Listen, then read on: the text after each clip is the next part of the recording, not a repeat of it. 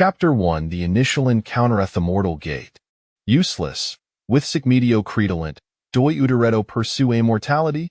Gaba can farm. Zhao thinks making voice echoed through trainaground, eliciting gacorso flaughter from the surrounding disciples. Xiaoyu, and Navasuho adjustin Tered the sect, stewed before a thedisting spirit stone, his expression askal mesa placid lake. Thesperate stone dimmed, seeming limicking his audacity. Chinustaful dagigal, hurdle a katef frame a trembling wada joke. I wonder where found the courage to step into our Tunyuan sect. The Tianyuan sect, a renowned faction 9 theorem of cultivation, boasted abundant resources and a multitude of powerful figures. Yet for newcomers like Xiaoyu, it felt Marie Quinto abru tolerane of gladiators. Most resources were firmly grasped by Sini or disciples, leaving scant offerings for the newcomers, making jitnir lie impossible tories above a theorist.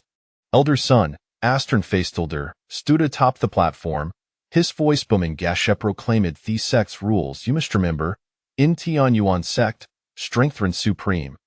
Themith lie assessments will determine our fate, cultivating chi, establishing or foundation, and forming jor reached pisak towards the heavens. Those who horales is shall ultimate, libby eliminated. Xiaoya clincheth his fists quietly, a fierce determination igniting within him. Hua's resolved to grow stronger, to shatter the insufferable barrier soft hierarchy. Hu'd make those suhunsmakid him regret. Taimu soft T-sense had little left to wast.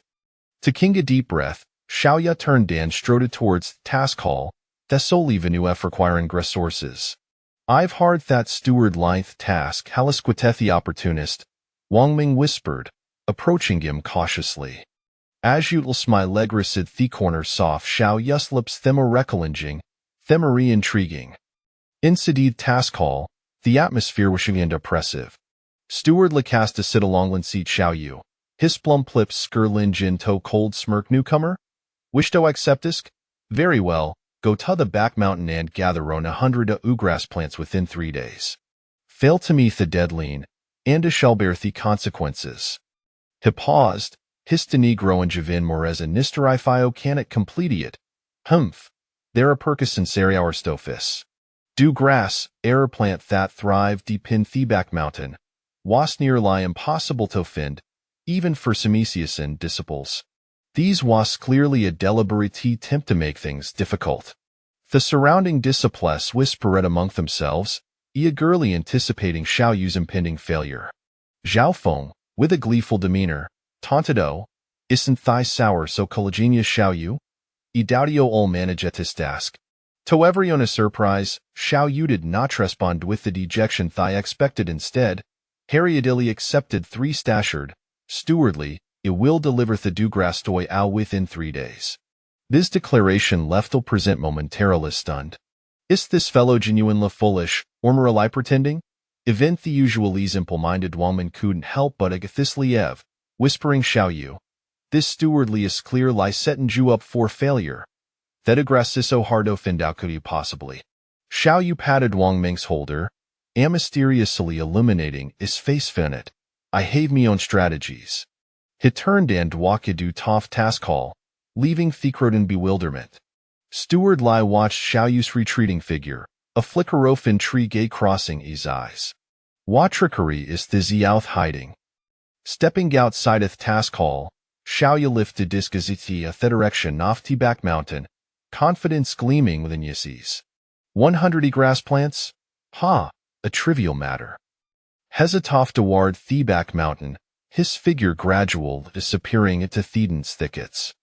Clutching the task JD played tightly, an inexplicable surge off power coursed thruffum. The back mountain weighs aerial move towering in sea and trees and swirling mists, akin to a fairyland.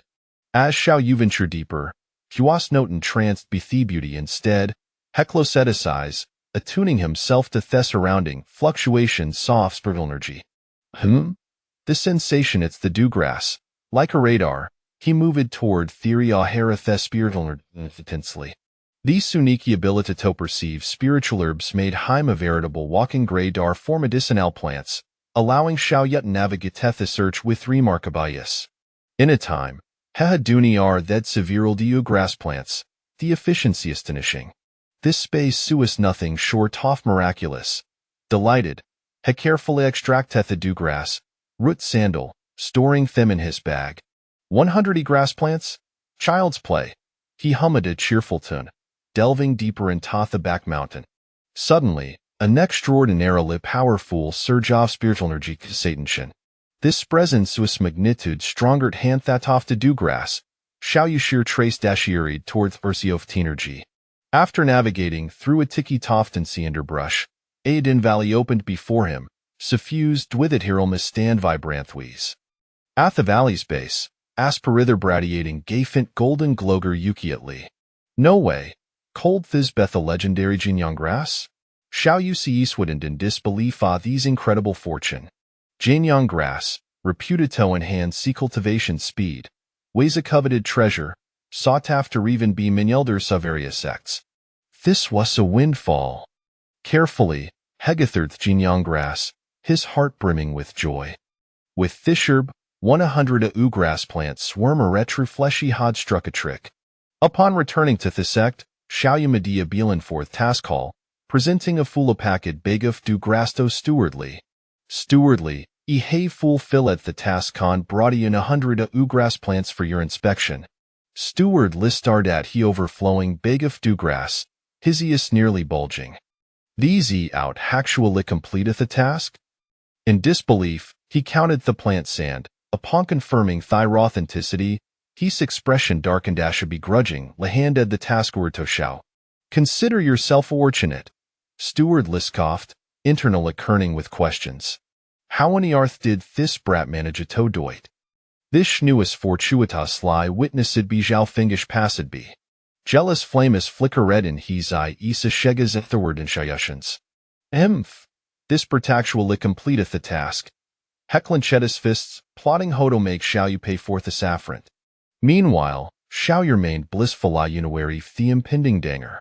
Whither were warden hand, Heck contemplated how to lies a theser sourcesto enhance his strength. Establishing a foundation was within reach, confidence sparkled in his eye as she headed back to his quarters. Once inside, eagerly retrieveth Jinyang grass, Arakoreo of spiritual nerge engulfing him. What a precious treasure! He hand-leth Jinyang grass with utmost care, preparing to find the right moment terfini and absorb its essence. Knock, knock, knock, knock. A serious off knocks interrupted Shao Yust Hots. Hoisit, Heroseto Pinthador. Chapter 2 The Hidden Arrows off the Mortal Gate. Standing at the door was Noniatherthan Zhao Feng, his face satterned with a disingenuous smile. Shao Shidi, congratulations on successfully completing the back mountain task. Truly impressive. Shao Yu felt a twinge of suspicion be responded politely. Thank you, Zhao Shixiao. I was morally fortunate. Zhao Feng's eyes darted, feigning concern may examine has spiritherb sample I collected. Would like to learn from your experience. Trusting him, Shao Yu handed Alverth's small pouch containing the samples. As Zhao Feng accepted thepich, a bar-lip septi bless smirk crept onto his lips. The next day, Shao Yu discovered that thesperitherb sample shadisterious livenished. Anxious, Hezerched Higanlo, but no avail. At that moment, Zhao Feng stormed in with several disciples, pointing an accusatory finger at Shao Yu. Xiao Yu, how dare you steal Miss Peritherb samples? Such audacity. Shao Yu was taken aback. It did not steal anything. Have found himself a talash for words, a whisper soft, doubtful led the air around him. Zhao finjects a garroted lyre portethi into elder son. Up in hearing Thinus, elder son full winterage, immediately ordering the cancellation of Shao Yu's month-like cultivation resource supply and scolding him fiercely. Xiao Yu, a satispleo forsect, how could die you commit such a despicably act? You have brought Shimupintian on sect. Shao Yu felt an overwhelming sense of injustice and helplessness. Hecknelled hunt the ground, pleading, but Elders remained unmoved. Elder, literally did not steal. Enough, Namari excuses, take him away. With a wavy officiant, two disciples seized Shao Yu and dragged him away. Confined in the wouched, despair consumed him. Hekud not fathom we hesh who'd suffer such an unfounded grievance when he had done nothing wrong. Just then, the door of Twood shed creaked open. Wang Ming entered, carrying gas steaming bowl off foot. Xiao Shidi, are you all right? Wang Ming's earnest voice brimmed with concern. Seeing Wang Ming, a sense of warmth surged within Xiao Yu. He shook his head. Thank you, Wang Shixiang. Wang Ming set down the food, indignantly declaring, that Zhao Fin just clearly affirming. I will confront Elder's son right now. Xiao Yu grasped Wang Ming's arm. Please, don't act impulsively. Elder's son has already been deceived by Zhao Fin confronting him would be futile. Wang Ming, frustrated, scratched his head. Then what should we do? Weakened Lydia Juffaroon justly. At that moment, a spark of inspiration struck Xiao Yu. Her recalled the detailed records of various spirit sent library.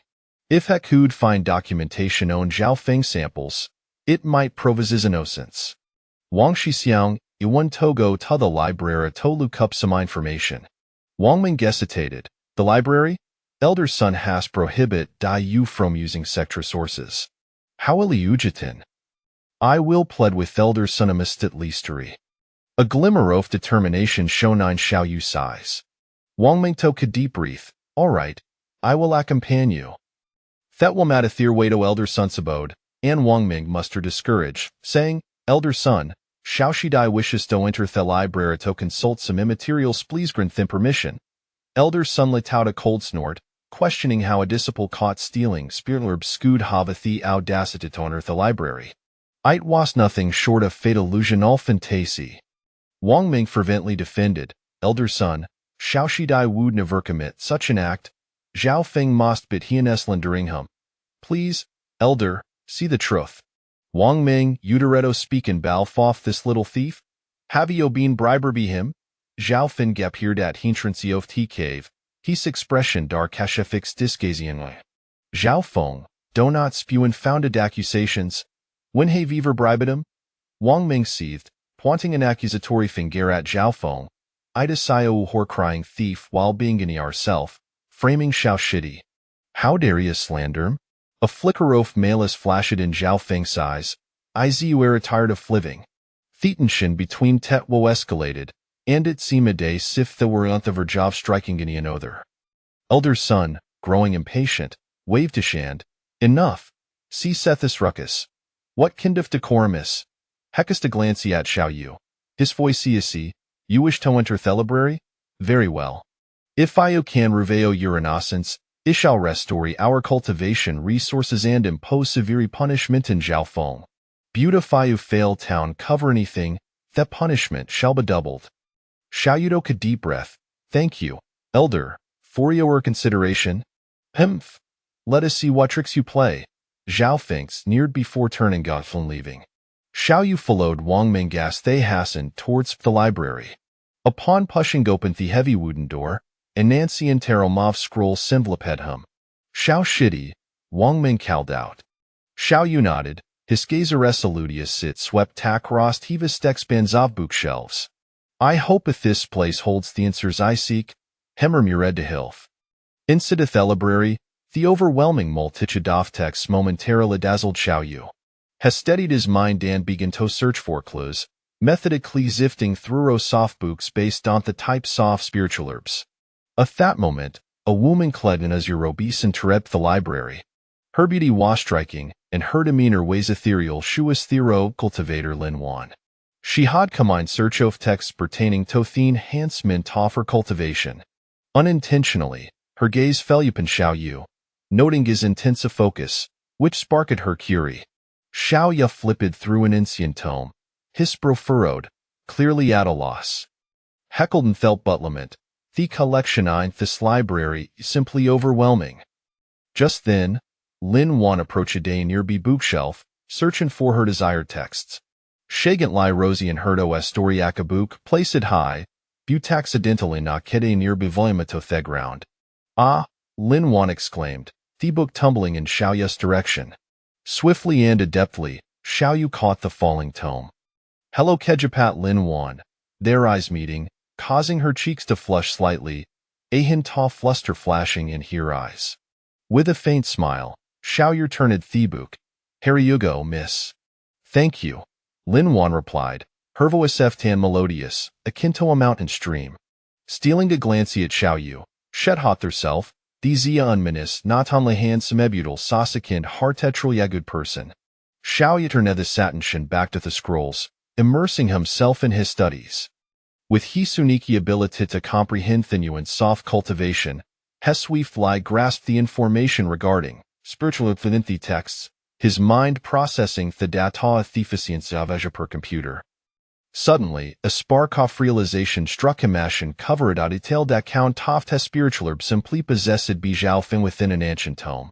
Moreover, Hestumble Dupont a new cultivation method called stellar river technique. This technique could absorb the power of testers, allowing for a cultivation speed several times faster than ordinary methods. Xiao Yu sheared sword with elation thighs, was nothing short of a fortuitous opportunity. He carefully commit the content soft stellar river technique to memora before, clutching thievidencio feasinosency and hostile exiting the library. Wang Ming ad being sly waiting outside the library. Upon seeing Xiao Yu emerge, Haruri Dover. How did it go? Didio fin thievidence? Xiao Yu's milled mysteriously. Indeed, found not on lie the evidence a buddleson unexpected Jane. That approached elder son scave, and Xiao Yu hold deeply, stating, elder son, have important matter forward. At that moment, Zhao Fingal so peered at he cave entrance. Upon seeing Xiao Yu's confident demeanor, a sense of foreboding surged within him. With a skull, he spoke up, Xiao Yu, what trick are you up to this time? Whether it is trickery or not, elder son wilk no wadaglance. He produced an instant to from his robe and slowly unfurled its pages. Chapter 3, A moonless night in Black Mountain City. In the eastern outskirts of the city, there lies a courtyard that serves as the residence of Xiong Tian, known for his tyrannical behavior. Xiong Tian employs various unscrupulous methods to seize wealth, and even this very courtyard was appropriated through his nefarious means. At this moment, he revels in the company of 4 underlings, drinking heartily and devouring meat. Thoroughly enjoying themselves. Brother Xiong, why do you speak so kindly to that Yang Xian? I say we should just bind him and take him to the home courtyard. Can he really resist? One inebriated henchman questioned. Bewildered, you know nothing, do you? His most valuable asset is his face. If we push him too far, what if he loses his mind? Then we won't even be able to sell him, Xiong Tian retorted. Taking a deep swig of his drink and burping loudly, for now, we've made it impossible for him to gather firewood or pursue any other livelihood. Eventually, when he finds himself destitute, he will naturally come begging for my assistance. A mysterious smile crept across Xiong Tian's face as he fell silent. A perceptive underling immediately filled Xiong Tian's cup, exclaiming, "Here's to our boss, may you soon acquire that 50 taels of silver." "Ha, I'm looking forward to visiting the Yi home courtyard myself," another underling chimed in, his face alight with anticipation. "I never knew you had such tastes," Xiong Tian remarked, somewhat surprised, after a year of camaraderie. He hadn't realized his subordinate was so indiscriminate in his affections. With a grand gesture, he declared, "When the time comes, I shall take you along. Good brother, I toast to you." They clinked cups once more. And the courtyard echoed with their laughter and merriment. Outside, Yang Xian, who had arrived not long ago, overheard their predatory banter. "How dare they insult me, a dignified traveler? This is intolerable. A gentleman may endure much, but this is beyond the pale." With a fierce kick, he shattered the door into splinters, the resounding crash capturing the attention of everyone inside. "It's Yang Xian, boss, he has come to us," one of the underlings shouted with excitement. Xiong Tian, slightly tipsy, sensed something amiss but could not quite place it. Yang Xian unleashed a powerful punch, sending the indiscriminate underling flying several meters, blood spilling from his mouth as his body convulsed. Clearly beyond saving, this gruesome spectacle jolted the remaining 4 from their stupor. "You, do not be so reckless, boss Xiong is right here," one of Xiong Tian's trembling subordinates stammered. "Yang Xian, there must be a misunderstanding between us. Let us sit down and discuss this calmly," Xiong Tian said, eyeing the now unfamiliar Yang Xian with a serious demeanor. As he gazed at the shattered door and the dying underling, Xiong Tian finally understood why things felt wrong. This young man was no longer the pliable rabbit he once thought him to be. "Let us talk in hell," Yang Xian declared, swiftly closing the distance and throwing 3 rapid punches, having ascended to the 9th tier of blood refinement. Not only had his strength reached 1,000 jin, but his speed had also surpassed that of ordinary men. The remaining henchmen, unable to evade the imminent blows, soon found themselves airborne, collapsing lifelessly to the ground. Witnessing the downfall of his subordinates, Xiong Tian's face darkened, realizing that this situation could not end well. He quickly seized a long knife from the side and swung it at the freshly dispatched Yang Xian. Yet, Yang Xian appeared momentarily stunned, rooted in place. As the blade drew nearer, Xiong Tian felt a surge of triumph. Come closer, just a little closer, just as the knife seemed poised to cleave Yang Xian in two. Xiong Tian summoned every ounce of strength he possessed, feeling the blood within him boiling as he approached the pinnacle of martial prowess. If I survive this battle, I, Xiong Tian, shall surely ascend to the realm of blood refinement. But in an instant Yang Xian vanished from his sight, his body soaring away like a kite severed from its string, despite Xiong Tian having cultivated his own blood energy to 400 jin. He found himself grievously wounded, collapsing to the earth. You cannot kill me, my sister is the favored concubine of the Chai gang's leader, Xiong Tian gasped, struggling to maintain his composure. A crushing punch landed squarely upon his head, causing blood to gush from his orifices as he fell lifelessly to the ground, his eyes wide open in disbelief. What a waste of breath! As Yang Xian surveyed the aftermath of his solo confrontation with Xiong Tian and his gang, he felt an unexpected sense of relief. Reborn, he had effortlessly resolved an imminent threat. The realization of how easily he had dispatched his foes was a revelation. With a sigh, he began to scour the courtyard for any valuables, ultimately uncovering 60 taels of silver. Given that Xiong Tian controlled a firewood business serving over 1,000 people, Yang Xian speculated that there must be more hidden wealth, but he had little interest in further pursuits. Grasping the 60 taels, he slipped away into the night, returning to his humble abode. 60 taels of silver, I'm rich. Yang Xian beamed at his newfound fortune, eagerly preparing to simulate his next endeavor. Simulator, commence simulation. This simulation will cost 10 gold coins. Shall we begin? Tenfold, I misspoke. You are more unscrupulous than the goose factory, Yang Xian lamented, feeling a pang of regret yet acquiescing. 10 gold coins consumed. Simulation commencing. Filtering options. Acute senses. Green, your hearing and vision will surpass that of ordinary individuals, your mind sharpens, and comprehension improves. Merchantess intuition. Green, you possess a keen business acumen, your commercial instincts are sharper than most. Carpenter's craft. White, you have decent woodworking skills, and you are a proficient carpenter. Fisherman's skill. White, your fishing prowess is commendable, enhancing your experience. Tyler's talent. White, you are a novice tiler. Proficient in plastering. What a plethora of professions, yet none seem particularly useful, Yang Xian muttered with exasperation, ultimately selecting acute senses. Simulation begins. Chapter 4. Pursuit. On the first day, you emerge as a formidable mid-tier blood-refining warrior.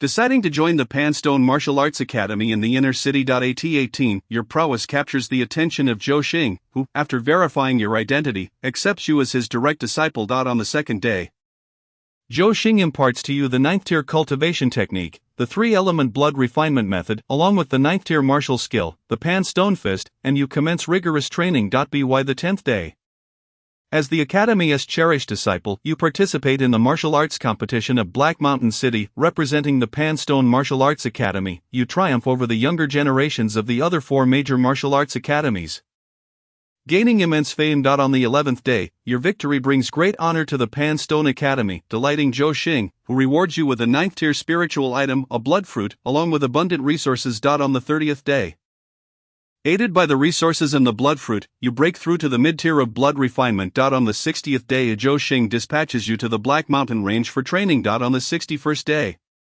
while training in the Black Mountain, you are ambushed by a shadowy figure and sustain grave injuries. Desiring to flee, you find yourself powerless against the torturous onslaught, ultimately leading to your demise. Simulation concluded.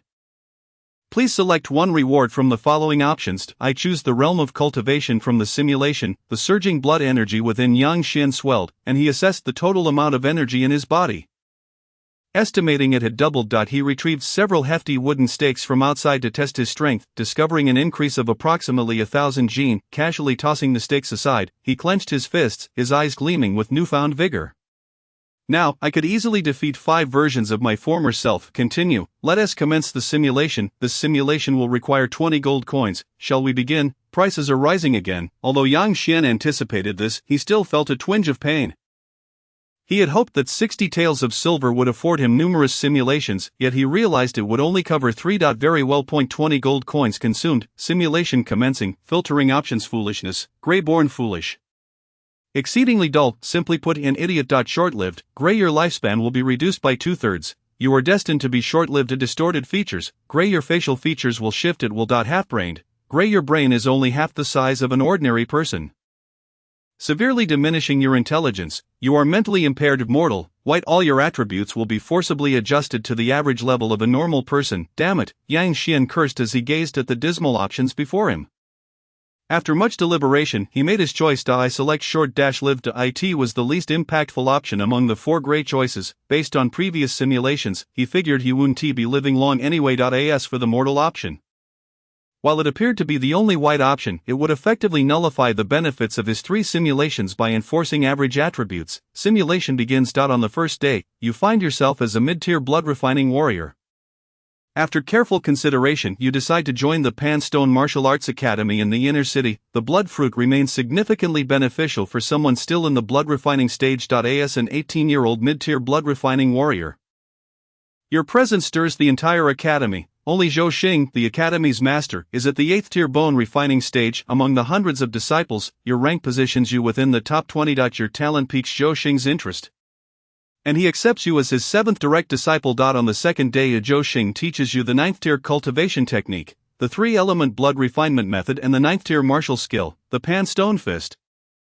And you begin your diligent training. On the 10th day, as a representative of the Panstone Martial Arts Academy, you participate in the inner city martial arts competition, effortlessly dominating the disciples of the other 4 major academies, gaining widespread acclaim. On the 11th day, you bring tremendous honor to the Panstone Academy, delighting Zhou Xing, who rewards you with a 9th tier spiritual item, the blood fruit, along with a wealth of resources.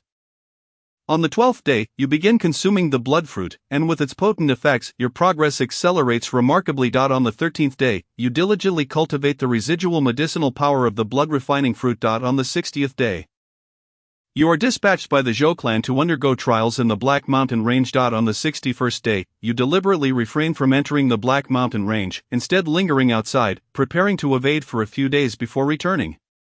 On the 63rd day, believing the danger has passed, you prepare to return to Black Mountain City, feeling secure in your safety. However, en route, you are ambushed by a shadowy figure. Remaining vigilant, you narrowly evade the attack and sprint away in a desperate attempt to escape your pursuer. Yet another shadow strikes from ahead. With a mere touch, you find yourself utterly powerless to resist, collapsing to the ground grievously injured. As you gaze upon the 2 figures cloaked in black, despair settles in your heart. For you realize escape is no longer an option. You demand to know why they pursue you, but the black-clad figures remain silent. You are subjected to excruciating torture, and you perish. The simulation concludes. Please select one reward from the options below. I in the simulation, your cultivation realm. Grey title, short-lived ghost. I in the simulation, your cultivation experience. I choose the cultivation realm from the simulation. Once more, your vitality surges, and Yang Xian estimates an increase of approximately 30% in his essence. His strength also rises by about 300 pounds. With a powerful punch, the air reverberates with a whistling sound, and a fierce wind rustles the branches and leaves of the trees. Not bad, he muses. Yang Xian withdraws his fist and places his hands behind his back, a few stray green leaves dancing in the wind as they settle upon his shoulder. Exuding an aura of mastery, standing still, he quietly savors the ambience, his thoughts drifting to his 2 harrowing experiences of being hunted in the simulations. The only person I have offended in reality must be the leader of the Chai gang. As for the simulation, defeating the younger generation of the 4 great martial arts schools should merely be a minor friction, not warranting a death chase. Yet, this is merely Yang Xian's conjecture. Perhaps it is his displayed potential in the simulation that incited the martial arts sects to eliminate him as a threat. Nevertheless, escaping this predicament appears quite simple. Initiate simulation. The current simulation requires a cost of 20 coins. Shall we begin? Yes. 20 coins deducted. Simulation commencing. Filtering titles. Osprey Green. You will possess formidable dynamic vision and exceptional agility. Incontinence Grey. You will lose control over your bodily functions. It is advised to wear open crotch pants. Debtor Grey. You will automatically incur a debt of 100,000 taels of silver. Dancer Green, your posture becomes graceful, and your comprehension of dance significantly enhances. Steady White, you will act with utmost caution, though this may cause you to miss certain opportunities, having become immune to the bizarre underworld titles. Yang Xian instinctively disregards the peculiar options. He selects Osprey. Simulation begins. Chapter 5, The Path to Wealth. On the first day, you realize the perilous nature of your stay in Qinggu City and promptly gather your belongings to flee. If you run swiftly, troubles cannot catch up to you, thus, you depart from Black Mountain City. On the third day, you encounter a band of dozens of thieves, after incurring significant costs to slay the mid-stage blood-refining bandit leader. You seize a fine steed and begin your escape. On the 10th day, after 9 days of travel, aided by the stolen steed, you successfully arrive at the county city of Luoyang. On the 11th day, your achievement of mid-stage blood refinement at the age of 18 catches the eye of the prominent Sun family, who recruit you as a bodyguard, promising numerous generous benefits, for the sake of future cultivation resources. You agree. On the 12th day, you are taught the 9th rank blood refinement technique, the Crimson Fire blood refinement method, the 9th rank martial skill, the splitting air palm, and the 9th rank agility technique, the dragonfly skimming water. By the 30th day, you are assigned to protect the third young master of the Sun family, Sun Chang, as one of many guards. On the 253rd day, after expending great effort, you procure a damaged 9th rank spiritual object, the blood refining fruit. Upon consumption, your realm improves significantly, leaving you just a step away from late stage blood refinement. On the first year and 3 days, you apply for a 3-day retreat.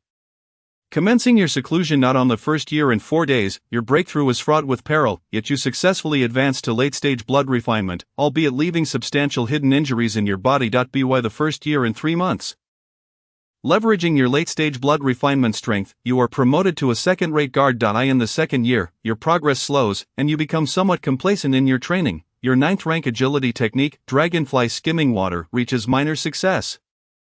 In the third year, while accompanying Sun Chang on an outing, he encounters an exceedingly beautiful woman clad in purple and cannot resist teasing her. However, the purple-clad lady possesses an extraordinary demeanor, and Sun Chang dares not proceed beyond verbal jests. That night, a swordsman strikes, and a flash of cold light appears. A sword aura traversing the Sun family estate. The elder of the Sun family, Sunwei, a 6th-rank true martial artist, falls without even managing to counter a single attack.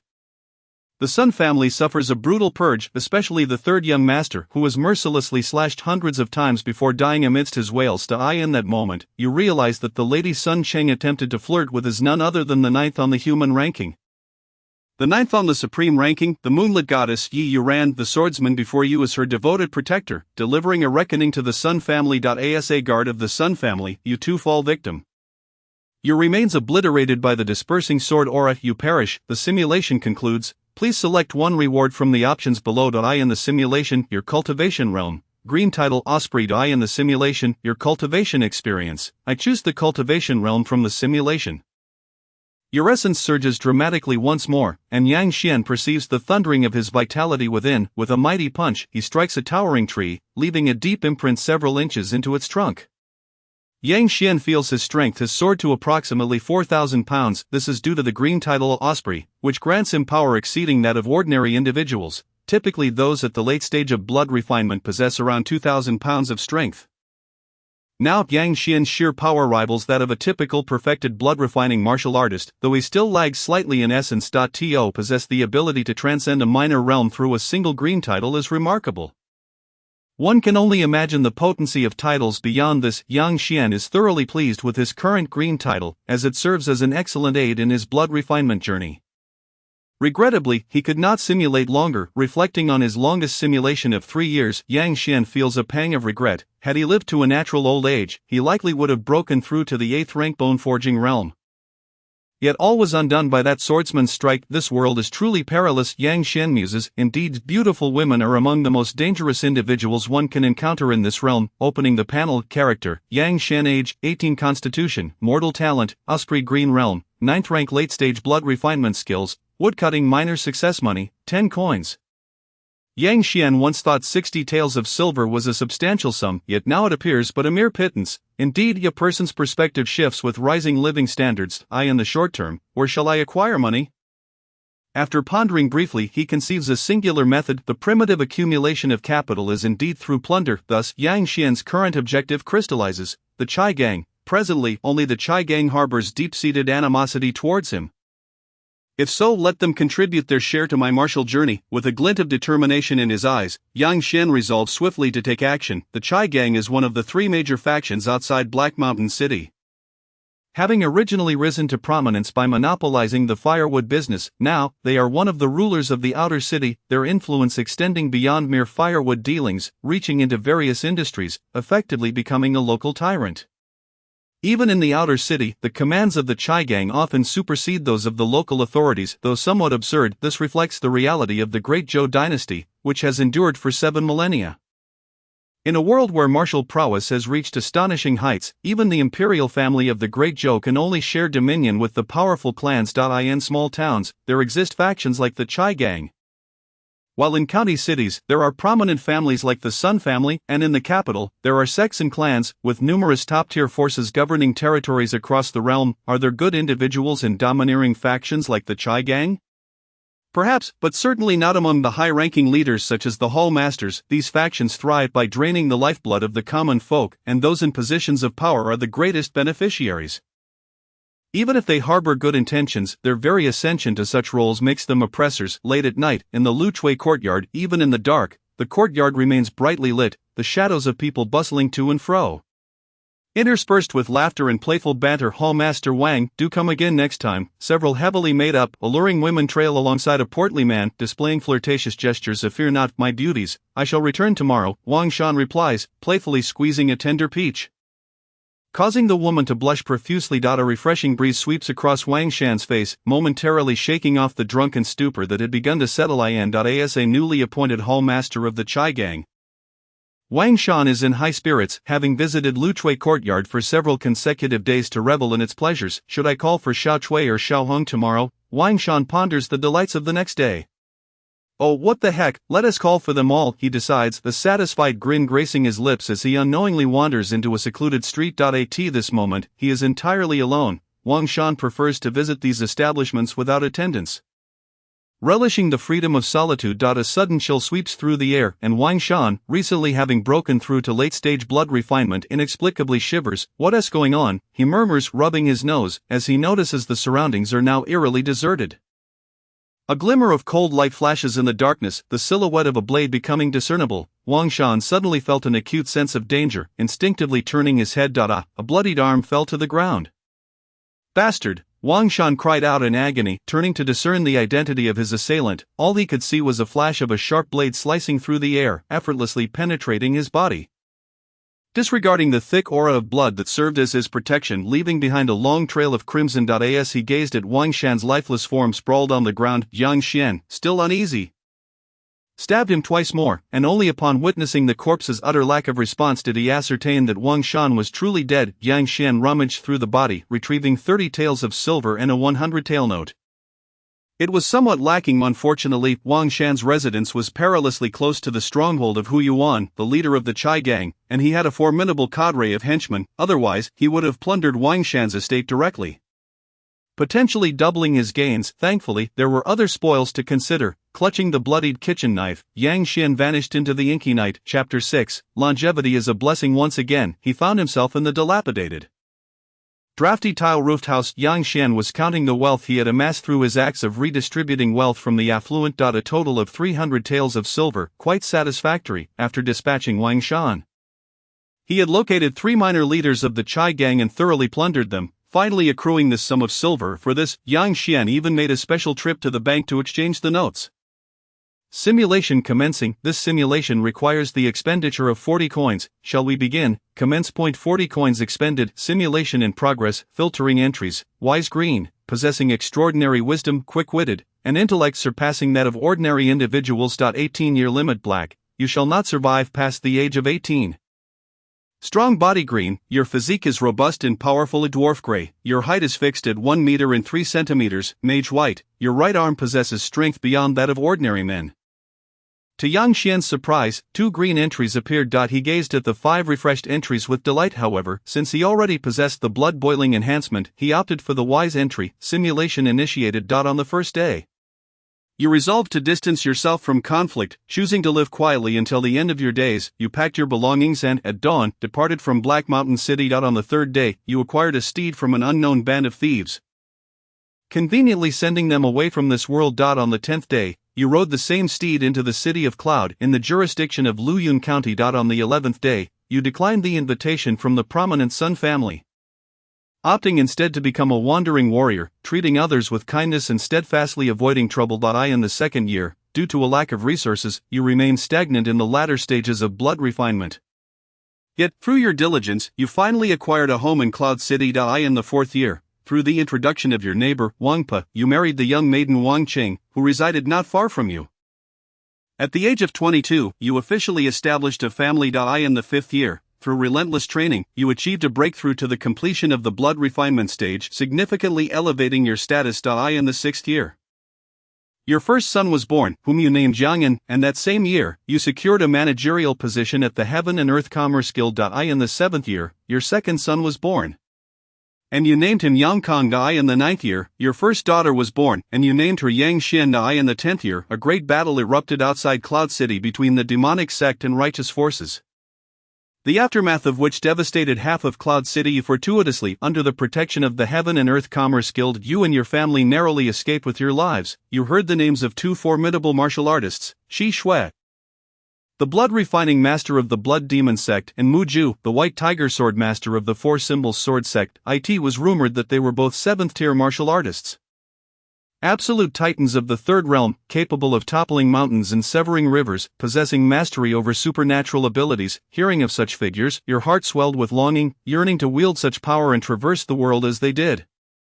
Yet, reality beckoned you back, and you began assisting the guild in managing the mess left in the wake of the chaos. In the 12th year, after 6 years of effort, you finally exchanged your contributions to the guild for the 8-tier bone forging method, the iron sand bone forging technique. In the 15th year, after years of arduous training, you broke through to the bone forging stage during a sunlit noon, with bones forged from gold and iron. You finally ascended to the second realm of martial arts, no longer lingering at the lowest tier. You were promoted to a high managerial position within the Heaven and Earth Commerce Guild. In the 16th year, your son Yang'an inherited your talents and even surpassed you. Coupled with your role as a high-ranking manager, he advanced rapidly in martial arts. By the age of 10, he had already cultivated his first trace of vital energy. In the 18th year, with your support, your son Yang'an overcame numerous obstacles and finally entered the prestigious sect of Xuanqin Mountain under the Cloud Dream Mansion. It was said that a master resided within Xuanqin Mountain, renowned even in the region of Yunzhou. The unfulfilled aspirations you harbored in your heart, the worlds you longed to behold, you entrusted to your progeny.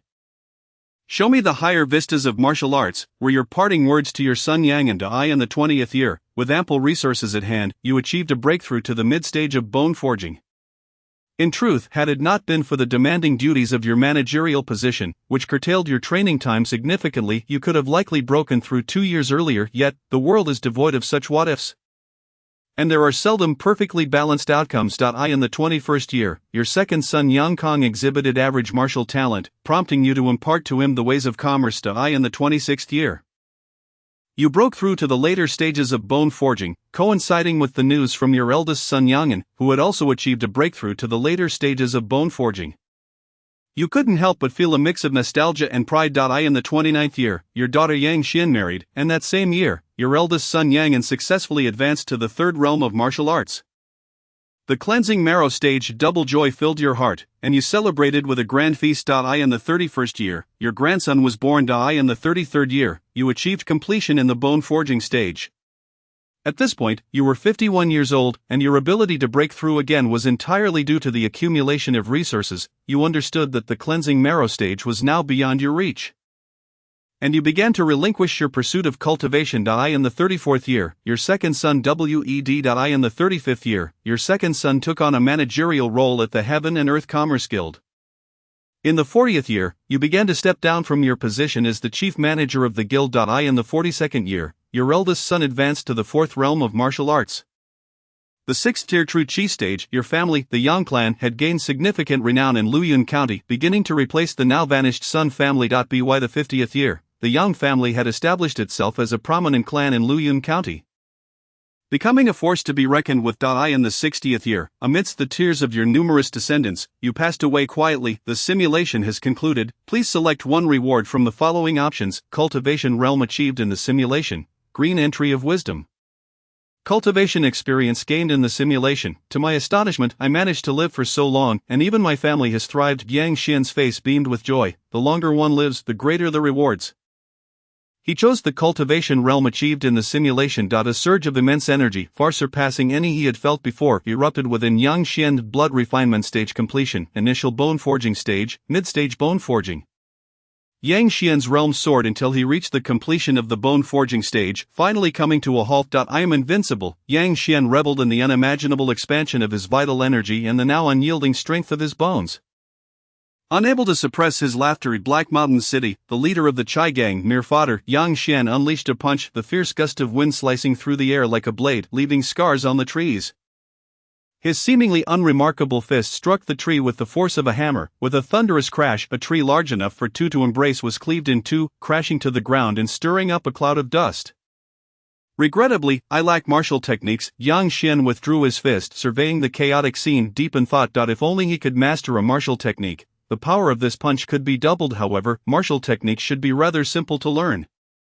He mused. Once more, he prepared for another simulation. Chapter 7. Today, the Chai Gang meets its demise. This simulation requires the expenditure of 500 coins, insufficient funds. What? How much did you say? Yang Xian, brimming with ambition to enhance himself once more, was dismayed to discover his funds were insufficient. He glanced at his status panel. Character: Yang Xian, age 18, physique, mortal talent, blood boiling realm, 8th tier bone forging stage completion skills, proficient in woodcutting, funds 238 bare bones, 8th tier bone forging martial artist. I fear I am the most impoverished 8th tier bone forging martial artist in this world. Yang Xian gazed at his meager skills with a sense of dismay. Thus, for the sake of my martial aspirations, I must seek a few angel investors. With this thought in mind, Yang Xian promptly rose from his humble abode. Meanwhile, at the Chai Gang stronghold, in an exceedingly spacious hall, useless, how could someone be killed on our own turf? Why didn't he die in the brothel? Hu Yuan, the leader of the Chai Gang, bellowed in fury from his seat at the head of the table. This morning, a significant incident had occurred within the Chai Gang. A hall master along with 4 minor leaders had met untimely deaths, all on the Chai Gang's territory. It was evident this was a deliberate assassination targeting the Chai Gang, igniting Hu Yuan's wrath.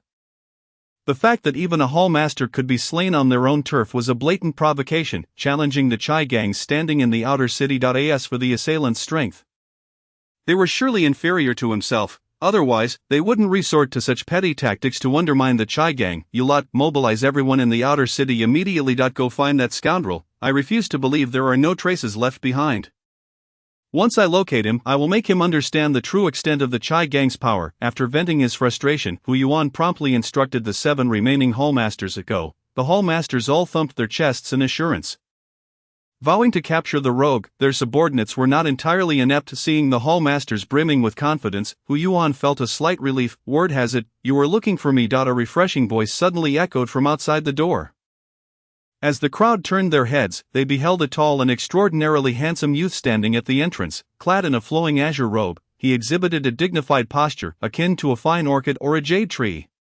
Moving with an air of leisurely composure, what a strikingly refined young man he was. A fleeting thought crossed the minds of those present. Yang Xian cast a glance over all those assembled before fixing his gaze upon Hu Yuan, who sat at the highest seat. A panel materialized in Yang Xian's line of sight. Character: Hu Yuan, physique, mortal talent, tiger-backed and bare-waisted, born with savage strength, realm, mid-stage bone tempering. Observing the towering figure of the man before him, Yang Xian narrowed his eyes. Not bad. This was another function of the simulator, allowing him to view a simplified template of his opponent. It was precisely because of this capability that Yang Xian could accurately identify his target, which emboldened him to stride boldly into the lair of the Chai Gang. A mere mid-stage bone tempering, he could handle it. Kid, you are. Hu Yuan's words were left unfinished as Yang Xian lunged at him like a gust of wind. Yang Xian raised his fist, and in that instant his vitality surged explosively, an intense heat radiating like a furnace, scorching everything around him. Upon sensing Yang Xian's overwhelming aura, Hu Yuan's expression shifted drastically, and he barely had time to raise his hands in defense. Crack! With a crisp sound of bones fracturing, Hu Yuan was sent flying over 10 meters. Cough, cough. Hu Yuan struggled to rise, his arms hanging limply as he felt the excruciating pain coursing through him. Since breaking through to the perfected bone tempering stage, Yang Xian's strength, fueled by his boiling vitality, far surpassed that of an ordinary perfected practitioner, reaching a terrifying magnitude, several tens of thousands of pounds. Such monstrous power could only be likened to that of a human-shaped beast. Not even a commoner, let alone a blood refinement warrior, could withstand a single punch from Yang Xian without being crushed into pulp. Had Hu Yuan not been an 8th-grade bone-tempering warrior, with his bones tempered to the hardness of steel, he would have likely been reduced to a mere puddle of flesh by now. "My lord, I believe there has been a grave misunderstanding," Hu Yuan gasped, enduring the pain as he spoke of the troubles caused by Wang Shan and the others are undoubtedly their own unforgivable sins. "And have nothing to do with my Chai Gang. I implore you, young hero, to show mercy." At that moment his arms were rendered useless. Lifting a weapon was nearly impossible, making him no match for the fierce beast-like figure before him. Yang Shen, observing Hu Yuan's face, now filled with humility and subservience, gained a deeper understanding of this world. In truth, the greatest sin lies within oneself. Hu Yuan was taken aback, about to speak, when he suddenly saw a massive fist hurtling towards him. Bang! A spray of blood erupted in the air. Yang Xian wiped the blood from his knuckles with his sleeve. "Weakness is your gravest sin. As the Chai Gang's leader, you have oppressed the common folk, leading to their ruin, all simply because they are weak. Today, your demise at my hands is also due to your frailty. Thus, it is evident that strength governs all outcomes. In this, you have met your just end. The leader is dead. Run, damn it! How can you abandon the leader? We must fight." The few gang leaders of the Chai Gang, witnessing their chief defeated in mere moments by the youth, felt their souls flee in terror. This was no graceful youth. He was clearly a harbinger of death. Yang Xian, observing the scattering of the others like leaves in a storm, noticed one loyal individual daring to approach him. How commendable!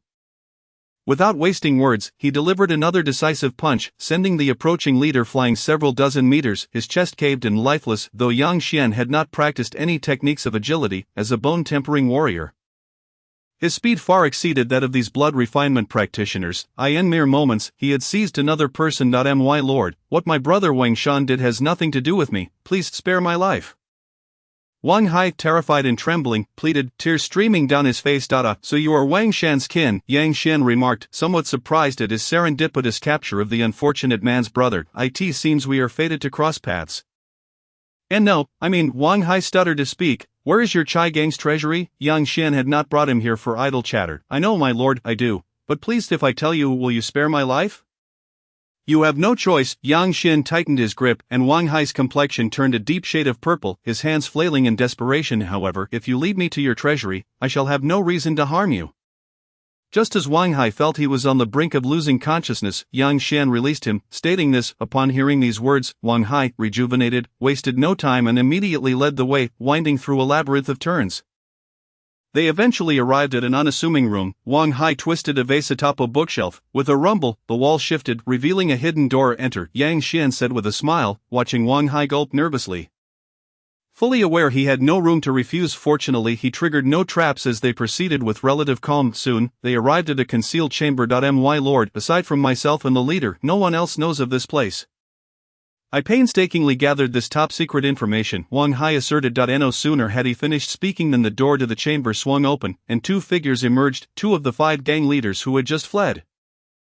The 4 men exchanged glances, speechless. "Actually, this is a misunderstanding," one of them began, but Yang Xian paid no heed, his fists clenched. Bang, bang. With 2 dull thuds, 2 tattered corpses fell to the ground. To spare your lives.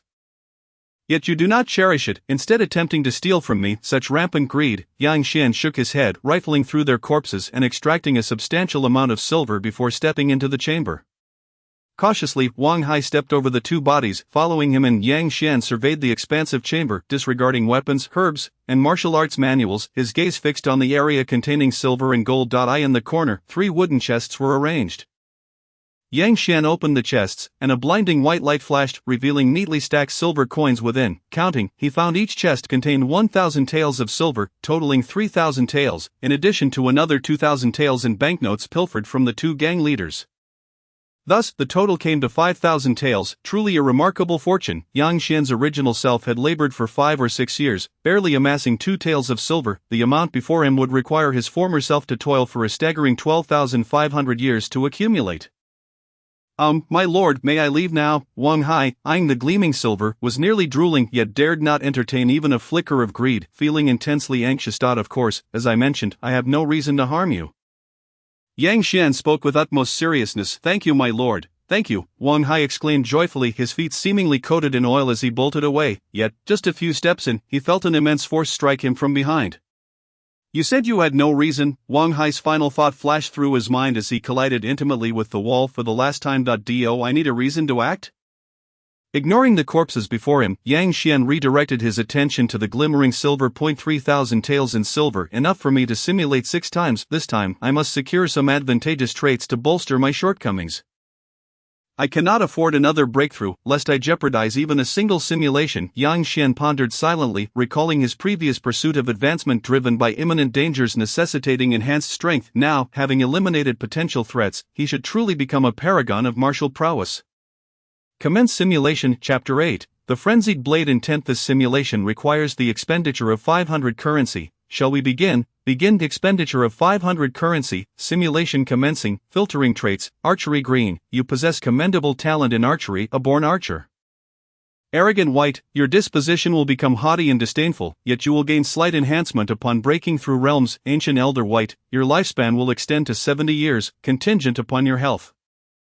Blade Master green. You possess an extraordinary comprehension of blade techniques, making you a skilled swordsman. Lacking gray. A random part of your body will be deficient by several pounds. Yang Xian was somewhat taken aback. He had prepared himself for an onslaught of bizarre traits but found the situation did not unfold as he anticipated. It seemed that the enhancement of strength had a corresponding effect on the traits as well. Of course, this was merely Yang Xian's conjecture. Perhaps he was simply lucky this time. Gazing at the 2 green traits, Yang Xian contemplated. A blade master sounds splendid, and besides, where would I find a book on archery techniques? I have ready access to blade techniques. Yang Xian's eyes fell upon a manual prominently displayed on the bookshelf, titled Chaotic Wind Blade Technique. I choose Blade Master. Simulation begins. On the first day, you suddenly feel an itch in your hand. Glancing at the nearby steel blade, you pick it up and feel as if it responds to your every thought, as if you have found your beloved possession. In that moment, you resolve to become a renowned swordsman.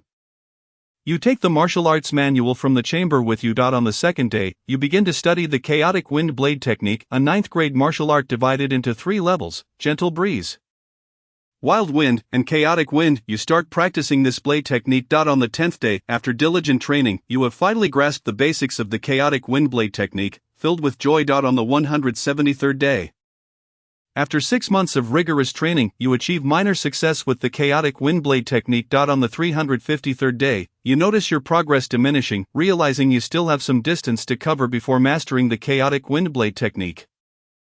You are acutely aware that isolating oneself from the world will only impede your progress, thus, you resolve to challenge the renowned swordsman across the realm to refine your swordsmanship. On the 357th day, you arrive at Yun City in Luyun County, designating it as your inaugural destination for honing your skills. In the following year, you traverse the land, challenging various swordsmen of comparable strength. Your reputation as the Gale swordsman begins to gain traction within Yun City.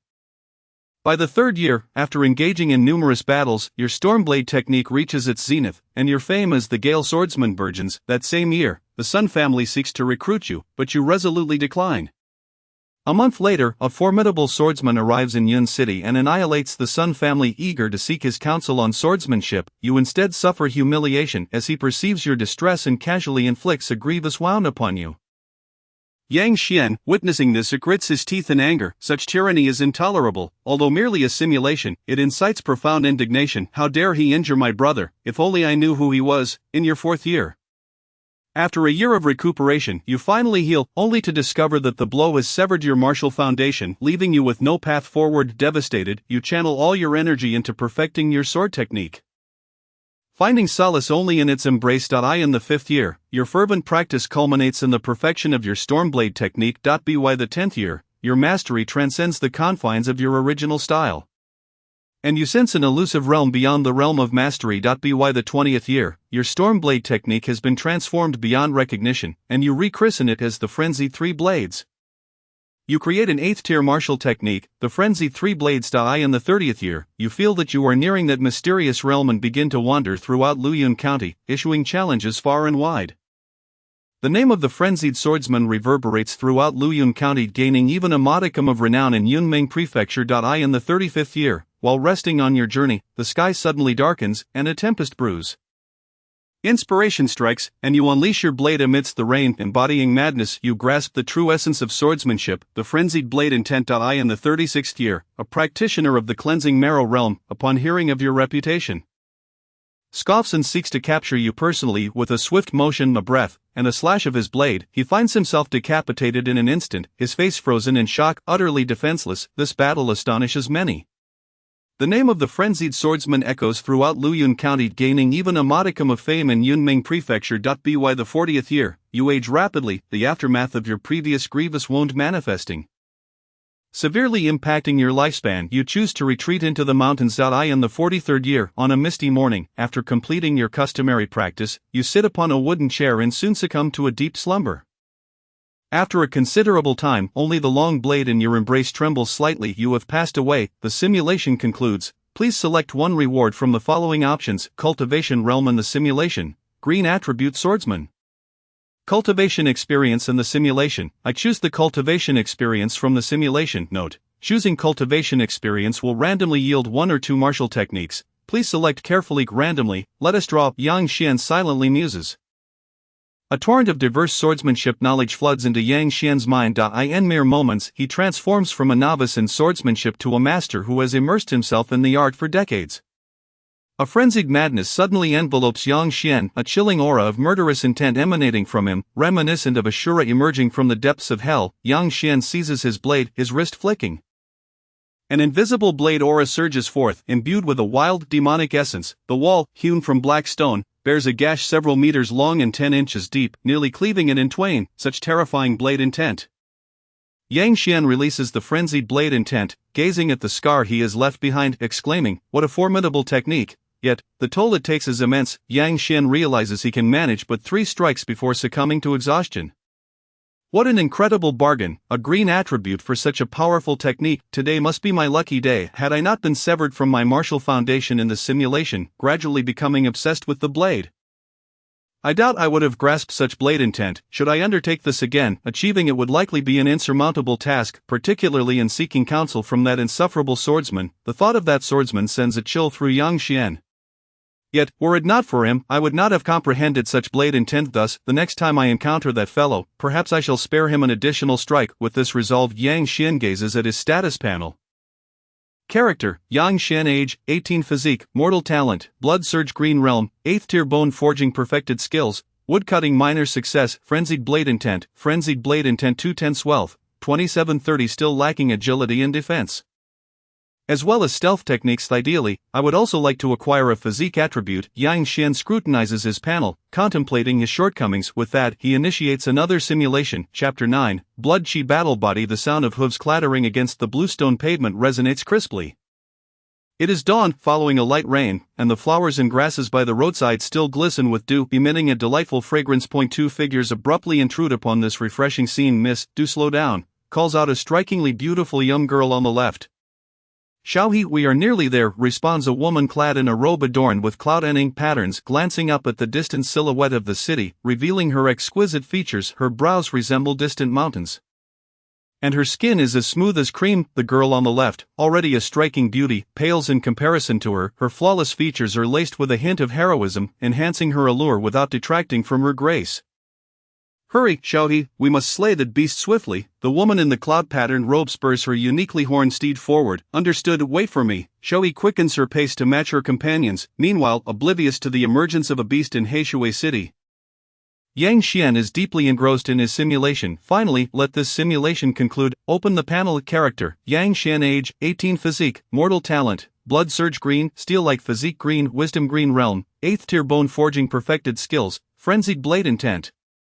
Frenzied Blade Intent 3/10, Tortoise Breathing Method. Perfected. Iron Sand Body. Great Success. 8 Steps. Chasing Cicada. Great Success. Woodcutting. Minor Success. Wealth: 734. Simulations have yielded substantial gains. Aside from one mishap. I can simulate once more. Grant me some favorable attributes. Yang Xian silently prays. Initiating simulation, consuming 500 wealth. Simulation commencing. Filtering attributes: Tiger Back, Bear Waist. Green, naturally robust physique with commendable training talent. Blood Chi Battle Body. Blue, your blood vitality flows like an unending river.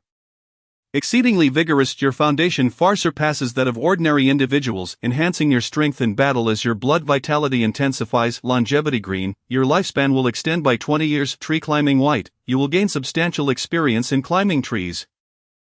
Insatiable hunger gray, your appetite will never be satiated. A blue attribute has finally emerged. Yang Xian gazes at the shimmering blue attribute, unable to restrain a triumphant wave of his arm. He selects the blood chi battle body. Simulation begins. On the first day, you feel your blood vitality swell severalfold, nearly doubling your strength, and you are elated by the terrifying enhancement brought by the blood chi battle body. Suddenly, you recall the two figures in black robes from the previous simulation.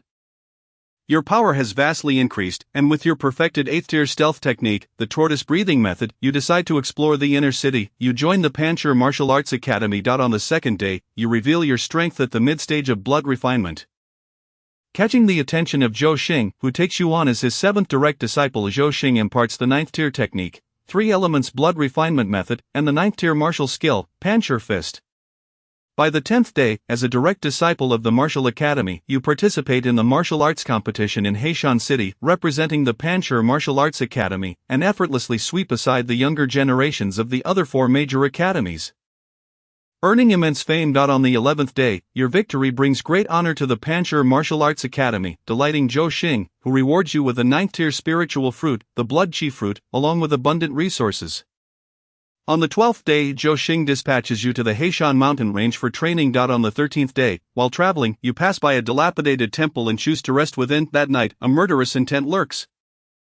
You skillfully evade the hidden projectiles and see 2 figures in black robes emerge from the temple entrance. Without further ado, you reveal your strength. A torrent of blood vitality envelopes the temple as you draw your accompanying blade. The blade intent manifesting with ferocity. A deadly blade intent hangs over them. The 2 figures in black robes, taken aback by the overwhelming power of an 8th tier bone forging practitioner who has comprehended a blade intent, attempt to retreat, but is it too late? A flash of cold light, and the blade aura surges forth. One of the black-robed figures is cleaved in two by the blade intent, their garments shredded to tatters. As you recognize the familiar visage, you finally understand why you have been ambushed so often. The other black-robed figure suddenly begins to swell, tearing through their robes to reveal their true form, an enormous fox demon. Standing 2 meters tall, with sharp fangs and snowy fur, the fox demon howls, a dense aura of demon energy enveloping it, as its tails lash out in an attempt to ward off the blade's edge.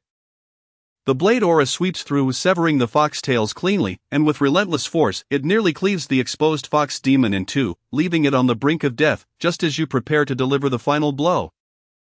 An overwhelming surge of demon energy erupts behind you, sharp claws pierce through your chest, gripping a still-beating crimson heart. Bang, you are slain. The simulation has concluded. Please select one reward from the options below.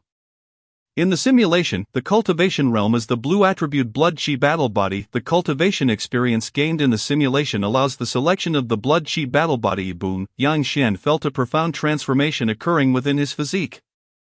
The previously slightly constricted meridians were now being thoroughly cleansed and expanded by surges of blood energy. His vitality surged continuously, becoming more robust, while the foundation that had seemed somewhat frail now grew formidable, nearly doubling the strength he originally possessed, which was already in the tens of thousands of pounds. Such power, is this what it means to possess a blue physique? Yang Xian sensed that every aspect of his being had undergone a comprehensive enhancement, effectively amplifying his strength several-fold. The previously formidable Mad Demon Blade intent, which could only unleash 3 strikes, now allowed him to execute 10 consecutive blows. Yang Xian's eyes sparkled with brilliance. The fortification of his physique not only bestowed him with enduring stamina but also augmented his destructive capability. The original Mad Demon Blade could only slay those in the early stages of the blood cleansing realm and severely injure those in the mid-stages, yet now, with his greatly enhanced strength, even those in the late stages of the blood cleansing realm could find themselves at risk of annihilation, provided he unleashed a few more strikes. He glanced at his status panel character, Yang Xian, age, 18, physique, blood chi battle body, blue, talent, blood chi boiling, green, steel like bones, green, wisdom, green, realm, 8th rank bone forging realm, perfection, skills, Mad Demon Blade technique, intent realm, Mad Demon Blade intent, 30, turtle breathing technique, perfection, iron sand body, great accomplishment, 8 steps to chase the cicada, great accomplishment. Chopping wood, minor accomplishment, wealth, 230 at last, a semblance of success. Yang Xian looked at the now less shabby status panel, feeling a sense of satisfaction, with an additional 2,000 taels in silver notes. He could simulate a few more times and needed to quickly exchange them for actual silver. Casting a glance around the secret chamber, he ultimately decided to take a few precious 9th grade spiritual herbs with him. Before leaving, he also selected the finest 100 refined blade to take along. He emerged from the oppressive secret chamber, inhaling a breath of fresh air. At this moment, the dawn broke in the east, casting a radiant golden light that illuminated the world in all directions. Yang Xian observed the disciples of the Chai gang scavenging for treasures, casually sending a few oblivious lackeys to meet their leader, thereby intimidating the avaricious others as he swaggered away from the scene. From this day forth, the Chai gang would become a relic of history. Perhaps, before long, forces like the Knife Gang or Wolf Gang would emerge, but they would no longer concern Yang Xian. Chapter 10. The Fox Demon. Heishan City is divided into inner and outer cities. The outer city is predominantly inhabited by impoverished households. Apart from a few exceptions, its residents are gaunt and emaciated, struggling to secure 3 meals a day while enduring the exploitation of forces like the Chai gang. Although life in the inner city is not significantly better, it is certainly an improvement over the dire conditions of the outer city. At the very least, most of the inhabitants of the inner city manage to scrape by, which is enough for them. At this moment, Yang Xian arrived in the inner city. He was clad in a plain white long shirt, which he had just purchased from a tailor for a few taels of silver. Dressed in white, with an elegant demeanor, passers-by mistook him for a young master from a wealthy family. Glancing at him curiously as they discreetly moved away, Yang Xian curiously surveyed his surroundings. The aroma of steamed buns wafted through the air, while vendors selling candied hawthorn shouted energetically, and patrolling officials cheerfully accepted gifts from merchants. "Get away, all of you, you filthy peasants, clear out!" A furious rebuke echoed from afar, followed by the urgent sounds of galloping hooves and creaking wheels. A horse-drawn carriage thundered down the street, the driver cracking his whip to chase away the pedestrians. One burly man, unable to evade in time, was struck by the whip, blood streaming from his back. Yet he dared not utter a word. Silently retreating to a safer distance, Yang Xian stood not far off, watching the carriage rampaging through the street, stirring chaos before it swaggered away. At that moment, a pair of alluring fox-like eyes peeked out from behind the carriage's curtain, appearing bored as they gazed outside. Suddenly, as if noticing something, the fox-like figure swiftly withdrew her gaze. Yang Xian remained in the street. His brow furrowed. Character: by lung. Physique: fox demon. Body: green. Talent: spirit. Eyes: blue. Allure: green. Self-healing: green. Realm: mid-7th rank. Blood cleansing realm. Spirit. Eyes: possessing mystical vision, able to see through appearances and discern illusions. Allure: innately charming, capable of bewitching the hearts of others. Self-healing: possesses a strong capacity for self-healing. A monster: although Yang Xian had heard rumors of monsters such as heart-devouring fox demons and brutal wolf demons, and even tales of kingly monsters capable of moving mountains and filling seas, terrifying in their might, this was his first encounter with a true demon in reality, particularly one as renowned as a fox demon. To his surprise, she even possessed a blue attribute, particularly in ocular techniques. Yang Xian's thoughts drifted back to the fleeting greedy gaze he had glimpsed from within the carriage ever since he comprehended the blade intent. His spiritual awareness had sharpened immensely, especially regarding malicious glances. Old man, who was that person in the carriage? Why were they so arrogant? Yang Xian detained an elderly man who was about to leave. The old man, with white beard and hair, was initially prepared to berate him, but upon seeing the elegantly dressed Yang Xian, he immediately softened his demeanor. "You must not be from around here, young master."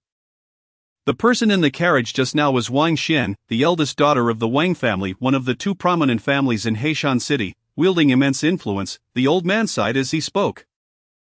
This Wang family daughter was not always like this. While she was never truly kind-hearted, she wasn't as overbearing as she is now. People from affluent families can be quite fickle. Who knows when they might turn cruel and tyrannical? Just like this Wang family daughter, they are all cut from the same cloth. With a note of melancholy, the old man's expression darkened as if lost in thought, having gleaned the information he sought. Yang Xian inquired about the Wang family's residence, thanked the old man, and continued on his way toward their estate. Meanwhile, in the carriage that had already departed, Bai Lang, with her enchanting fox-like visage, stifled a giggle. Suppressing her excitement, such vigorous blood energy, such a powerful physique, how delightful. Bai Lang couldn't help but lick her lips. No worries, I've taken note of him, he won't escape, just wait a few days longer. Bai Lang forced herself to regain her composure. Her previously flushed cheeks returning to normal, she hadn't anticipated that merely stepping out would lead her to such a delightful surprise. A human with abundant blood energy and a special physique was akin to a rare 5th-grade treasure to her. Consuming him would bring her one step closer to achieving the true vigor realm. Her decision to flee her family and venture to Heishan City for hunting and cultivation was undoubtedly wise. It had only been a short while, and she had already stumbled upon such an opportunity. She had firmly committed Yang Xian's aura to memory, as long as he remained in Heishan City. He would not escape her watchful eyes. This fox demon seems to have seen through my turtle breathing technique, Yang Xian pondered as he walked. This 8th-rank turtle breathing technique is truly insufficient against a fox demon with a blue attribute and unique eyes.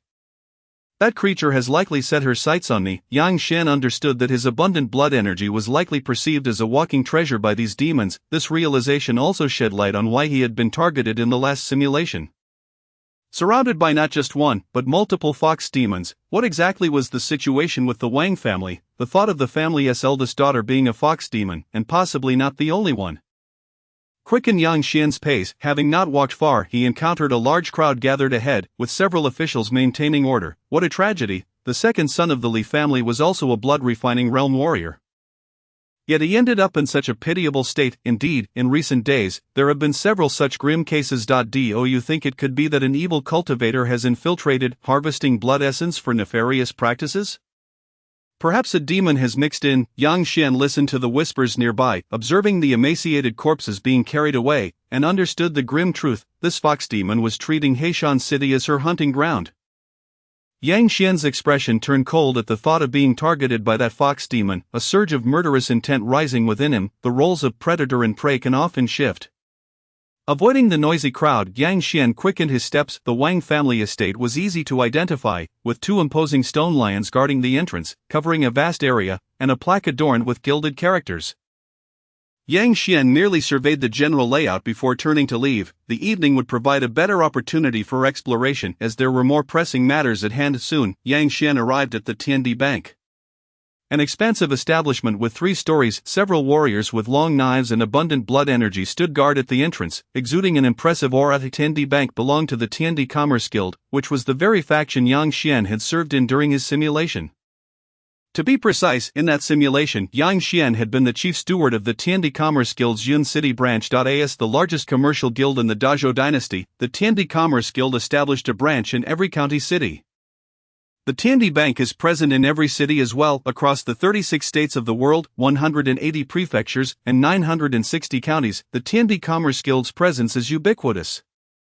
Thus the Tiandi Bank, being part of it, enjoys a stellar reputation within the Dazhou dynasty. The money stored in the Tiandi Bank is rumored to exceed that of official banks. Before long, at the entrance of the Tiandi Bank, Yang Xian emerged under the watchful gaze of the guards, carrying 2 seemingly heavy wooden chests. He placed the 2 chests into the horse-drawn carriage he had just purchased, the rich blood energy flickering momentarily, intimidating those with ulterior motives. Before he drove off with the carriage. Chapter 11. Blood Demon. Yang Xian halted the carriage at a secluded spot by the city wall and immediately exchanged the silver from the wooden chests. He opened his status panel. Character: Yang Xian. Age: 18. Physique: Blood Chi. Battle Body: Blue. Innate Talents: Blood Boiling, Green. Iron Bones, Green. Intelligence, Green. Realm: 8th rank. Bone Forging Realm: Perfection. Skills: Frenzied Demon Blade Technique, Insight. Frenzied Demon Blade, 30. Mastery, Turtle Breath Technique, Perfection. Iron Sandbody, Great Achievement, 8 Steps to Catch the Cicada, Great Achievement. Woodcutting, Minor Achievement, Wealth, 2230. Commence simulation. This simulation requires the expenditure of 500 wealth. Shall we begin? Commenced. Expenditure of 500 wealth. Simulation commences. Filtering entries. 9 bulls and 2 tigers. Green. Capable of lifting 9 bulls and dragging 2 tigers. Your physique is exceedingly formidable. Horse riding technique. Green. Your mastery of horse riding is unparalleled. You are a true expert in this art. Blood Demon Body. Blue. Obsessed with blood, your vitality is endless. You possess a profound understanding of the path of blood, naturally attuned to its essence. And your temperament will be influenced by this physique. Fleet-footed. Green. You run with the swiftness of the wind, your speed will be significantly enhanced. Beggar. Gray. Your funds are forcibly reduced to 0. Another blue entry has emerged. Yang Xian's face brightens with joy, surprised by his unexpected fortune. Having drawn 2 blue entries in succession, the Blood Demon Body sounds rather sinister, yet it matters not, for this is merely a simulation.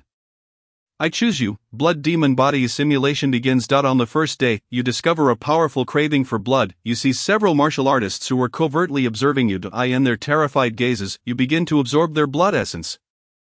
Leaving only a few desiccated corpses behind, you lick your lips. Still unsatisfied, you decide to undertake something grander. In the dead of night, you infiltrate the Wang family's estate, first targeting the fox demon in just a few breaths. Under the dual enhancement of the blood demon body and blood chi battle body, the demon fox is slain. After absorbing its essence, you feel your strength soar, swiftly breaking through to the cleansing marrow realm. As you gaze at the panicked Wang family members, a faint smile graces your lips, revealing your gleaming white teeth. A massacre begins, as you voraciously consume the blood essence of all present, just as you prepare to make another breakthrough. A mysterious woman appears. With a single sword strike, you suffer significant injury. Though your wounds heal almost instantly, you realize you are no match for her. Sword energy rains down, an aura of lethal intent palpable in the air. You struggle to withstand her tempestuous swordplay. She evidently wields a sword intent that surpasses your own knife intent. Beneath the moonlight, her exquisite swordsmanship exudes an overwhelming aura of death, drawing upon the immense blood essence you absorbed. You continuously heal, but the fight remains arduous. Seizing an opportune moment, you ignite your inner vitality and flee the scene. The mysterious woman relentlessly pursues you, her agility remarkable. Even with your full effort, you can only match her speed marginally. After racing hundreds of miles in mere moments, your complexion pales, blood essence depleting rapidly, and your speed begins to falter. Turning back, you see her sword's edge dangerously close, and despair washes over you.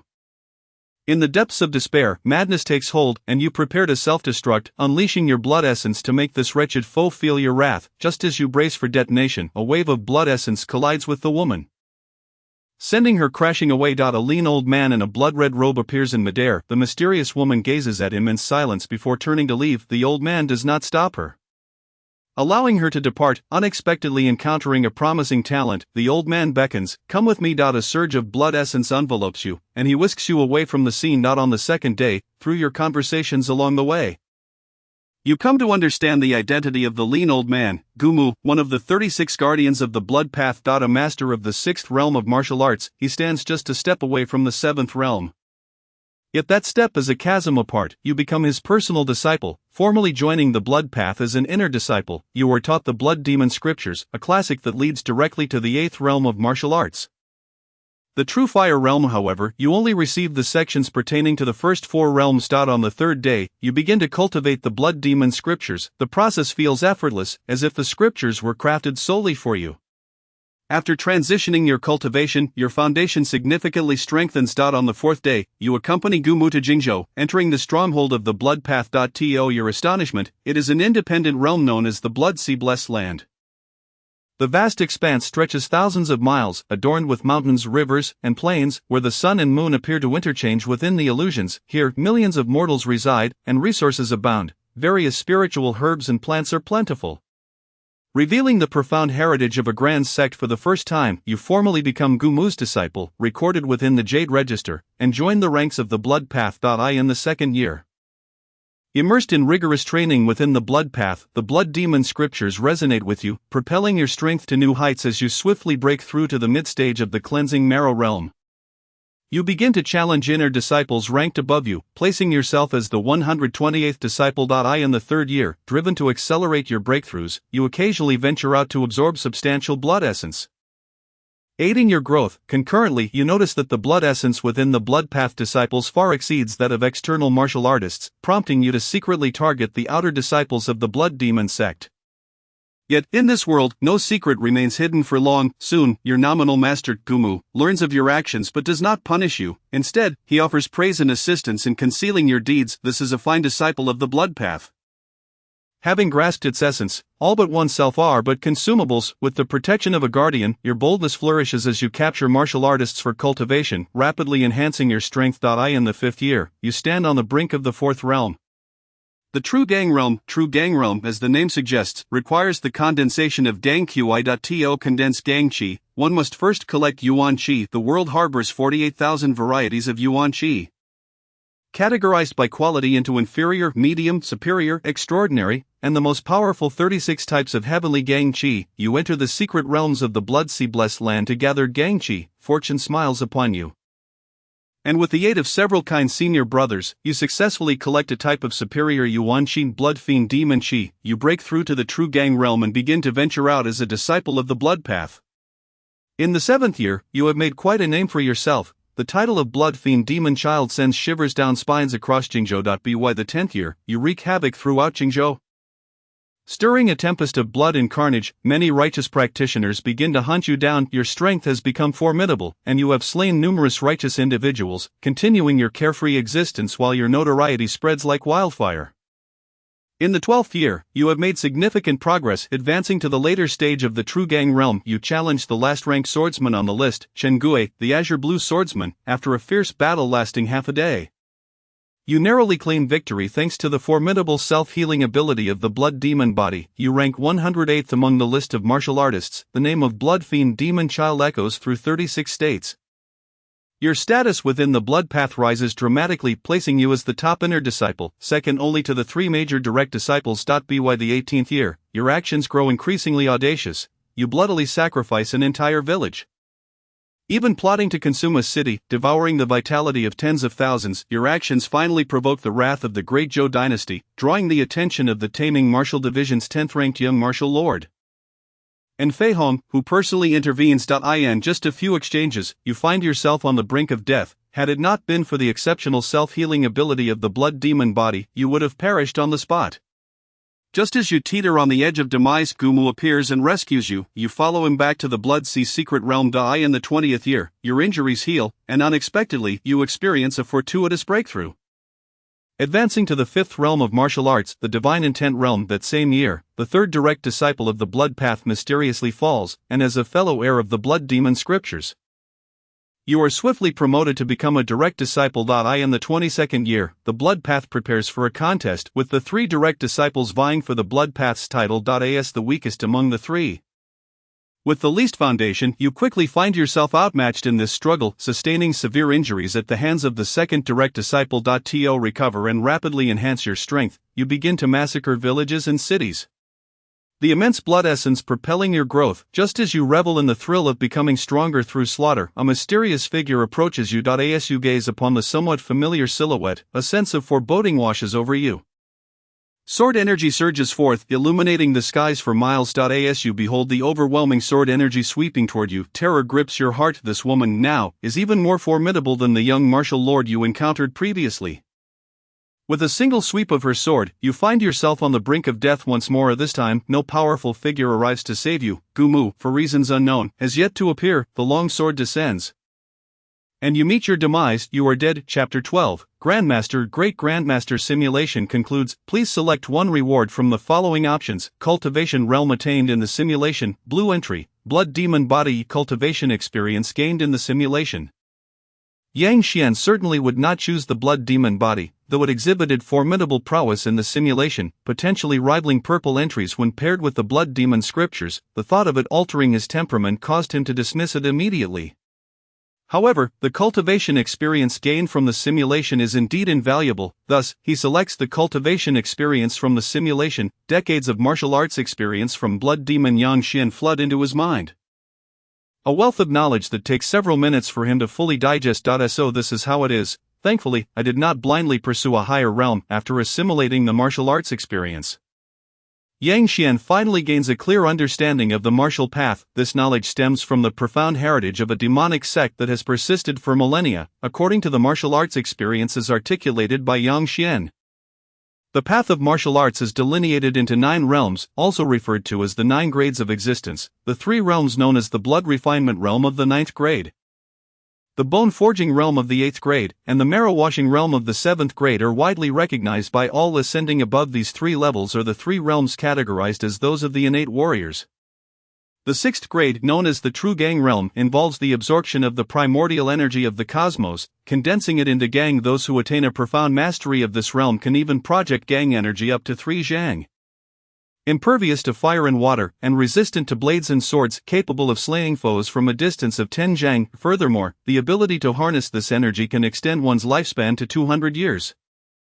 Within the imperial army of the Great Zhou dynasty, such individuals could hold the rank of a captain, and in esteemed sects, they are regarded as pillars of strength. In simulations, Yang Xian once leveraged his eldest son, who had reached the 6th grade True Gang realm, to elevate the Yang family to a position of prominence within a prefecture. As the first and most crucial of the innate 3 realms, the True Gang realm is deemed vital primarily due to the nature of Gang energy. There exist an astonishing 48,000 varieties of primordial energy in the world, and naturally, these energies possess varying qualities. The higher the quality of the primordial energy, the greater the intensity of the Gang energy. It is even said that Gang energy of extraordinary quality can refine one's physique, potentially giving rise to extraordinary physical forms such as the spirit body or treasure body, greatly enhancing one's innate potential. The prodigies of sex and aristocratic families who can utilize superior or even extraordinary primordial energy to refine Gang energy are fundamentally distinct from ordinary martial artists who can only harness medium or inferior quality energy.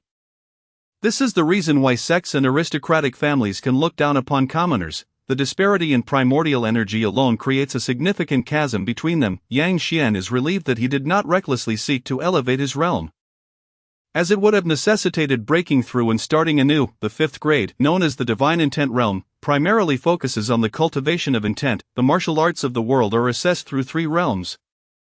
When techniques are perfected, they give birth to divine intent, which is the essence of intent. This represents the first realm, known as intent. For instance, there are the blade intent, sword intent, and spear intent, among others. However, the comprehension of intent varies from person to person.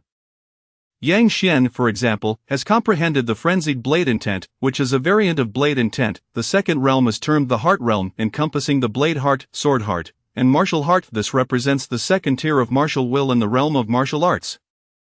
Known as the heart realm, those who possess a blade heart or sword heart can elevate their martial techniques beyond their original force, achieving a state free from impurities. The third realm is the domain realm, which involves influencing and controlling the heavens and the earth. This realm allows one to exert their martial will to affect the surrounding environment, enabling miraculous feats such as summoning snow in June or reversing rivers, rendering the extraordinary commonplace. Mastery of intent and achieving a substantial understanding of it are the foundational prerequisites for entering the divine intent realm, where one must amplify their spirit through the intent they comprehend. The spirit is the most enigmatic aspect of the human body, and intent is born from the spirit, representing the martial will. Only by fully comprehending a specific intent can one advance to the next realm, which is known as the fourth grade, the divine repository realm. The human body possesses boundless potential, housing countless treasures. The divine repository realm is dedicated to unlocking these treasures within the body. The human body comprises 5 vital organs, which are the most crucial yet delicate parts of one's being. The so-called divine repository involves cultivating the 5 organs into the 5 divine repositories, thereby excavating their latent potential and transcending the mortal coil.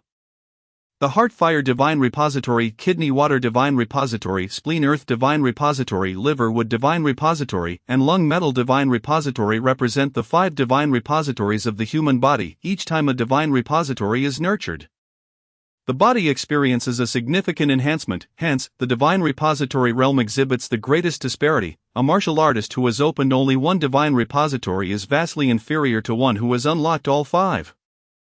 Above the divine repository realm lies the transcendental mastery realm, known as the third grade. Here, one achieves a profound understanding of the universe, and miraculous powers arise spontaneously with the flames of heaven that can scorch the earth for 1,000 miles and steam the seas. One can wield celestial strength capable of shattering mountains and shifting ranges. The ability to summon soldiers from mere beings through incantations exemplifies the realm of miraculous abilities, transcending mere techniques and elevating one to an extraordinary path akin to celestial arts. Only by entering the third grade transcendental mastery realm can one be considered a true powerhouse of the Great Zhou dynasty. Even within the Blood Demon sect, a lineage with a millennia-long heritage and abundant resources, masters of the third grade transcendental mastery realm are exceedingly rare, numbering scarcely in the double digits. Assuming they possess lifespans extending to 600 years, the Great Zhou dynasty even enforces a regulation that only those of masterful caliber may be granted the title of Marquis, thereby underscoring the significance of the transcendental mastery realm. Surpassing the third grade is the second grade, known as the true fire realm. Yang Xian possesses limited understanding of this realm, only aware that it is also referred to as the Grand Master level. True fire refines the spirit, transforming the primordial spirit into shape and mastering the dualities of yin and yang. Comparable to sword immortals, one can lock souls from thousands of miles away, cleaving enemies from afar. Furthermore, those in this realm possess the capability to seize control of others' bodies, living for an astounding 1200 years. Such individuals truly stand at the pinnacle of the Great Zhou dynasty. For instance, the Blood Demon Lord of the Blood Demon sect is a Grand Master of the second grade True Fire realm. Most leaders of top-tier sects and nobles of the Great Zhou dynasty also fall within this realm. Following the second grade, the first grade is known as the Ascendance Realm. Regarding this realm, even Yang Xian possesses no inkling of knowledge. It remains too distant for him, with only a scant few. Perhaps a mere 10 individuals, capable of attaining this realm. They are the true arbiters of the world, each akin to deities or Buddhas, wielding immeasurable power. Reflecting on the martial experiences of the past few decades proves invaluable for Yang Xian. As it completes his understanding of martial arts, he realizes that even the bone-forging realm possesses variations in its depth. Ordinary practitioners reaching the pinnacle of the bone-forging realm can only forge a set of iron bones, granting them a strength of 30,000 jin with a mere flex of their arms. Conversely, genuine prodigies can accumulate a deeper foundation within the bone-forging realm, achieving silver or even golden bones.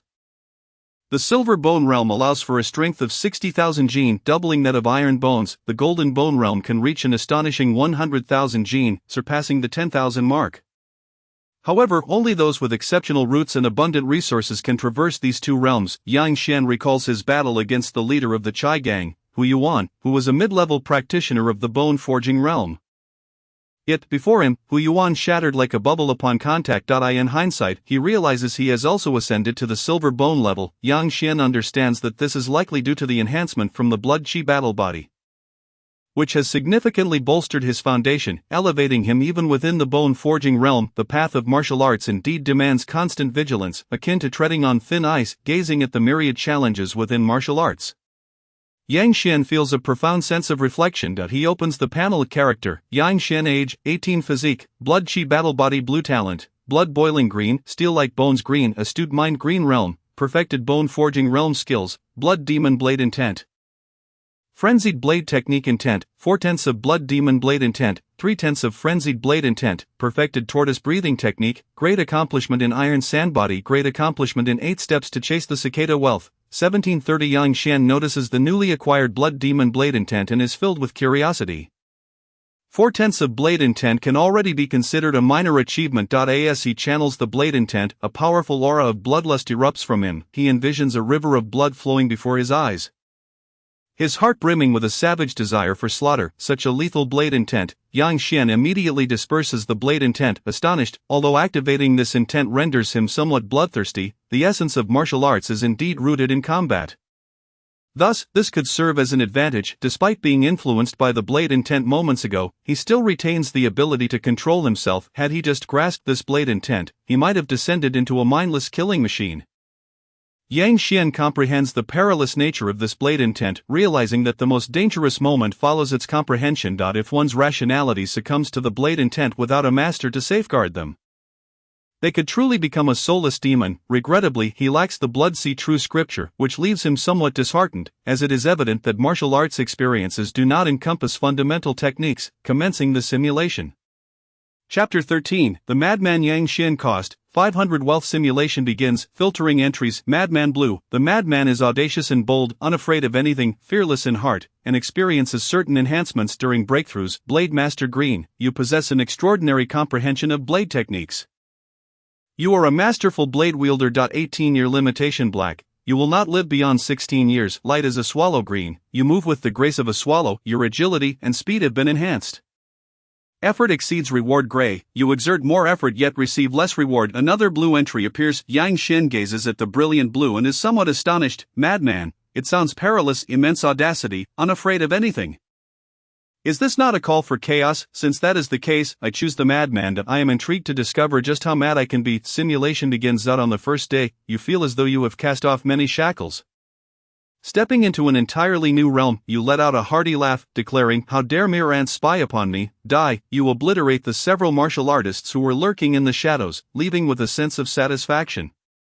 On the second day, you depart from the inn and begin gathering intelligence on the Wang family. The general consensus is that the Wang family is notoriously arrogant and tyrannical. You burn with fury, immediately preparing to confront the Wang family and eliminate that fox demon as well. Upon arriving at the Wang family, you head straight for the fox demon, shouting, "Demon, prepare to die." Your actions successfully provoke the fox demon, which reveals its true form, intent on devouring you. The audacious intruder. A flash of blade light appears, resembling a river cascading upside down, akin to a bright moon hanging high. The chilling blade intent is overwhelming. With your 4/10 of frenzied blade intent combined with your silver bone strength, a single strike cleaves the previously imposing fox demon in half, blood spilling at the scene. You then proceed to deal with the core high-ranking members of the Wang family. None can escape your blade. Just as you finish eliminating everyone, a figure descends quietly. Your strength is commendable. Why not join my demon-slaying division? The newcomer extends an invitation to you. What nonsense is this demon-slaying division? If you wish for my agreement, defeat me first, you scoff, taking the initiative to strike. The blade intent surges forth, radiating a chilling light. However, the mysterious woman concedes to your challenge with a gentle flick of her sword. She effortlessly blocks your full force attack. Then, a sword intent as clear as the moon erupts, the blade darting towards you like a swimming dragon. As you gazed upon the overwhelming sword intent, a sense of solemnity enveloped your heart. No longer concealing your strength, a profoundly sanguinary blade intent surged forth, the nascent blood demon blade intent causing the might of your technique to escalate exponentially. Even a martial artist who has achieved perfect mastery of the marrow-washing realm would be at risk of being slain if they had yet to comprehend the essence of intent. The mysterious woman observed the sudden eruption of blood-soaked blade intent, her expression tightening. Such a bewitching blade intent, so replete with bloodlust, could it be that this blade intent is intended for the sacrifice of countless lives? A chill ran through her heart as she pondered. You are of the demonic path. Though her words seemed inquisitive, certainty lingered beneath. You are unworthy of such knowledge, you retorted defiantly, your blade intent sharpening further.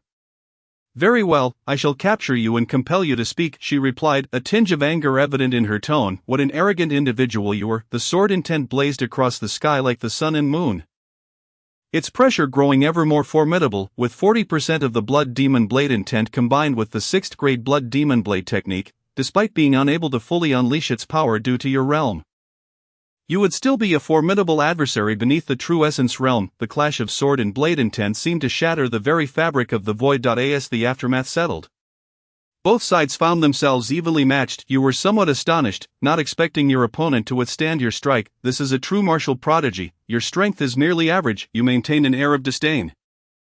Without a response, your opponent merely created ripples in the air before producing a blue sword, its aura radiating an extraordinary presence, surrounded by layers of frost formed from the chilling air. A slight shiver ran through you as you beheld the exceptional blue longsword. You seek to vanquish me with that sword. I grant you this opportunity, yet even with a divine weapon in hand, your frailty remains unchanged. A haughty smirk crossed your face as you mocked her. The woman gripped the hilt of her sword tightly, resolved to teach you a lesson for your arrogant words. Armed with the sword, she felt as if she had gained the wings of a tiger. Not only did her sword's power surge, but with each clash, you were assailed by a bone-chilling cold that slowed your movements. After dozens of exchanges, your lips turned purple, your limbs trembled uncontrollably, and coldness seeped from every pore. Is this all you can muster against mere cold? You stammered, maintaining your disdainful demeanor. The moon shone coolly, and the sword gleamed like frost. A flash of blue frost crossed your vision, and then darkness enveloped you. On the 4th day, you slowly regained consciousness, only to find yourself imprisoned in a dim chamber. A man stood before you, and upon seeing you awaken, he immediately began to interrogate you. You remained silent, regarding him with cold indifference as he prattled on. Your attitude successfully irked the man, who began to threaten you with torture, yet you remained unmoved. Casting a scornful gaze at him, his fury escalated, and he stormed out, seething with rage. On the 10th day, still confined to the dark chamber, your extreme non-cooperation ensured your continued imprisonment. They urged you to disclose your origins, but you feigned ignorance. In response, they summoned a 5th grade spirit realm practitioner skilled in soul techniques. You fell prey to an illusion, yet the reckless trait activated, rendering you immune to this mental assault. Witnessing your unscathed state, everyone was astonished, having not anticipated your soul to be so formidable. On the 18th day, within that lightless chamber, a crimson shadow emerged beneath your feet. How did you acquire the blood demon blade? The voice of the newcomer was frigid, brimming with murderous intent. A mere coward hiding in the shadows dares to question me? You displayed your arrogance, dismissing them with a glance. After a moment of silence, the visitor clenched their hands. A blood shadow flashed past, and the vitality within you began to wane. Even so, you maintained your disdainful expression.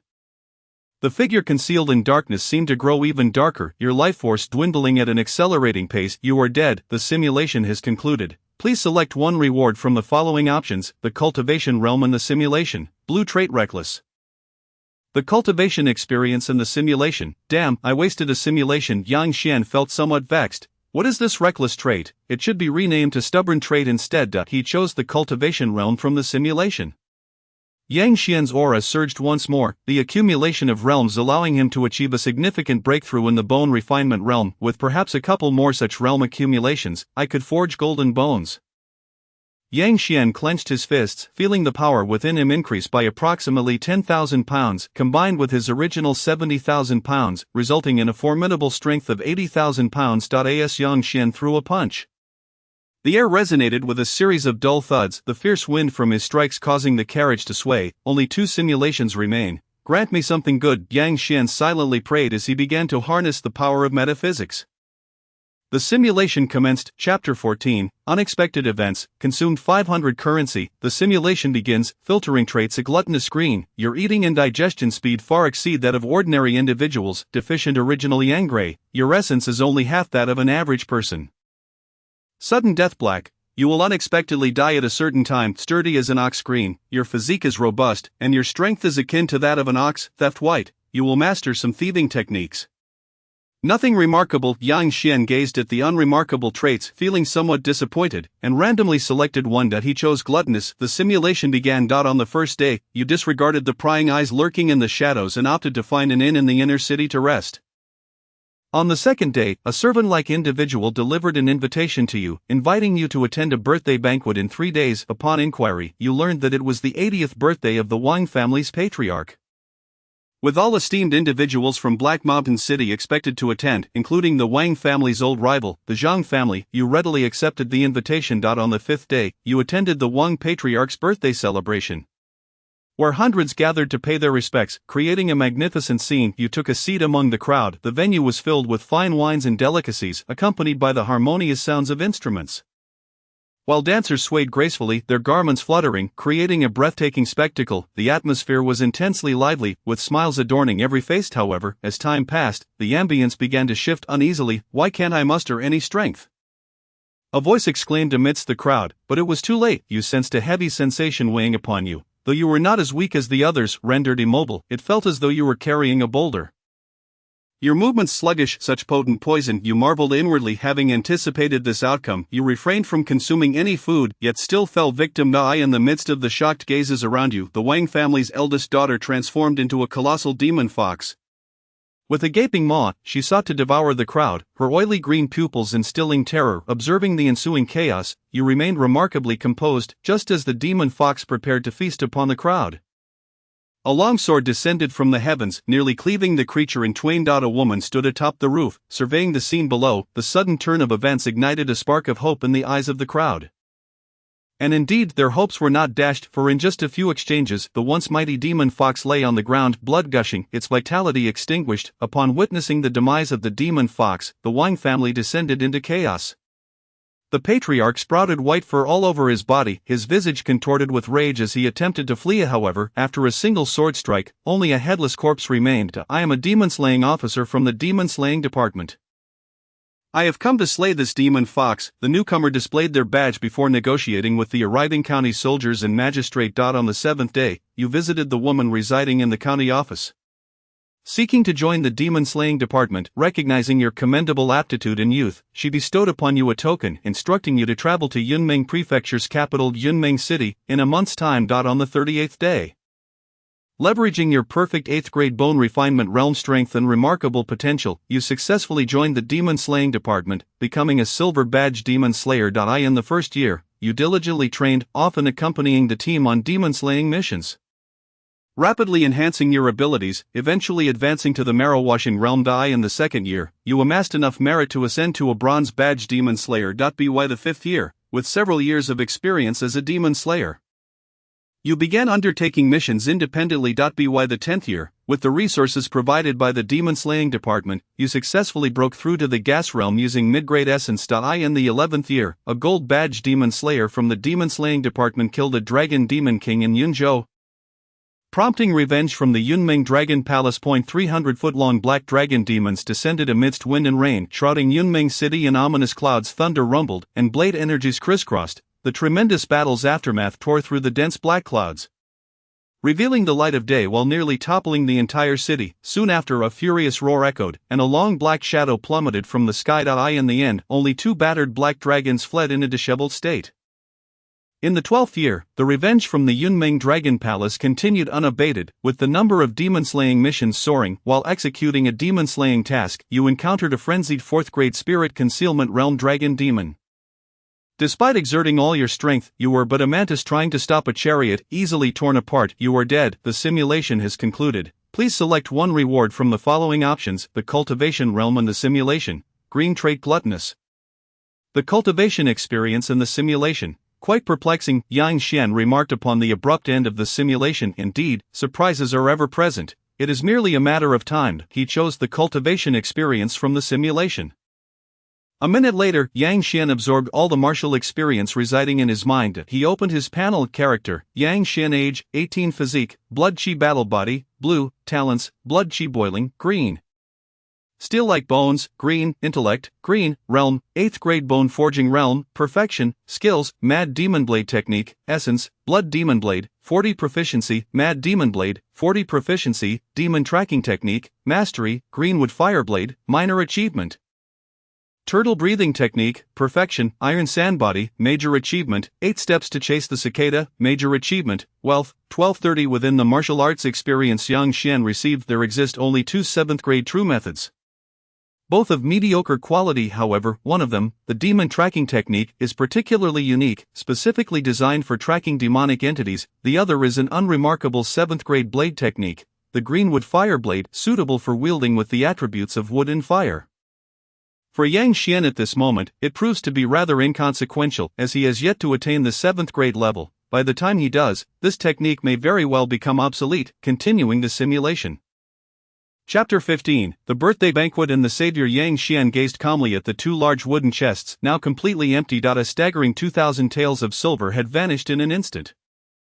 And he had never imagined he would one day become a spendthrift of such magnitude. The last 2 simulations had yielded nothing but mundane green attributes. Yang Xian could only opt for the meager harvest of martial arts experience, which could only be described as scant. He opened the panel. Character: Yang Xian. Age: 18. Physique: Blood Chi Battle Body, blue. Talents: Blood Chi Boiling, green. Steel like bones, green. Intellect, green. Realm: 8th grade Bone Forging Realm, perfection. Skills: Mad Demon Blade Technique, essence: Blood Demon Blade, 40 proficiency. Mad Demon Blade, 40 proficiency. Demon Tracking Technique, mastery. Greenwood Fireblade, minor achievement. Wealth: 230. Yang Xian looked at the stagnant blade intent, feeling somewhat distressed, without corresponding talent attributes. It was indeed challenging to enhance his blade intent. Paying no heed to the watchful eyes lurking in the shadows, Yang Xian directly drove his carriage to a rather exquisite inn. Please take good care of my carriage. He tossed a tael of silver into the hands of a young attendant who approached. Upon seeing the glimmering silver, the attendant's face broke into a wide smile. Rest assured, my lord, I will ensure your carriage is well looked after.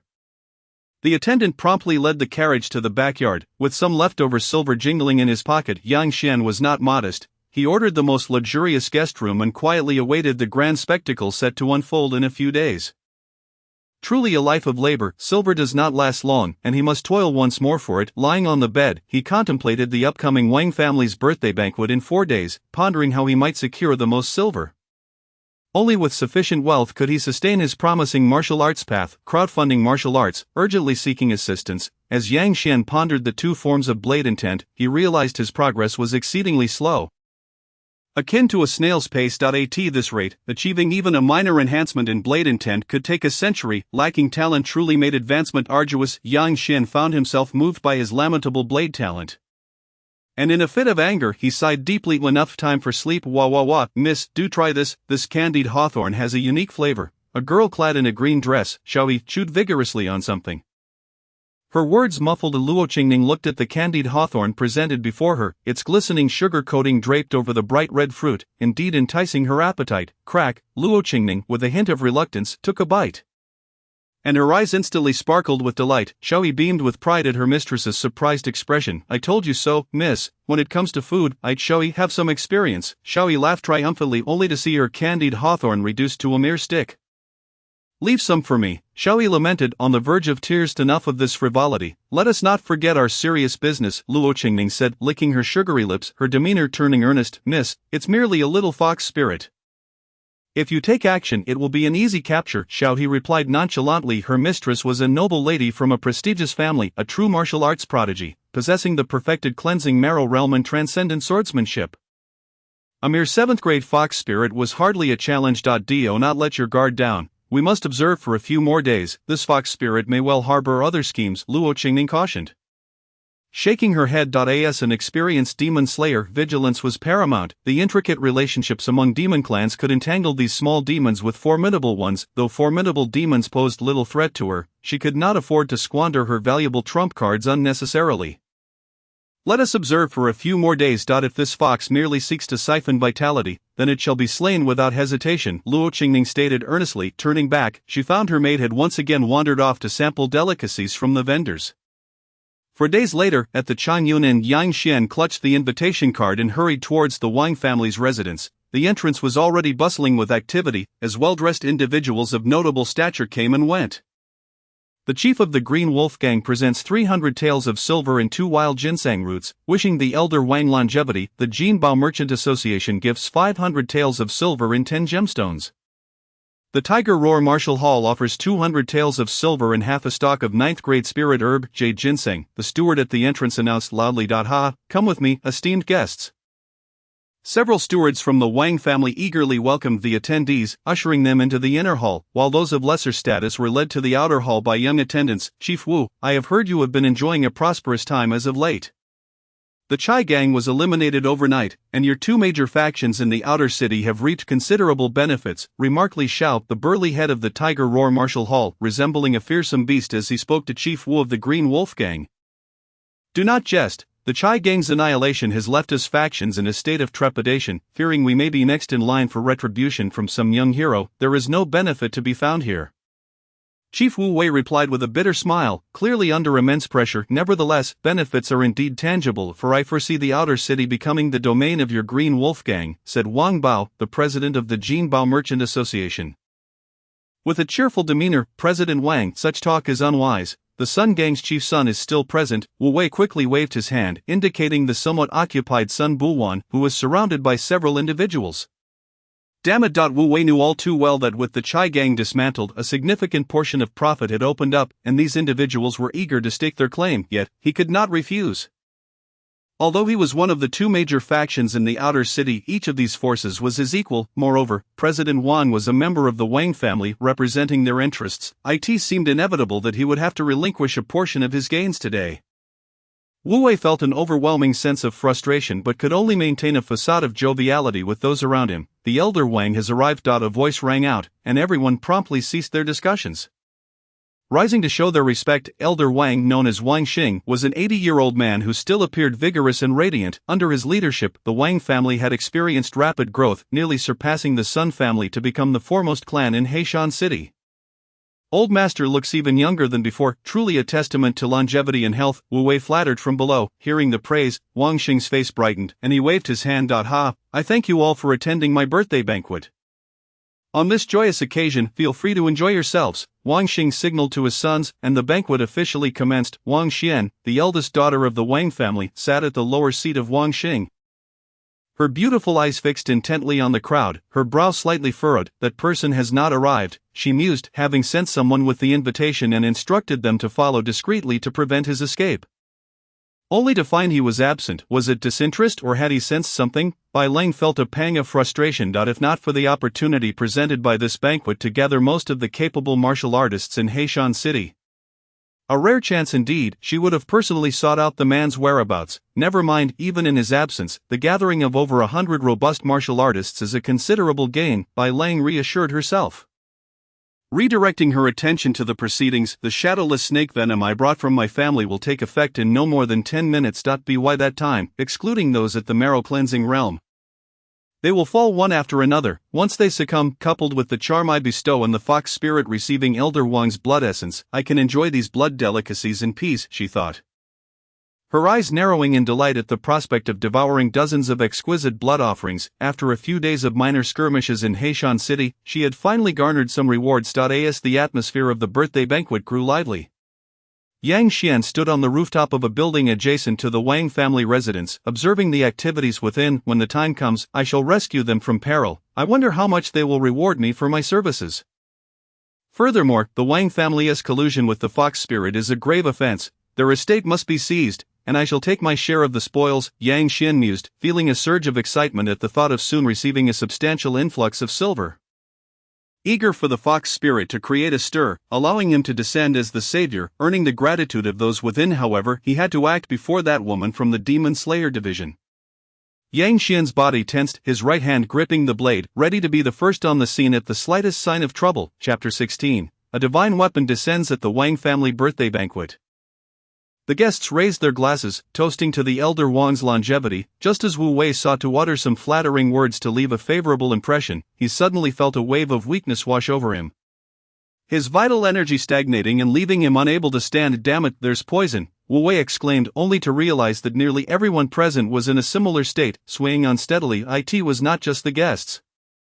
Even within the Wang family, aside from a few individuals, everyone had collapsed to the ground. "What does your Wang family intend to do? Do you mean to leave us all here?" Sun Buwan, the leader of the Sanju gang, is a towering figure who, relying on his formidable strength at the late stage of the bone refinement realm and his impressive physical cultivation, has established the Sanju gang in the outer city to plunder the wealth of the common folk. Often derided as a mindless brute, he now finds himself in a dire situation, his eyes widening in anger as he confronts Wang Xing. Wang Xing, unfazed by the ire directed at him, shifts his gaze to Bai Lang, who sits beside him. "Miss, everything is ready." Bai Lang, shedding her previous disguise, reveals her true form, a massive fox demon baring its teeth at the crowd. Her oil-green pupils glimmer with unabashed greed, and her icy gaze sends a shiver through those present. "A demon, a fox demon. Wang Xing, do you wish for your entire clan to be annihilated? How dare you collude with the demon race to harm warriors?" Wu Wei stares at the enormous white fox before him, momentarily stunned before erupting in furious curses. The others, too, were expressions of terror as they realize they are about to become the fox demon's prey, fear gnawing at their insides. Just moments ago, Sun Buwan had been vehemently rebuking Wang Xing. Yet now his eyes appear vacant, momentarily stunned by fear. While the existence of demons is no secret, the ordinary populace seldom encounters them due to the suppression by the Demon Slayer division, let alone witnessing a malevolent demon within the city. A plume of white mist billows forth as the fox demon disdainfully flicks her white tail. Wang Xing has long been ensnared by her enchanting techniques and the blood of fox demons. Didn't he notice the other members of the Wang family sprawled on the ground? Truly a foolish human. To become my Bai Lang sustenance is a privilege reserved for you lowly humans, and I shall savor you slowly. The fox demon opens her maw filled with sharp fangs and strides toward the crowd. "Please don't eat me, I beg you." Wang Jinbao, staring at the fox demon within arm's reach, pales and trembles as he speaks, being a member of the Wang family and the head of the Jinbao Chamber of Commerce. He never expected that while celebrating his family elder's birthday, he would end up risking his own life. At that moment, this 200-pound merchant sheds tears of helplessness. "Halt, how dare a mere fox demon commit murder in broad daylight? You truly do not know the meaning of death." A resounding voice echoes from the heavens. Yang Xian leaps onto the rooftop, gazing down upon the scene. "Miss, someone dares to encroach upon your territory." In a nearby corner, Xiaohe shakes Luo Qingning's arm, exclaiming in astonishment. As Luo Qingning, her long sword gripped tightly at her waist, witnesses the unfolding events, she feels a wave of relief wash over her.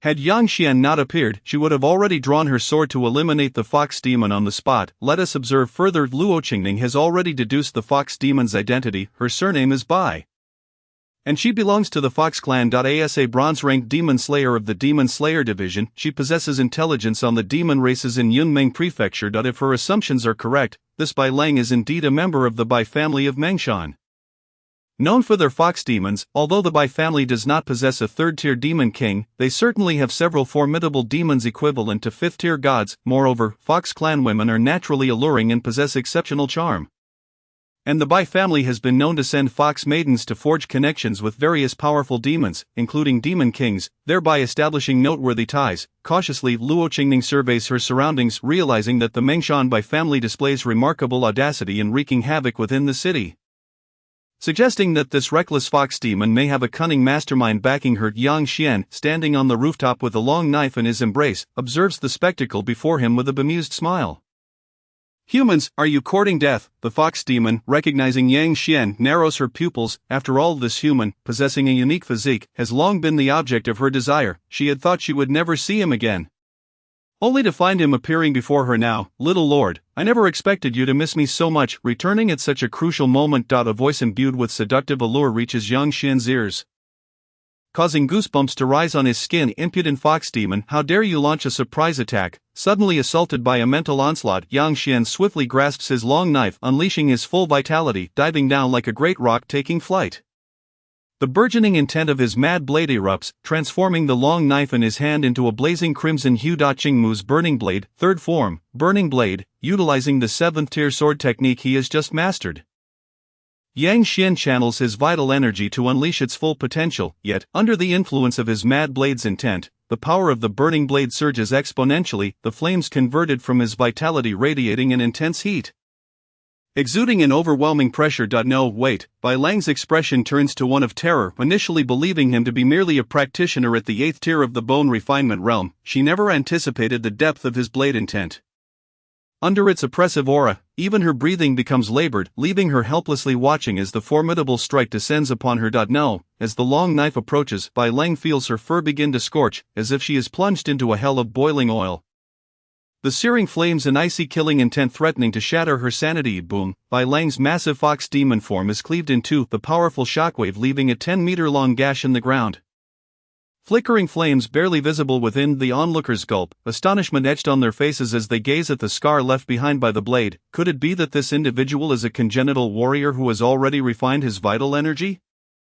Otherwise, how could one explain the externalization of his blade aura and the immense might it possesses? As they behold the now bisected form of the fox demon, relief washes over the crowd. Gratitude evident in their gazes directed at Yang Xian. Had he not descended like a divine weapon, they would have met their end in the jaws of the fox. But there is still one matter. Yang Xian turns his attention to the birthday celebrant, the now 80-year-old Wang Xing, whose frail form trembles as he meets Yang Xian's gaze. Young master, I was bewitched by this fox demon. Please, I implore you to discern my innocence. Wang Xing cries out desperately. Unmoved, Yang Xian raises his long knife and brings it down decisively. Wang Xing screams, his body sprouting white fur as he leaps into the air, the knife's aura passing through him, leaving behind a headless corpse. Well then, the matter is resolved, and now let us discuss compensation. Yang Xian turns, revealing his pearly white teeth as he smiles at the crowd. What, compensation? The audience stares at Yang Xian, momentarily stupefied before regaining their composure. Young master, we do have compensation. You saved us from peril, and I, Wu Wei, am willing to offer 1,000 taels of silver to express my gratitude. Wu Wei speaks first, his expression obsequious. The individual before them could very well be a congenital warrior of the 6th tier or above. To oppose his wishes would be foolish indeed. As Wu Wei speaks, the others quickly catch on, preparing to echo his sentiments when an untimely voice interrupts. Compensation, young master, there is no such stipulation in the laws of the great Zhou dynasty. A middle-aged man in official garb proclaims with righteous indignation. At his words, the crowd's expressions shift dramatically. Are you truly oblivious to the situation? This is not the courthouse of Heishan County. The corpse of the fox demon lies right beside us. Just as the crowd prays to be spared from involvement, Yang Xian merely chuckles. Oh, may I inquire as to your identity? The man beams with pride, declaring, I am Chen Huan, the county clerk of Heishan City. Hailing from the Chen family of Anyang Prefecture, Heishan City is also known as Heishan County, and a county clerk is the highest-ranking official beneath the county magistrate, effectively serving as the magistrate's chief confidant. Thus, the man before them is one of the top 3 figures in the Heishan City government, and given his prestigious lineage, it is no wonder he carries himself with such arrogance. In that case, I suppose I must address you as Master Chen. Yang Xian regards the upright clerk with a smile that does not reach his eyes. Seeing Yang Xian seemingly yielding, Chen Huan's heart swells with delight. Though he maintains an air of composure, you, a mere commoner, addressing me, this is not inappropriate. However, as a powerful congenital warrior who has saved my life today, I could offer you a position as my confidant as a reward. Upon hearing this feeble individual wish to take him as a subordinate, Yang Xian's eyes glimmer with coldness. I must thank you, Master Chen. What 6th tier congenital warrior? I've heard that the name of the Chen family in Anyang holds great weight.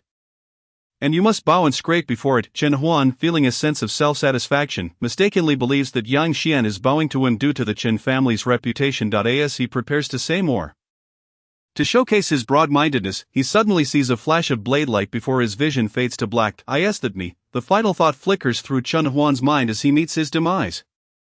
Are there any objections to my request for compensation? Yang Xian surveys the assembly of dozens, his long knife gliding smoothly, producing a crisp sound. Should there be any dissent, now is the time to voice it.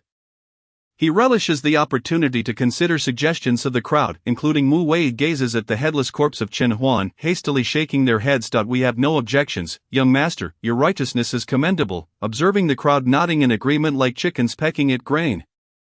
Yang Xian's smile widens with satisfaction. I truly excel at fostering goodwill. Not far away, two individuals silently observe the unfolding events. Miss, shall we not intervene? He glances at Luo Qingning, who stands beside her. He saved everyone, he is entitled to compensation, especially after slaying a demon. He has indeed earned his reward. Luo Qingning, however, remains indifferent, concerned that the murder of a county clerk might lead to complications. It is not that one cannot kill a county clerk, but rather that the man's identity poses certain challenges. Luo Qingning is somewhat familiar with the Chen family of Anyang, initially merely a respected family within the prefecture, with the strongest among them being a mere fifth-tier warrior. However, 3 years prior, the Chen family produced a martial arts prodigy who awakened the gunmetal spirit body and, due to his exceptional insight, became a disciple of a master. The sudden rise in prominence for the Chen family in Anyang has led to a rapid expansion of their influence. The mere fact that even a distant relative can be appointed as a county chief clerk speaks volumes, yet they are merely a branch of the family, even if the Chen family's prodigy were to arrive. What would it matter? Luo Qingning remarked nonchalantly, clearly dismissing the Chen family. My lady, do you intend to recruit him into the demon-slaying division? Little he, upon hearing her assertive tone, recognized that her interest had been piqued by the young gentleman's formidable abilities. You must admit, this young man is remarkably handsome. Having him in the demon-slaying division would certainly be a treat for the eyes. Little he scrutinized Yang Xian's visage, noting his striking features that resembled those of a jade statue, exceedingly handsome indeed.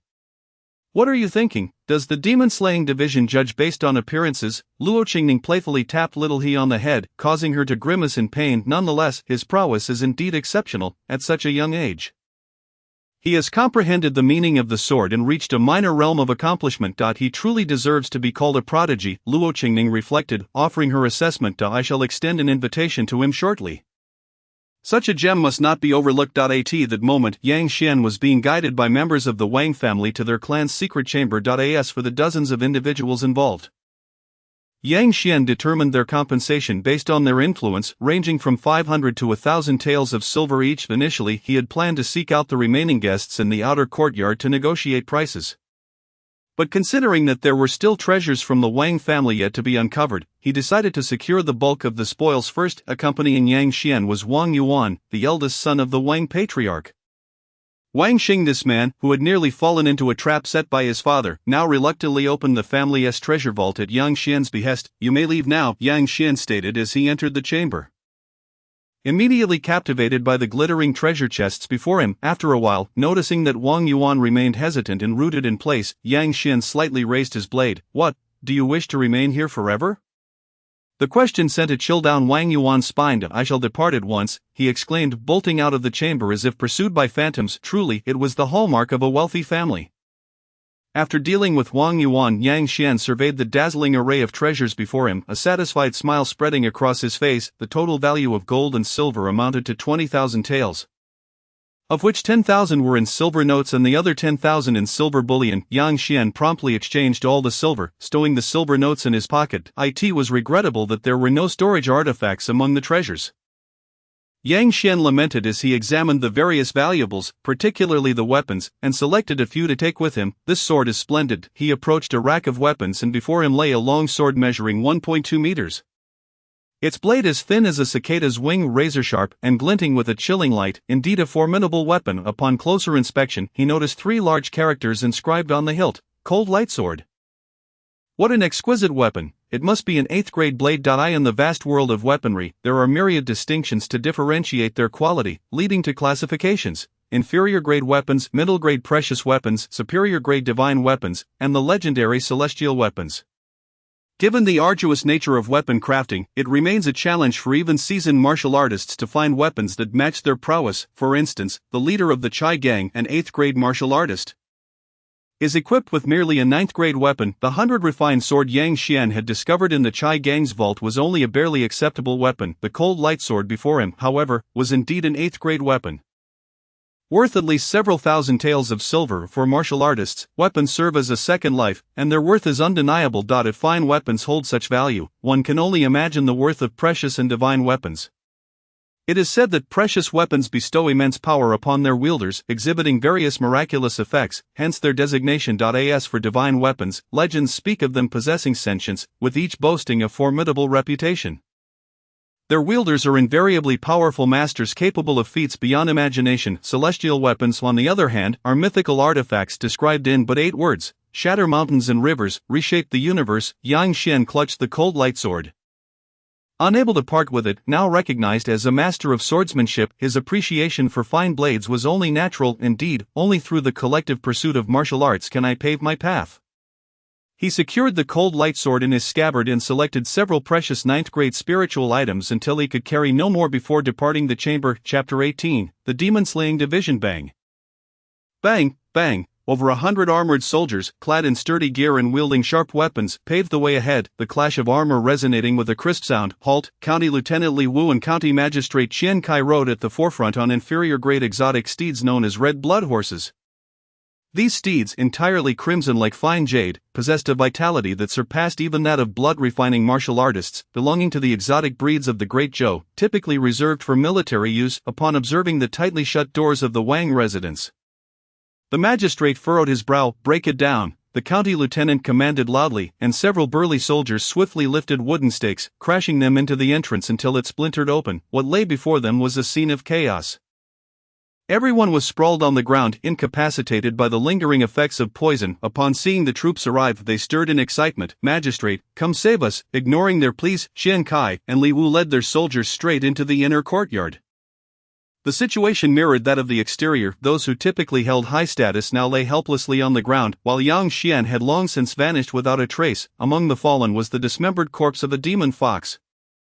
Qian Kai surveyed the scene, already formulating a hypothesis in his mind. What on earth transpired here? Who can provide an explanation? He inquired urgently. I shall elucidate. Little He, dressed in a green skirt, stepped forward from outside, one hand clutching a dark token while the other held a snack, her mouth still chewing. Wait until you see this token. Upon recognizing the dark token, Qian Kai's expression shifted dramatically. I have encountered the demon-slaying envoy before.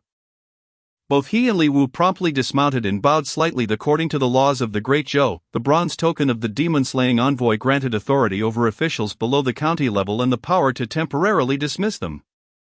Moreover, the purpose of the demon-slaying envoy was solely to eliminate demons, a fact that Qian Kai understood all too well. The demon fox has been dealt with, you are to handle the aftermath.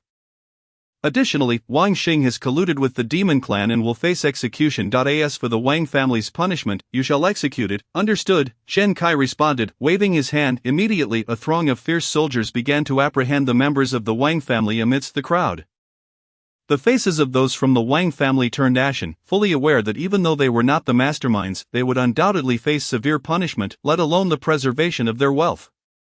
As for resistance, that was a laughable notion. The county was home to over 1,000 elite soldiers clad in armor, many of whom were seasoned martial artists. The county lieutenant himself was a perfected martial artist, his strength ranking among the strongest in Black Mountain City. Meanwhile, Yang Xian, having arrived at a secluded street, glanced back towards a corner. You have followed me all this way, surely you have matters to discuss?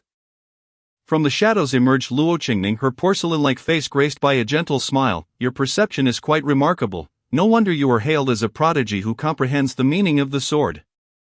The woman possessed an unblemished beauty, her skin as smooth as ice, exuding an ethereal aura akin to that of a celestial being. What a captivating lady, Yang Xian mused, a flicker of astonishment crossing his features. Such was the caliber of women nurtured in a world of martial prowess. Curious, Yang Xian examined the information regarding the woman before him. Name, Luo Qingning. Physique, innate sword bone, orange, ice skin and jade bone, purple, talent, heavenly favor, gold. Flawless sword heart, orange, childlike heart, purple, spiritual wisdom, purple, insight, blue, realm, 7th grade cleansing marrow, perfected, an impressive array of attributes. Yang Xian thought, momentarily blinded by the brilliance of her golden, orange, purple, and blue qualities. Is this what it means to be a prodigy? At that moment, Yang Xian sensed an intangible pressure emanating from Luo Qingning, a subtle dominance attributed to her higher status, reminiscent of the aura he felt in the presence of academic elites in his past life. May I inquire why you seek me? I have always adhered to the law and strive to treat others kindly. I trust one have not offended you, Yang Xian remarked, regaining his composure as he speculated about the visitor's identity. Several simulations had depicted a mysterious woman from the demon-slaying division, and most notably, he vividly recalled an instance where he had perished at her hands. In response to Yang Xian's inquiry, Luo Qingning replied straightforwardly. I am Luo Qingning from the demon-slaying division. I have come today to extend an invitation for you to join our ranks. What's the rationale? Yang Xian asked succinctly. Upon hearing this, Luo Qingning smiled warmly. Given your apparent lack of a mentor, it is astounding that you have achieved such prowess under such challenging circumstances. Your innate talent is indeed remarkable. The demon-slaying division, being one of the 3 divisions of the Great Zhou, possesses resources and techniques that rival those of ancient sections. Unlike those sects, which impose stringent requirements, 3 years in the outer sect, 5 years in the inner sect, and numerous trials to cultivate divine techniques, in the demon-slaying division, status and talent are irrelevant. As long as you have sufficient merit, you can access our classic techniques, rare treasures, and more. Luo Qingning paused briefly, gauging Yang Xian's expression. Noticing he seemed intrigued, she casually added, moreover, when seizing assets from forces colluding with the demon clan, all gains belong to the demon-slaying envoy. Yang Xian's eyes lit up at this revelation. Is that truly the case? Indeed, it is. Luo Qingning nodded affirmatively. In that moment, Yang Xian had already made a resolute decision in his heart. He possessed a simulator, yet what he lacked were merely funds and foundational techniques. Such foundational techniques were exclusive to powerful factions, although Yang Xian could rely on the simulator to elevate his realm to the 3rd tier of the Tongxian realm, akin to that of a mortal immortal. The prospect of subsequently seizing a few volumes of divine skills seemed overly laborious and time-consuming. Since the Demon Slayer division could provide divine skills, Yang Xian naturally would not let this opportunity slip by. As for the source of his funds, after several days of exploration, Yang Xian discovered that only crowdfunding could facilitate his rapid growth. The accumulation of an individual could never rival the heritage of a family that spanned 100 or even 1,000 years. They were the true forces capable of aiding Yang Xian in ascending to the pinnacle of martial arts. However, the practice of confiscating families and exterminating clans could not endure indefinitely. Yang Xian desired to develop and grow steadily, unwilling to be branded as a demonic rogue, constantly pursued by the authorities. It was not out of fear, but rather a desire for a more comfortable existence. Who would wish to face adversaries of superior realms daily? Is it not uncomfortable to bully novices of lower realms? Thus, finding a sustainable path to development was Yang Xian's aspiration. The fact that the Demon Slayer division could legitimately engage in confiscation and clan extermination, with the spoils entirely theirs, aligned perfectly with Yang Xian's philosophy of crowdfunding martial arts. With collective effort, I shall achieve my path. This is the essence of crowdfunding martial arts. I have made my promise. Yang Xian nodded vigorously, his gaze revealing an unprecedented determination. The journey of martial arts begins anew from this day forth. Very well, Luo Qingning observed Yang Xian's sudden surge of unwavering resolve, momentarily taken aback, before breaking into a satisfied smile. This is my token. Luo Qingning tossed a dark black token towards Yang Xian, etched with a copper-hued pattern and a celestial sword suspended above it, as if poised to descend at any moment. With this token, in 1 month, you may go directly to Yunming Prefecture's capital to participate in the Demon Slayer trial. Rest assured, the trial will be a mere trifle for you. Upon saying this, Luo Qingning smiled brightly, looking forward to meeting the young master in Yunming City, reminding him to find her when the time came. Thank you, Miss Luo. Yang Xian clasped his hands together in gratitude, feeling an increased fondness for her, as she was the first person in this world to extend goodwill towards him. Observing this, Luo Qingning waved her hand and vanished in an instant.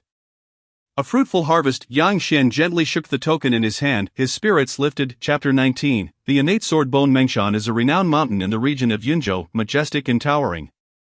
The mountains undulate, concealing countless opportunities and transformations within, making it a rare land of spiritual elegance, with a concentration of vitality far surpassing ordinary areas. Such a treasure naturally attracts numerous factions to establish their presence, among which the Bai family is a well-known fox clan within Mengshan. Under the protection of the sun-eating demon king, the Bai family thrives in this mountainous domain. Thus, their residence is situated deep within a bamboo grove that boasts a particularly dense concentration of vitality. This area, including the bamboo grove, spans over 10 miles and constitutes the Bai family's territory. This bamboo grove is no ordinary one. It consists of a rare variety known as cloud-patterned bamboo, which is not only incredibly resilient but also capable of accommodating explosive vitality. It can serve as the primary material for weapons of the 7th tier, and many precious weapons require it as a supplementary material, rendering it quite valuable thanks to their relationship with the sun-eating demon king.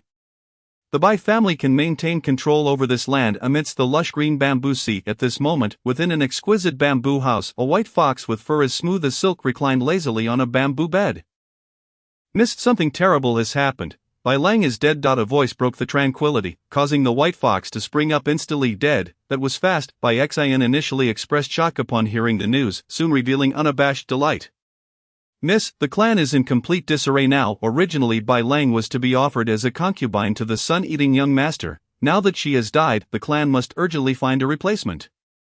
A seemingly juvenile white fox knelt on all fours, respectfully reporting, "That fool Bai Lang, if it weren't for her good fortune in awakening the spirit eye and catching the attention of the sun-eating young master, she wouldn't have had the chance to become his concubine." Bai Xian scoffed, "Only I, as the daughter of the Grand Elder, am worthy of the sun-eating young master." As she spoke, Bai Xian narrowed her fox-like eyes. "And now, I am the sole choice left in the clan. It was worth my effort to lure that foolish fox out of Mengshan and send her directly into the human realm. Given her style, she would definitely attract the attention of the demon slayer, leading to her demise, and now she truly has perished outside." The thought of having eliminated Bai Lang through a mere subtle scheme brought immense satisfaction to Bai Xian. "Come, let us go meet the clan leader and my father." Ecstatic, Bai Xian stepped out with a light heart, her excitement palpable. Contentment washed over Yang Xian as he gazed at his panel, feeling immense gratification. Character: Yang Xian. Age: 18. Physique: blood chi battle. Body: blue. Talent: blood chi boiling. Green. Steel like bones. Green. Intelligent. Green. Realm: 8th tier bone forging. Perfection. Skills: frenzied demon blade technique. Realm: blood demon blade technique. Realm: blood demon blade technique. 40. Frenzied demon blade technique. 40. Demon seeking technique. Great accomplishment: Qingmu burning fire blade. Minor accomplishment: turtle breathing technique. Perfection: iron sand body. Great accomplishment: 8 steps to pursue the cicada. Great accomplishment: money. 40,000. At this moment, Yang Xian reclined on a wooden chair in the center of a pavilion, surrounded by bridges, pavilions, artificial mountains, and fountains, with a gentle stream flowing nearby, creating an idyllic scene. This was an extraordinarily lavish residence, gifted to Yang Xian by the county magistrate Chen Kai after hearing of his exploits in demon slaying. As a goodwill gesture, with a suspected innate martial artist emerging from his city, Chen Kai naturally seized the opportunity. 40,000 taels of silver, that is a staggering 80 simulations. I refuse to believe I won. Pull a high-tier entry. Yang Xian, filled with astonishing confidence, activated the simulator. Starting simulation. This simulation requires the expenditure of 500 coins.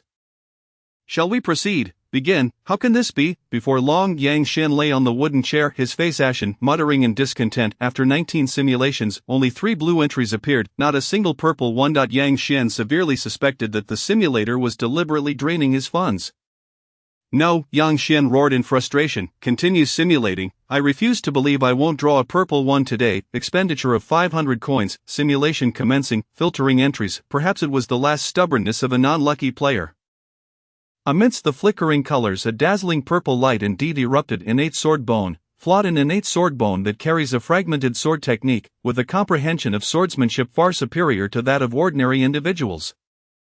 The innate sword bone was merely a flawed talent. Yang Xian did not anticipate drawing a low-tier version of Luo Qingning's talent. A flawed is still better than nothing, at least it's a purple talent. Yang Xian let out a sigh of relief. Non-lucky player, not even worthy of a dog, choosing innate sword bone, flawed, simulation commencing. In the first year, you acquired the flawed innate sword bone, and your cold light blade suddenly seemed less appealing.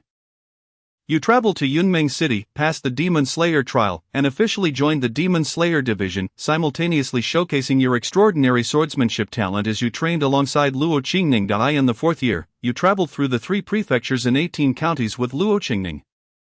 And during your journey, your bond with her deepened, becoming companions who trusted each other with their lives of battling mountain beasts and capturing giant serpents in lakes. Your strength advanced rapidly through each trial.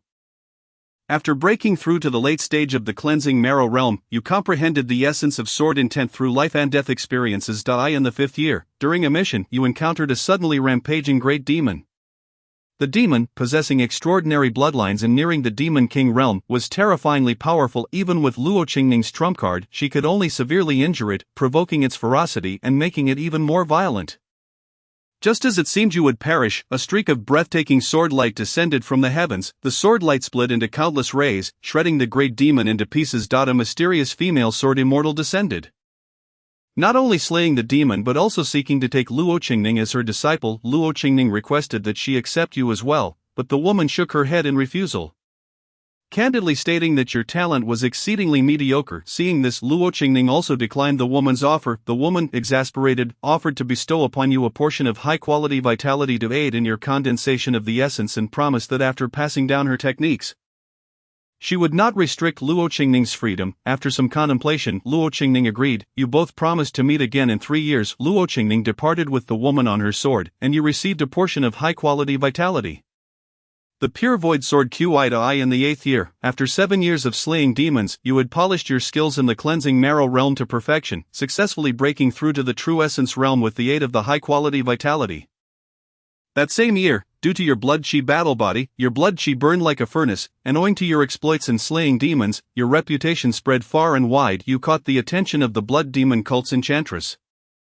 You were abducted to the blood demon cult, where you enjoyed treatment akin to that of a monarch, marveling at the prowess of these enchantresses, losing yourself in their gentleness. In the 9th year, you now emaciated lay in despair on a bed, while the enchantress gazed at you with a smile, seemingly more vibrant than before. In your final moments, you glimpsed a radiant sword-light cleaving through the heavens.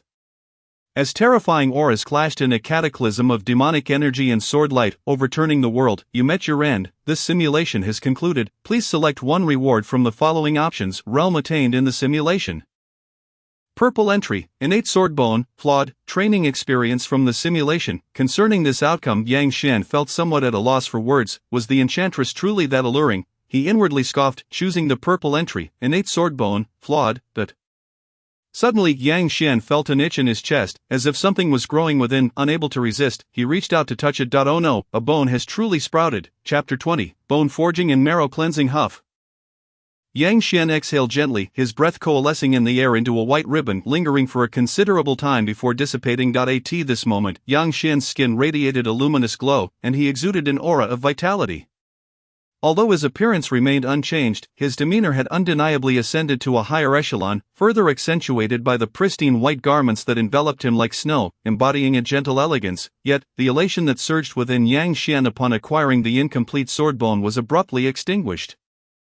He had broken through to the 7th tier of the cleansing marrow realm, purging the impurities from his body and achieving a state of innate purity. The fortification provided by the cleansing marrow realm was comprehensive, affecting him from within and manifesting in such a dramatic transformation. For most, transcending into a grand realm would be a cause for celebration, but Yang Xian found himself on the verge of tears.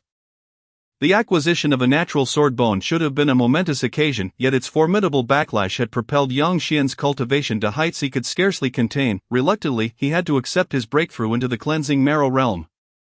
Gazing at the simulator, Yang Xian hesitantly spoke. Simulator, commence the simulation. The upcoming simulation required an expenditure of 5,000 currency. Would he like to proceed? This is extortion. Yang Xian felt a wave of frustration, having anticipated a price surge. Yet the madness of a tenfold increase was beyond his expectations. With merely 30,000 currency remaining, it meant he could simulate at most 6 more times. Let us begin the simulation. Yang Xian, feeling disheartened, sighed, realizing he had underestimated the situation. Expenditure of 5,000 currency, simulation commencing, filtering attributes. Yang Xian's gaze was fixed unblinking on the scintillating attributes. Saber and sword dual supremacy, mastering both blade and sword. Divine intent manifested. Your innate aptitude in both disciplines is unparalleled. A purple attribute, little gold. Are you trying to console me? Yang Xian felt a flicker of joy. His first simulation post-breakthrough yielded a purple attribute, confirming that the first attempt often brings good fortune. He chose the saber and sword dual supremacy. In the first year, your comprehension of both saber and sword deepened significantly. During your journey to Yunming City, you acquired a grade 8 weapon-grade sword. You effortlessly passed the demon-slaying trial and chose to travel alongside Luo Qingning. With a saber on one side and a sword on the other, you began learning sword techniques from her. In the 3rd year, drawing from previous travel experiences, you navigated this journey with ease. The two of you enjoyed each other's company, transforming what could have been mere exploration into leisurely excursions, and your bond with Luo Qingning grew closer. While traveling, you marveled at the river's majestic tides, danced under the moonlight, and comprehended the essence of the title sword intent. In the 5th year, frequent sparring with Luo Qingning allowed you to hone your swordsmanship at an astonishing pace. However, you were still unable to defeat her. The two orange sword path attributes amplifying her talent made the gap between you increasingly pronounced. That same year, you encountered a rampaging demon, and rather than avoiding it, you recognized it as an opportunity for Luo Qingning. Once again facing dire circumstances, you witnessed a familiar flash of swordlight, and the demon fell silent in an instant. A woman descended from the moonlit sky, seeking to take Luo Qingning as her disciple. Anticipating this, you urged Luo Qingning to accept the master. She complied with your wishes, and the woman, visibly pleased, regarded you with softened eyes. You and Luo Qingning mutually agreed to a 3-year pact. As she departed, the woman touched your forehead, leaving behind a high-grade essence of pure Qi sword energy. You obtained the grade 4 sword technique of gunmetal slaughtering sword Qi. In the 6th year, you concluded your demon-slaying journey and returned to Heishan City. Dedicating yourself to comprehending the gunmetal slaughtering sword Qi. By the 8th year, with the high-grade essence of pure Qi sword energy, you successfully broke through to the true Gang realm and grasped the fundamentals of the gunmetal slaughtering sword Qi. You returned to Yunmeng City. In the 9th year, upon Luo Qingning's return to Yunmeng City, you felt an eagerness to challenge her. In less than 10 exchanges, you were defeated, even as she held back. Your heart felt heavy. The disparity in talent was indeed insurmountable. Luo Qingning reassured you that as long as one of you was capable, it sufficed. If faced with a danger she could not withstand, your ability to escape would be paramount. You were somewhat speechless, prompting you to devote yourself even more diligently to refining your swordsmanship. In the 11th year, the demon-slaying division underwent tumultuous changes as a gold-ranked demon slayer vanquished a serpentine dragon demon king. This act incited retaliation from the Yunmeng Dragon Palace, with 3 demon kings converging upon Yunmeng City. The head of the Yunmeng Luo clan allied with the gold-ranked demon slayer to slay the dragon, sending 2 serpentine dragons retreating, while the remains of one lay in the aftermath. You and Luo Qingning remained safely within the Luo family estate. In the 12th year, the retaliation from the Yunmeng Dragon Palace intensified, forcing you and Luo Qingning to venture out to slay demons regularly. Thanks to Luo Qingning, as long as you avoided encounters with demon kings, you faced no significant worries. By the 15th year, your gunmetal slaughtering sword Qi reached minor completion, and you comprehended the essence of gunmetal sword intent. That same year, you achieved perfection in the true Gang realm and ascended to the divine intent realm. In the 16th year, Luo Qingning challenged the second-ranked Wang Sangxing on the human rankings. After a fierce exchange of over 100 rounds, with a sword beam cleaving the heavens, Luo Qingning ascended to the second rank. Moreover, as the first rank had already surpassed 40 years of age, those above this age were automatically removed from the rankings. Thus Luo Qingning became the front-runner for the next human ranking. The name of the Luo Sword Fairy spread across 36 states, marking her as one of the most remarkable prodigies in martial arts within 40 years. In the 17th year, the Great Zhou dynasty declared that the Yunmeng Luo clan harbored treasonous intentions. A martial marquis led 100,000 elite cavalry to besiege Yunmeng City, with several third-tier masters waiting at the gates, their intentions ominous. The Yunmeng Luo clan found themselves trapped. A great battle erupted. At a critical moment, Luo Qingning's enigmatic master arrived, fiercely clashing with the martial marquis and holding off 2 masters. The head of the Luo clan made a desperate effort to ensure your escape from Yunmeng City. Engaging single-handedly against 3 masters, however, a well-prepared ambush would not allow for easy evasion. Several 5th-tier masters from the divine concealment realm relentlessly pursued you. Each one was an unparalleled figure within the realm. You and Luo Qingning struggled to withstand their relentless pursuit, embarking on a harrowing journey to escape. Suddenly, a mysterious master descended, and you thought salvation had arrived. Yet, a surge of arcane light exploded, and you were struck by divine prowess. Disintegrating into dust, you perished. The simulation concludes. Please select one of the following rewards. In the simulation, your cultivation realm was represented by the purple attribute of saber and sword dual supremacy. Choose the purple attribute of saber and sword dual supremacy. Yang Xian grasped the long knife beside him, feeling an extraordinary connection, as if it had become an extension of his being. With a casual flourish, he sheathed the long knife with this purple attribute. His progress in both saber and sword would undoubtedly accelerate. Yang Xian was immensely satisfied with the saber and sword dual supremacy attribute. It would serve as a significant boon for his future simulations. With nothing pressing today, he continued the simulation. The water flowed gently, and the breeze was mild. Yang Xian immersed his mind entirely in the simulation. Chapter 21, Water Bandits. Yunzhou lies in the northern part of the 36 states. One of the 6 northern states sharing the name Yunmeng with its neighboring Mengzhou. The term Yunmeng has been in use since ancient times. Since the era of celestial paths, these 2 states have shared this appellation. Yun and Meng derived from the vast marshland known as Yunmeng Marsh, which spans across both states. Renowned as the third great water vein in the realm, Yunmeng Marsh has historically rendered these two states as regions abundant in water and marshland. The rivers branching from Yunmeng Marsh crisscross both states, providing immense convenience and fostering prosperity, with vessels of all sizes populating the waterways. It is said a single breath connects the river's hue, a fleeting moment stretches across eternity. At this moment, as the golden sun began its ascent, the brilliant rays pierced through the clouds, illuminating the world in a crystalline clarity. Amidst the expanse of azure waves, myriad golden glimmers danced. Yang Xian stood at the bow of the ship, savoring the breathtaking panorama of rolling waves. Following the slaying of the fox demon, he had lingered in Heishan City for over 20 days, and only now was he setting forth to join the demon-slaying division.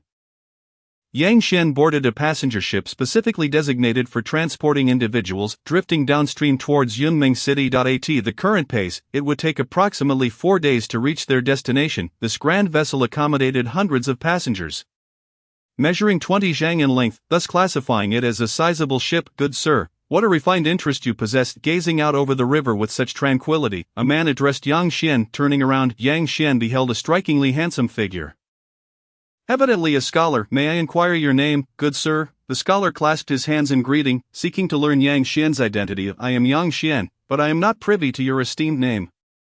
Yang Xian responded, returning the gesture. "My apologies for my impudence. I am Fang Jing, traveling to Yunmeng City to pursue my studies," the scholar explained, immediately engaging Yang Xian in lively conversation. Yang Xian, encountering such a warm and affable scholar for the first time, exchanged a few casual words before dismissing him. Not deterred, Fang Jing promptly turned to converse with others at the bow of the ship. Yang Xian observed Fang Jing's penchant for conversation with an odd expression. Character: Fang Jing. Physique: mortal talent, loquacious purple, storyteller green, chatterbox white. Realm: 9th tier. Blood refinement completion. Loquacious: increases comprehension during conversations, correlating with the volume of speech of storyteller, exhibits a unique narrative ability, captivating the audience. Chatterbox: speaks incessantly. This was the first time Yang Xian had encountered such an eccentric attribute. "What is this? Speaking can transform one into a genius." However, Fang Jing's attribute was merely purple, indicating a limitation in the enhancement of comprehension, yet, paired with the chatterbox attribute, it formed a perfect match. As for Fang Jing's claims of pursuing studies, Yang Xian held not a shred of belief. Was this not merely a scheme to torment his peers? He wondered if silencing the chatterbox would diminish this attribute's efficacy. Yang Xian regarded Fang Jing, who was engrossed in conversation, with a peculiar gaze. At that moment, while discussing past lives with another passenger, Fang Jing felt a sudden chill down his spine. Turning back, he found nothing amiss. Muttering under his breath, he returned his focus to the conversation. Not long after, he had engaged every person on the deck in conversation. Realizing that no one wished to converse further, he reluctantly stood aside, still yearning for more interaction. "Water bandits," a panicked voice suddenly erupted from the lookout. Yang Xian turned his gaze towards the sound and beheld 3 slightly smaller vessels encircling the larger ship from 3 sides. "Damn it, it's the water bandits from Yunmeng's. Could they possibly be the infamous 13 bandits of Yunmeng's?" The crowd, upon witnessing this, fell into a state of disarray. This passenger ship belonged to a prominent merchant guild from Yunmeng City. Typically, such a guild would have established solid connections for navigating these waters. Yet an unexpected incident had transpired. "Everyone, do not panic. I shall negotiate," called out the steward aboard the ship, attempting to soothe the passengers. "Wherever there are lakes and marshes, water bandits are sure to lurk. And with Yunmeng's being the grandest of lakes, it is rife with notorious outlaws. Even though the Tongyuan Merchant Guild boasts considerable influence, it is impossible to completely eliminate such occurrences. May I inquire which esteemed heroes are aboard?" "I am the steward of the Tongyuan Merchant Guild from Yunmeng City. We are acquainted with Lord Yuanzhe, the 7th of the 13 bandits of Yunfeng, and I hope you will show us some leniency." Chen Bao shouted loudly. The ship's guards numbered only around 20, with the most formidable among them being merely a captain at the initial stage of the Washing Marrow realm. Facing them were 3 vessels. And the established rule in Yunmeng's dictates that no water bandit below the Washing Marrow realm may command a ship. This implies that there were at least 3 captains of Washing Marrow realm among the bandits. Accompanied by hundreds of their ilk, Chen Bao fixed his gaze on the opposing vessels, hoping the name of the guild and the association with the 13 bandits would intimidate them, since we are on friendly terms with Lord Yuan. We shall let you pass, however. If you wish to keep your lives, you must relinquish half of your belongings, the bandits finally replied after a lengthy pause. Chen Bao's expression darkened. If it were just material possessions, he could part with them without hesitation, but their demand for the guests' valuables was a far more complicated affair. Brave heroes, we can certainly offer our gold and silver, but I find it difficult to comply with demands regarding the possessions of our guests. He insisted. If they could not protect the property of their guests, Chen Bao knew well that the reputation of the Tongyuan Merchant Guild would plummet, and rival merchant guilds would undoubtedly seize the opportunity to slander them. Damn it, we are informing you, not negotiating. If you do not allow us aboard within 10 minutes, we shall not hold back. A ferocious man standing at the bow, wielding a broad blade, shouted angrily. Were it not for the favor of Lord Biboyuan, you wouldn't even have a chance to keep your lives. Let us board immediately, or those who resist shall feed the great fish. Chen Bao's face turned pale. After 7 or 8 years of navigating these waters, this was the first time he had encountered such ferocious bandits. Generally, the various merchant guilds and the notorious bandits of Yunmeng's maintained an unspoken understanding. Encountering them was merely bad luck, and offering a sum of money would suffice to avert disaster. This brazen display by the bandits was unprecedented. Where did this reckless fool come from? Chen Bao muttered under his breath, feeling a sense of helplessness, just as he found himself caught in a dilemma. A flash of cold light cut through the air, and the previously menacing man was abruptly cleaved in two. His mangled body fell into the water, staining it crimson and attracting numerous carnivorous fish that eagerly devoured the remains. How obnoxious, Yang Xian remarked, wielding his longsword with an indifferent gaze, his wrist flicking with precision. Chen Bao turned to see Yang Xian casually unleashing a few sword strikes. The golden sword energy sliced through the bow of the ship, and the bandits standing on the deck were instantly met with calamity, showered in a rain of crimson blood as they scrambled into the hold. Run, there's a warrior of the innate realm among us. The bandits cried in panic, their ranks dissolving into chaos as they hastily turned their vessels around. Yang Xian observed their retreating ships, his resolve unwavering. The Gangjin slaughtering sword chi surged forth, with Yang Xian's mastery of Gangjin sword intent combined with this minor achievement in Gangjin slaughtering sword chi. Its power surged dramatically. The golden sword energy tore through the ship's framework, reducing the once intact vessels to splinters, while the bandits fell into the lake like dumplings, flailing helplessly in the water.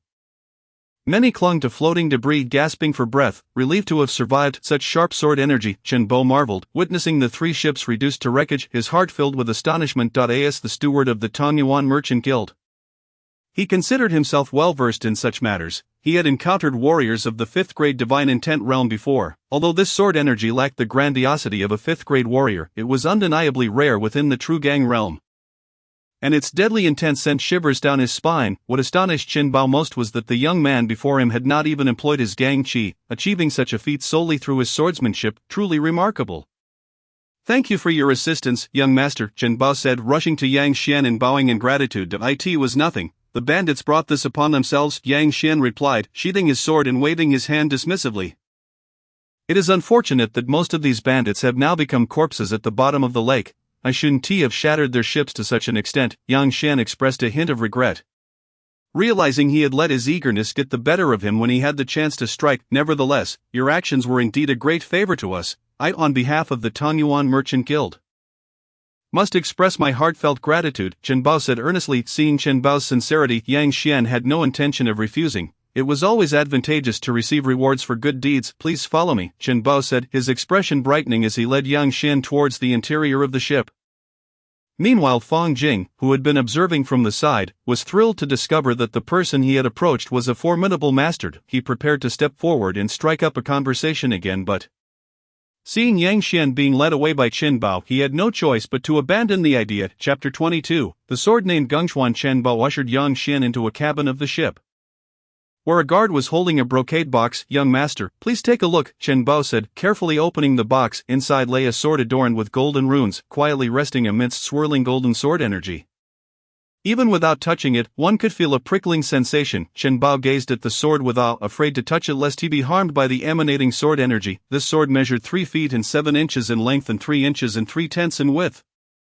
Crafted entirely from Gangjin iron ore, complemented by exquisite black iron, and painstakingly forged by a master craftsman over the course of a month, the essence of Gangjin rendered it extraordinarily sharp, placing this sword within the category of inferior treasured weapons.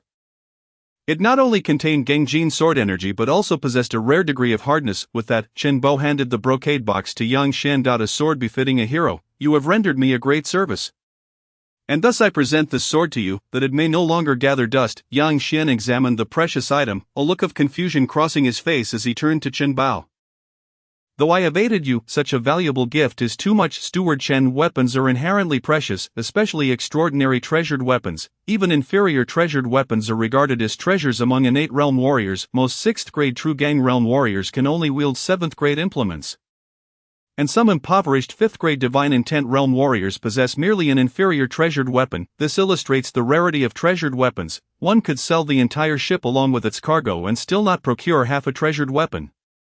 Although Yang Xian had been of significant help, it was hardly reasonable to bestow such a prized possession upon him. Chen Bao chuckled at Yang Xian's response. Young master, you worry too much. While I may not be a martial arts master, I am certainly able to make decisions regarding an inferior treasured weapon. Moreover, there is a personal motive. I, Chen Bao, have always cherished the company of heroes. Individuals like yourself are indeed rare, and I hope you will accept this token of my friendship. Yang Xian observed the sincerity in Chen Bao's expression, which seemed genuine, and thus he ceased his reluctance. Accepting an inferior treasured weapon would forge a bond, and time would reveal how wise this decision was for Chen Bao. Very well, I shall accept this inferior treasured weapon, Yang Xian declared, taking hold of the Gangjin sword. Instantly, the Gangjin sword energy surged, but under the influence of his Gangjin sword intent, the tumultuous energy was swiftly subdued. This Gangjin sword harmonized perfectly with his Gangjin sword intent, enhancing the power of his Gangjin slaughtering sword chi by a third. Yang Xian contemplated the implications of this increase in power. Even among true gang realm warriors, he should now be considered formidable, although he had yet to encounter a living true gang realm warrior, making it difficult to gauge the gap between them. He was confident that his killing power would be sufficient to compete. Given the compatibility of the Gangjin sword with his style and its unyielding nature, he decided to name it the Gangshuan sword. Yang Xian sheathed the Gangshuan sword at his waist, while the 9th grade implement he had acquired in Heishan City was placed back into the brocade box. The box itself was of remarkable value. Constructed from a layer of cold jade to contain the dissipating Gangjin sword energy, now serving as a fitting home for a 9th grade implement. Rest assured, I, Yang Xian, am not one to take advantage of others. This 9th grade implement shall reside in this cold jade brocade box, thus ensuring its prosperity, he assured. Thank you, Steward Chen. Seeing Yang Xian accept the sword, Chen Bao's face lit up with joy. Your acceptance is the greatest gratitude you could bestow upon me. Yang Xian, having said his piece, took his leave. Once Yang Xian departed, the guard captain muttered, Second young master, this inferior treasured weapon was meant for the master. Is this truly appropriate? Chen Bao waved his hand, signaling him to remain silent. This young master is a true martial arts prodigy. A mere inferior treasured weapon is a stroke of luck. To befriend such a figure. Our guild was founded on commerce, and we aim to foster goodwill. When I explain this to my father, I shall surely earn his praise. What do you know, you blockhead? Having spoken his mind, Chen Bao turned his gaze towards the direction Yang Xian had left. Such mastery of sword intent is truly remarkable. Yang Xian made his way along the deck, examining his own status panel. Character: Yang Xian. Age: 18. Physique: blood chi battle body, blue. Talent: innate sword bone, purple. Dual mastery of blade and sword, purple. Boiling blood, green. Steel-like resilience, green. Intelligence, green. Realm: initial stage of 7th grade. Washing marrow realm skills, Gangjin slaughtering sword chi, minor achievement, blood demon blade intent. Frenzied blade technique, Gangjin sword intent, 30%, blood demon blade intent, 40%, frenzied blade intent, 40%. The Gangjin slaughtering sword chi. Minor achievement was proving difficult to advance further. Yang Xian found himself in a state of inner turmoil. During the recent simulations, he realized that one's realm could indeed restrict the advancement of martial techniques, and even the essence of those techniques could be limited. After reaching the pinnacle of the blood demon blade intent, he had not experienced any further growth. Yang Xian had initially assumed that the blood demon's blade intent was merely perfected. It now appeared that the highest level he could bear was merely that of perfection. Ultimately, the essence is about the soul communicating with the heavens and comprehending the great Tao. If the soul is weak, its resonance with the universe diminishes accordingly. Yang Xian had hoped to directly grasp the domain realm through simulation, thereby leaping 2 or 3 great realms in combat power, possibly allowing him to strike down a 3rd grade master of the Tongshan realm with the strength of a 6th grade Jingang realm. However, it seemed he had been overly ambitious. Those so-called prodigies who achieve enlightenment in a single day were either reincarnated great beings or possessed extraordinarily rare talents in the realm of the soul. Reflecting on the various legends from his readings, Yang Xian understood the truth. My lord, just as Yang Xian returned to the deck of the ship, he heard someone calling for him. Lifting his gaze, he discovered that it was Fang Jing, the remarkable talent with whom he had conversed earlier. Upon seeing Yang Xian looking his way, Fang Jing hastily approached and bowed deeply. Thank you, my lord, for saving our lives. To express my gratitude, I am willing to serve you in any capacity. Fang Jing's face was filled with sincerity, as if he truly shared a profound master-servant bond with Yang Xian. Yang Xian remained silent, regarding him with a smile that was neither a smile nor a frown. This fellow certainly knew how to climb the social ladder. After a moment of awkward silence, Fang Jing, noticing Yang Xian's unwavering gaze, felt a twinge of embarrassment. My lord, is there anything I have done improperly? Yang Xian shook his head. You claim you wish to serve me. On what basis should I accept you? Fang Jing stood tall and replied, This is your first visit to Yunmeng City, is it not? Indeed. Yang Xian nodded slightly. Though I am not particularly talented, I have earned a nickname, the All-Knowing. I may not claim to know everything about Yunmeng City, but I can assure you I am familiar with at least 80 to 90% of its affairs. Fang Jing spoke with great confidence. Yang Xian felt a flicker of interest. He indeed required a knowledgeable guide for Yunmeng City. A person standing before him had just made an unsolicited offer, and accepting it was not out of the question. Just as Yang Xian was about to speak, Fang Jing interjected, There is one matter you must be aware of. Fang Jing's expression turned serious as he continued, I am originally from Yunmeng City, but I have been forced to leave due to offending a powerful faction here. I have only returned today after taking considerable risks. If you choose to accept me, there may be dangers involved, so please consider this carefully. You are quite forthright. Yang Xian's opinion of Fang Jing shifted. He was indeed an honest man. Without further ado, Yang Xian inquired, Which faction are your enemies affiliated with? The Sun family of Yunmeng City, a small family boasting several 6th-grade Jin Gang realm members. Upon hearing this, Yang Xian smiled. Then you shall be my guide in Yunmeng City. Fang Jing was instantly overjoyed, his earlier trepidation dissipating. Thank you, my lord. With a newly acquired attendant, Yang Xian entrusted Fang Jing with the care of the brocade box he carried. Fang Jing, how many days until we reach Yunmeng City?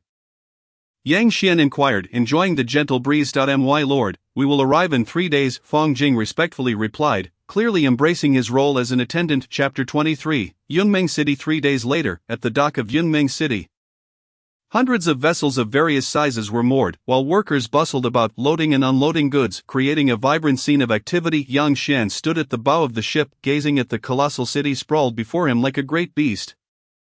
The azure bricks, steeped in the passage of time, exuded an ancient aura, and the towering city walls, rising to a height of 100 meters, instilled awe with their imposing grandeur. This was Yunmeng City, the most prosperous ancient city in the province of Yunzhou, aside from the provincial capital of Tianmeng City. Young Master Yang, should you require anything, do not hesitate to visit our Tongyuan Merchant Association.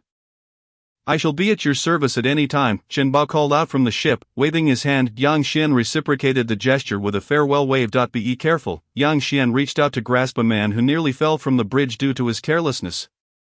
The man, burdened by a heavy sack, had lost his footing and turned pale with fear, believing he was about to meet a disastrous fate. To his astonishment, he was lifted back onto the bridge, standing before a handsome young man clad in white. Thank you, my lord. Thank you. The man expressed his gratitude profusely upon recognizing his savior. Yang Xian waved his hand, acknowledging the man's thanks. Since entering the washing marrow realm, his strength alone had surpassed 100,000 pounds, making it no more difficult to lift an adult man than to catch a chicken. Fang Jing, tell me more about Yunmeng City, Yang Xian said, his gaze fixed on the imposing stone walls with keen interest. Fang Jing, eager to showcase his knowledge, cleared his throat. My lord, the origins of Yunmeng City are quite ancient. Legend has it that when the great Yunmeng Marsh emerged in primordial times, this city was already established, its exact founding date lost to history. Because of its proximity to the marsh, Yunmeng City has long been a hub of thriving maritime trade, making it a renowned city even when viewed on a national scale.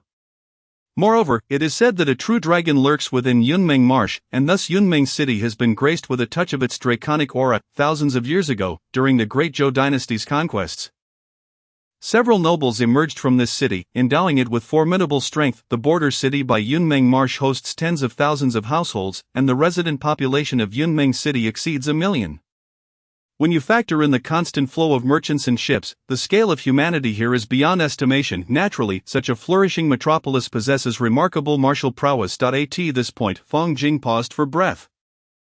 The power of the Great Zhou Court requires no elaboration. The three departments of the Great Zhou have established branches in every provincial city. The Jinwu Department suppresses rebellious forces, the Jima Department tracks down malevolent sects, and the Zhanyao Department exterminates rampaging demons. Each department holds significant influence, with several innate peak martial artists stationed in every provincial city. Yang Xian nodded, recognizing that the Great Zhou dynasty showed no signs of decline, and the court's authority remained quite formidable. Leaning closer, Fong Jing lowered his voice. However, in Yunmeng City, even the three departments of the Great Zhou are not the true power brokers. The real rulers of Yunmeng City are the Luo family. The Luo family? Yang Xian inquired, intrigued. Indeed, the Luo family of Fong Jing nodded solemnly. The current governor of Yunmeng Prefecture, Luo Tianqing, is the head of this family. More importantly, it is not merely his title that commands respect. Luo Tianqing is a master of the third-grade Tongshan realm. Fong Jing's expression revealed admiration as he spoke. A master possesses the ability to wield divine powers, capable of moving mountains and filling seas. Some provincial governors may not even match a master, and for Luo Tianqing to serve as a governor with such prowess is indeed a remarkable honor. Furthermore, the Luo family is not limited to just one master. Luo Tianqing's younger brother Luo Lai is also a master, a general under the Great Zhou's Divine Martial Marquis, holding the title of General Liege and commanding a third of the Divine Martial Army. Wielding immense power, with two masters in one family, the Luo family undoubtedly ranks among the top 10 families in the realm. Dai in Yunmeng City, the Luo family has established its dominion as the sole great clan. Thus, in this city, one must never provoke the Luo family, otherwise it would be akin to calling for thunder in a clear sky. Fong Jing sighed, seemingly recalling his own circumstances, and gravely warned Yang Xian. Concerned that his youthful exuberance might inadvertently lead him to clash with the Luo family. Such influence indeed. Yang Xian raised an eyebrow, surprised. While he was aware of Luo Qingning's distinguished background, he had not anticipated such prominence. In that case, let us proceed. Where are we going? Fong Jing asked, puzzled. To the Luo family. The Luo family residence is located at the very heart of Yunmeng City. The residence sprawled across a vast area, with pavilions, corridors, and decorative rockeries meticulously arranged. In the back courtyard, Luo Qingning, dressed in a flowing white dress adorned with tassels, was engaged in an intense sparring match with a middle-aged maid at the Xingang realm.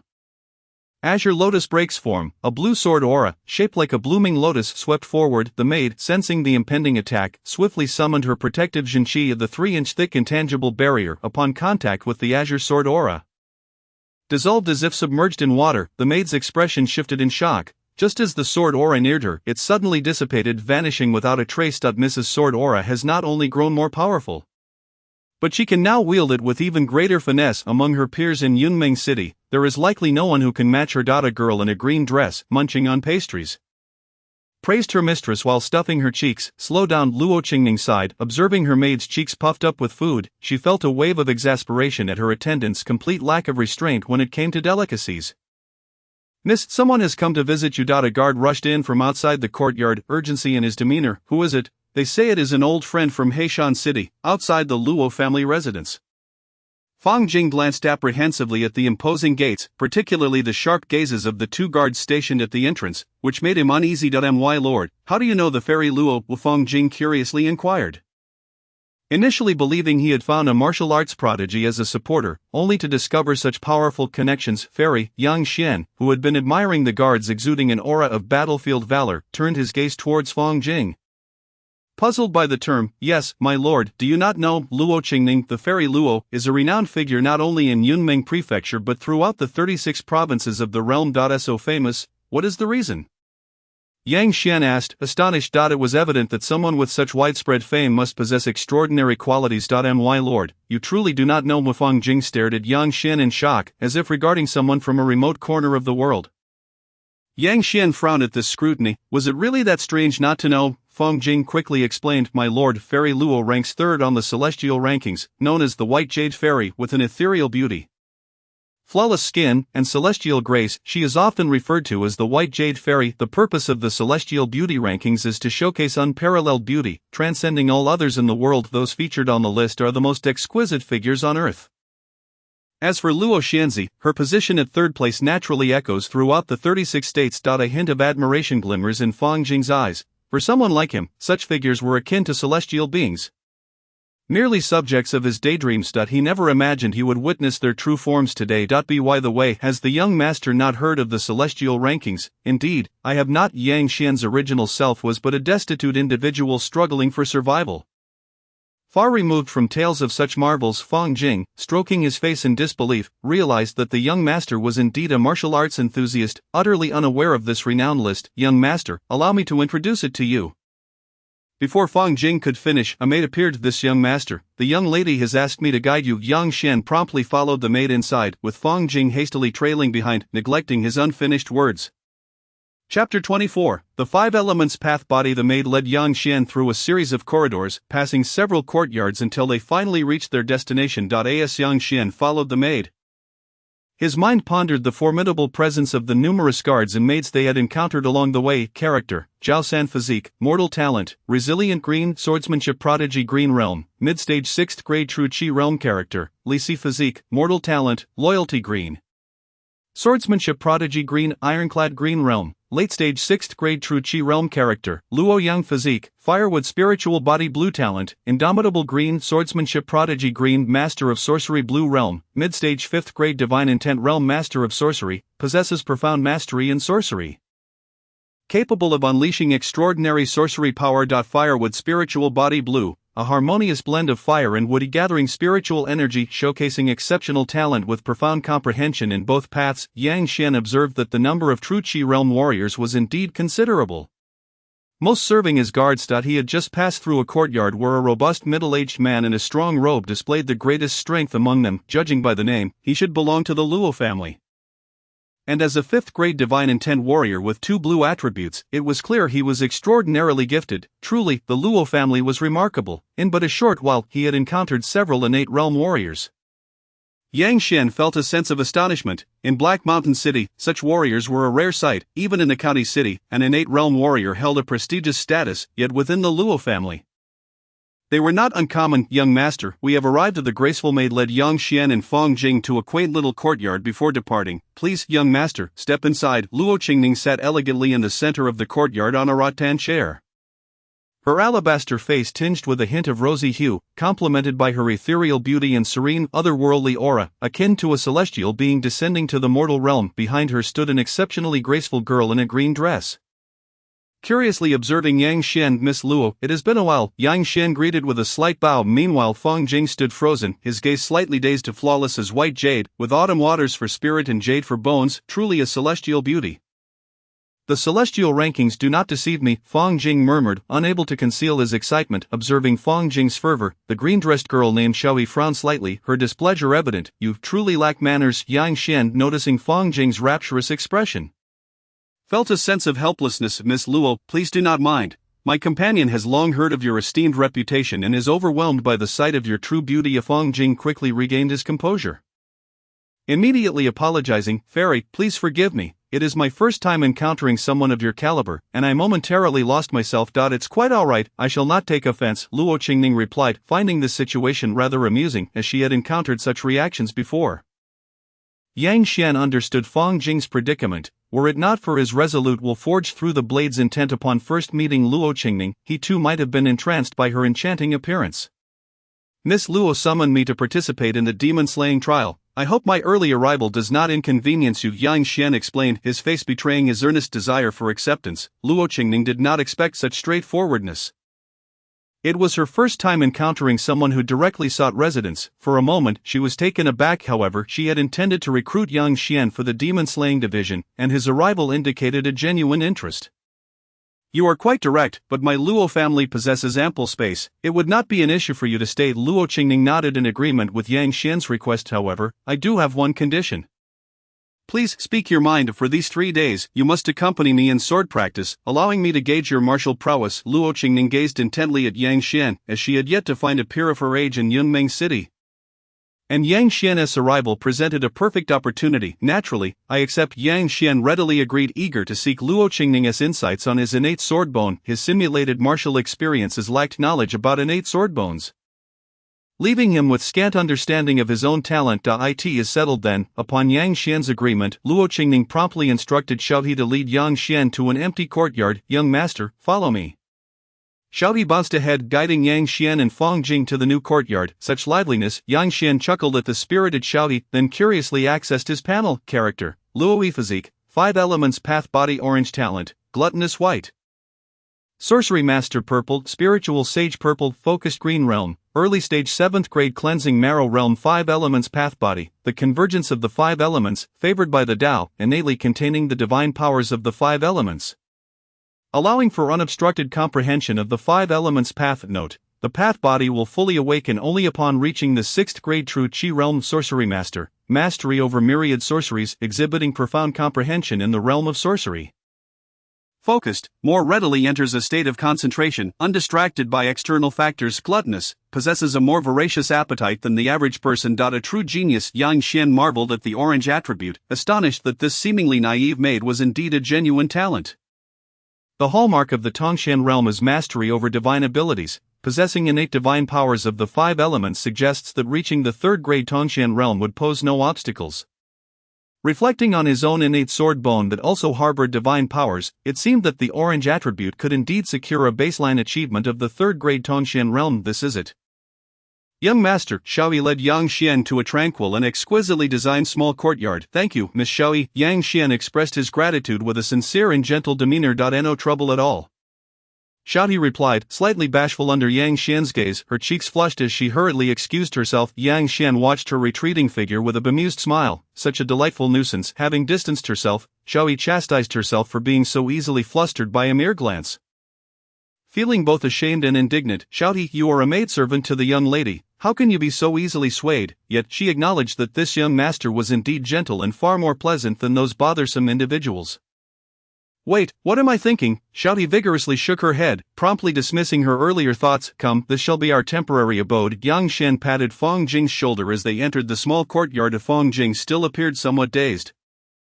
Reflecting on how just yesterday he was a destitute scholar fleeing for his life, and now he found himself residing in the illustrious Luo family of Yunmeng City. Young master, I adore you, Fong Jing declared, his face brimming with emotion as he trailed behind. Chapter 25, on swordplay with Luo Qingning Master. The young lady has invited guests to stay at the residence today. An elderly steward informed Luo Tianqing, who was engrossed in reviewing official documents. Although over 100 years old, Luo Tianqing had broken through to the Tongshan realm, allowing him to retain the appearance of a man in his 30s. Exuding a scholarly and amiable demeanor, upon hearing that his precious daughter had guests, he raised his head in astonishment. Luo Tianqing understood his daughter well. She had few friends in Yunmeng City, and none of the so-called prodigies caught her eye. Could it be that the esteemed young lady from the divine martial marquis residence had come? However, he had not received any notification from the marquis. Just as Luo Tianqing pondered this, the steward added, Sir, it is a young man. What? Luo Tianqing sprang up, his face a picture of shock. His daughter had brought a man home. What are you shouting about? A graceful and dignified woman entered, carrying a bowl of fish soup, and immediately reprimanded him upon seeing his outburst. Madam, a significant matter has arisen. Luo Tianqing quickly settled back into his chair at the sight of his wife. What matter could possibly cause you such alarm?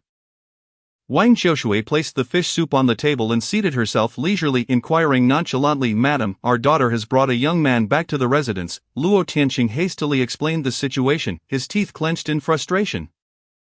It could very well be some scoundrel who has deceived our daughter with sweet words. Hearing this, Wang Xiaoshui furrowed her brows. Luo, can't you say something positive? Perhaps it is a talented young man that Xiao Ning has befriended during her adventures, which led her to invite him here. Luo Tianqing was momentarily speechless, unsure of how to respond. Perhaps, while Xiao Ning was slaying demons, she encountered him, and they developed a bond through their shared experiences. Wang Xiaoshui's face lit up with emotion, as if resonating with her daughter's journey. No, absolutely not. Luo Tianqing's temper flared, his voice raised. Why not? Wang Xiaoshui glared at him, displeased that he would refute her heartfelt narrative. Madam, Xiao Ning is only 18, Luo Tianqing protested, feeling aggrieved. What of being 18? At this tender age, it is truly remarkable that Xiao Ning could encounter her destined soulmate. Wang Xiaoshui's face radiated hope, exuding an aura of pure maternal affection. Upon hearing this, Luo Tianqing was instantly engulfed in a wave of frustration. No, I must personally investigate this individual. Wang Xiaoshui shot him a disapproving glance. You, a master of the transcendent realm, visiting a junior? Just a hint of your imposing presence would surely leave that young lad in disarray. Should Xiaoning find out, you can expect no good outcomes, Luo Tianqing protested vehemently. Am I truly perceived as such a domineering figure in Madame's eyes? I shall not relent. If you dare to meet this guest, I will inform Xiaoning. Madam, you. Luo Tianqing gazed helplessly at Wang Qiushui's departing figure, utterly resigned. He turned to the elderly butler beside him. Uncle Zhong, I must trouble you to investigate this young guest of Xiaoning. If he harbors ill intentions, please inform me immediately. Rest assured, my lord, I will discern the truth, the old butler replied with a respectful nod. Promptly setting off to fulfill his task, Luo Tianqing found himself disinterested in his official documents, pacing to the door and gazing into the azure expanse, lost in contemplation. The clash of golden and azure sword energies erupted violently, sending ripples across the ground that carved deep gashes, spreading outward like a spider's web. Miss Luo, your swordsmanship is impressive, Yang Xian remarked, his eyes brightening. This was his first experience engaging in a full-throttle duel. Yet even employing the gunmetal slaughtering sword qi, he could not gain the upper hand. The caliber of swordsmanship possessed by Luo Qingning was undoubtedly on par with his own, and she had similarly comprehended the essence of sword intent at a minor achievement.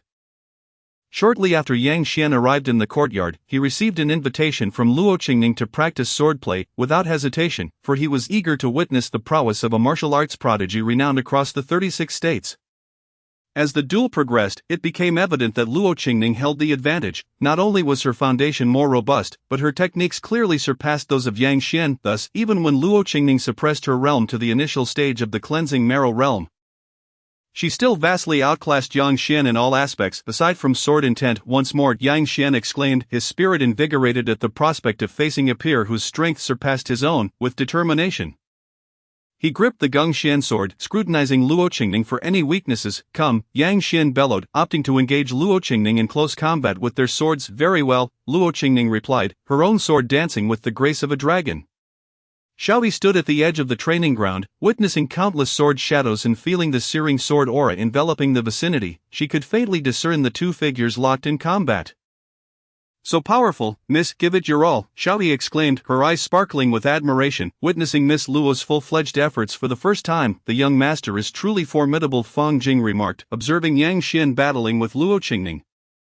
Momentarily lost in thought, he had not anticipated that the ally he had clung to in desperation would prove to be of such caliber, capable of contending with a renowned prodigy. Nearby, several guards from the Luo family stood watch, anxious for any unforeseen developments. Among them was Luo Yang, who was transfixed by the duel before him. Observing the fierce exchange between his family's young lady and another, he was utterly astonished. Who is this remarkable young man? He wondered aloud. Commander, he is a guest invited by the young lady, a guard promptly replied. A guest, you say? Luo Yang redirected his focus to the duel, where the sword energies clashed with unparalleled ferocity, the residual waves ravaging the martial platform beyond recognition, their power clearly surpassing the cleansing marrow realm's threshold. Typically those in the cleansing marrow realm possess extraordinary physiques, wielding blades like ordinary individuals, albeit with significantly greater lethality. Yet the current scene, where sword energies collided with the precision of a spell, could only be achieved by those in the true Qi realm, capable of harnessing the energies of heaven and earth. Only prodigies who have mastered sword intent can manipulate the forces of nature lightly within the cleansing marrow realm, producing sword energies that rival the might of externalized true Qi. Furthermore, it was apparent that neither of these two were novices in comprehending sword intent.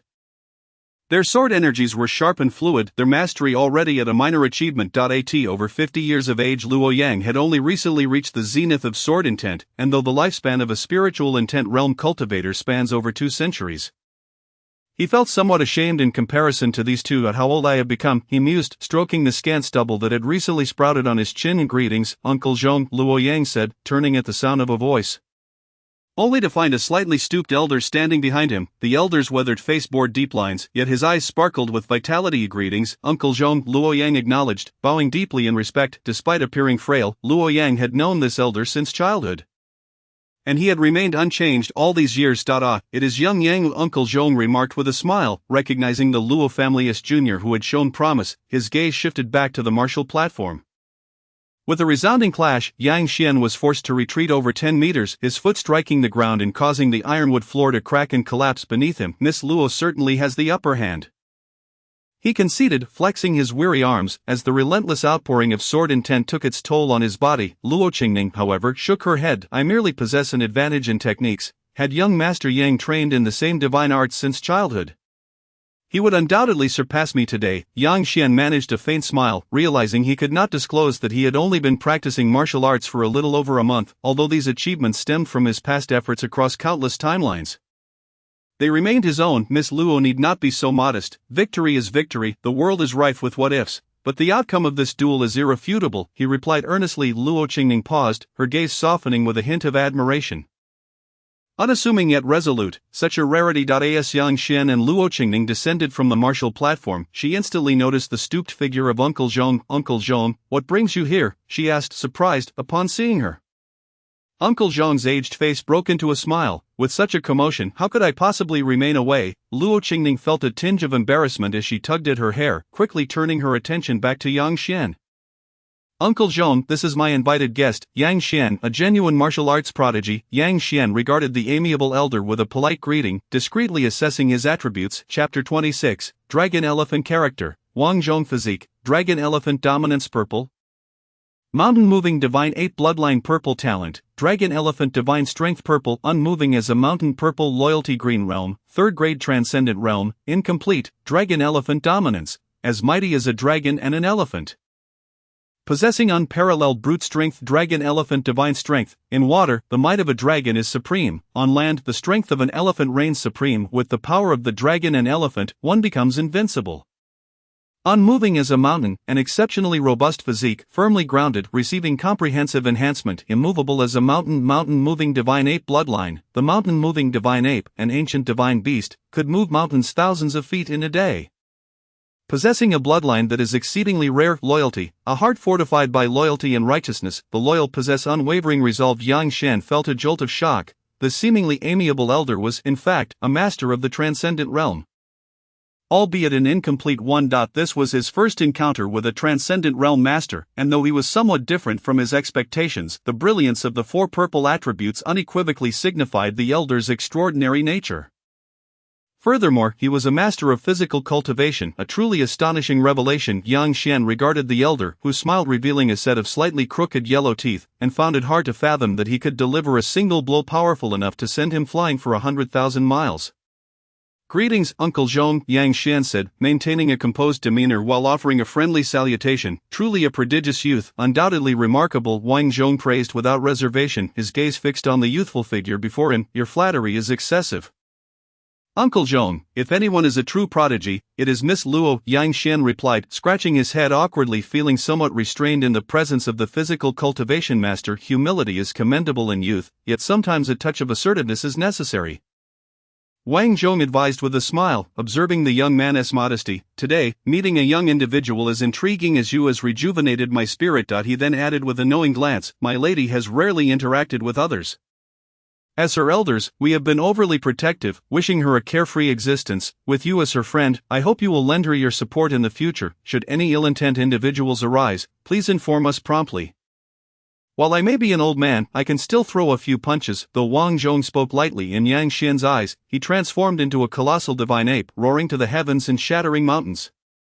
Yet this vision dissipated in an instant, almost as if it had been a mere figment of Yang Xian's imagination. Nevertheless, he understood that Wang Zhong had inadvertently released his imposing aura, the overwhelming mental impact giving rise to that illusion. Truly a protective guardian, Yang Xian acknowledged the elder's intentions and solemnly assured, since Miss Luo considers me a friend, as long as I, Yang Xian, am present, she shall not suffer any injustices. Upon hearing this, Luo Qingning's face flushed crimson. You should not speak so freely. Yang Xian, noticing her embarrassment, realized his words had been too familiar, and awkwardly turned his gaze away. Wang Zhong, too, sensed the situation had taken an unexpected turn. I shall not intrude upon your youthful exchanges, he said, hastily excusing himself. At least I have fulfilled my lord's task. After Wang Zhong departed, Luo Qingning turned her attention back to Yang Xian, still bearing a faint blush on her cheeks. Please do not mind Uncle Zhong. He is simply overly concerned for me. Yang Xian shook his head, indicating that he had not taken it to heart. Moreover, I would be more than willing to protect Miss Luo. Upon seeing the lingering shyness on Luo Qingning's face, Yang Xian could not help but tease her once again. As expected, Luo Qingning's cheeks flushed a deeper shade of red. Young Master Yang, you truly have a knack for jesting. she remarked, casting a sidelong glance at Yang Xian before frowning and hastily departing. Yang Xian watched her retreating figure with an amused smile. Little he, who had been lingering nearby, noticed the rosy hue on her face and curiously inquired, "Miss, why is your face so flushed?" "It's nothing, just the cold," Luo Qingning replied. Little he glanced up at the bright, sunny sky, listening intently to Luo Qingning's whimsical explanation. "Miss, do remember to wear more clothes in the future." At the Luo residence, Luo Tianqing eagerly questioned Wang Zhong upon his return. "And Uncle Zhong, how is it, master? The physical body is pure, and the soul is flawless. He should not be a practitioner of any malevolent sect." "I just conducted a soul probe, and there were no signs of possession or manipulation. There should be no issue," Wang Zhong reported his findings. "That is good to hear," Luo Tianqing sighed in relief. Having been demoted from the central court to serve as the lord of Yunmeng Prefecture, his greatest concern was the possibility of trouble finding him as a master of the third rank in the transcendental realm. He was unafraid of petty individuals, but his family could be endangered had it not been for Luo Qingning's insistence on joining the Demon Slayer division, and knowing it was unrealistic to keep his daughter confined within their estate. He would have preferred her to remain at home for his peace of mind. A swordsmanship prodigy ranked third on the supreme list was indeed a figure of great interest, and what is the nature of their relationship? Knowing that Yang Xian was not affiliated with any malevolent sect, Luo Tianqing turned his attention to the connection between him and his daughter. "Miss and young Master Yang are, I suppose, friends," Wang Zhong replied after a moment of contemplation. "Just friends, I believe." Luo Tianqing immediately felt a wave of relief wash over him. That is well, he did not wish to suddenly acquire a son-in-law. "Miss, I can only assist you to this point." Wang Zhong silently thought to himself. 3 days later, in the small courtyard of Luo Qingning, Yang Xian was carefully observing the scene before him, his expression one of concentration. Opposite him, Luo Qingning was preparing tea. Her movements fluid and graceful, a sight to behold. "Miss Luo, your tea brewing skills are truly remarkable," Yang Xian exclaimed. Upon completing the final steps of her tea preparation, Luo Qingning filled 3 cups to 8/10 full, releasing a rich and fragrant aroma. "Please, young master," she offered. "Thank you." Yang Xian lifted the cup, savoring the delicate flavor that lingered pleasantly on his palate, refreshing and soothing. Not he could feel his mind sharpening, as if his thoughts were quickening. Clearly, this was an extraordinarily rare tea, capable of enhancing one's comprehension, even if only for a short duration. Truly invaluable. Seated beside them, Little he was busily stuffing pastries into her mouth. Upon seeing the hot tea, she gulped it down in one go and smacked her lips, seemingly unsatisfied. Witnessing this, Luo Qingning swiftly delivered a playful chop to Little He's head. "Ouch, ouch, ouch," Little He whimpered, rubbing her head with a look of grievance. Yang Xian could not help but laugh at the scene. Miss Luo and Little He share a bond of deep affection. With a hint of helplessness, Luo Qingning held her forehead, apologizing. "Please excuse my antics." "Young master," Yang Xian, glancing at Little He, remarked with a smile, "Little He possesses a pure disposition. One could only find her endearing. How could it be a source of amusement?" Hearing Yang Xian's praise, Little He stood a little taller, her face glowing with pride. Observing Little He's delight, Luo Qingning could only shake her head in exasperation. "Miss, could you enlighten me about the innate sword bone?" Yang Xian inquired, eager to learn more, while simultaneously channeling the power of his own sword bone, which emitted a soft white glow from his chest. Luo Qingning felt a resonance within her own sword bone in response to Yang Xian's, the two seemingly connecting on their own accord. Luo Qingning was astonished. She had not anticipated that young master would share her condition. No wonder he could master both sword and blade intent. It was not only due to his extraordinary comprehension but also his possession of a sword bone.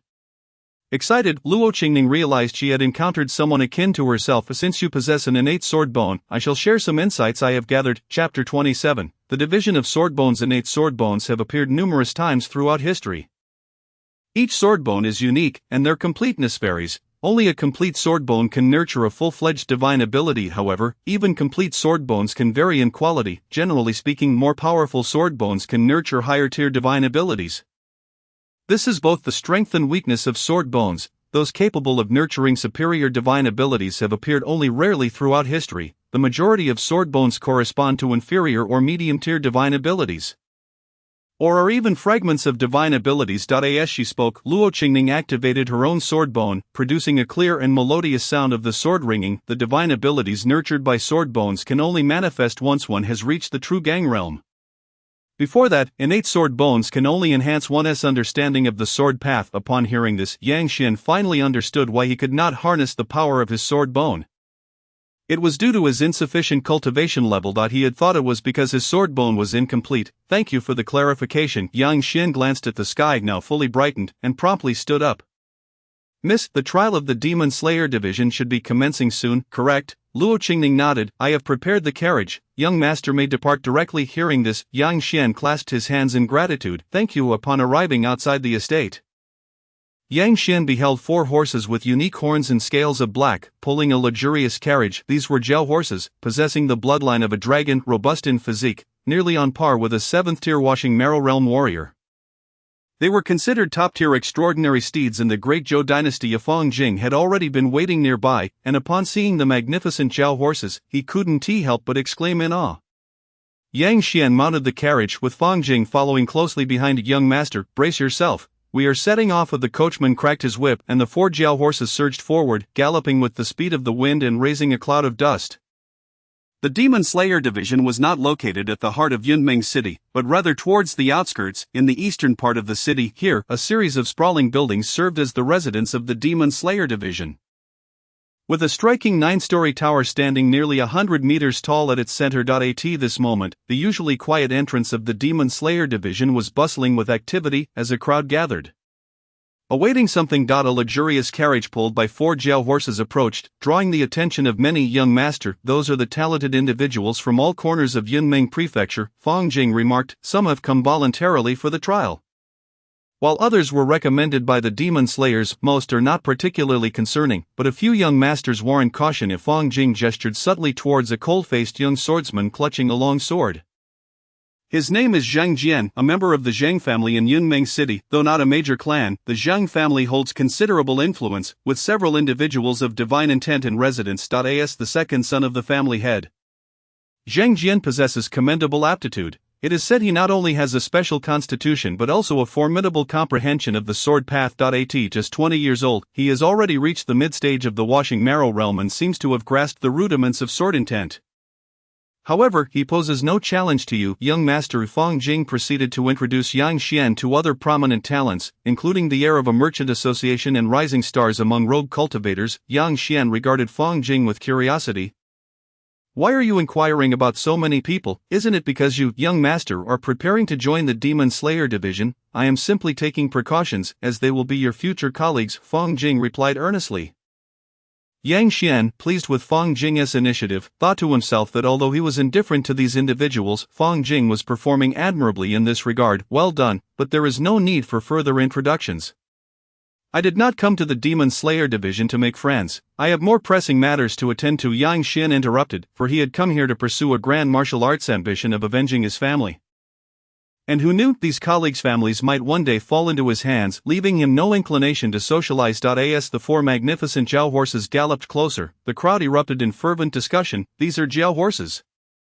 My heavens, each one is worth tens of thousands of taels. Where did this young master come from? Exclaimed a well-dressed scion of a wealthy family, astonished at the approaching carriage. However, as the carriage drew nearer, everyone quickly noticed the character Luo emblazoned on it, capturing their collective attention even more. The Luo family. It's the Luo family. The name of the Luo clan resonated powerfully within Yunmeng City, evoking both awe and admiration.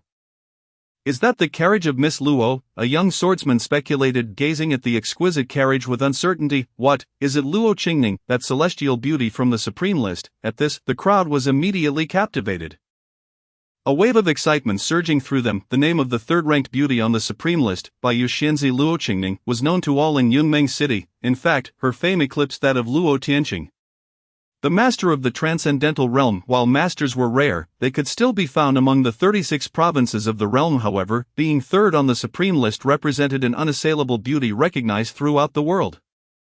And she was the first celestial figure to emerge from Yunmeng City. Indeed, Miss Luo once traveled in this very carriage. I witnessed it myself from the roadside. Her transcendent beauty is etched in my memory, the young swordsman declared, his eyes gleaming with admiration. With his emphatic confirmation, the crowd erupted into a frenzy, all eyes fixated on the approaching carriage. As the curtain of the carriage was slowly drawn back, a long, elegantly formed hand appeared, truly a celestial being. Even her hand is unlike that of ordinary women. The onlookers thought to themselves, their hearts aflutter. As the curtain was fully drawn aside, a tall, jade-like figure emerged from the carriage.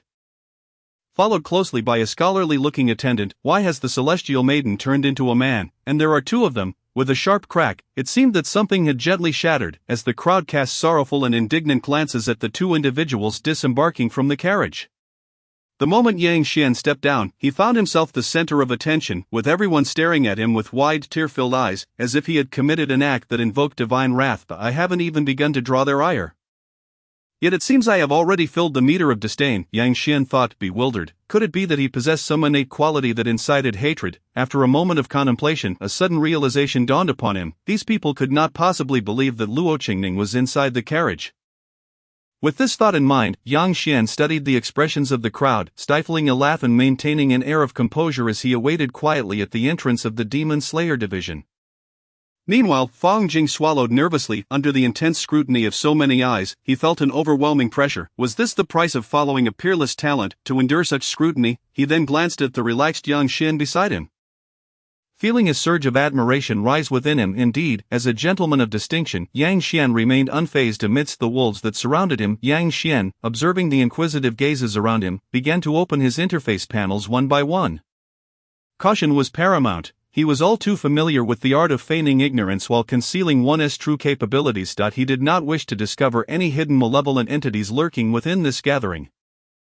As he aimlessly clicked through the panels, boredom began to set in until he opened one particular panel and his expression suddenly turned grave. Chapter 28, The Demon Slayer Trial Character, Yan Zixia. Crimson Yuan River Physique, Mortal Talent, Crimson Demon Spirit, Purple.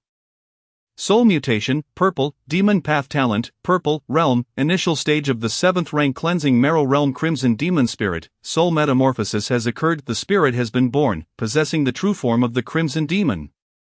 Capable of soul possession. Soul Mutation, in symbiosis with the spirit, the soul undergoes mutation, currently being assimilated by the spirit. Demon Path Talent, Ruthless and Unyielding, practicing demon path techniques with significantly accelerated speed. Indeed, I have encountered one. Yang Xian raised his gaze to see a youth clad in a purple robe, with an ordinary yet resolute visage, currently standing alone in a corner. Who could that be? Yang Xian gestured for Fang Jing to observe the young man in the purple robe. Fang Jing scrutinized him closely and replied, Young master, that is one of the prodigies I intended to inform you about regarding this Demon Slayer trial. Yan Zixia, he is a rising talent among rogue cultivators. It is said that he was once an ordinary martial artist, but after returning from the Yunmeng Marsh his strength has surged dramatically, reportedly breaking through to the Cleansing Marrow realm. Based on his combat achievements, his prowess cannot be underestimated. Many believe he encountered a great opportunity outside, drawing the attention of countless individuals, yet he has managed to survive. Thus as Fang Jing spoke. A hint of envy appeared on his face. Such fortuitous encounters were the dreams of every martial artist. Yang Xian pondered thoughtfully. This Yan Zixia was likely the one who returned from the Yunmeng Marsh with the Crimson Demon Spirit. And considering the terms Soul Mutation and Demon Path Talent, it seemed that Yan Zixia was rapidly becoming the new vessel for this spirit. A flicker of intrigue flashed in Yang Xian's eyes. For a spirit could only be birthed at least at the 2nd rank True Fire realm. Possessing a spirit allowed for soul possession, akin to living a new life, although it was a singular opportunity. It was exceedingly formidable. However, there were only a few dozen individuals of the 2nd rank True Fire realm throughout the world, each with a name and reputation. Yang Xian recalled a figure that had appeared in his simulations, Shi Shuihe. A revered member of the Blood Demon sect, the shared surname was too coincidental to dismiss. The Blood Demon sect was notorious as one of the 8 great evil sects, and possessing a master at the 2nd rank True Fire realm was not surprising. Yang Xian glanced at him briefly and chose not to dwell further. Such ancient beings were still beyond his current reach, and he preferred to avoid any entanglements. Master, will the difficulty of this Demon Slayer trial be great? Yan Zixia silently contemplated. Rest assured, with my guidance, this trial will pose no challenge for you. Crimson Yuan River replied confidently. Upon receiving comfort from his enigmatic teacher, Yan Zixia felt a significant easing of his anxiety. I must become a member of the Demon Slayer division, to personally slay the demons and avenge my family's demise. Yan Zixia resolutely thought to himself. Both of his parents had fallen victim to the demon clan.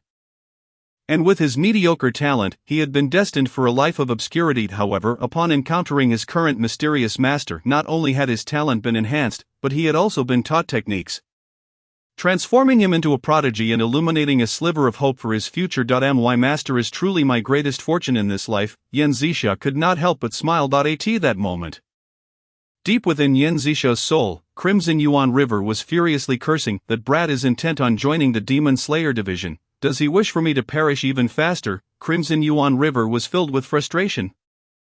Had he been able to possess this body, he could have swiftly returned to the Blood Demon sect and gradually regained his strength. However, due to the severe injuries inflicted upon his spirit, he had no choice but to parasitize Yen Zisha's soul, slowly assimilating it. During this process, Crimson Yuan River was bound to Yen Zisha's soul. Should the Demon Slayer division discover any abnormalities, he would also be unable to escape. Damn it, this kid's determination is too unwavering. Crimson Yuan River felt exasperated. He had initially intended to influence the boy's thoughts through the soul, but Yen Zisha's resolve was too steadfast.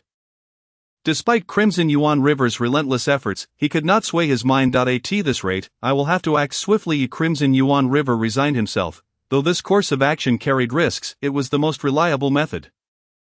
The Demon Slayer division possessed extremely rigorous soul detection methods, and had Crimson Yuan River not been gravely injured, he would not have regarded a provincial-level Demon Slayer division's detection as a threat. Yet now, with his severely injured spirit, he had little confidence in evading the Demon Slayer division's scrutiny. Do not blame me, little one. Encountering me is both your fortune and your misfortune. I will make this body a formidable force in the world. As long as you comply, Crimson Yuan River resolved, sinking into silence deep within the recesses of the soul. With a resounding thud, the heavy iron doors creaked open, revealing a middle-aged man clad in a bright silver robe. Followed by a row of demon slayers dressed in dark black robes. The demon slayers were primarily distinguished by their black, silver, and gold attire, corresponding to the 3 ranks of copper, silver, and gold medals. The gold medal was reserved for those who had attained the 3rd rank of the profound realm. The silver medal had 3 levels, ranging from 1 to 3 stripes, generally correlating with the 3 realms of the innate phase. The copper medal represented martial artists who had yet to reach the innate stage, being the most common among demon slayers. Fong Jing explained to Yang Xian as they observed the leading middle-aged man, whose silver robe bore 2 silver stripes. 2 silver stripes indicated a martial artist of the goddess intent realm. The silver-robed demon slayer leading the group seemed to have noticed Yang Xian's gaze and smiled. Nodding in acknowledgement, this gesture left Yang Xian perplexed. He was certain he did not recognize this demon slayer. Fong Jing, however, suddenly recalled something and quickly responded, "Young master, I have heard that the head of the demon slayer division in Yunmeng City is a member of the Luo family. A 3-striped silver demon slayer. I suspect that, due to your relationship with Miss Luo, the division chief has likely made prior arrangements." Finally, Yang Xian understood why Luo Qingning had chosen to align herself with the demon slayer division. It turned out that her superior was one of their own. "Everyone, please enter," the leading silver demon slayer called out loudly. Yang Xian and the crowd promptly filed in. A vast platform constructed of azure bricks rose before them, upon which stood 3 enormous black stone tablets. In our Demon Slayer division, our paramount duty is, of course, to slay the rampaging demons. Thus, our assessment is rather straightforward. It is to eliminate these demons, which is known as the Demon Slayer trial. The middle-aged man in the silver robe ascended the azure stone platform and gazed at the 3 stone tablets. "These are the task boards of our Demon Slayer division. The tablets record all the demonic incidents that require resolution within the Yunmeng prefecture." The silver-robed man smiled slightly. "Therefore, your task is quite simple. Complete the missions assigned to you based on your strength as recorded on the tablets. Only those who succeed will qualify to join the Demon Slayer division. Of course, these tasks must be completed independently. Any reliance on external aid or exceeding the deadline will render you ineligible. However, if you are confident in your ability to evade the division's scrutiny, feel free to give it a try." After finishing his explanation, the silver-robed man gestured for everyone to come forward and examine the tablets. The crowd gathered eagerly around the stone tablets. Yang Shan looked at the towering Tenjiang High stone tablet, upon which words began to materialize. "Trial participant, Yang Xian incident. Recently, a 7th-rank demon has been wreaking havoc in Sanshui City of Kaiyun County. Slay the demon and ascertain the cause to complete the trial. Rank: C. Time limit: 1 month. Kaiyun County is one of the 6 counties within Yunmeng Prefecture, located in the eastern part of the prefecture, encompassing dozens of cities, some as small as Heishan City, which lacks even a 7th-rank cleansing marrow realm martial artist, while others are several times its size and may even host true gang realm martial artists. Sanshui City, being one of the larger cities, boasts a population exceeding 300,000, including several cleansing marrow realm martial artists. Recently, a 7th-rank tiger demon infiltrated Sanshui City, devouring over 100 individuals before making its escape. Now lurking around the city and occasionally ambushing passing merchant caravans, Yang Xian perused the intelligence obtained from the Demon Slayer division and called out to Fang Jing, who was waiting outside. Preparing to set off immediately. Chapter 29, Sanshui City. Sanshui City derives its name from the 3 rivers that flow through it, and due to its thriving shipping industry, it has become quite prosperous. Establishing itself as a grand city, this prosperity has also fostered an enhancement in martial prowess. Sanshui City is home to several formidable martial artists of the Cleansing Marrow realm due to the multitude of martial artists. The influence within Sanshui City is considerable. However, among these factions, one stands out as the most powerful, reaping the greatest benefits from the city. The local government, of course, needs no further mention, as it has stationed 2,000 soldiers in Sanshui City. Along with 4 martial artists at the Washing Marrow Realm. In addition, there is the Chen family, boasting 3 Washing Marrow Realm warriors, making them the strongest force in Sanshui City, with hundreds of servants in their household. Truly a local tyrant. Young master, where should we begin? Fang Jing inquired, having finished reviewing the intelligence he held. Addressing Yang Xian at the bow of the ship, let us first visit the government office to gather some information. Yang Xian replied without hesitation. The demon slaying division mentioned they had already made arrangements, so it is only natural to seek information from the government first. An hour later, the boat docked, and the 2 men traversed the bustling wharf.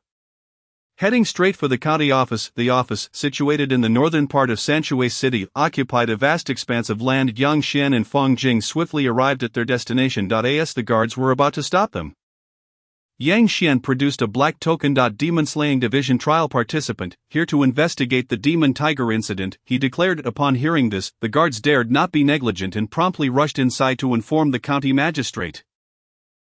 We have already received word that the Demon Slaying Division would send capable individuals to handle the Demon Tiger matter. Indeed, it seems we have a young prodigy before us. The county magistrate, with a friendly demeanor and a resonant voice, greeted them warmly. Greetings, Sir Li Wei, I have come to see the esteemed lord of the Demon Slaying Division, Yang Xian said, returning the gesture with humility. There is no need for such formality, I am merely a trial participant and not yet a demon slaying envoy.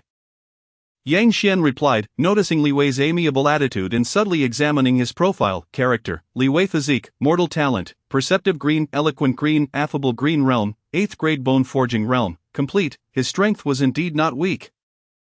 Yet in a world of martial prowess, insufficient power could lead to dire consequences. Yang Xian had heard that in the central court of the Great Zhou dynasty, the 3 dukes and 9 ministers were at least masters of the 3rd grade profound realm, capable of maintaining order among all. Then, I would be grateful, Sir Li, if you could enlighten me regarding the intelligence on the Demon Tiger, Yang Xian said with a smile as he entered the county office with Li Wei.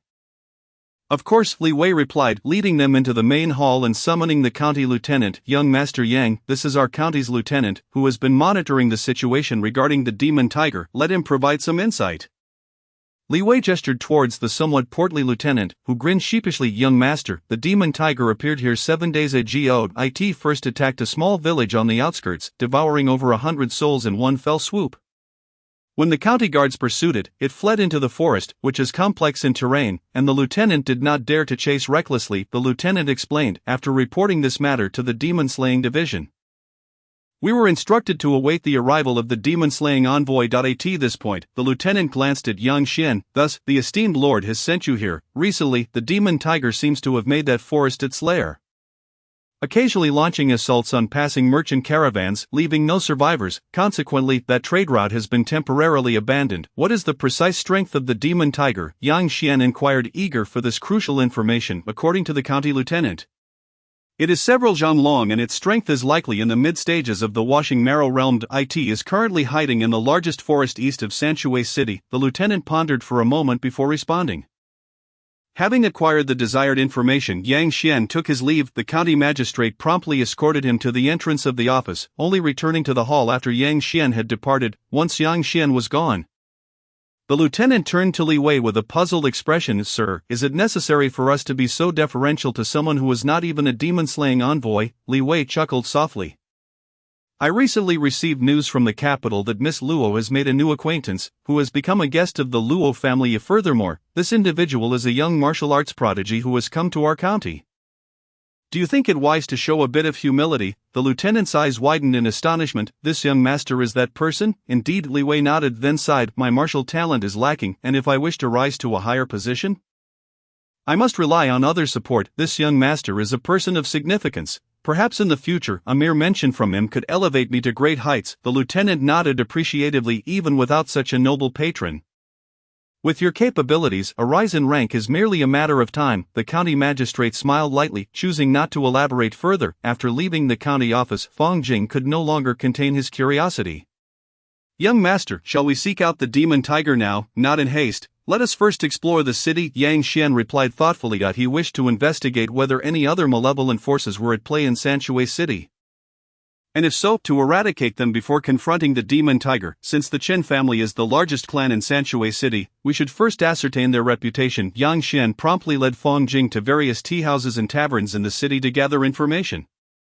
Chapter 30. The bone parasite. Tea houses and taverns are traditionally places where information flows freely, gathering individuals from all walks of life. Although no significant news emerged, it was the quickest means to understand the locale. At this moment, a young gentleman in exquisite attire and a scholar were seated on the third floor, engrossed in the captivating storytelling of a performer below. Bang! The storyteller struck the table with a wooden mallet, clearing his throat. "Today, we shall recount the tale of the martial king who single-handedly faced a million-strong army and captured a dragon with one hand." The story takes us back 30 years. When the Western 100 Nations launched a million-strong offensive, barreling through Qingzhou like a tidal wave, even with the combined efforts of several major sects and the local government, they could scarcely withstand the onslaught. Suffering defeat after defeat, with even several extraordinary masters falling in battle. As the million-strong army marched southward, aiming to seize the 3 prefectures in one fell swoop, it was already too late for the court to dispatch reinforcements. Thus all hope rested on the shoulders of the man known as the Martial King, reputed for his prowess that overshadowed all others. Yet, even the Martial King faced daunting odds against a million-strong army and their numerous martial experts. Everyone merely hoped he could hold the last stronghold, the Shanhaiguan Pass, until reinforcements arrived. But who was the Martial King? He was the one said to suppress the martial world, a figure whose might eclipsed all. The Martial King forsook the Shanhaiguan Pass, choosing instead to confront the enemy head-on, wielding a spear to face the million-strong army. This battle was nothing short of madness, under the weight of a million soldiers. Even a second-grade True Fire Realm expert would find their strength diminished by 70%, let alone contend with the combined assault of numerous powerful foes. No mortal could survive such an ordeal. Yet the Martial King did just that. On the vast battlefield, a towering figure rose, transcending the earthly realm, with one foot on the ground and the other in the heavens, bearing a dragon-shaped spear upon his back. Exuding an aura that could shake the heavens and earth, the million-strong army, not to be outdone, formed a fearsome formation, coalescing their vitality into a grotesque black dragon that surged forth to confront the Martial King's formidable presence. Yet, with a mere motion of his left hand, the Martial King ensnared the dragon's head within his arm, rendering it completely immobile. With his right hand gripping the spear, a single sweep forced the multitude of masters to bow in submission. Unable to gaze upon such overwhelming divine might, one man broke through a million-strong army, while a single spear quelled the forces of the Western territories. After this battle, the Martial King transcended humanity, becoming akin to an immortal deity, embodying the legends of ancient times, capable of reshaping the world and swallowing the sun and moon with but a thought. The storyteller continued to elaborate on the intricacies of the battle, as though he had witnessed it firsthand, painting a vivid picture that transported the audience into the midst of the events. "Bravo!" Yang Xian exclaimed, retrieving 10 taels of silver from his pocket, tossing them into the air despite Fong Jing's reproachful gaze. The storyteller, upon receiving the patronage, beamed with joy and, after expressing his gratitude, continued with even greater fervor. Truly inspiring. Yang Xian felt his heart surge with excitement at the tale being spun. This was the world of high martial arts, where one individual's strength could surpass all others. The Martial King, a name Yang Xian had heard before, was the foremost among the Great Zhou's 8 kings and marquises, once the top figure on the heavenly rankings. The first among those below the immortal Ascension realm. The heavenly rankings recorded the most formidable individuals of the True Fire realm, with only 36 positions available. Those who could ascend this list were the elite of the elite. The Martial King, capable of overshadowing all within the True Fire realm, was an extraordinary talent, especially following the tumult in the Western territories. He had ascended to the immortal Ascension realm, truly dominating the martial world and standing at the pinnacle of humanity. Having received permission from the Luo family, Yang Xian often perused the family's library, diligently supplementing his knowledge. Various rankings established by the Tianji Pavilion recorded the myriad individuals and entities of the world. The human, earth, heaven, and deity rankings catalog the exceptional talents, masters of the profound realm, true fire realm, and those of the immortal ascension realm, respectively. The human ranking included prodigies under the age of 40, while the earth ranking listed masters of the profound realm. With only 72 seats, the heaven ranking chronicled the true fire realm grandmasters, comprising only 36 positions, and the deity ranking recorded the pinnacle figures of the immortal ascension realm, without a specific ranking due to the rarity of their appearances. Moreover, the Tianji Pavilion did not dare to rank these individuals, for should any of the immortal ascension realm take offense, they would face dire consequences. Meanwhile, Fang Jing observed Yang Xian completely absorbed in the storyteller's riveting narrative and couldn't help but ask, "Young master, weren't we here to gather intelligence?" Yang Xian patted Fang Jing reassuringly. "Rest assured, we have visited several tea houses and taverns, and it appears that these factions hold a favorable reputation here. It seems there are no opportunities to act against them." Yang Xian mused quietly to himself. Just as Fang Jing was about to voice another thought, a loud cheer erupted nearby. A bravo! Hundreds of taels of silver cascaded down, nearly striking the storyteller on the head. However, the storyteller displayed no sign of anger. Instead, he joyfully gathered the silver from the ground and bowed towards the upper floors. "Thank you, young Master Chen, for your generous rewards." The excitement on the storyteller's face was unmistakable. This bounty of silver was the most he had ever received after traversing dozens of cities. Yang Xian glanced across, spotting a rotund young man clad in luxurious garments, who was laughing heartily. Clearly relishing the attention he garnered. A member of the Chen family. Yang Xian regarded the young man before him, his expression somewhat peculiar. Character: Chen Ming, bone parasite. Constitution: mortal talent, lazy gray. Fate: thin gray realm, mid-stage 9th rank. Blood refinement: bone parasite. Yang Xian pondered the strange term, his eyes filled with confusion. It certainly did not sound favorable. It appeared there was trouble brewing. Yang Xian's gaze flickered. Initially believing he would struggle to identify a target, it now seemed that the Chen family might be embroiled in significant issues. An opportunity had presented itself. My simulator has been yearning for action.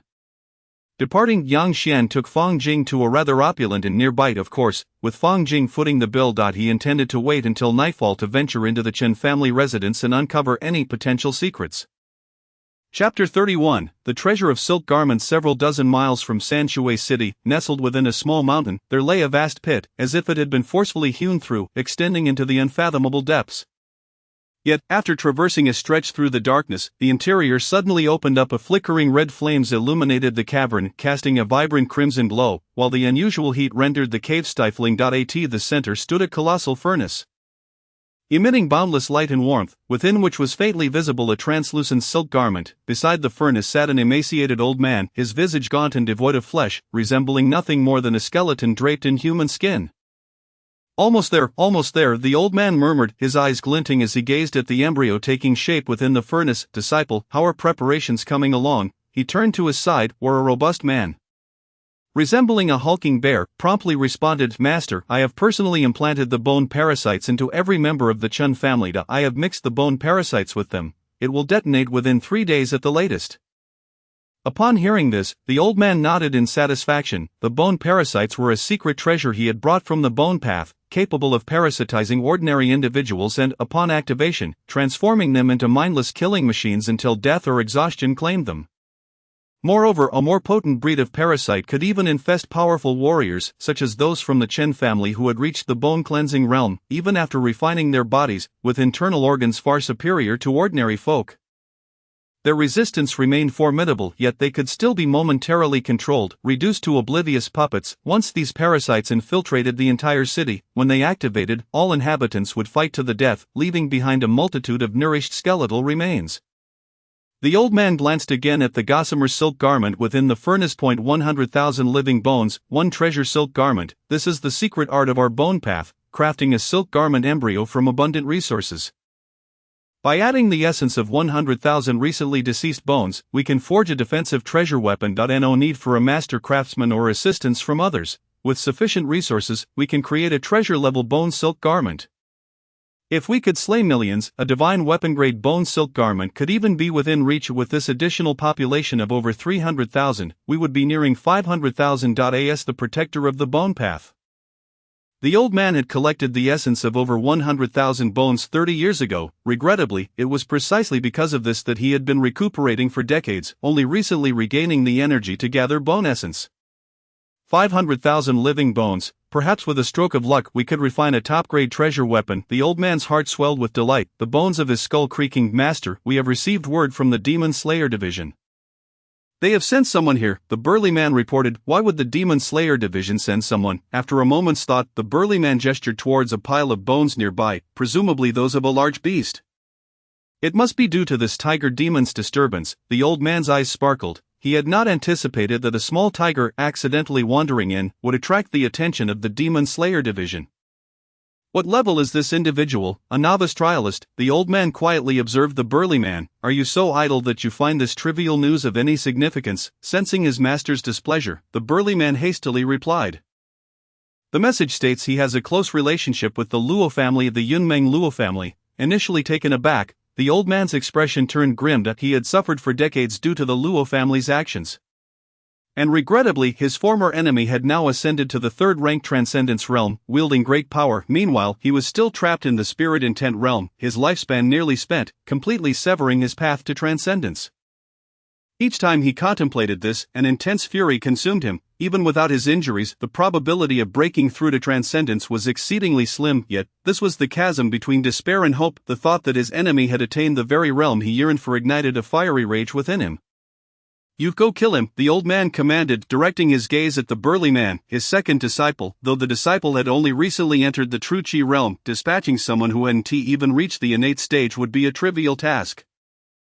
Master, what about the connection with the demon clan? The burly man hesitated. Killing is not an issue, but that person is closely tied to the Luo family. There will be repercussions, having survived in the ruthless bone path for so long. He had learned to be discreet, living a half-life without drawing attention, and now that he had finally broken through to the true Qi realm, he did not wish to jeopardize his life over a hasty mistake. I will personally contact the demon clan. They will not refuse the essence of over 300,000 lives, the old man replied with a chilling smile. You wouldn't want to decline. Would you? The burly man trembled, his gaze turning resolute. I shall obey your command, that is my good disciple. The old man expressed his satisfaction, waving him off to act swiftly. As the burly man turned to leave, a bitter expression crossed his face. This old man was far too demanding. It was only due to his severe injuries that he had initially joined his ranks. Little did he know he would be compelled not only to slaughter cities but also to engage in such dark deeds. The Chen family residence lay in close proximity to the government office, or rather, it was nestled among the grand estates of the city's affluent families, with the Chen residence being no exception. In the dead of night, the full moon hung high in the sky. The Chen residence remained brilliantly lit, showcasing the opulence of a prominent family. Utilizing his turtle breathing technique, Yang Xian effortlessly infiltrated the Chen family estate. With patrolling guards oblivious to his presence, not even the fierce guard dogs in the courtyard stirred. Yang Xian maneuvered through the walls, making his way towards the largest courtyard within the residence. Through the silk curtains, he could vaguely discern the sound of steady breathing emanating from within. Peering inside, he noted, character, Qin Jian bone parasite constitution, mortal talent, swordsmanship talent green, mild aptitude green.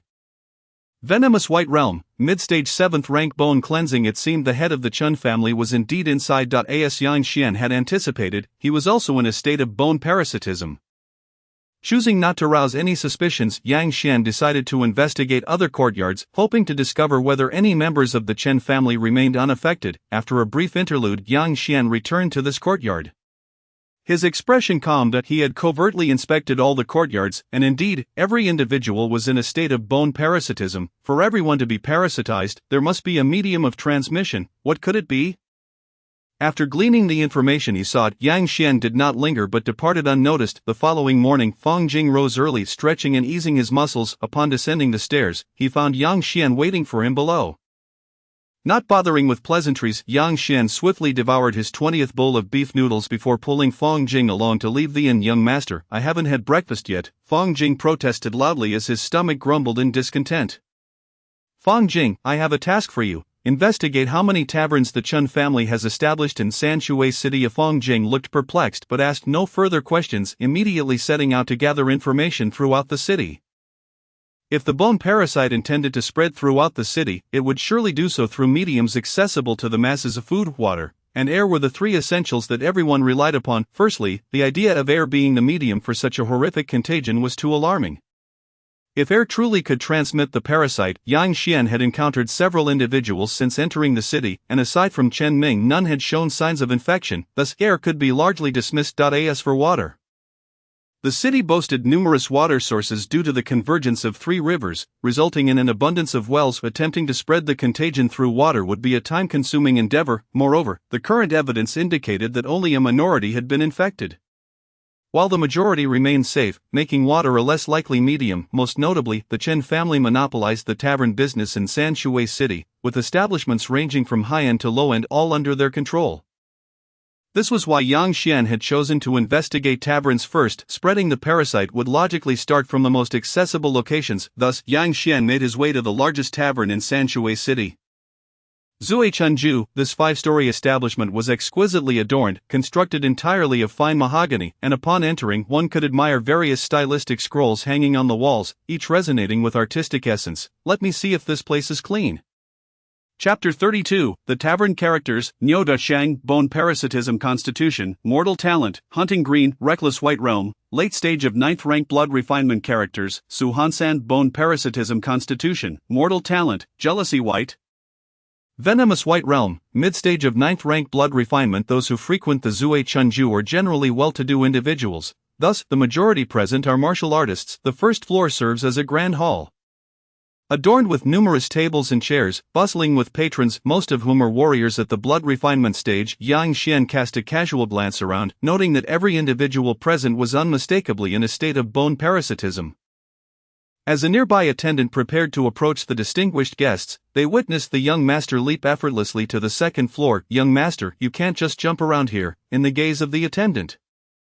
The young master then turned and dashed straight towards the tavern's kitchen, soon bursting in amidst a chorus of startled cries. The kitchen of Zui Chunju is quite spacious, bustling with over a dozen chefs, the rich aroma of oil and smoke pervading the air. What are you doing here? A robust man, seemingly the head chef, bellowed upon spotting the intruder. Yang Xian paid no heed to the chef's fury, his eyes surveying the entire kitchen. Characters: Zhao Dib, Bone Parasitism Constitution, Mortal Talent, Culinary White, Knife Skills White Realm, Early Stage of 9th Rank Blood Refinement Characters, Wang Xiao, Bone Parasitism Constitution, Mortal Talent, Culinary Art White, Cooking White, Knife Skills White, Taste White Realm, Late Stage of 9th Rank Blood Refinement. Indeed, every individual present, including the shouting chef beside him, was in a state of bone parasitism. Where did you come from?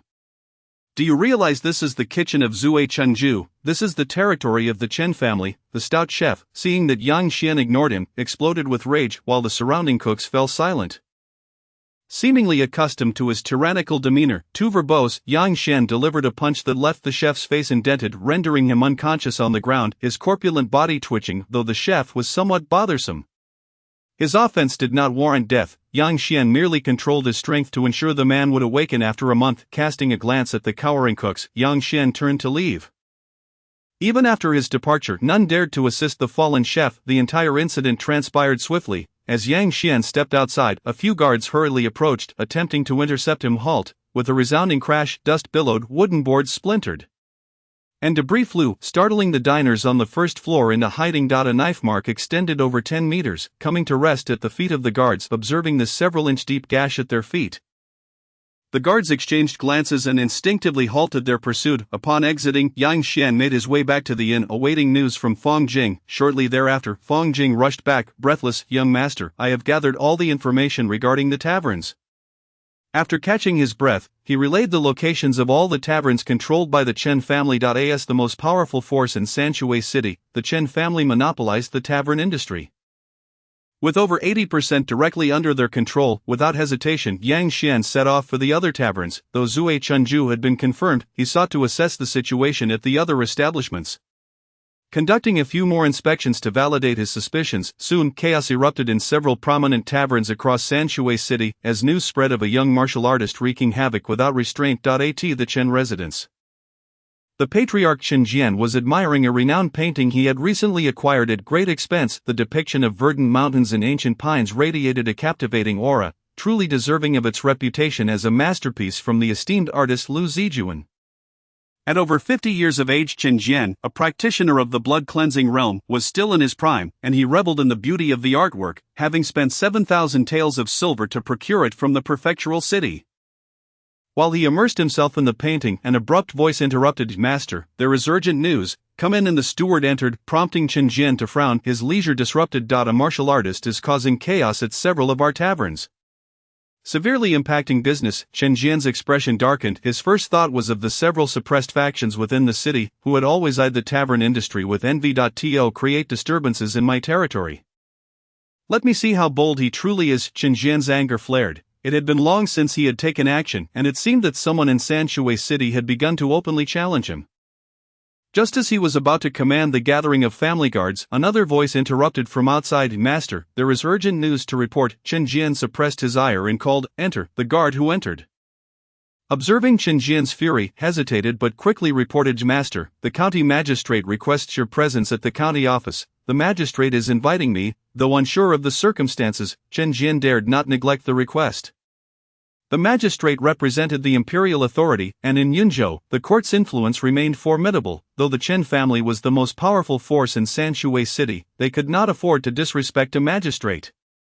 "Prepare the carriage, we shall depart at once," Chen Jian commanded, ready to set out. Meanwhile, in the grand hall of the Sanshui County office, Li Wei regarded Yang Xian with a grave expression. "Young Master Yang, do you have any evidence?" "None." Yang Xian took a sip of hot tea, his demeanor unperturbed. Upon discovering that the source of the bone parasitism was the Chen family, he had sought out Li Wei, believing that with the county office's intervention, they could seal off the taverns and contain the spread of the bone parasitism. It appeared that the transmission of bone parasitism had only commenced in recent days.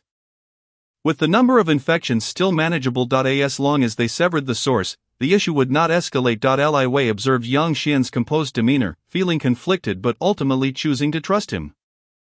After all, Yang Xian hailed from the capital and had connections with the Luo family, possessing a broad perspective that made his identification of the bone parasitism credible. Moreover, Li Wei believed Yang Xian had no reason to deceive him. Report: the head of the Chen family, Chen Jian, has arrived at the office. A young clerk stepped forward to announce. Li Wei glanced at Yang Xian and replied, "Let him in quickly." As Chen Jian entered, he immediately noticed the county magistrate Li Wei seated at the head of the table, along with a young man he did not recognize at the right side. Chen Jian's mind began to speculate on the identity of the youth, who appeared calm and composed, exuding an extraordinary demeanor. Could he be a scion from a prominent family in the prefectural city? "Greetings, magistrate." Despite his curiosity, Chen Jian dared not neglect greetings and respectfully bowed to Li Wei. In the Dizhou dynasty, martial artists were exempted from the act of kneeling, hence Chen Jian merely clasped his hands in salute. "You are Chen Jian?" Yang Xian spoke up first from his seat. "Indeed, may I inquire what matters have brought you and the magistrate to seek me?" Chen Jian maintained an outward calm though unease flickered within. "Why are you spreading wicked arts in Sanshui City?" Yang Xian posed the question directly, without preamble. Chen Jian's pupils constricted, yet he quickly regained composure and replied, "I have always abided by the laws of the Dizhou. I would never engage in such heinous acts that defy natural order." "What wicked arts are you referring to?" Yang Xian uttered a few words. "Bone parasitism." Chen Jian's expression remained unchanged. Feigning confusion, he asked, "What is this bone parasitism you speak of?" "Fear not, you shall soon find out." A smile played on Yang Xian's lips. He had no time to indulge in banter. Once he brought Chen Jian to his knees, the truth would be revealed. As Chen Jian regarded Yang Xian with perplexity, the latter suddenly rose from his seat, his feet pressing down on the stone floor, creating two small indentations. A fierce gust of wind accompanied his punch, as he lunged at Chen Jian like a hungry tiger pouncing on its prey. Surprised by the young man's sudden aggression, Chen Jian felt a surge of anger. "I, Chen Jian, am also a 7th-rank martial artist of the blood-cleansing realm, with strength surpassing 10,000 pounds. I am not some insignificant being to be trifled with." Confidently, he prepared to meet Yang Xian's charge head-on, fists raised. Chen Jian scoffed internally. He held disdain for these young scions, who believed themselves invincible despite their inexperience. "Let me shatter your arrogance." With unwavering confidence, he unleashed his perfected martial skill, the Mang Mountain Fist, his iron fist seldom meeting a worthy opponent. Crack! A sharp sound of breaking bone echoed as Chen Jian was sent flying sideways as if a ragdoll had been struck, crashing into the ground and creating a small crater, a shadow writhing within. Pain. Chen Jian grimaced as excruciating agony radiated from his arms, realizing that both had been rendered useless, his bones likely fractured beyond recognition. "Speak, who ordered you to spread the bone parasitism?" Yang Xian pressed his foot down upon Chen Jian, exerting pressure that elicited a series of cracking sounds. I don't know, I have no knowledge of this bone parasitism."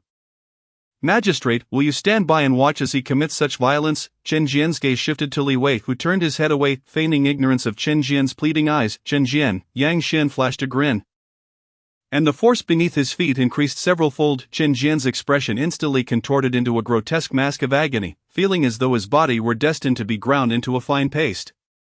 Gazing into Yang Xian's indifferent eyes, Chen Jian harbored no doubt that if he remained silent, he would surely be crushed to death on the spot easier. Please, I confess, I know nothing of the White Bone sect.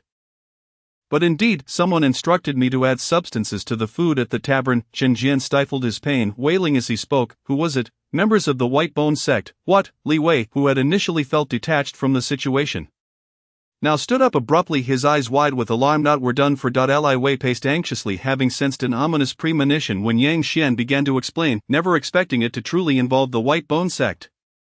Yang Xian's expression turned grave. The White Bone sect was no trivial power. The Heavenly Mechanism Pavilion had compiled a list of the most formidable forces in the world. Thus, a rhyme emerged to describe these elite factions: 1 saint, 2 Buddhas, 3 paths, 4 houses, 6 sects, 8 evil spirits. In total, 24 factions dominated the apex, with legacies spanning thousands, even tens of thousands of years, some traceable back to the ancient era of immortal paths. The 1 saint referred to the Great Zhou dynasty, the sovereign of 36 provinces, naturally the most powerful entity, with its 3 departments and 6 ministries, and countless formidable figures among its ranks. The 2 Buddhas denoted the Bodhi Temple and the Great Radiance Temple, which represented the origins of Buddhism and Taoism. The 3 paths encompassed the 3 ancestral homes of Taoism: the True Martial sect, the Dragon Tiger Heaven sect, and the Kunlun Immortal sect. The 4 houses were the 4 noble families allied with the Great Zhou dynasty, from which most high-ranking officials hailed, and even some of the 4 kings and 8 dukes originated. The 6 sects comprised the 6 most prestigious sects in the realm, teeming with powerful individuals and prodigies, rumored to possess immortal weapons that suppressed fortunes, standing resilient for millennia. The 8 evil spirits represented the 8 mightiest factions of the demonic sects, most of which were targets of the Buddhist and Taoist forces.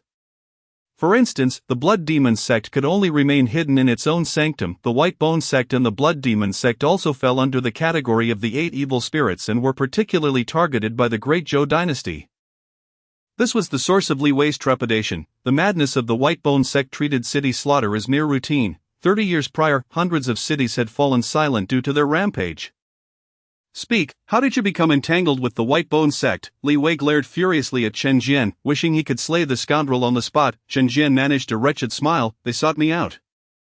If I agreed to assist them, my Chen family could join the White Bone sect. I recognize this as an ephemeral promise, but what right does a humble Chen family have to refuse? Chen Jian cast a pleading glance at Yang Xian. Spare my life, and I can help you deal with the members of the White Bone sect. Unnecessary. Yang Xian dismissed Li Wei, who was poised to interject, and with a single decisive step, he crushed Chen Jian's chest, blood erupting like a fountain. As his eyes dulled, Yang Xian turned to the still-stunned Li Wei and declared, County Magistrate, a man who has already pledged himself to the White Bone sect is utterly untrustworthy.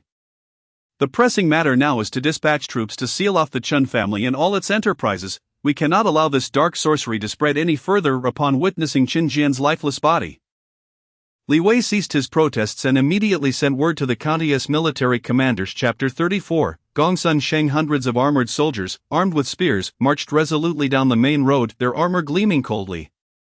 A chilling aura of impending doom enveloping the vicinity. Doors and windows of every household were tightly shut, rendering the streets eerily deserted. Yang Xian, Li Wei, and the county military commander Su Rin rode ahead on majestic crimson steeds. Soon, they arrived at the Chen family residence. The guards at the entrance, upon seeing the throng of armed soldiers, trembled in fear, utterly powerless to resist as they were apprehended. Yang Xian unsheathed his long blade. Its cold light flashing, the heavy red lacquered door crashed to the ground, splintering into 2. Enter. Hundreds of robust soldiers methodically infiltrated the estate. Some within the residence attempted to resist, but before they could cause any chaos, the military formation swiftly subdued them. Yang Xian had already entered the Chen estate ahead of the others. Before he could inquire about the location of the family's hidden treasures, anguished screams erupted from the core of the residence, prompting him to rush over. A towering figure, over 9 feet tall, wielding a massive broadsword, stormed through the ranks of soldiers, as if in a realm untouched by others, every strike claiming a life. These soldiers, merely ordinary recruits from Sanshui City, despite having learned the basic military formations of the Great Zhou dynasty and momentarily harnessing explosive strength, stood no chance against a seasoned innate warrior like the hulking man. The soldiers' spears and swords were as ineffective against the man's protective energy as mere feathers, for the 3-foot energy shield could withstand all harm. In that moment, he resembled a warlord descending upon the world. Effortlessly cleaving through the military ranks as though slicing through vegetables, Gongsun Man, observing with a perplexed expression, had initially come to fulfill a mission from his master to eliminate a demon slayer. Only to find the army at the Chen estate shortly thereafter. Though bewildered, Gongsun Shang showed no mercy. As an inner disciple of the White Bone sect, he held no affection for the great Zhou army. A bunch of rabble, he scoffed, wielding his broadsword as he effortlessly carved a path through the military formation, his thick protective energy rendering him impervious to blades and spears. The basic military formation barely reached the first level of blood energy fusion. Hardly worthy of his attention, Yang Xian observed the frenzied slaughter of the burly man, his demeanor calm character. Gongsun Sheng constitution, barbarian bare body, green talent, steel bones, green youthful body, green. Composed, white realm, early stage of the 6th rank true energy realm barbarian bare body, blood of the barbarian bear flows within, significantly enhancing strength and constitution, youthful body, practicing a special technique. He has maintained a youthful form for decades, with blood and energy more robust than usual. Clang. The clash of metal echoed as Gongsun Shang blocked the incoming blade, his expression darkening as he regarded the white-clad youth before him. To his astonishment, even a small city like Sanshui harbored such a formidable expert. Gongsun Shang grinned viciously, his grip tightening on the broadsword, and with a surge of strength Yang Xian was propelled backward. Flying several meters before regaining his footing, it appeared that there was a considerable disparity between strength and the true energy realm. Yang Xian flexed his slightly numb wrist, although he had entered the cleansing marrow realm through the golden bone realm. His strength was several times that of an ordinary cleansing marrow realm practitioner, yet, compared to the true energy realm, which had undergone a transformation free of impurities, the gap was still significant. The true energy realm was deemed the threshold of innate power. For the body had undergone a metamorphosis, surpassing that of a mere mortal and excelling in all aspects. With these thoughts in mind, Yang Xian drew his treasured sword from his waist. Upon unsheathing the Gongxian sword, a sharp sword aura began to surge forth, etching faint scars upon the ground. Gongsun Shang, seeing the gleaming weapon, felt a twitch of unease in his expression as he glanced at his own broadsword. Still merely a 7th-grade weapon. Damn it, this brat thinks a treasured weapon can bridge the gap between us. Gongsun Shang raised his massive blade, channeling his full protective energy, and struck down with all his might. As if a warlord had descended, Yang Xian summoned the gung metal sword intent within him. The sharpness of the gung metal was unmatched in combat, instantly saturating the air with its lethal energy.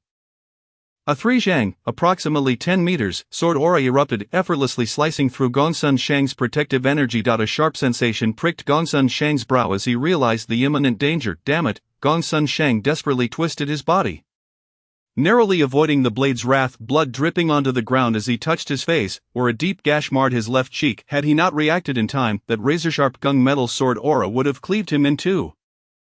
Gongsun Shang glared at Yang Xian, his heart gripped by dread. I warned you against such actions. Gongsun Shang cursed inwardly, realizing that the novice from the Demon Slayer department was a prodigy wielding minor sword intent.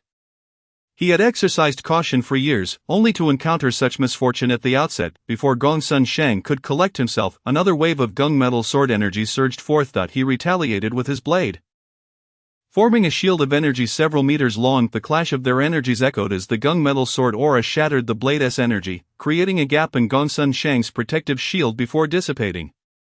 With a lower-grade treasured weapon in hand, combined with the harmony of the gung metal sword intent, Yang Xian's might nearly doubled, easily surpassing Gongsun Shang, who was merely at the early stage of the true energy realm. Come, Gongsun Shang bellowed, charging toward Yang Xian like a released arrow. Since his protective energy could not compete with the sword energy, he would rely on his honed physique to overwhelm Yang Xian.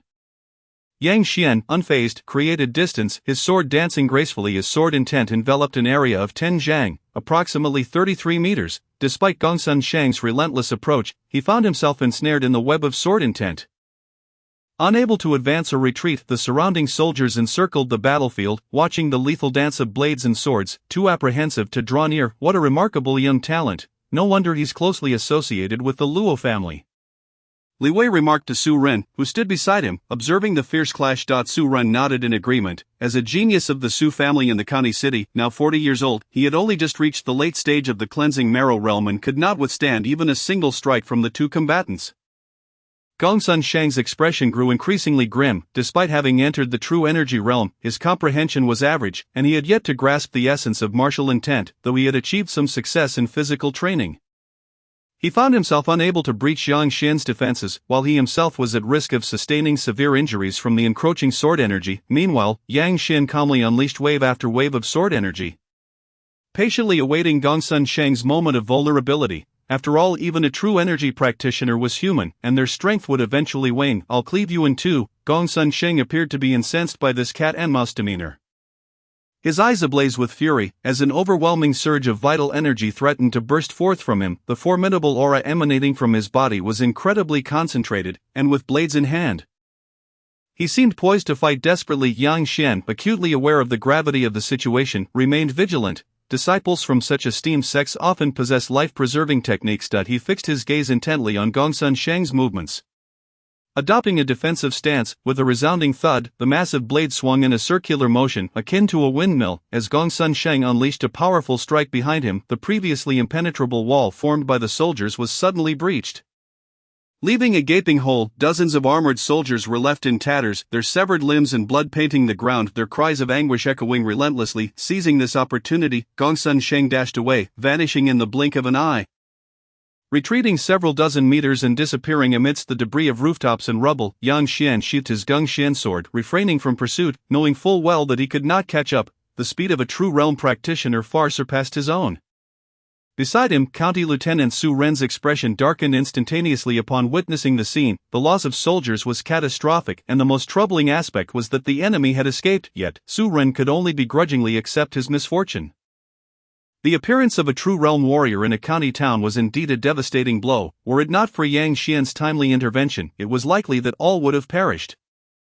Having dealt with Gongsun Shang, Yang Xian's most pressing concern now was to locate the Chen family's treasure chamber. Initially, he had anticipated a straightforward demon-slaying trial, but instead of encountering the demon tiger, he found himself entangled with the followers of the Bone Path. However, as long as he could muster sufficient resources, even if faced with 10 more Gongsun Shangs, Yang Xian was determined to turn them into nothing more than quails. As hundreds of soldiers scoured the area, the Chen residence was soon turned upside down. Predictably, the treasure chamber was unearthed by the soldiers. The three of them rushed to the scene upon hearing the news.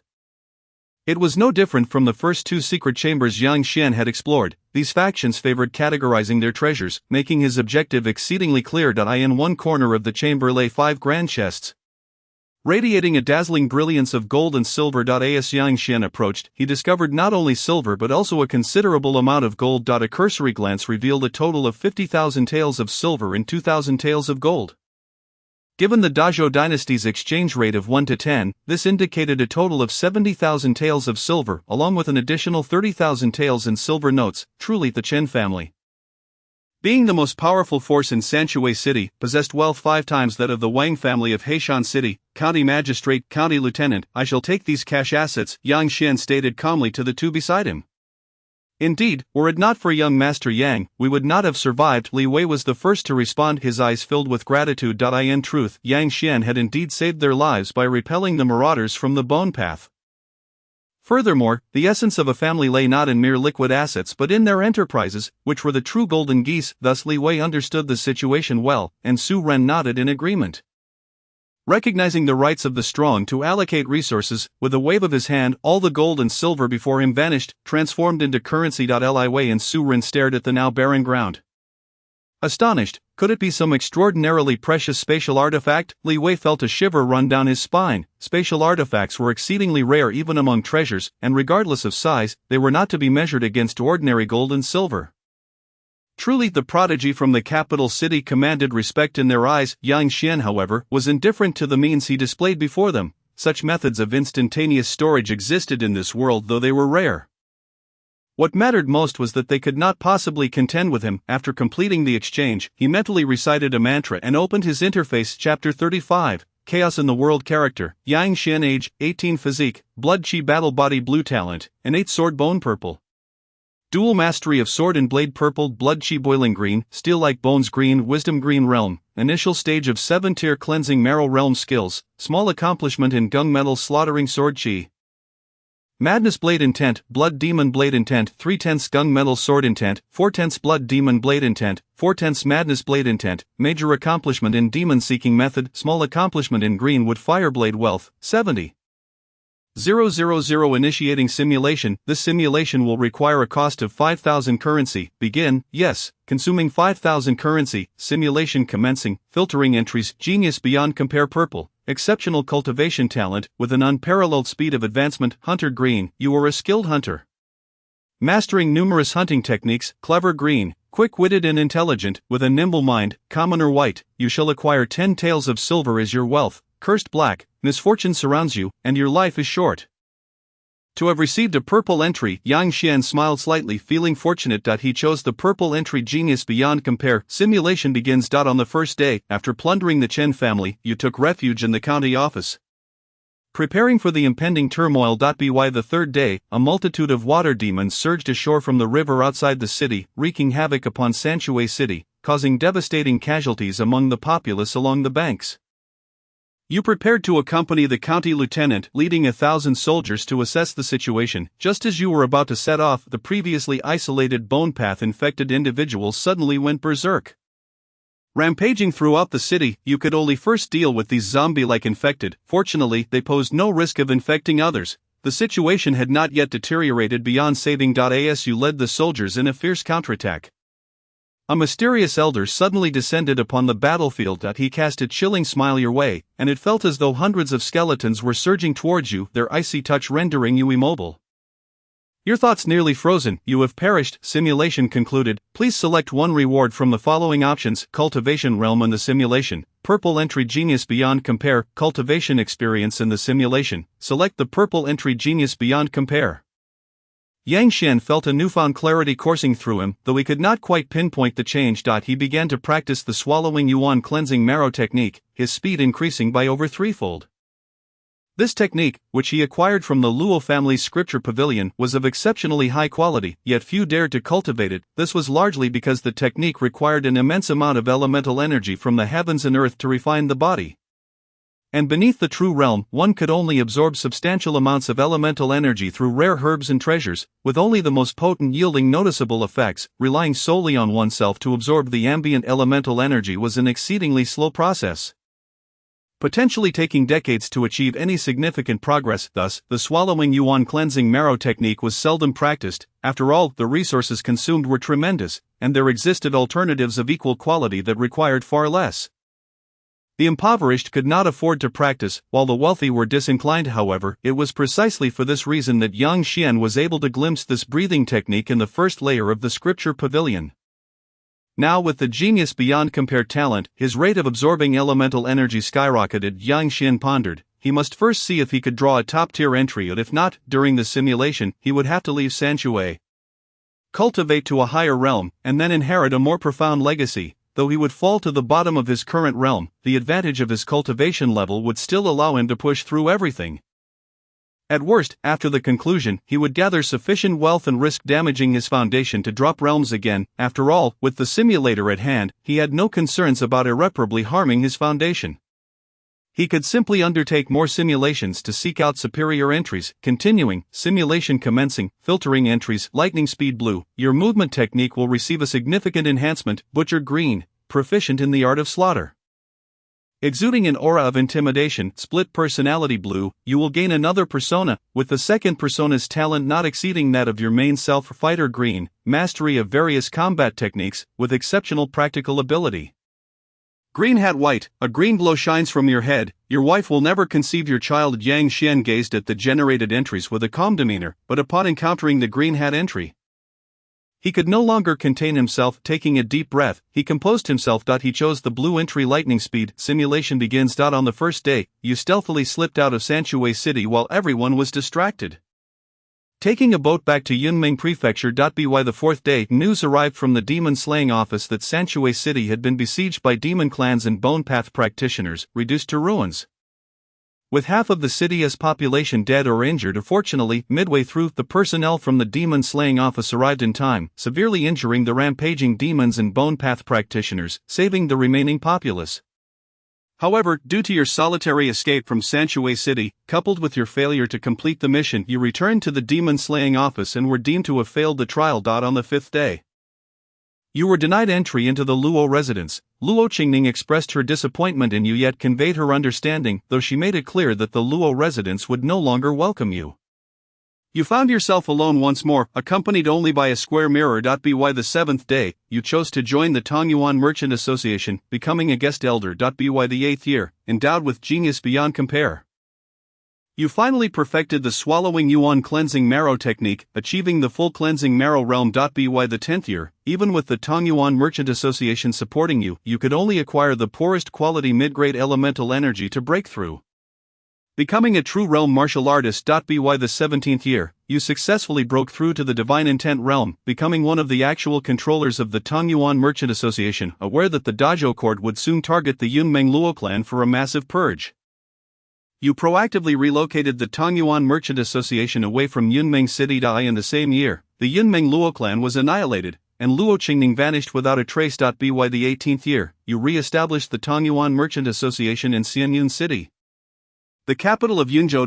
In that year, Marquis Xinwu raised an army against the Zhou, swiftly capturing the entirety of Yunzhou, marching southward with their sights set on the imperial capital, Yujing City. By the 19th year, the 4 kings and 8 marquis stirred the flames of war, plunging the 36 provinces into chaos, beset by calamities and misfortunes. Once a flourishing dynasty, seemingly ablaze with prosperity and adorned with vibrant blossoms, now teetered on the brink of collapse, fracturing into disarray. In the 20th year, while you diligently honed your skills within the Tongyuan Chamber of Commerce, 2 grandmasters of the True Fire realm engaged in a fierce battle above Xianyun City, unleashing a tremendous shockwave that engulfed the entire city. Except for a few locations protected by formidable formations, the rest disintegrated into nothingness like ephemeral smoke. You watched helplessly as flames and thunder intertwined in the sky, culminating in a cataclysmic crash before your very eyes. You perished, the simulation concluded, and you were prompted to select one reward from the options below: the cultivation realm and the simulation. Blue trait, speed.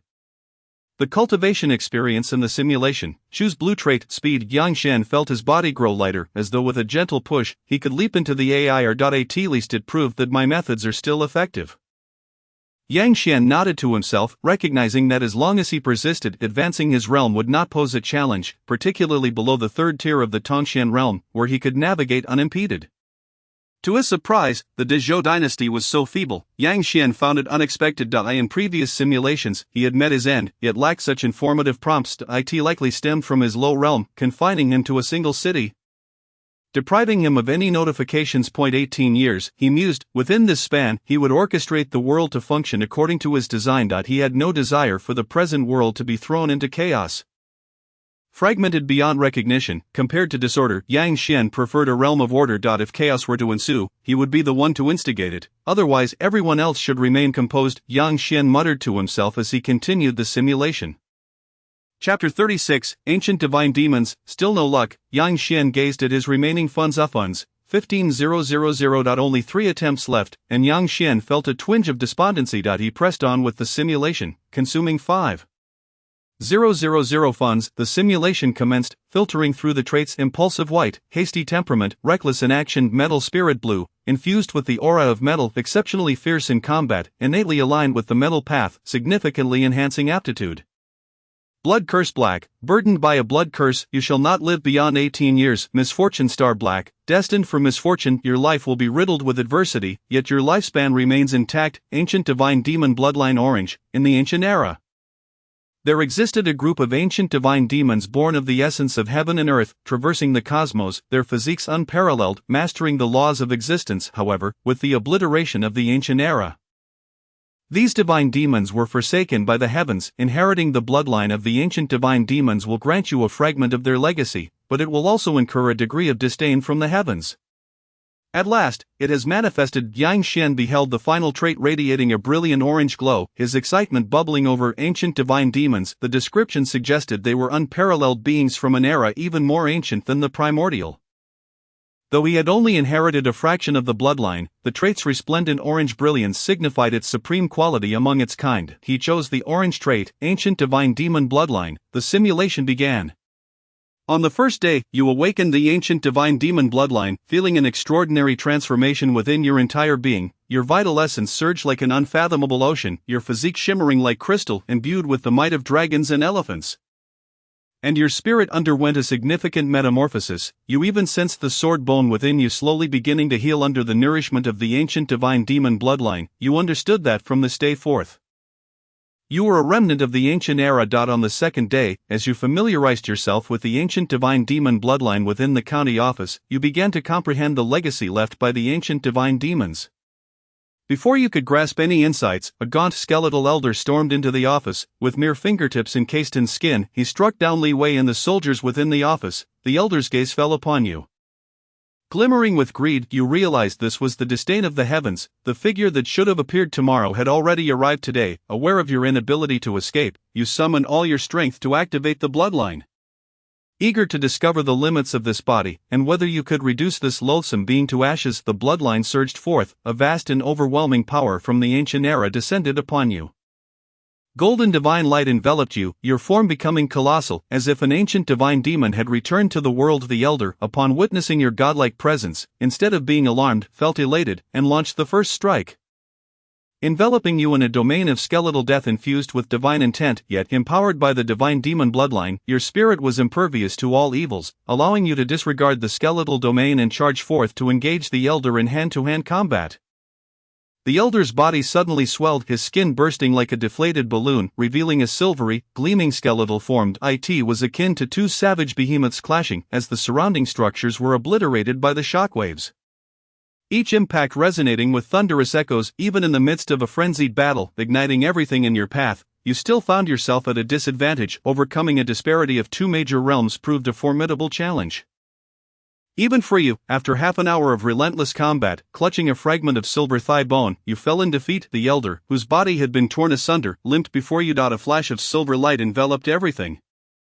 You perished. The simulation concluded, and you were again prompted to select one reward from the options below: the cultivation realm and the simulation. Orange trait: ancient divine demon bloodline. The cultivation experience in the simulation. Yang Xian gazed at the rewards from the simulation. Unable to suppress a smile, however, he would have to wait to claim them. Upon exiting, Yang Xian beheld the Chen family now stripped bare. With a bellow from Su Run, the soldiers escorted all members of the Chen family, dragging away their treasures from the family estate. My lord, we must immediately seize control of all taverns and food supply points belonging to the Chen family, and all infected individuals must be isolated. Yang Xian instructed Li Wei, who looked troubled. Rest assured, young Master Yang, I have dispatched all soldiers in the city to seal off the taverns. Su Rin responded. However, we still require your involvement regarding the infected individuals. No problem, Yang Xian nodded. The infected would be apprehended tomorrow. He knew that the mastermind behind it all would come to find him then. Capturing that individual would resolve all issues. Su Ran had no objections.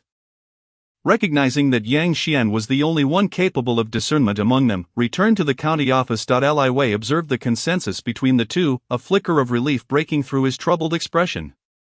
If this crisis could not be resolved, he would be the first to face the guillotine, a heavy burden weighing on his heart. Thankfully, hope remained. Upon returning to the county office, Yang Xian promptly chose a secluded courtyard for residence. Though Li Wei was puzzled, he offered no objections, trusting that Yang Xian had his reasons. Selecting the orange trait, ancient divine demon bloodline, detection revealed a relatively weak yet compatible physique and talent, which had been automatically assimilated. Boom boom boom. Yang Xian was suddenly engulfed in darkness. An ancient divine mountain towered amidst the clouds. Colossal beings of divine demons strode across this vast expanse. In the distance, ancient divine demons clashed. Vast territories reduced to dust, the rising dust even obscuring the sun. The mountains were endless, the territories boundless. In the far eastern domain stood a colossal divine mountain, resembling a spear piercing the heavens. Soaring to unfathomable heights, Yang Xian strained to gaze upon the divine mountain, only to find it seemingly entwined with something. Red floating clouds spiraled around it, and two crimson suns hung above the mountain. As Yang Xian's consciousness drifted further from the divine mountain, after an indeterminate distance, he finally beheld the entire visage of the mountain. His astonishment rendered him speechless. The floating clouds and suns were unmistakably the scales and eyes of the divine demons. Their colossal forms entwined around the mountain, as if the blazing sun's gaze fixed directly upon Yang Xian. As the white mist gradually dispersed, a pair of crimson wings obscured the sky, filling the world with their presence. The blazing red eyes shone like the sun, the crimson wings transformed into the heavens, encircling the divine mountain with a colossal dragon form. Yang Xian found his consciousness muddled by the impact of this sight. The divine demon slowly lowered its dragon-like head, its crimson eyes fixated upon Yang Xian, who seemed as insignificant as dust. My name is Nanju. The ancient language resonated within Yang Xian's mind, and he comprehended its meaning clearly. As the words of the divine demon echoed, the world shattered like a broken mirror. Chapter 37, Crimson Sky. Nanju, Nanju. Yang Xian murmured these two syllables upon awakening, the towering dragon form encircling the divine mountain. The wings that overshadowed the heavens, the crimson eyes like jade, what he had just witnessed left an indelible impression on him. The power possessed by the ancient divine demons of the primordial era was enough to make the present world tremble. Yet this magnificent age of divine demons had been relegated to mere remnants, overshadowed by the ascendant path. Yang Xian recalled the ancient texts he had perused in the Luo family, which chronicled how the era of ancient divine demons was brought to a close by the hands of celestial beings. The ancient demons fell, leaving behind only scattered remnants in the annals of time. If the divine demons were so formidable, what might the ancient celestial beings who ended their era have been like? Yang Xian's mind was ablaze with excitement. This world, though seemingly just a realm of martial prowess, where individual strength reigned supreme, was still influenced by formidable armies and their formations. Historical accounts spoke of more than one grandmaster of the true fire realm being besieged and slain within military formations. How intriguing! Yang Xian's anticipation grew, eager to uncover what other surprises this ancient world held. Calming his thoughts, he sensed the ancient divine demon bloodline dormant within him, the once crimson blood now infused with traces of gold. Emanating a resplendent radiance, Yang Xian's current bloodline flows from the ancient deity known as Nanju, depicted in the earlier illusion as a dragon-like being adorned with wings from the knowledge inherited by Yang Xian. It is clear that although the deity Nanju possesses a dragon's form, it bears no relation to the bloodlines of the contemporary dragon clan. Each deity born from the cosmos is singular in essence. And Nanju's dragon physique is merely a vessel shaped unconsciously at the moment of its inception. Moreover, the inheritance bestowed upon Yang Xian not only conveyed information about Nanju but also imparted techniques from the ancient era of deities. To be precise, as a deity, Nanju requires no cultivation of techniques. It stands at the pinnacle of existence from birth, wielding the might of the heavens and earth. The techniques inherited by Yang Xian represent a method of refining the body through the ancient deific blood coursing within him, ultimately granting him the power to rival deities. It even holds the potential to purify the bloodline, and if cultivated to its utmost, could enable Yang Xian to resurrect the formidable might of the ancient deity Nanju. This is a gift from Nanju. Yang Xian immerses himself in the mystical runes flowing within his blood, which are the very techniques inherited from antiquity. The legacy from the deities hails from ancient times. He recalls the magnificent and crimson form of Nanju, which looms over the heavens. Thus, he names the technique Crimson Sky. Nanju deity form technique. Yang Xian age, 18 physique, bloodline of Nanju deity, orange innate talents, innate sword bone purple. Dual mastery of sword and saber, purple, golden bone and jade marrow, purple, spiritual wisdom, purple realm, early stage of the 7th tier washing marrow realm skills, Crimson Sky. Nanju deity form, not yet initiated. Small accomplishment in gung metal slaughter sword chi, madness saber technique realm, blood demon saber intent realm, 4 tiers of gung metal sword intent, 4 tiers of blood demon saber intent, 4 tiers of madness saber intent wealth, 10,000.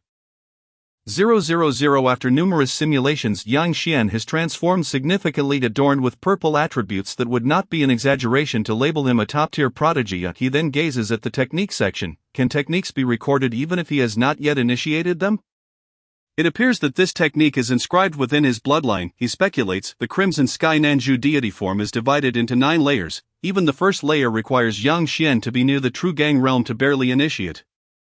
According to the description, even at the first layer, one would possess strength exceeding millions of pounds, and the physique would be as sturdy as low-grade treasure weapons. If furthermore, the body would manifest extraordinary abilities, allowing control over a minuscule aspect of divine powers. The ultimate 9th layer would transform him into an ancient deity, granting a genuine deity body, although Yang Xian is uncertain of his precise tier. It is evident that he has surpassed the power of the first tier ascendant realm. Now, only the realm remains. Yang Xian looks at the 2 simulation opportunities left and resolves firmly of the white bone path. A smile crosses his lips. This time, he intends to dismantle that skeletal figure and feed it to the dogs. He continues the simulation, spending 5,000 wealth. The simulation begins, filtering attributes. On the first day, aware that those from the white bone path would arrive tomorrow, You immediately prepare to leave. Before departing, you remind Li Wei and others, but Li Wei resolutely insists on staying. You say no more, and amidst the scornful gazes of others, you swiftly board a vessel to depart. Just as you fend off the water demon attempting to board, a figure appears, exasperatedly watching you drift away. Now 1,000 meters from the dock, you turn and smile, waving. The person can only watch helplessly as you vanish from sight. On the fourth day, news arrives from the Demon Slayer Division that Sanshui City has been besieged by demons and the White Bone Path, reduced to ruins, with casualties surpassing half the population. Thankfully, powerful figures from the Demon Slayer Division arrive just in time to avert further disaster. On the fifth day, rejected by both the Demon Slayer Division and the Luo family, you unhesitatingly join the Tanyuan Merchant Association. You begin to utilize the association's resources to cultivate the Crimson Sky Deity form. By the second year, with abundant resources aiding your efforts, your Crimson Sky Deity form finally breaks through to the first layer. Your power significantly increases, but the extensive consumption of resources causes a shortage within the Tanyuan Merchant Association. You choose to venture into the renowned mountains of Yunzhou to train and gather resources for your future endeavors. Upon entering the illustrious Mang Mountain of Yunzhou, you encounter a sinister-looking young man accompanied by 2 elderly servants. What a stroke of luck to stumble upon me, the young man sneers coldly. Commanding his servants to attack, 2 purple wolf beasts, each over 10 meters tall, materialize before you, unleashing a torrent of thunderous breath. You are forced to retreat, though you have reached the first layer of the Crimson Sky Deity form and would dare to confront a great demon of divine intent. However, the 2 purple wolf demons clearly are of an extraordinary breed, both being perfected great demons of divine intent, prompting you to exercise utmost caution. Feigning weakness, you continually evade their attacks, inciting the young man to laugh maniacally. Seizing the right moment, you unleash your full power, swiftly reaching the young man's side, and grasp his neck firmly. You lift him high, instructing the 2 wolf demons to back off, observing their master's struggle in your grip. The wolves can only relent. You sprint for dozens of miles, finally exhaling a sigh of relief once you have distanced yourself from the Mang mountain range, just as you contemplate disposing of the seemingly lifeless figure in your grasp. The sky suddenly darkens. You are dead. Simulation ends. Please select one reward from the following options: Cultivation Realm from the Simulation Green attribute, Keen Senses Cultivation Experience from the Simulation. Choosing the Cultivation Experience. It feels as though you have been thrown into a massive crucible. Yang Xian's blood boils like boiling water, his bones and tendons seemingly reshaping, becoming ever stronger. Golden blood radiates dazzling light, and each strand of hair glistens like jade. Emanating a divine glow, Yang Xian opens his eyes, now tinged with gold, acclimating to the transformed body. A cluster of crimson flames unexpectedly ignites at his fingertips, flickering with a dangerous light. This is the Nanju Spirit Fire. A power he masters upon breaking into the first layer of the Crimson Sky Deity form, originating from the deity Nanju. The Nanju Spirit Fire, though its power is but a millionth of its original, remains terrifyingly potent, as it not only possesses an extraordinary temperature but can also consume lifespan. Currently, the Nanju Spirit Fire in Yang Xian's hands can only burn a few years of life from his opponents. If they are of significantly lower realm, it may even incinerate them directly into their coffins. However, if the opponent's realm is far beneath Yang Xian's, he might not be able to utilize this function. To fully unleash its terrifying potential, further breakthroughs into higher layers are necessary. Nonetheless, even the sheer heat of the Nanju Spirit Fire is an exceptionally formidable means of attack. Speaking of which, that old fellow from the White Bone Path appears to have a limited lifespan as well. Yang Xian muses with excitement, anticipating the arrival of those from the White Bone Path the following day. No need to rush, tomorrow will be the day for experimentation. Yang Xian reflects on his current early-stage washing marrow realm and the single remaining simulation opportunity, preparing to enhance his final shortcoming. Continue. Chapter 38. Seeking aid. Make way, everyone, make way. Feng Jing races through Yunmeng City like a madman, shouting to disperse the surrounding crowd. As a perfected blood refinement realm warrior, Feng Jing's speed approaches that of a galloping horse as he traverses street after street, heading towards the sprawling mansion in the distance. Ever since discovering the white bone parasite, Feng Jing has urgently returned to Yunmeng City seeking assistance at Yang Xian's behest. It is also to keep Feng Jing away from the battlefield. After all, he is merely a blood refinement realm warrior, regarded as a practitioner of martial arts by common folk, but he would be mere cannon fodder against the White Bone Path. Fortunately, the distance from Sanshui City to Yunmeng City is not great. After taking the fastest boat and galloping on horseback, Feng Jing finally arrives in Yunmeng City just as the sun sets on the second day. At this moment, Feng Jing is racing towards the Luo residence. As for why he does not seek help from the Demon Slayer division, Fang Jing believes that the Luo family of Yunmeng holds far greater significance than the Demon Slayer division. Moreover, the controller of the Demon Slayer division in Yunmeng City is none other than a member of the Luo family. Due to his relationship with Luo Qingning, Fang Jing heads straight to the Luo residence upon his return. "I have an urgent matter to report to Miss Luo," Fang Jing gasps as he reaches the entrance of the Fang residence. Breathless, the guards, having seen Fang Jing before, do not dare to delay and promptly report his arrival.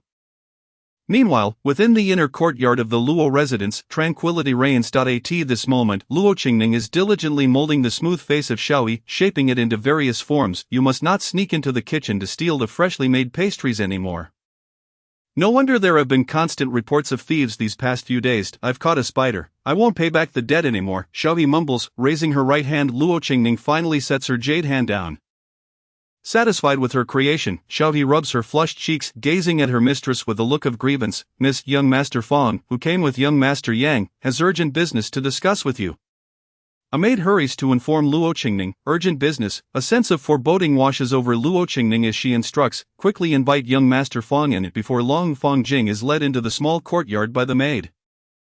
Upon seeing Luo Qingning, Fang Jing becomes visibly agitated, his expression urgent. "Miss Luo, my master has discovered a sinister technique known as the white bone parasite in Sanshui City, and it is now spreading throughout the city.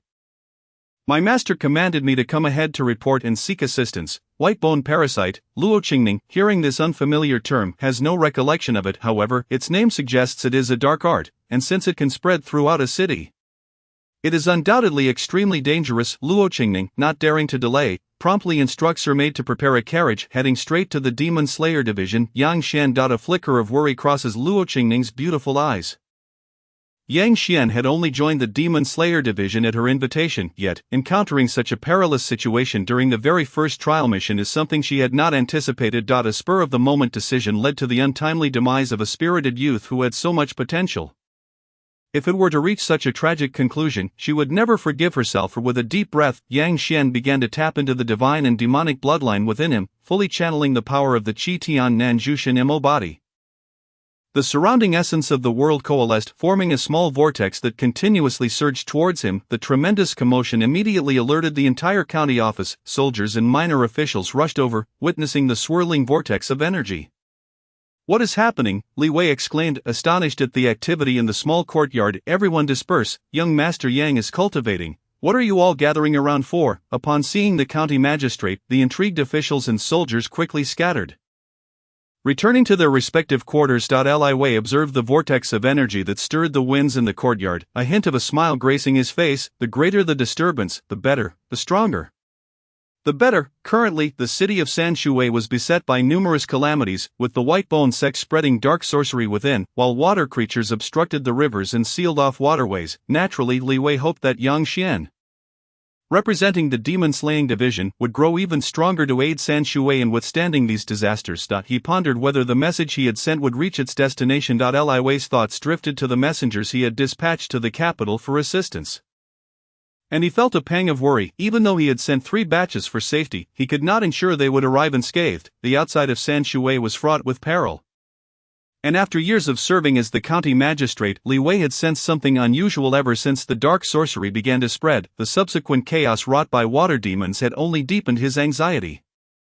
2 of the greatest calamities, demonic entities and dark sorcery, had descended upon them in succession. He had even contemplated fleeing, yet, when he thought of the lives of the hundreds of thousands within the city and the stern laws of the Great Zhou, he resolved to remain. He no longer aspired to rise through the ranks. Merely surviving this calamity had become his utmost desire. With one last glance at the courtyard, Li Wei ambled back to his quarters. "How slow," Yang Xian muttered, slightly cradling his head in frustration. No wonder it took emptying the Tongyuan Chamber of Commerce to reach the first level in his simulations. This was hardly something a mere mortal could cultivate. If it were solely reliant on absorbing the essence of heaven and earth, even with his ancient divine bloodline, it would take decades to glimpse any hope of breakthrough. While the technique was admirable, it failed to account for the vast disparity between the ancient era and the martial era. The concentration of essence in the ancient era was 1,000-fold that of today, in any given location. Pure essence was abundant, rich enough for bathing, yet in the present, only the famed mountains and rivers possessed a modicum of density, while in remote areas like San Shui, merely drawing in essence could create such a significant uproar. Nevertheless, it sufficed: character, Yang Xian age, 18 physique, Nanjushan Imo bloodline talent, innate sword bone, dual mastery of sword and saber, golden bone, and jade marrow, spiritual wisdom realm, 7th rank cleansing marrow completion skills, first layer of Qi Tian Nanjushan Imo body. Minor achievement in Gung Jin slaughtering sword Qi madness saber technique insight blood demon saber insight fourfold Gung Jin sword intent fourfold blood demon saber intent fourfold madness saber intent wealth 0 Yang Xian stepped out of his room. Gazing up at the dimming sky, the cold pale moon offered no light, and the stars were entirely drowned in the thick darkness of night. I have been waiting for you, he thought, sensing the bloodline within him boiling. The divine and demonic were inherently combative, and he was no exception. Chapter 39, The Great Battle Kill. The sound of slaughter reverberated across the battlefield. Thousands of soldiers raised their long spears, thrusting forward with might. The cold metal pierced through the hard shells, creating bloody holes. The intense pain only fueled the frenzy of the water demons. A crab demon, towering to the height of a person, brandished its metallic pincers, swinging them left and right, cleaving both men and weapons in two. Yet, before long, countless spears penetrated its body, bolstered by the formation of the troops, even at the first level of blood chi fusion.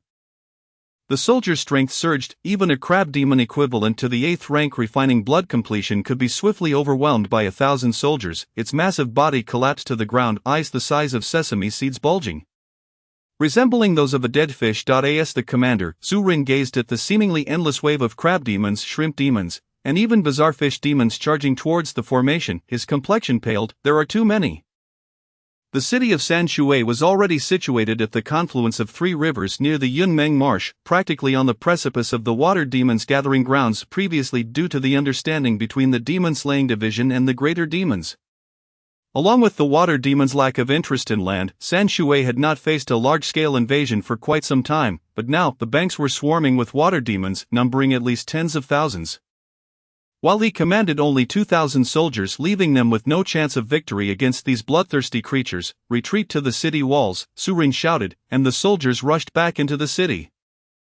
Close the gates. The guards severed the ropes, and the heavy gates slammed shut with a thunderous sound. From a distance, the densely packed water demons roared, as if waiting for something. A 20-meter-long black python emerged at the center of the demon army, its dark scales glistening ominously, its yellow eyes fixated on the city gates. Moreover, this was not the only massive demon to appear. A blue crab over 10 meters tall, with beady eyes darting about, and a fish demon with long spikes and 4 arms emanated an aura of terror. 3 great demons. Su Ren's expression turned grave, even tinged with despair. With the emergence of these 3 formidable entities, the vast army of demons surged towards the gates, their grotesque forms a terrifying sight. The soldiers atop the walls, witnessing the ocean-like tide of demons approaching, stifled their fear, resolutely gripping their long spears. Behind them stood the city that symbolized their survival. There was no retreat left. The black-scaled giant python morphed into a fearsome man clad in black, while the other 2 great demons transformed as well. The blue crab became a beautiful woman in green, and the spiked fish morphed into a gaunt young man. Delicious blood food indeed. The black-scaled figure inhaled deeply, sensing the human essence emanating from the city walls. Strike now. Do not delay the king's plans. The green-clad woman spoke coldly, her tone commanding. The crab lady speaks true. The king is in dire need of this bounty of blood food.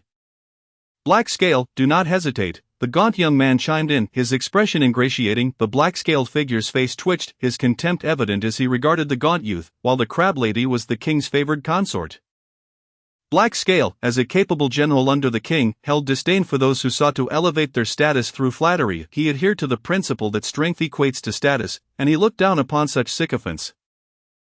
Although Black Scale viewed the aberrant fish demon with disdain, he still felt compelled to show respect in front of the king's favored consort. Watch me shatter this pile of bricks. A menacing grin spread across his face as he revealed his true form. The 20-meter-long black-scaled python materializing on the ground, its advance stirring considerable upheaval. As it barreled forward, it crushed the smaller demons in its path, blood mixing with scales, creating a gruesome scene. As the massive python approached the gates, only a few hundred meters remained. Su Rin, in despair, closed his eyes. A single strike from a great demon in its true form would render the gates defenseless. Once breached, they would face the onslaught of tens of thousands of demons. And the hundreds of thousands within Sanshui would be reduced to mere blood food. Yang Xian, what trouble have you encountered? Su Ren thought bitterly, feeling aggrieved that Yang Xian had yet to appear. Surely he was facing a significant predicament, otherwise with his strength he might have offered a glimmer of hope. Heaven has forsaken me. Su Ren resigned himself to the inevitable conclusion. Why is there no sound? Su Ren, expecting the anticipated cacophony, was met instead with an unsettling silence. He looked up to see a figure standing in the void. The menacing black-scaled python remained frozen in its charging pose like a statue.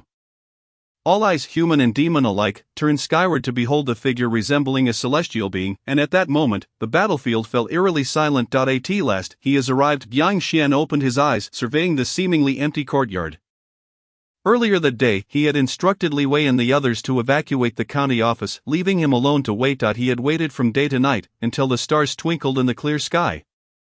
And finally, the moon hung overhead, concealing and revealing truly the ways of the White-Bone sect. Yang Xian smiled slightly, as if addressing the error kid. You actually managed to find me. You possess some skill. A chilling voice echoed from outside, reminiscent of a ghostly wail, sending shivers down one's spine. A gaunt old man emerged from beyond the courtyard, his shriveled form appearing to be little more than skin stretched over bone.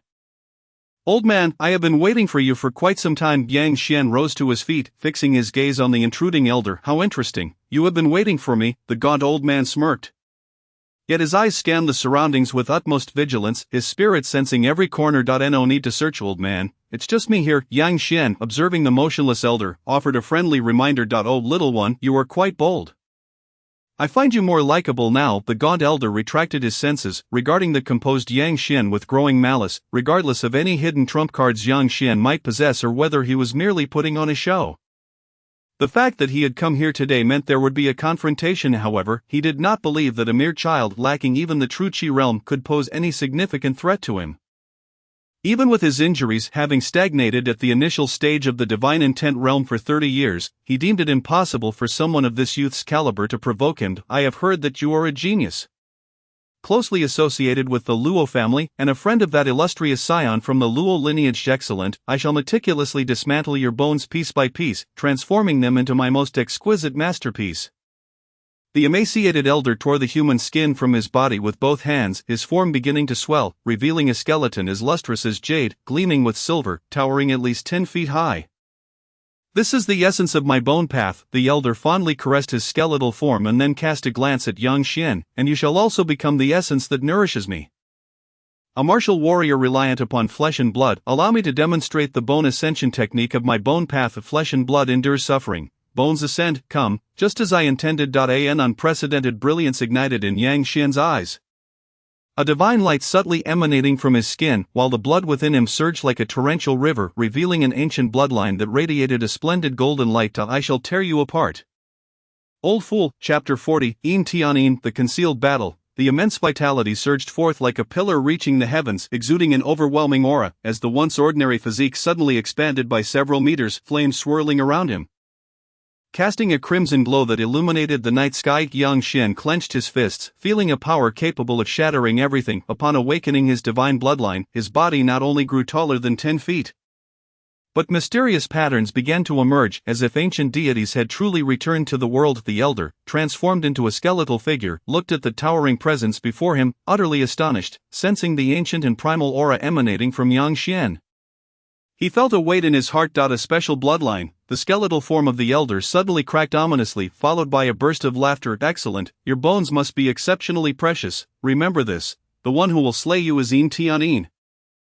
The guardian of the bone path. Een Tianyin swung his skeletal arm, and under the moonlight, it radiated a jade-like luster, the immense force creating a sound like the shattering of air. His refined skeletal form, honed over nearly a century, was his strongest weapon, not only rivaling the hardness of low-grade treasures but also possessing various supernatural attributes. His silver-white arm descended upon Yang Xian like a massive hammer, carrying an unstoppable might. The one who seeks to slay you is the martial newcomer, Yang Xian. Yang Xian grinned widely and unleashed a punch in return. The powerful shockwave instantly swept through the surroundings, tearing apart structures and creating a massive crater in the ground. The two colossal figures clashed like primal beasts engaged in the most primitive of brawls, each impact resonating like thunder. Is this all the power you possess? Yang Xian's fists flew wildly, leaving trails of afterimages in the air. After mastering the first layer of the Qitian Nanju divine demon body, his entire being became a formidable weapon, pressing Yin Tianyin into a frenzy of attacks. The forceful strikes were akin to warhammers piercing through the air, causing Yin Tianyin's skeletal form to retreat repeatedly. How could this be? Yin Tianyin struggled to withstand the relentless barrage, the overwhelming power causing even his decades-honed skeletal body to falter. Faint cracks beginning to appear facing the ferocious being before him. Yin Tianyin's heart sank. He had intended to crush Yang Xian beneath his prideful skeletal form, yet, in this confrontation, he found himself the one being oppressed. The unknown ancient bloodline proving too tyrannical, allowing a mere martial artist without true mastery to dominate him physically. The stronger Yang Xian's body became, the more envious Yin Tianyin felt. A body imbued with such a powerful bloodline was undoubtedly a rarity in the world.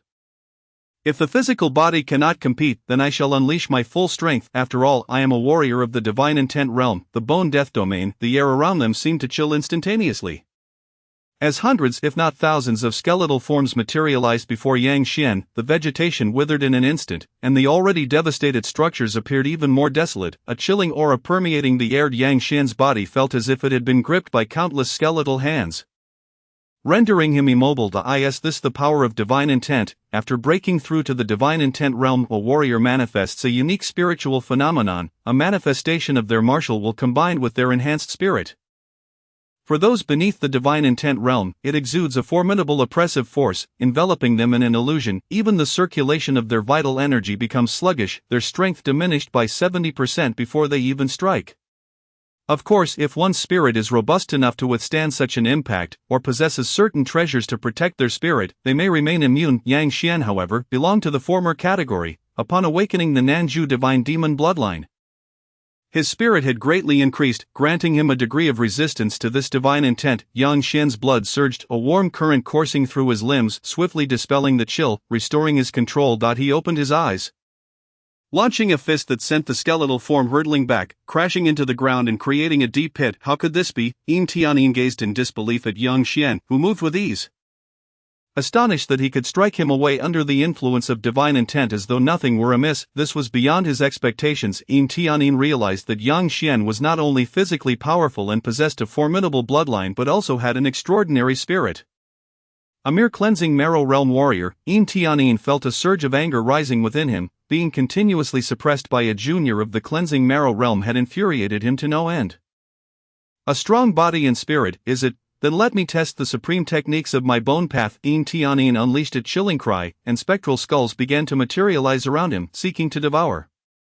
The spectral skulls, under Yin Tianyin's control, surged toward Yang Xian, their jaws opening and closing as if attempting to consume him entirely. Yang Xian smiled faintly at the approaching spectral skulls, flames erupting around him, engulfing the skulls in a fiery inferno that reduced them to ash. The 10,000 bones devouring heart technique. Yin Tianyin channeled his vital energy, conjuring skeletal forms that quickly covered the battlefield like a dense swarm.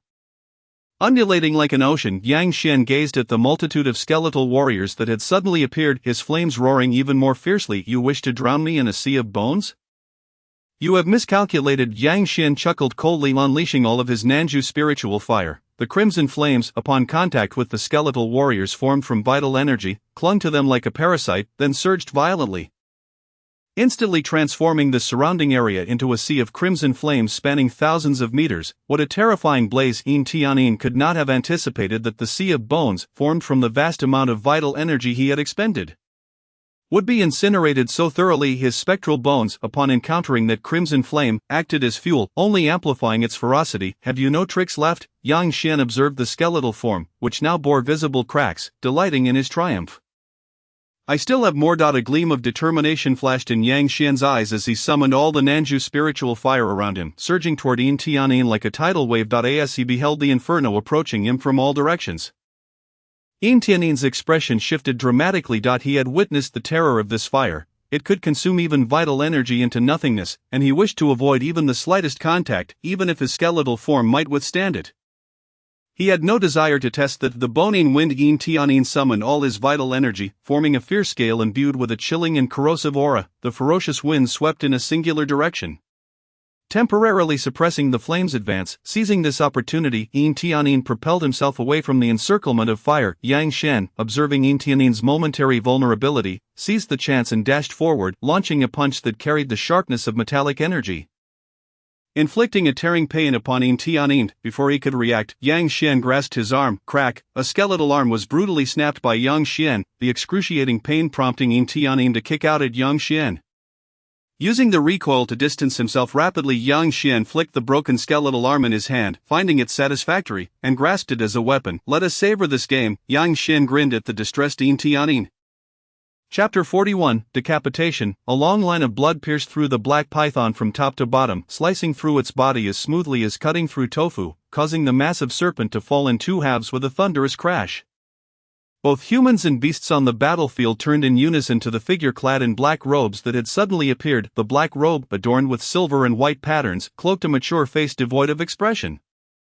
And in his hand was a long sword. What a sword! Su Rin stared blankly at the severed body of the black python, which had once exuded an imposing presence but was now reduced to a lifeless carcass. The crab lady gazed in terror at the man above her, who had effortlessly slain a beast comparable to a late-stage true gang realm creature with a single stroke. This level of power was certainly not inferior to that of their own king. This was her optimistic view. The man's strength might even be sufficient to cleave their king in twain with a single blow. Wang Tingjong advanced step by step toward the two formidable beasts. Even as some dim-witted creatures attempted to attack him, however, before they could strike, they were reduced to fragments by an unseen sword energy, blood splattering upon the faces of the nearby beasts. Who are you? Wang Tingjong inquired as he approached the two great beasts. The crab lady and the slender youth trembled, momentarily at a loss for words. The sharpness of the sword energy pricked their skin, drawing forth droplets of blood, and they felt a piercing pain on their foreheads, instantly clearing their minds. My lord, we serve under the Dragon Crocodile King, the crab lady stammered, cautiously observing the man's expression. Which Dragon Crocodile King? Many in Yunzhou claim the title of Dragon Crocodile King. Wang Tingjong pressed further. The Dragon Crocodile King of Bilong Pond. He is a descendant of the Yunmeng Dragon Palace. As she spoke, the crab lady subtly invoked the name of the Yunmeng Dragon Palace, hoping the man would spare her life for the association. Oh, so you are creatures of the Dragon Palace. Wang Tingjong smiled slightly, appearing quite amiable, yet a glint of coldness flickered in his eyes. Indeed, the Dragon Crocodile King is a descendant of the Cloud Dream Dragon Palace, with his father being a formidable Jiao Dragon Demon King from the same palace. Upon encountering the man, the crab lady revealed a hint of a smile. Believing that the reputation of the Dragon Palace had indeed made an impression, she promptly began to elaborate on the profound background of the Dragon Crocodile King. And there is yet another Demon King. Wang Tingjong gently caressed his longsword, appearing rather indifferent. Just as the crab lady's expression brightened, thinking that the man harbored some reservations, she was about to say something further when, in a flash of cold light, a massive crab head abruptly fell to the ground, revealing a headless giant crab, its enormous pincers hanging lifelessly. The emaciated young man, upon witnessing the crab lady beheaded by a single stroke, was instantly stricken with terror, fleeing in a frantic rush. Wang Tingjong had just sheathed his sword when the gaunt man froze in place, and soon a corpse of an enormous demonic fish appeared on the ground. The once boisterous aquatic demons, upon seeing their leader's three-headed demon utterly vanquished, halted their movements en masse. They had originally been driven to attack the city by the powerful demons, many of whom had been hastily recruited along the way as mere cannon fodder. Now, witnessing their commanding three-headed demon so effortlessly reduced to fish fillets, they had no inclination to continue the siege. The densely packed aquatic demons, once resembling a dark cloud, swiftly retreated like a receding tide, scurrying back to their respective rivers. Those few dim-witted demons that lingered beneath the city soon became nothing more than fresh sashimi. Wang Tingjong, observing the retreating aquatic demons, chose not to pursue them. While exterminating them all would be simple, he had far more pressing matters to attend to. Su Ren recognized the attire of the man before him. It was the official garb of the Demon Slayer Bureau, adorned with silver threads, clearly indicating he was a silver metal demon slayer. This esteemed gentleman, just as he contemplated approaching to converse, he saw the man's figure soar like a great rock, swiftly entering the city and vanishing from sight. Such haste! Something must indeed be amiss within the city, Su Rin murmured to himself as he beheld the disappearing silhouette. You 500, quickly follow me into the city. The rest remained to clean the battlefield. Su Rin designated 500 soldiers, immediately entering the city to ascertain the situation. Although it might prove futile, it was essential to understand the circumstances. Upon entering the city, Wang Tingjong was met with considerable chaos. Some individuals, withered and resembling walking corpses, were madly attacking passers-by in the streets, their crimson eyes and cadaverous faces striking fear into many. Fortunately, the number of these undead was not excessively high, and the situation remained somewhat manageable, with several city constables already mobilizing to handle the disturbance. The White Bone Path. Wang Tingjong, observing these soulless beings, immediately thought of that nefarious sect. Qingning was right, there are indeed signs of the White Bone Path. He mused to himself, realizing that the presence of parasitic bones indicated the machinations of the White Bone Path. 30 years prior, the demons of the White Bone Path were notorious for disseminating such cursed insects, transforming ordinary people and low-ranking martial artists into mindless beasts of slaughter. Not only could they acquire numerous pawns, but upon the demise of these pawns, they would also obtain the nourishing essence of bone. That young man must be at the city's center. I hope he remains unharmed. Wang Tingjong hastened his pace, the air around him resonating with sonic booms, whipping up gusts of wind that formed miniature whirlwinds. His speed was astonishing, nearly surpassing the limits of innate martial artists. The once solemn and dignified county office of Sanshui City had now been reduced to a ruin, littered with charred and fragmented debris.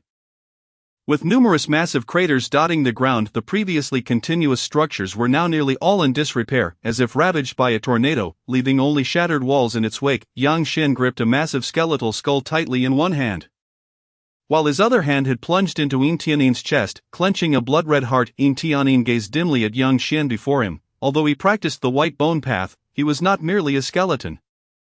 He was a martial artist of the divine intent realm. On the surface, he appeared to be nothing but bones, yet his internal organs remained intact. Otherwise, he would not be human. Should he break through to the third tier of the Tongxian realm, he could fully transform into a skeletal form, liberating himself from the torment of flesh. Yet it was evident that he could not achieve that. How infuriating, to die at the hands of Amir Jr.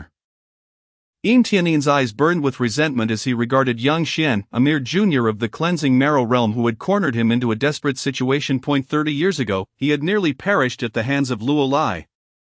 And now, 30 years later, he faced death at the hands of this junior with close ties to the Luo family. I refused to believe it. To his surprise, the surge of energy welled up within his previously feeble body, seemingly granting him the strength for one last fight. The pulsating heart ruptured explosively, and Yin Tianin's skeletal arm, once raised, fell limply to his side, the light in his eyes extinguished. Yang Xian forcefully yanked the skeletal skull from his body.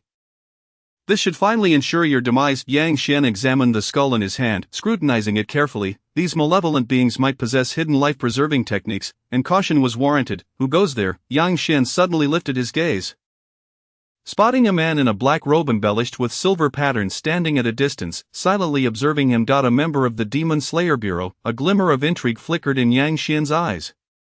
Wang Tingjong regarded the youth before him, who was toying with the massive skeletal skull. The young man, towering at a height of nearly 10 feet, resembled a small giant, his muscles coiling like serpents. Yet his visage was unexpectedly handsome. He hardly seems to be in need of my assistance. Wang Tingjong couldn't help but twitch his lips. Chapter 42. Arrival. In an instant, Yang Xian's form shrank back to that of an ordinary person, clad only in tattered remnants of cloth. Fortunately, the quality of the fabric was exceptional, preventing it from disintegrating entirely. Wang Tingjong, observing Yang Xian's return to his normal size, had a thought and produced a black robe, tossing it to Yang Xian. Thank you. Yang Xian accepted the robe, his eyes brightening. Upon activating the Southern Candle Divine Demon Body, the first drawback was that his clothing could hardly withstand the transformation. Thankfully, this was merely the first layer of the Southern Candle Divine Demon Body, and it would return to normal upon breaking through to the second layer. You may simply call me Uncle Wang. Wang Tingjong looked at the dashing young man now clad in the black robe, finally feeling at ease. I consider myself an uncle to Luo Qingning, so you may address me as such. Wang Tingjong, appearing to be in his 40s, had the demeanor of a mature man, prompting Yang Xian to obediently call out Uncle Wang. Character: Wang Tingjong. Physique: transparent sword body. Talent: sword Dao prodigy. Heart sword overflowing vitality realm, initial stage of the third tier of the Tongxian realm. Transparent sword body, a sword path that is clear and comprehensible, making the comprehension of sword techniques exceedingly simple and significantly enhancing their power. Sword Dao prodigy, a prodigy of the sword path with exceptional talent, greatly enhancing sword comprehension. Heart sword, a divine ability that harbors sword intent in the heart, capable of severing the soul.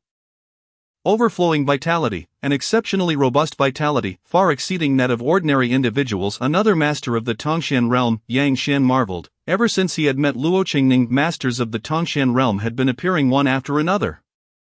It was truly remarkable how fate seemed to favor him, with such a multitude of masters surrounding him. Wang Tingjong stepped closer, observing the skeletal remain sprawled on the ground with an odd expression. This must be at least a true disciple of the White Bone Path. I never expected him to be killed so thoroughly. Wang Tingjong's gaze fell upon the skeletal corpse missing an arm and pierced through the chest. Recalling the moment when Yang Xian had transformed into a towering figure, some sort of special physique or bloodline, no wonder Qingning took a liking to him. He is indeed a promising prospect. Wang Tingjong couldn't help but sigh, his appreciation for the youth increasing as he considered the prospect of Yang Xian joining his Demon Slayer Bureau. But he patted Yang Xian on the shoulder. "Young nephew, I have just been appointed as the leader of the Cloud Dream Prefecture's Demon Slayer Bureau, a silver medal demon slayer. Since you have chosen to join my bureau, you will henceforth be under my command.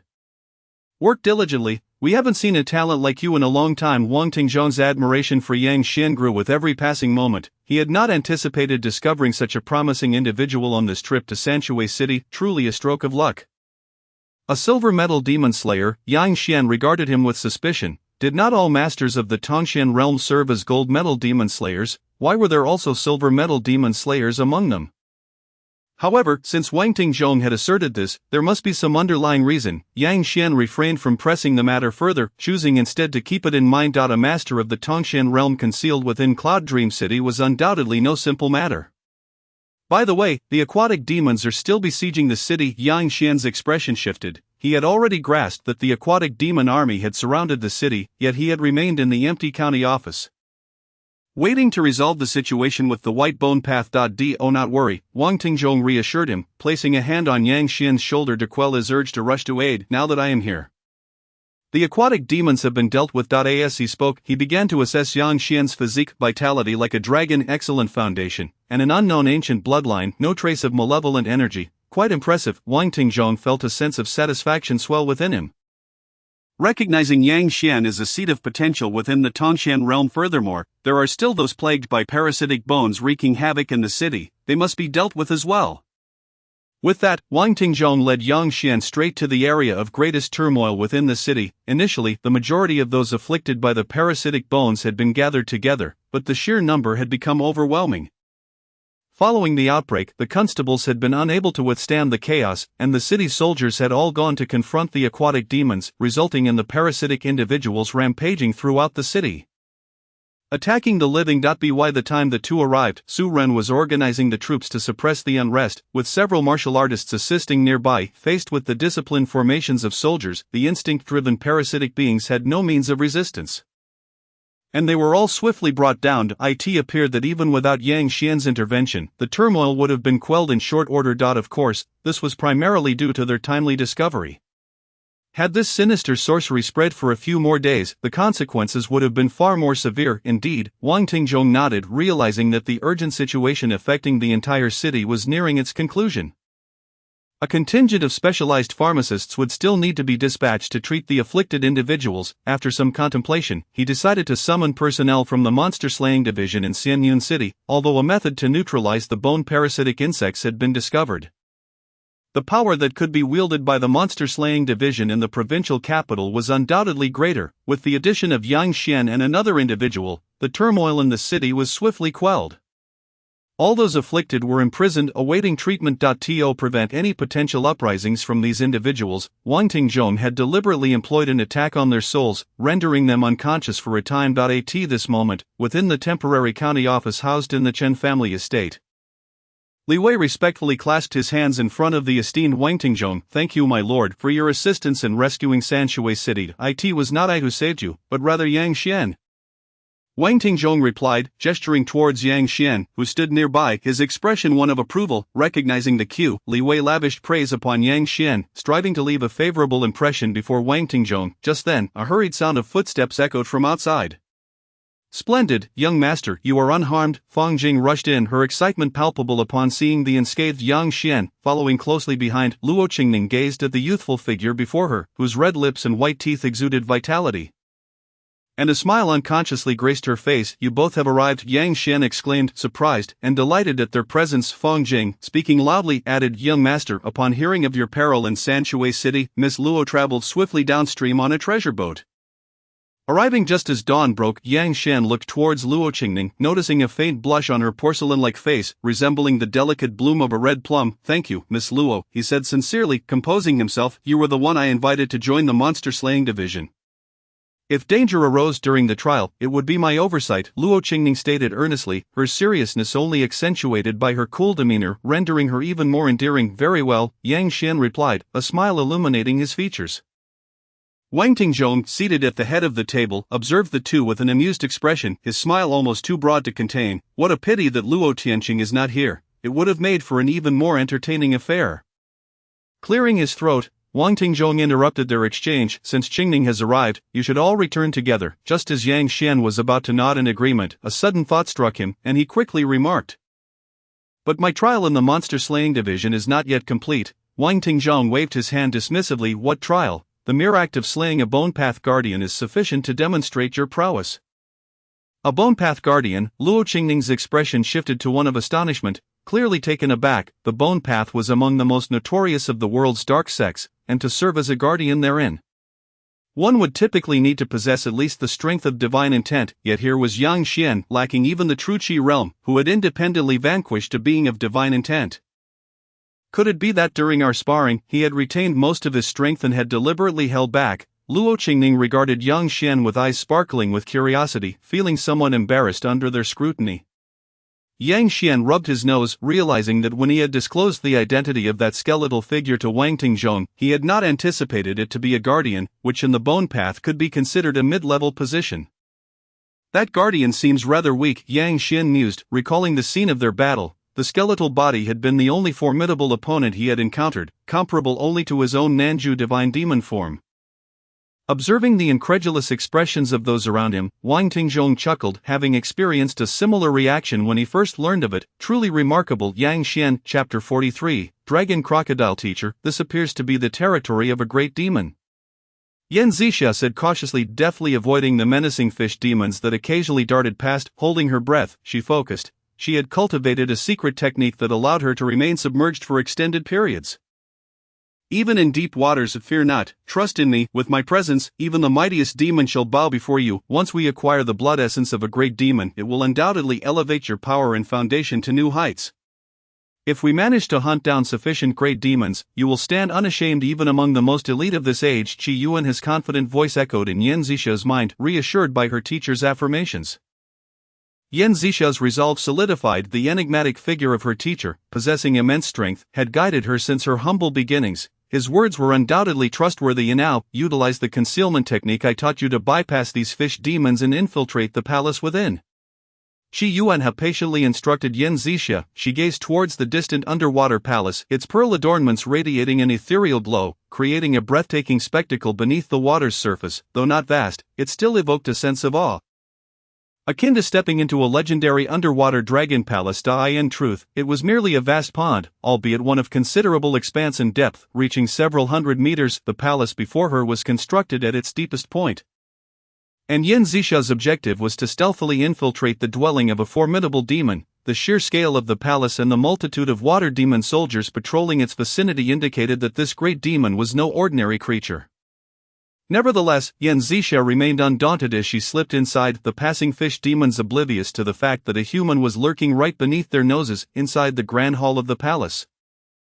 A group of clam maidens danced gracefully, their movements illuminated by the brilliance of the embedded pearls, rendering the hall spotless and radiant. At the head of the hall stood a long table, where a pallid youth was drinking heartily, tearing into fresh flesh, with droplets of blood occasionally falling to the ground, leaving a large pool of congealed blood on the table. Yan Zixia recognized that this youth was the master of the underwater palace. A great demon. Only a great demon would possess the ability to transform fully into human form. "Teacher, what should we do now?" Yan Zixia inquired within her heart. "Attack." "What?" Yan Zixia gulped nervously, although this great demon appeared to be in a weakened state. It was still a genuine great demon. For a mere practitioner at the cleansing marrow stage to confront him would be akin to courting disaster. "Fear not, I sense that this great demon is already gravely injured. Unable to exert even a third of its strength with me here, it cannot stir up any trouble." Qi Yuan reassured her with unwavering confidence. Clenching her teeth, Yan Zixia, trusting her teacher, gripped her long knife firmly. With a swift motion, a flash of white light surged forth as the long knife struck the youth's body, only to rebound as though it had struck against solid metal, producing a resonant clang. "So resilient," Yan Zisha exclaimed, astonished as she observed the youth unscathed, the force of the impact leaving her arm slightly numbed. "A human has dared to intrude upon my domain," the demon named Yuan Crocodile smirked. A layer of fine dark yellow scales materializing across his body, rendering Yan Zisha's 7th grade weapon ineffective, leaving no mark whatsoever. "Human, reveal your origins, and I may consider granting you a swift death." Yuan Crocodile extended his long, thick tongue, licking his lips, his yellow slit-like pupils fixated intently on Yan Zisha. "Teacher, we are in trouble." Yan Zisha's hands trembled slightly. She had just unleashed her full strength, yet had failed to even scratch the surface of the demon's skin. The realization dawned upon her that the great demon before her surpassed her expectations entirely. "Do not panic," came Qi Yuan's resonant voice in her mind. Yan Zisha felt a surge of heat coursing through her body, followed by an unprecedented sense of strength flooding her being. Her qi and blood swelled like a balloon, boosting her power several-fold in mere moments. "So powerful, is this the strength of my teacher?" Yan Zisha marveled, her confidence soaring as she gazed at the pallid youth. "Oh, interesting," Yuan Crocodile remarked, observing the sudden shift in demeanor of the once timid human with heightened interest. "As a descendant of the Cloud Dream Dragon Palace." Though Yuan Crocodile was merely a diluted bloodline, the half-blood dragon blood still rendered him nearly unmatched among his peers. Watching Yan Zisha's confidence swell, he remained unfazed, though she seemed to have reached the true Qi realm. To him, akin to a being of divine intent, she was merely a larger ant. "It seems this human harbors secrets," Yuan Crocodile sneered, revealing his sharp fangs as his face morphed into a menacing crocodilian visage. "You truly seek death." In the blink of an eye, Yuan Crocodile lunged towards Yan Zisha, his scaled arms striking out with ferocious might, sending her flying out of the hall. Yan Zisha emerged from the pit, looking somewhat disheveled yet miraculously unharmed. A powerful crimson aura enveloped her, rapidly mending her previously significant injuries. "Only my head feels a bit heavy," Yan Zisha remarked, shaking her head to regain her composure. Observing her intact state, Yuan Crocodile's expression shifted to one of incredulity. Although he was currently in a human form, his strength was still at 70% of his true self, yet, despite delivering a full-force blow, Yan Zisha appeared almost unfazed, merely shaking her head. "Human, you continue to pique my interest." A roar erupted as a dragon crocodile, measuring several dozen meters in length, emerged, its dark yellow scales as impenetrable as armor. Its yellow pupils exuded the coldness of a predator, while its powerful claws stirred the currents, creating whirlpools in the water. Most astonishingly, it bore a dragon's head. Yuan Crocodile raised his head, gazing down at the minuscule human, emitting a deep, resonant voice. "Human, this is precisely why you are destined to be my prey." With the swiftness of the most formidable predator, the dragon crocodile lunged at Yan Zisha, its 4 razor-sharp claws aiming directly for her. The claws, immense enough to be encircled by several people, cut through the water effortlessly, propelled as though by an unseen force akin to a cannonball. Yan Zisha, confronted by the sharp talons, dared not meet them head-on. With a powerful push from her legs, she sidestepped the lethal strike. In the next moment, a lengthy tail, resembling a long whip adorned with sharp spikes, lashed out violently towards him, moving with such speed that it appeared only as a fleeting shadow. Yan Zisha's complexion changed dramatically. Faced with this terrifying strike, he had no time to evade and could only brace himself with his sword held firmly in both hands. The 2 snow-white blades splintered, forcefully embedding themselves into the seabed, and the long sword, classified as a 7th grade weapon, exhibited no resistance against this tail swipe. Yan Zisha was also brutally hurled into the depths of the ocean, with mud and sand swirling around, transforming this stretch of water into a murky abyss. Flecks of blood mingled with the turbid seawater, and the overwhelming scent of blood wafted through the water, sending the Yuan Crocodile into a frenzy of excitement. It gazed towards the pit at the seabed, where a figure could be faintly discerned rising slowly. Yan Zisha stood up, his body once again enveloped in a crimson aura, and the severe wounds that had pierced through him were rapidly healing remarkably. He appeared to be unscathed. The Yuan Crocodile stared in astonishment at the emerging Yan Zisha. Even a warrior at the Divine Intent realm would not emerge unscathed from such an attack. Yet this human seemed relatively unaffected, particularly that vivid crimson aura, which filled it with an intense sense of repulsion. Once more, Yan Zisha's pupils flared crimson as he surged forward like lightning, daring to engage in hand-to-hand combat with the colossal dragon crocodile.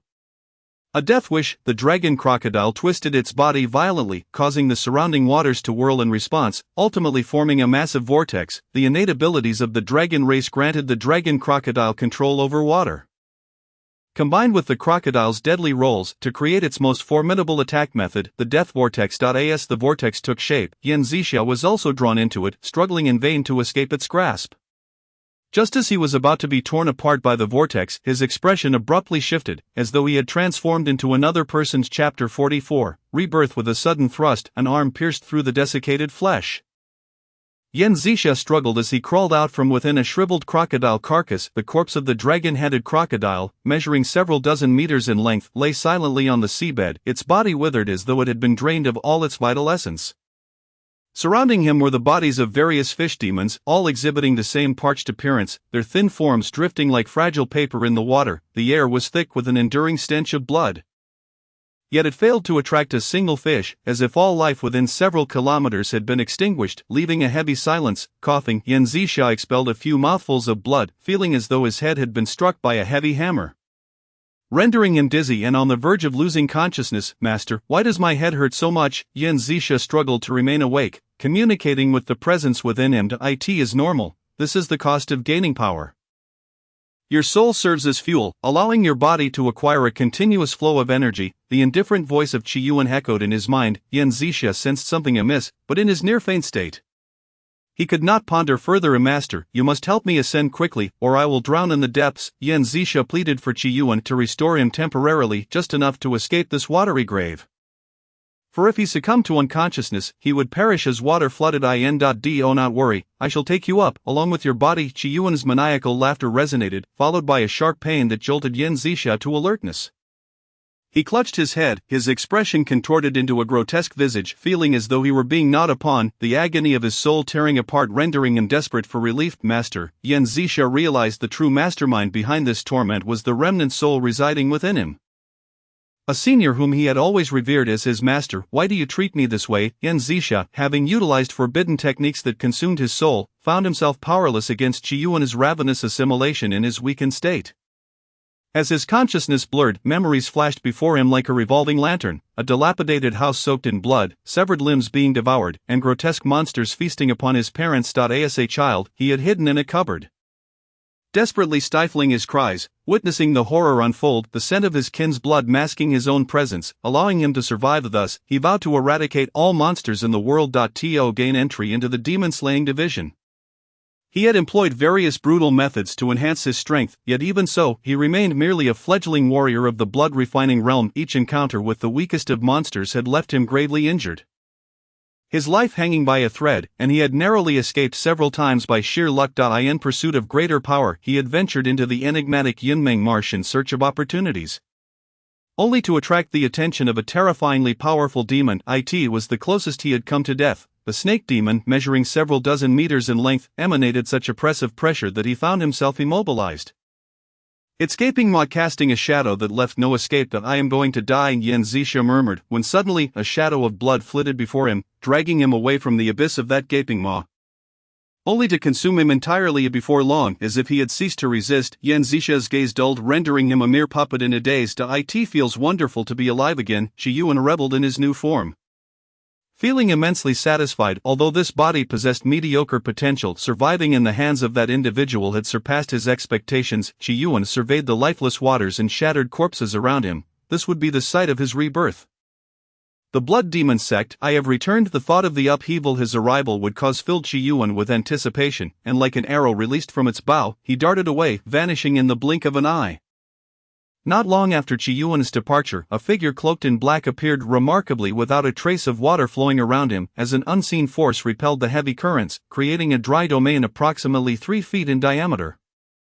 The ability to repel the waters from a depth of several hundred meters was truly unimaginable. Wang Tingzhong scrutinized the lifeless waters, his brow furrowing in concern. Before him lay the remnants of a once majestic underwater palace, its shattered structure strewn about, surrounded by the corpses of numerous water demons. The bodies were shriveled, as if drained of all blood, resembling corpses that had languished for decades. Further in the distance, a massive corpse lay still, its several dozen meter long body conspicuously evident even underwater, its dark yellow scales dull and lifeless, equally desiccated like fragile parchment. Although Wang Tingzhong had never encountered the so-called Dragon Crocodile King, he was certain that this was the dragon offspring spoken of by the other powerful demons.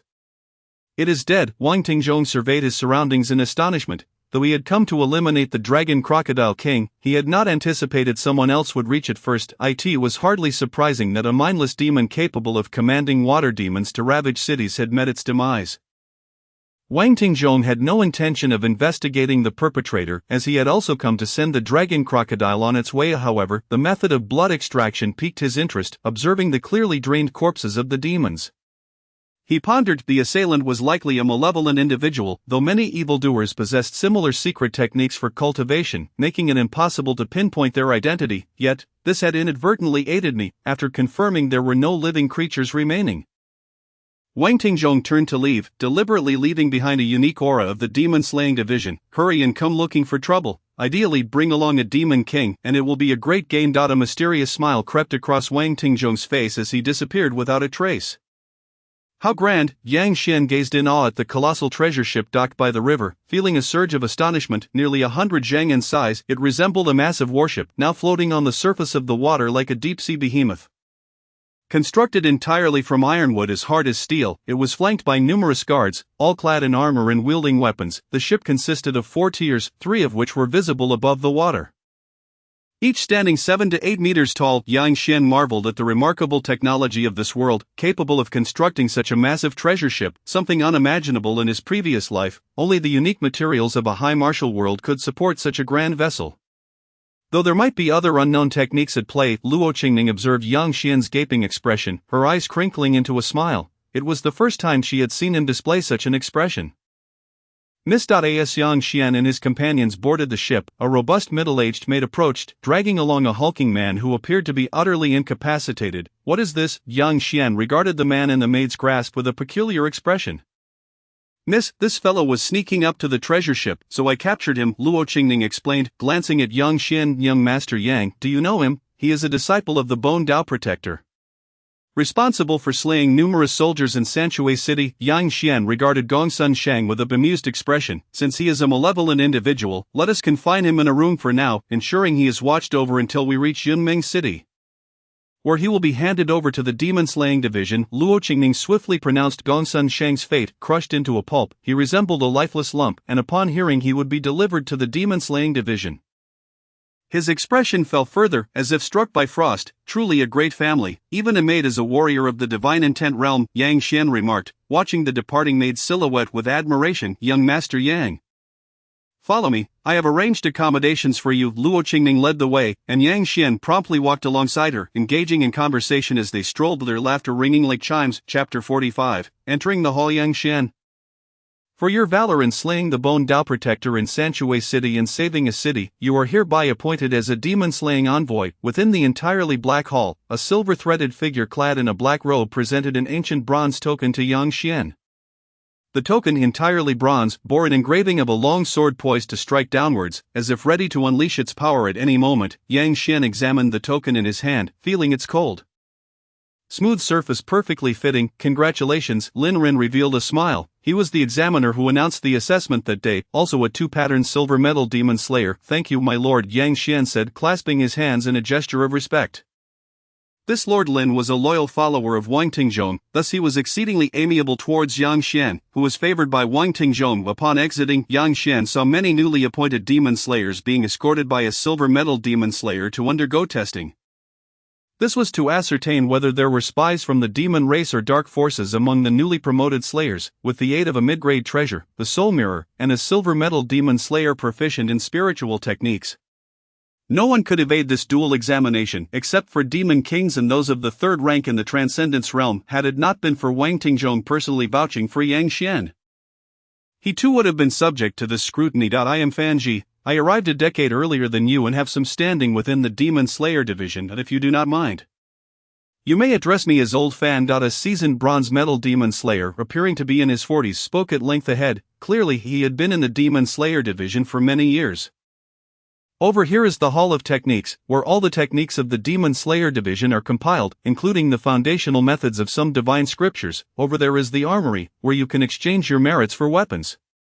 With sufficient merits, even high-grade treasures can be obtained, and there is the task hall, the place where you will accept trial missions. By the way, your tokens are connected to the celestial mirror of the Demon Slayer division.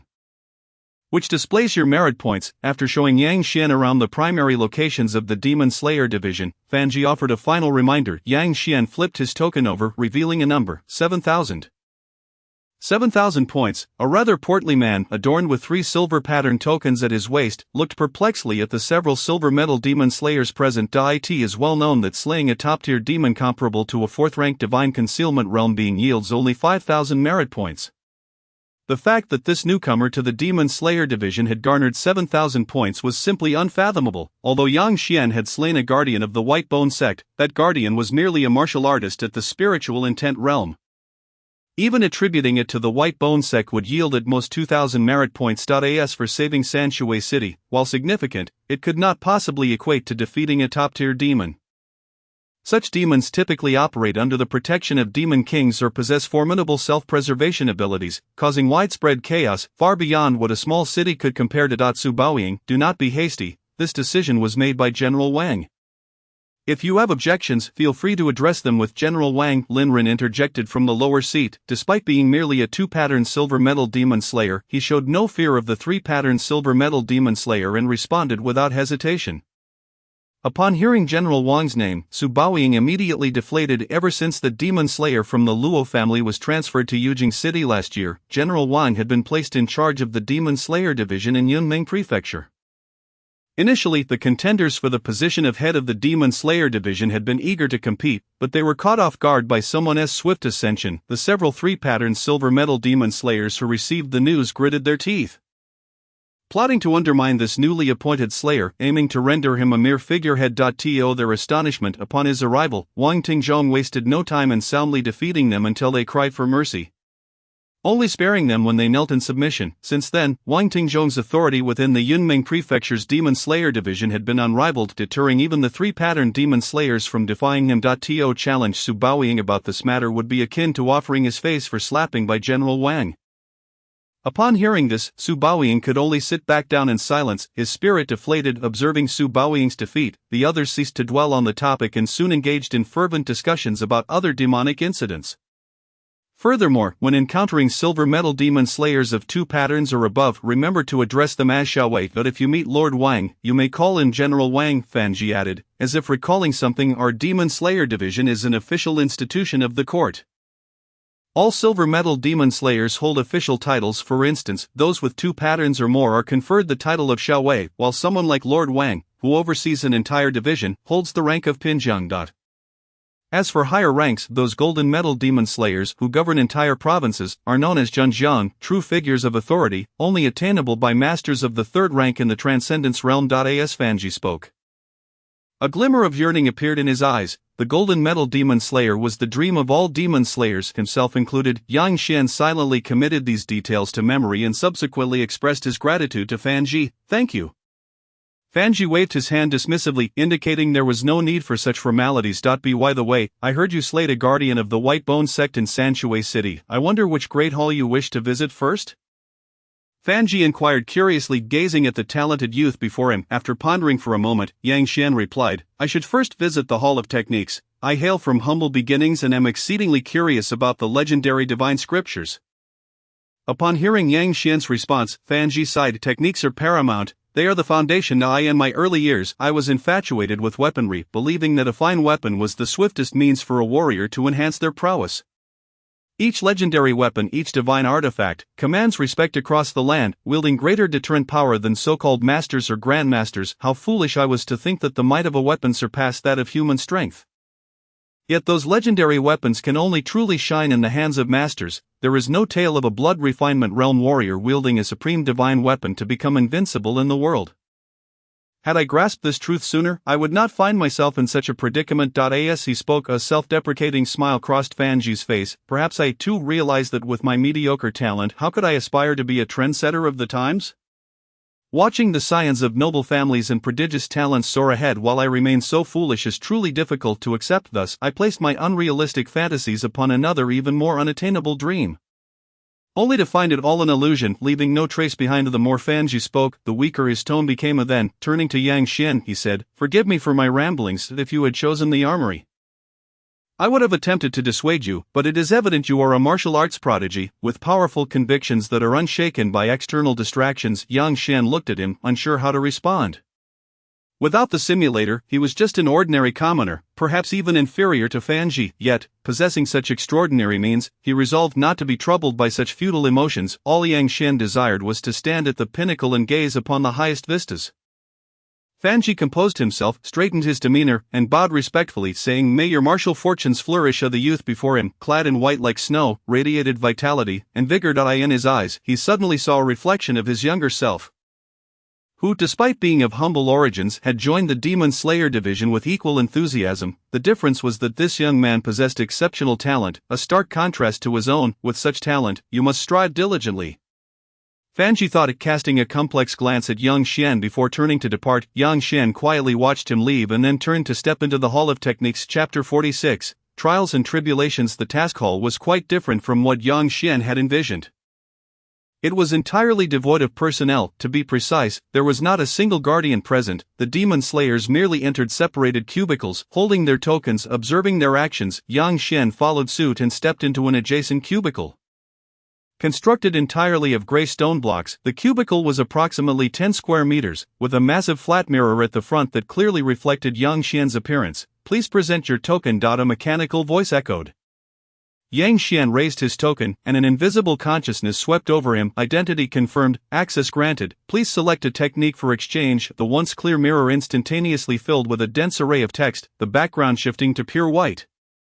With black text standing out prominently. 3 categories appeared on the panel: techniques, skills, and secret arts. Yang Xian immediately focused on the techniques category. Wind and Thunder Cannon, 4th grade technique, contains methods for nurturing the 5 great divine concealments.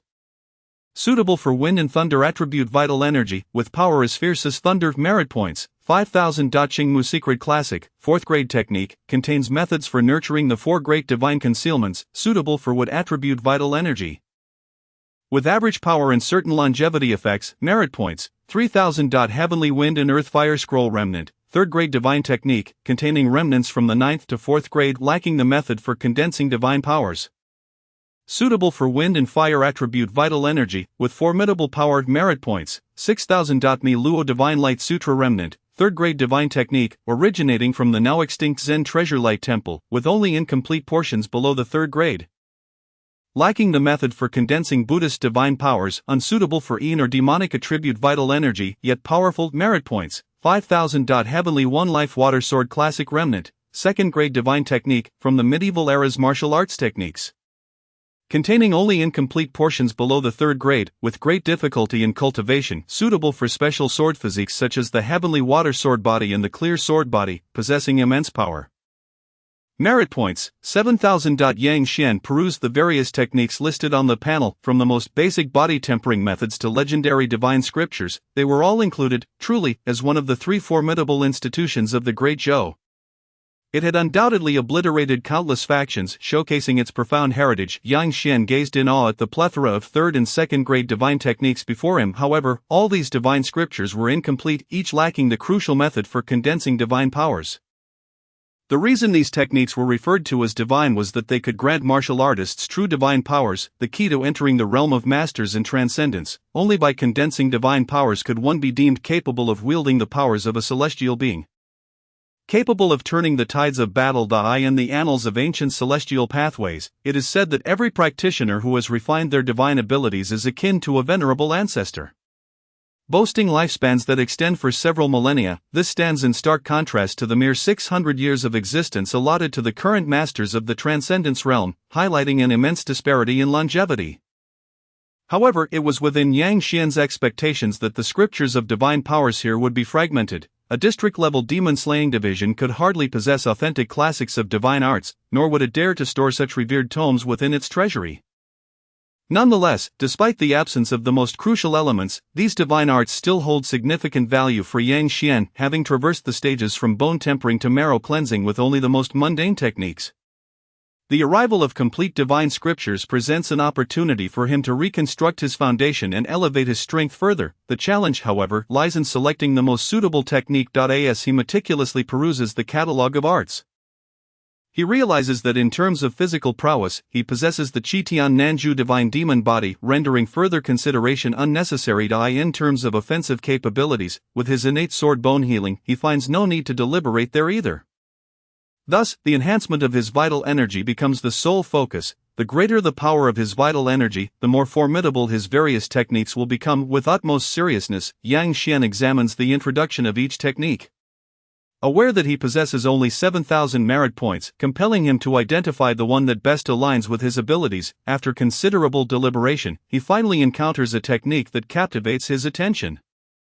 The Qianjia Baidian Beiganging, the scripture of the precious vital energy of 1,000 calamities and hundreds of trials, is a second-tier divine art originating from the Middle Ages, featuring only the incomplete portions of 4th tier and below.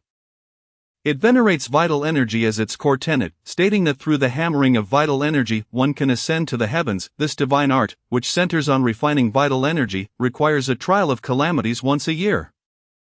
Thus, completing the full refinement of vital energy takes an arduous 1,100 years. Upon achieving perfection, the vital energy becomes as resplendent as the sun, and merely utilizing it to propel martial techniques yields power that approaches the divine.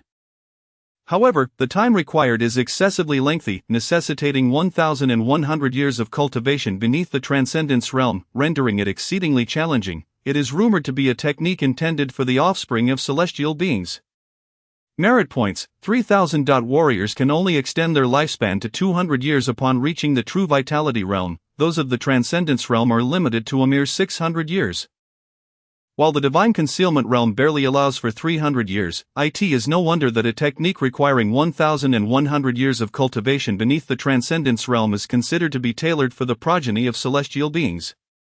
Only those blessed with the bloodline of divine longevity could possibly afford the time required for such cultivation, yet, for Yang Xian, this suits him perfectly. With the aid of a simulator, he could invest not merely 1,000 years, but even 10,000, provided he has enough silver to facilitate it. Moreover, due to its glaring deficiencies, it only demands 3,000 merit points. This is the one for me. Upon clicking to exchange, a jade talisman was suddenly ejected from the mirror.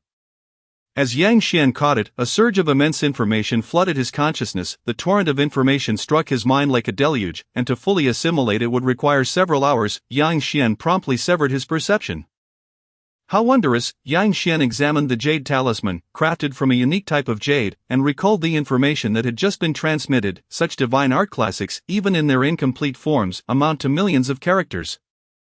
Documenting them in books would be excessively cumbersome. Thus, this inheritance talisman is specifically designed to record techniques, and upon completion of information absorption, the talisman shatters automatically. With 4,000 merit points remaining, he turned his gaze to the page of martial techniques.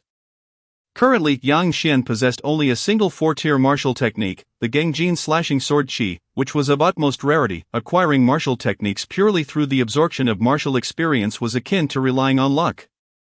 With 4,000 merit points still at his disposal, he was eager to see what martial techniques could be exchanged for, preparing to master them swiftly through simulation. Wanlu Gui Wanzhang, the poem of 10,000 streams returning to the source of 4-tier martial technique.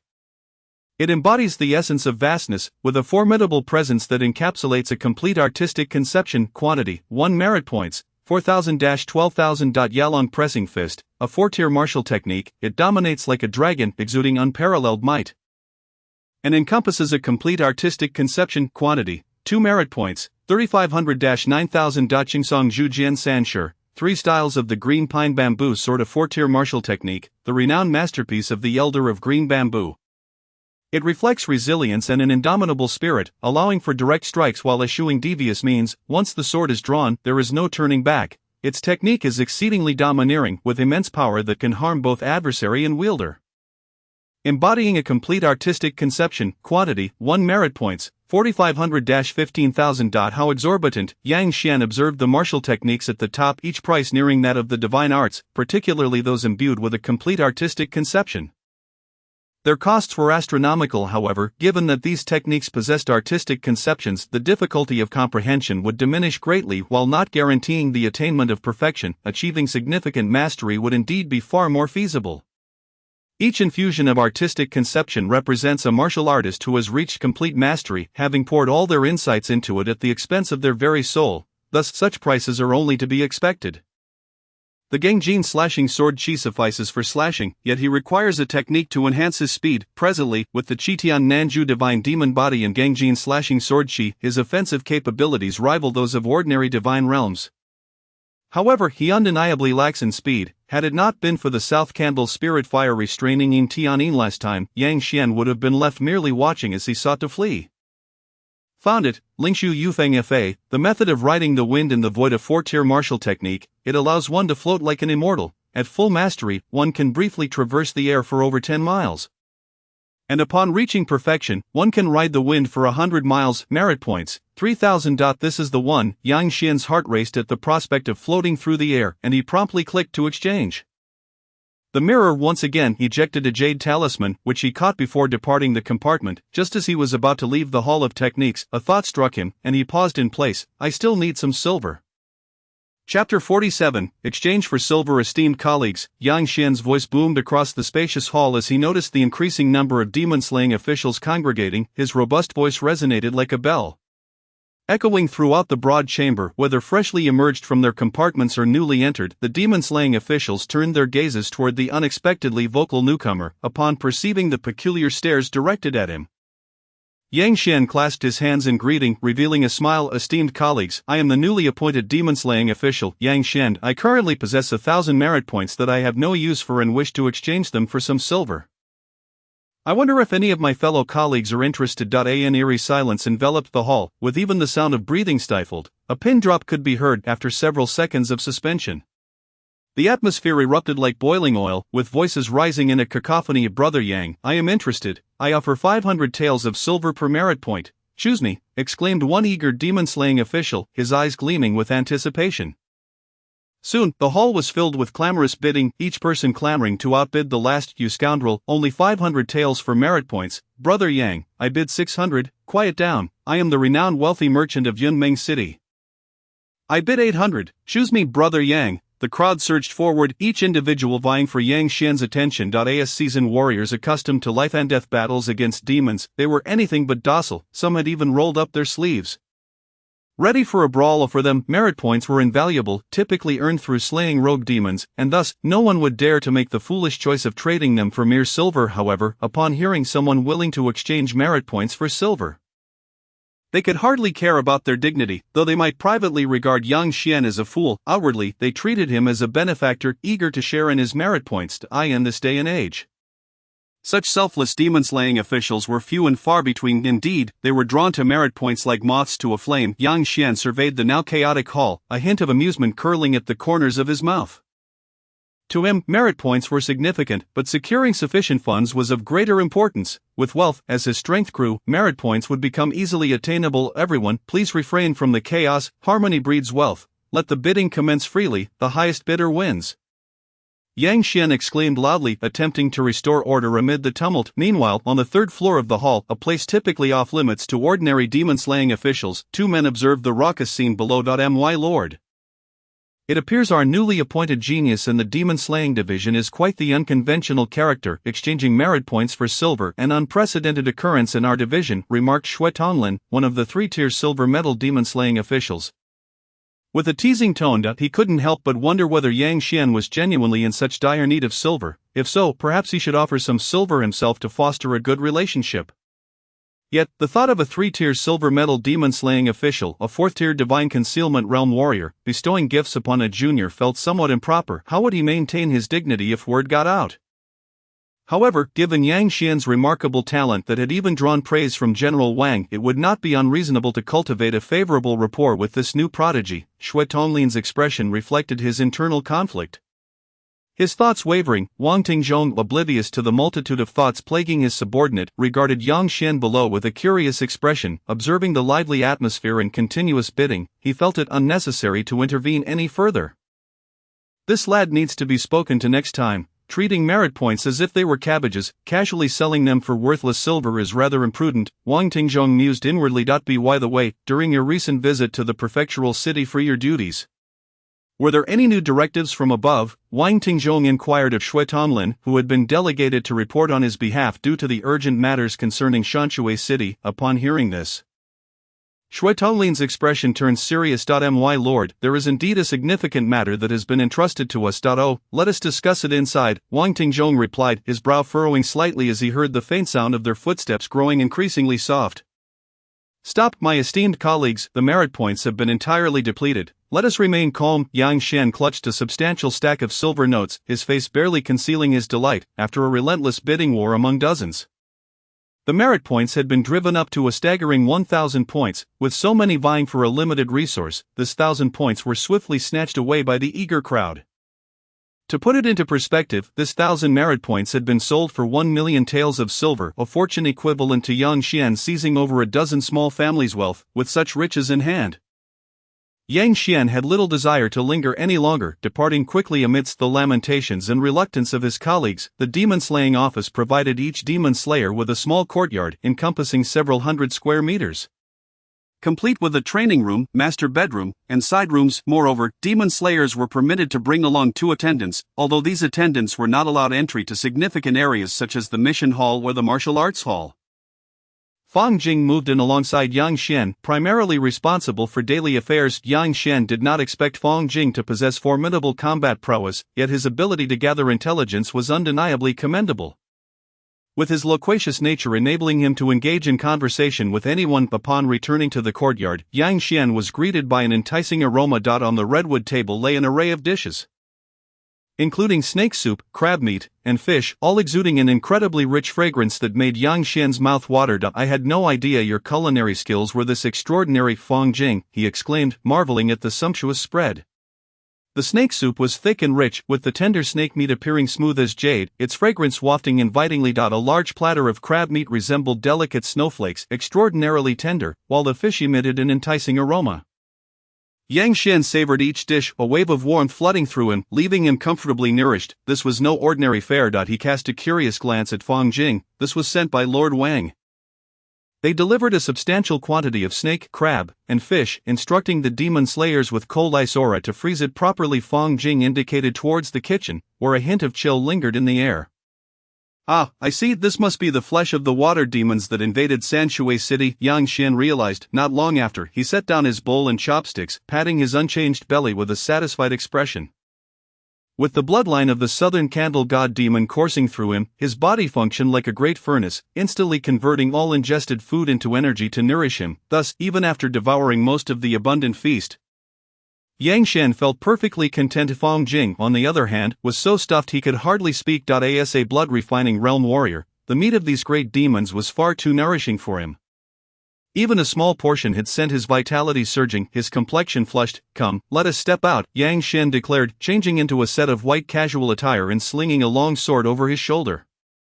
Where are we going, young master? Fang Jing asked, stifling a burp. To exchange for money. Chapter 48, The Dragon-Slaying Lord. My lord, do you recall the dragon-slaying event from 300 years ago? As Wang Tingjong took his seat, Shui Tonglin eagerly inquired. The dragon-slaying of the world. Wang Tingjong squinted slightly, as if recollecting something. Of course, I am aware the world is rife with water veins and countless rivers, thus many water demons emerged.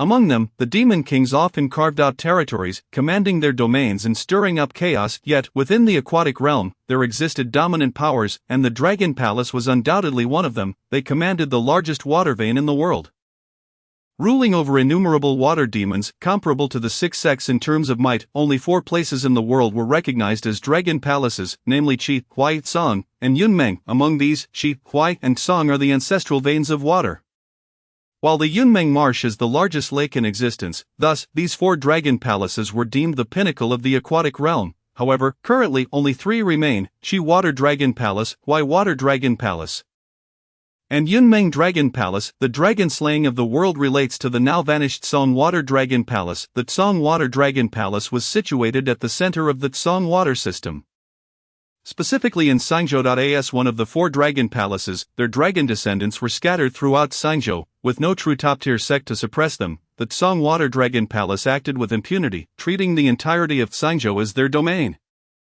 Furthermore, at that time, several masters, including the golden-ranked demon slayers and the Sangzhou governor, were lured by the Dragon Palace's benefits, turning a blind eye to the chaos. Consequently, Sangzhou became a playground for the dragon descendants.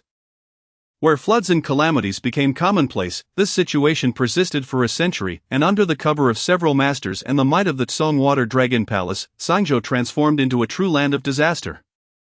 Plagued by demons that devoured humans, relentless rains, and sinking lands, resulting in vast floodplains, thus, the dragon-slaying event unfolded, and no one knew from whence the figure arose. It was only known that the long blade in his hand pierced through Sangzhou from north to south, staining the waters with the blood of dragons, ultimately shattering the Tsong Water Dragon Palace hidden in the depths of the abyss. It also dashed the dreams of the Tsong Water Dragon Palace's ancestors, who aspired to ascend to the earthly dragon palace and attain the realm of true dragons. With a single dragon-slaying blade, he obliterated a legacy that had endured for millennia, and not a single dragon descendant escaped retribution.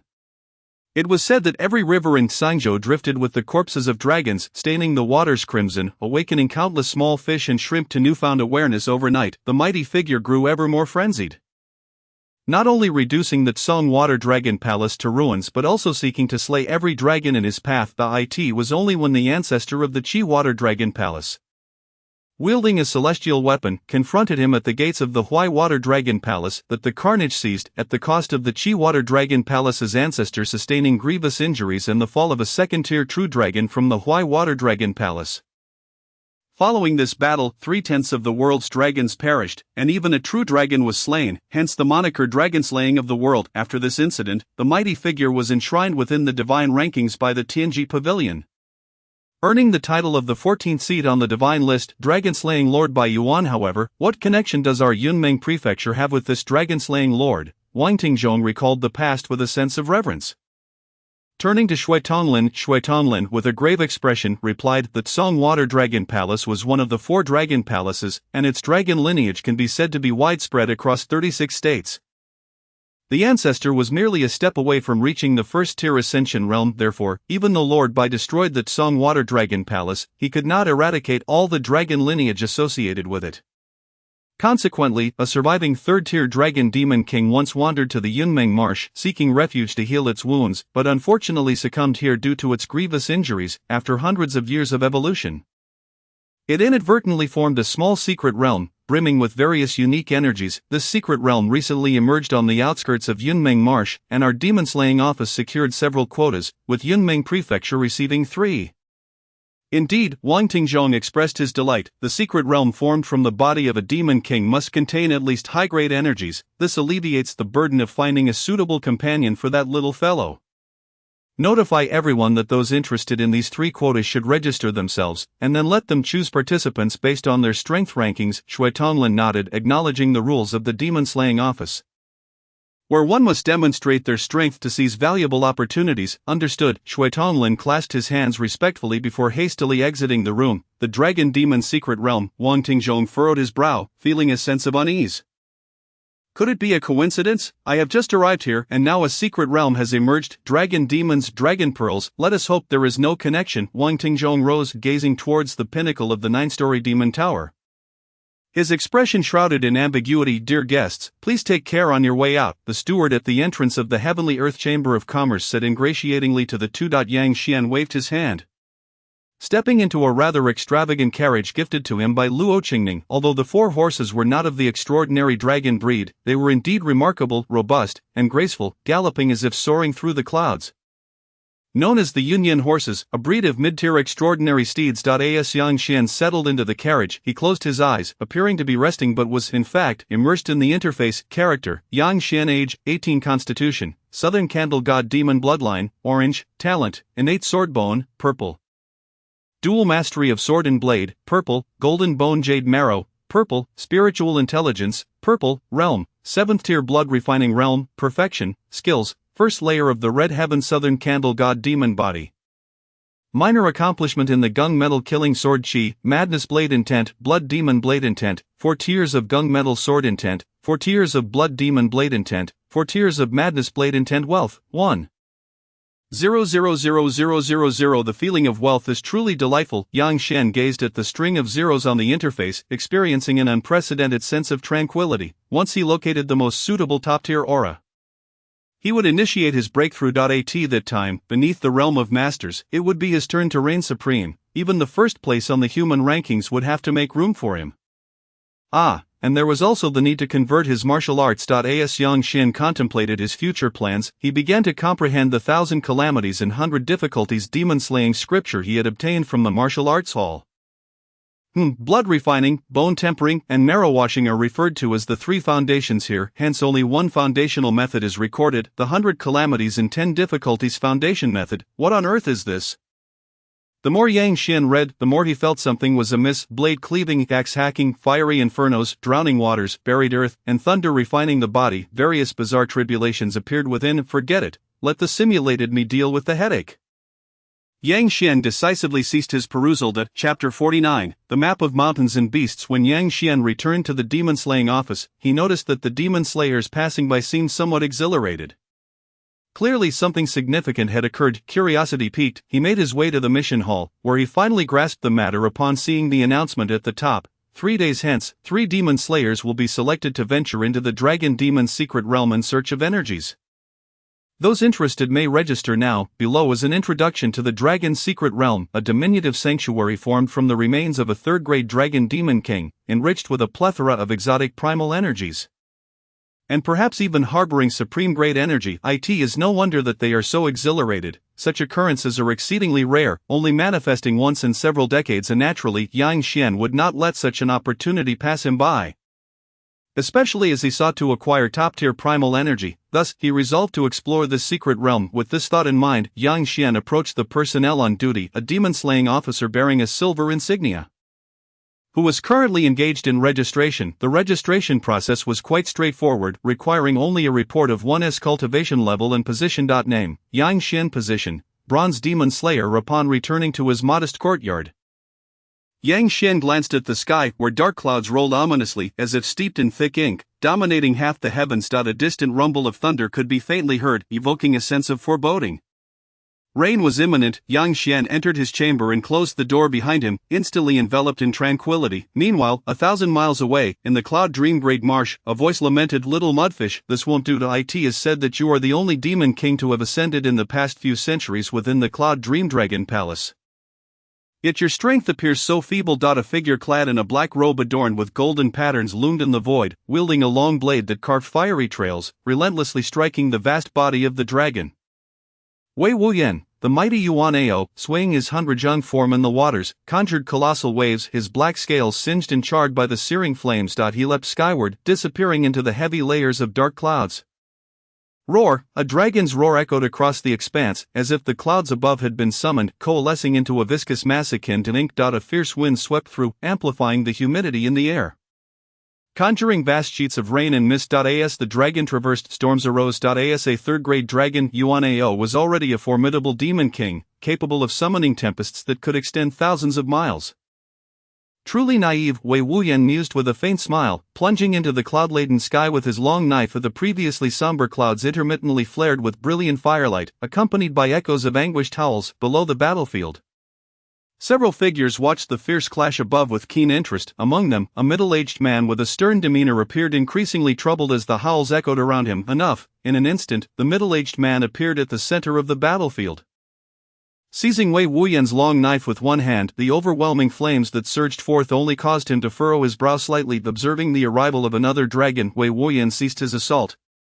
Sheathing his long knife, Yuan Ming, it seems your talented dragon from the Cloud Dream Palace is not so resilient after all. Wei Wuyan taunted without restraint, ignoring Yuan Ming's increasingly thunderous expression. Wei Wuyan then joined a few others on the sidelines.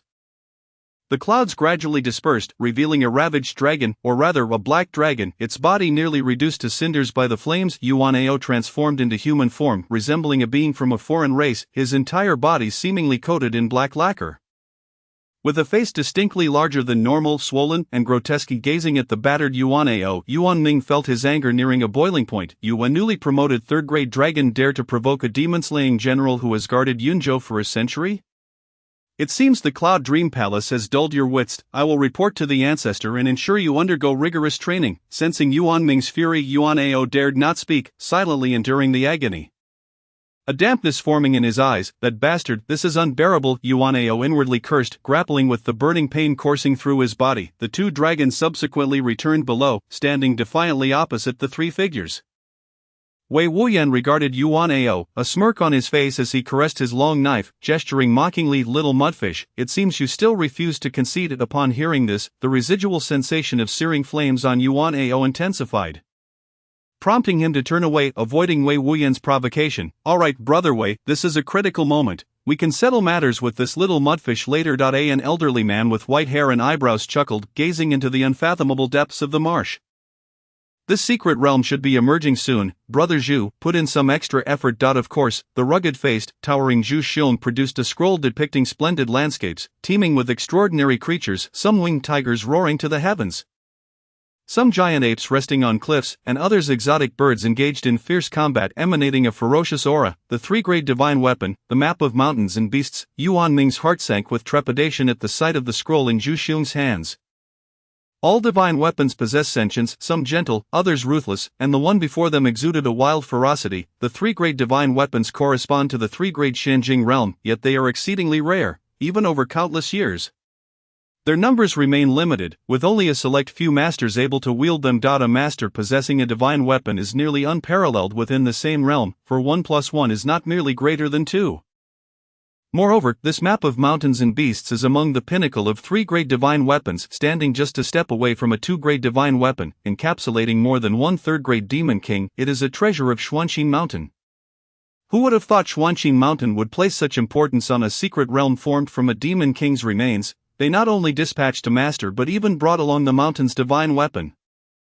Fearing not for their own stronghold, Yuan Ming remarked with a hint of derision, our Xuanqin Mountain is not as extravagant as the Dragon Palace. We have no interest in a mere demon king's secret realm. However, since Lord Bai has already offered this secret realm to Yunzhou, we shall graciously accept it. Zhu Xiong retorted, laughing heartily. Yuan Ming felt a surge of humiliation. A dragon's secret realm appearing at his doorstep was snatched away by a group of humans, and he had to come to prevent them from causing trouble. Yet, thinking of it as the will of the Lord Ancestor, he could only swallow his pride. Ancestor, why must you expose this dragon's secret realm, thereby benefiting these humans? Contemplating that this was the arrangement of the Dragon Palace's ancestor, Yuan Ming could only sigh in resignation. Rise, Zhu Xiong shouted, casting the scroll into the heavens. The map of mountains and beasts floated above, erupting in divine light, releasing an astonishing energy that cleaved a path through the waters. The exotic beasts sealed within the scroll appeared to come alive, their eyes sparkling with unprecedented vitality as they surged forth from the scroll. Over 100 exotic beasts erupted, bringing with them a savage and untamed aura, yet they stood around as if puppets. Dazed. Go, with Zhu Xiong's commanding shout, the 100 exotic beasts entered the unfathomable waters through the breach.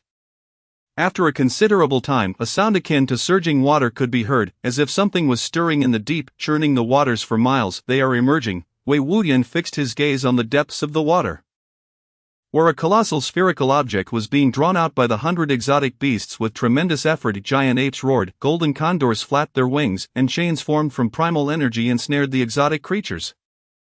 As the map of mountains and beasts continuously supplied them with the power to advance, with a thunderous crash, a towering wave surged forth, as Wei Wuyan brandished his long knife, his eyes glimmering with golden flames.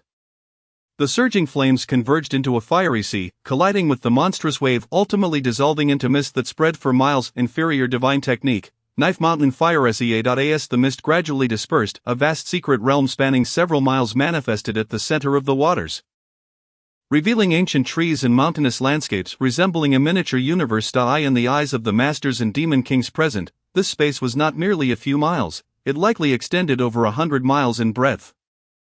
Such a colossal expanse signified that the treasures sustaining the secret realm were surely extraordinary. All present were astonished by the scale of this secret realm. They initially thought it would not exceed a few dozen miles, only to find it reaching 100 miles in size. It seemed that the surviving dragon demon king had indeed obtained significant benefits from the Tsangshui Dragon Palace. With this in mind, excitement surged within the hearts of the onlookers. Everyone, go summon your respective juniors, but do not act impulsively. Lord Bai has decreed that the first exploration of the secret realm should be entrusted to these juniors. I hope everyone refrains from making errors, the elderly man with white hair and eyebrows advised, his face beaming with joy at the emergence of the secret realm, while also issuing a caution. Upon hearing this, Zhu Xiong and the 2 dragons, who were previously filled with avarice, regained their composure. After all, life is far more precious. They harbored no doubt that should they dare to act recklessly, They would undoubtedly be cleaved to pieces by the long knives descending from the heavens the following day, especially Yuan Ming, whose heart raced with trepidation. After all, the dragon-slaying heavenly lord was already targeting the dragon clan. And if he were to catch them in a misstep, the Cloud Dream Dragon Palace might face annihilation as well. Alas, Yuan Ming sighed deeply, casting one last glance at the secret realm before swiftly departing with Yuan Ao.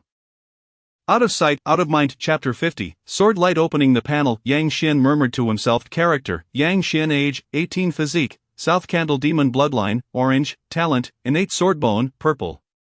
Dual Mastery of Sword and Blade, purple. Golden Bone and Jade Marrow, purple. Spiritual Wisdom, purple. Realm, 7th grade. Cleansing Marrow Realm, perfection. Skills, first layer of the Red Heaven South Candle Demon Body.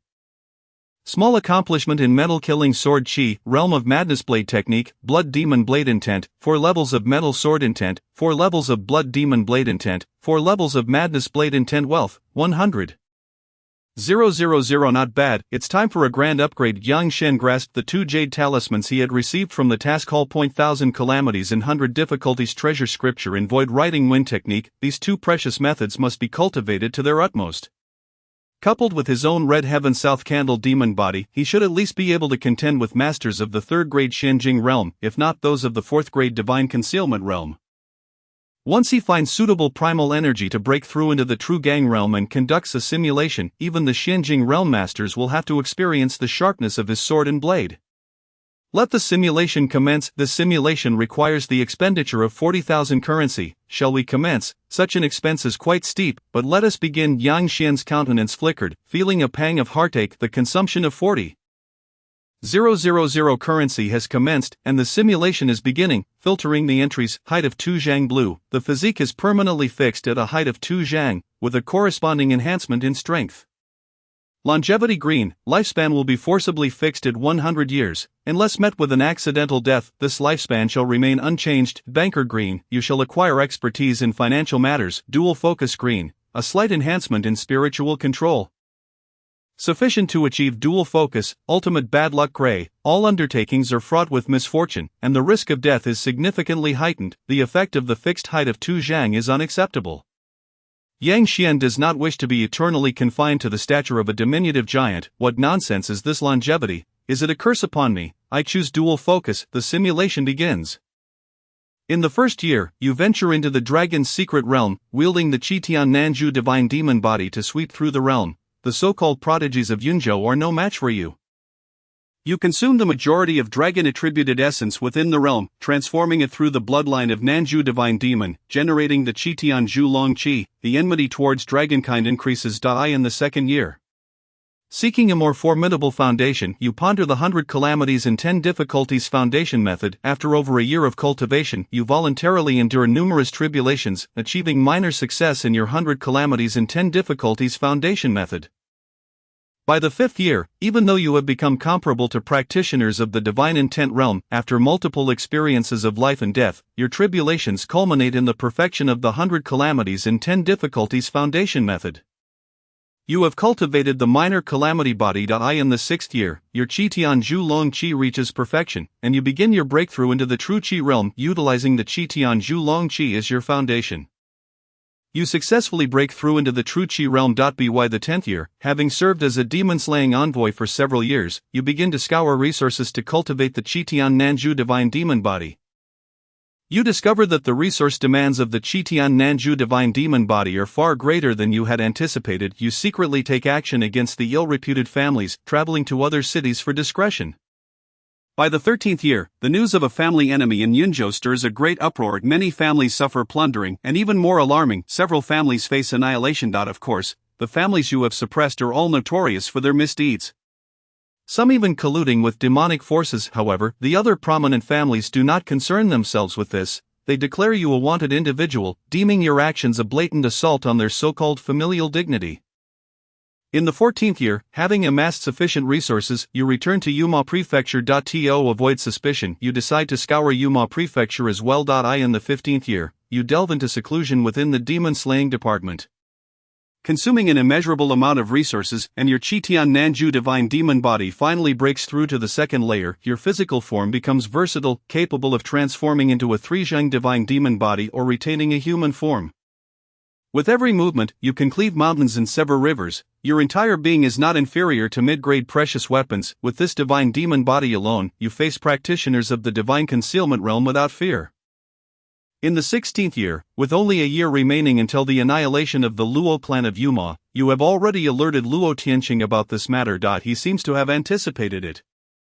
Reluctantly entrusting Luo Qingning to your care. In the 17th year, 100,000 troops besieged the city. As the pinnacle of the Great Zhou dynasty's military, their formation has reached the third tier of military spirit manifestation. Towering at 100 zhang like a golden-winged rock cast in gold, it fixates on the immense city before it. Even the 100 zhang high city walls barely reach its neck, with several masters vigilantly observing the scene. The great battle erupts. The Luo clan of Yuma exhausts all their strength to resist the onslaught, and you, along with Luo Qingning, have already departed from this place. Suddenly, a piercing sound rends the air.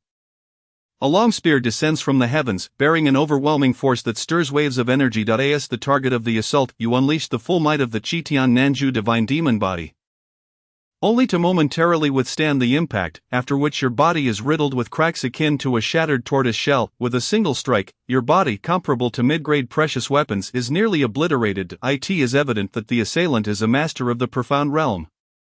The Great Zhou dynasty is resolutely purging the Luo clan of Yuma, rendering your attempt to escape inconspicuous before this colossal force. A martial general clad in dark armor hovers in the sky, his chilling spear radiating an intense pressure that unsettles you. Yet, what of a master? Engage. You once more activate the Qitian Nanju divine demon body, fervently igniting the bloodline within you, an immense power surging forth from your being. Your divine demon body expands to 5 zhang, the color of Nanju spirit fire deepening to a blood-red hue. The earth fractures beneath you, and in an instant you appear in the sky, the crimson flames engulfing the heavens. The long spear dances like a dragon, the flames enveloping both combatants, with faint echoes of divine demons roaring and battling madly. With a resounding explosion, the flames dissipate, revealing the martial general, his armor shattered and falling away. Unveiling charred flesh beneath, with a wound on his chest deep enough to see bone, quite formidable, the armored warrior speaks calmly, raising his spear like a mountain and striking down upon you. The mere shockwave rends the earth, carving deep fissures extending for hundreds of zhang. You lie on the ground, your Qitian Nanju divine demon body shattered, reverting to your human size, powerless to confront this strike, closing your eyes to welcome your fate. In that moment, as the spear swings, Luo Qingning swiftly positions herself before you, sword in hand, her resolute expression radiating a fierce determination. With a clang, the sound of the sword resonates through the heavens. As a long sword descends like a radiant moon, its powerful sword intent shattering the spear inch by inch, the expression of the armored general shifts dramatically. He gazes intently at you before hastily retreating. You feel a splitting headache, as if a dagger has brutally pierced your soul, your consciousness fading into obscurity. The sword's light, as luminous as the moon, engulfs a cloud of blood mist, and then, as the rain descends upon the earth, it glimmers under the sun's embrace. So beautiful. You fleetingly entertain this thought, feeling an overwhelming sense of elation. You have perished. Chapter 51. The Celestial Realm. The simulation concludes. Please select one reward from the following options. The Cultivation Realm experienced in the simulation. Green entry dual focus. The cultivation experience gained in the simulation. How unfortunate. Is this truly the favor of destiny? In times of peril, there shall always be someone to come to one's aid. Yang Xian observes his simulated self being slain by the dying strike of the armored general and feels somewhat disheartened. No, there is also the matter of my Nanju divine demon bloodline. Suddenly, Yang Xian recalls that there seems to be an introduction regarding his divine demon bloodline, primordial divine demon bloodline orange. In the ancient times, there existed a group of ancient divine demons born from the essence of heaven and earth, traversing the sun and moon, navigating the starry rivers, possessing the most formidable physiques and mastering the laws of heaven and earth. However, with the demise of the ancient era, the primordial divine demons were forsaken by heaven and earth. Inheriting the primordial divine demon bloodline will grant one a portion of the legacy of a primordial divine demon. Simultaneously, inheriting this bloodline will incur a certain degree of disdain from heaven and earth. Disdain, Yang Xian murmurs softly. No wonder, even with the favor of destiny beside Luo Qingning, he could still be felled by an unexpected soul attack. He chooses the cultivation experience from the simulation. Flames abruptly ignite, crimson flames enveloping Yang Xian in an instant, ancient patterns flickering across his body as the divine demon bloodline within him boils, faintly resonating with a thunderous roar. Yang Xian exerts himself to control the sudden surge of power. The abrupt force is indeed quite challenging to manage with his current spiritual control, nearly reaching his limits. His originally red blood seems to shimmer with a golden hue, his organs grow more robust. Each breath becoming deeper and more elongated, with the heartbeat resonating like the sound of drums. His skin becomes smoother, radiating a lustrous glow akin to the finest jade, appearing ordinary yet possessing hardness rivaling mid-grade precious weapons. The second layer of the Qitian Nanju divine demon body allows one to transform into a Three-Zhang divine demon physique. The surge in power also brings forth an even more potent Nanju spirit fire.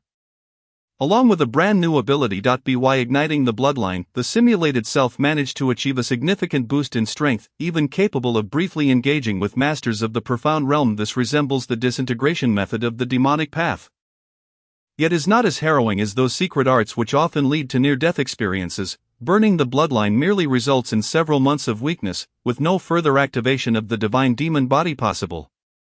It appears I may not require this power. Yang Xian's expression grows peculiar. Once he emerges from the secret realm and consolidates the Qitian Zhulong Qi, he will be poised to embark on his breakthrough. At that time, with the simulator at his disposal, even masters will not instill fear in him. Worst-case scenario, he can simulate once more, risking an imperfect foundation to break through to the master or even grandmaster level. Next, it is time to establish a goal. Through numerous simulations, Yang Xian has grasped the patterns of the simulator. If he sets a clear goal before the simulation, the form of his simulated self will revolve around that objective. Initially, Yang Xian contemplated a natural simulation, but considering the negative effects of his Nanju divine demon bloodline, he feels the need for a safeguard. Survive. Yang Xian silently chants in his heart, setting a straightforward and unequivocal goal.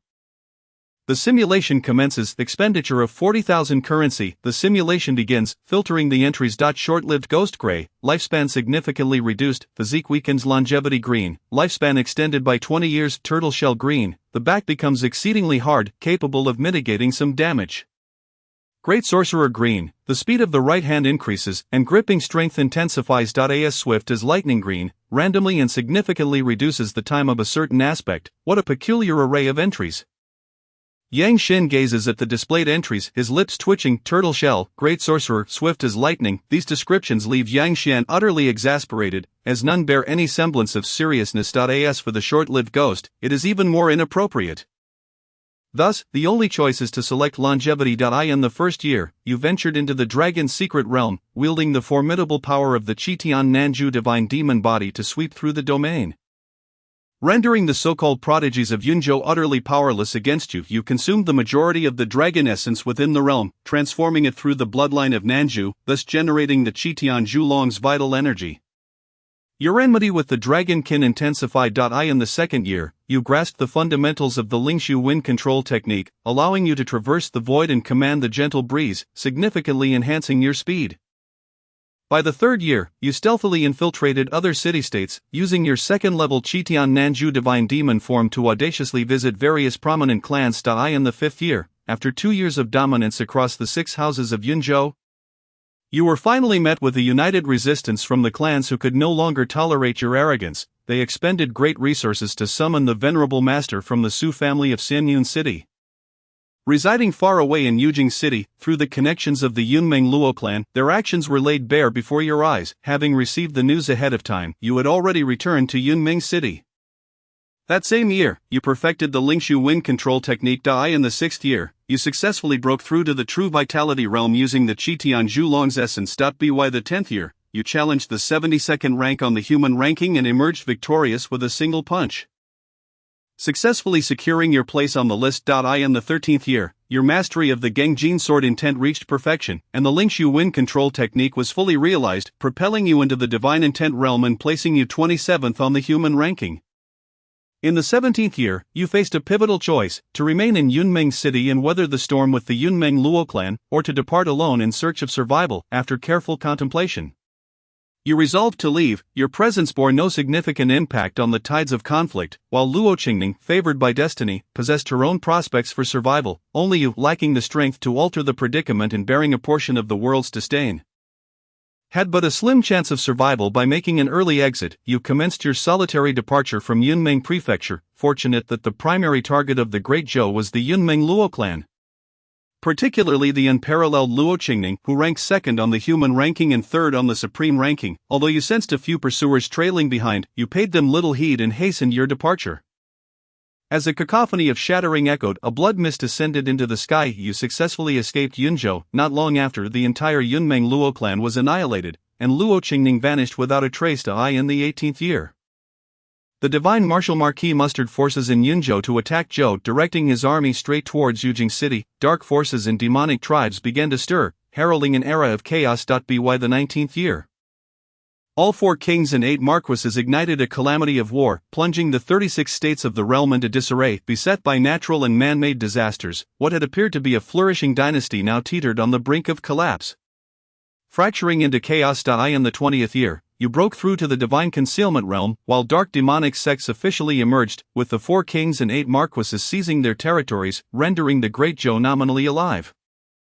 In the 22nd year, a great upheaval transpired. The shackles of the immortal path were shattered. The entire world began to expand at an astonishing pace, with the concentration of vitality multiplying geometrically, and various paradises emerging amidst the mountains and rivers.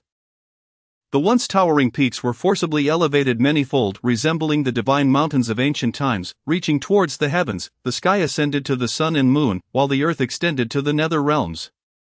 It was as though a new creation was unfolding. You felt the disdain of the heavens and earth more acutely than before. I in the 25th year, due to the great changes in the world and the increase in vitality concentration, your cultivation speed surged exponentially. You swiftly unlocked the 5 divine concealments within your being only a step away from the true vitality realm. That same year, the ancestral master of the Kunlun immortal sect broke through to the first grade of the immortal realm, becoming the first to step into the realm of immortality. I in the 26th year, the heavens continuously birthed phenomena that spanned thousands of miles. Some wielded blades to cleave open the gates of the immortal realm.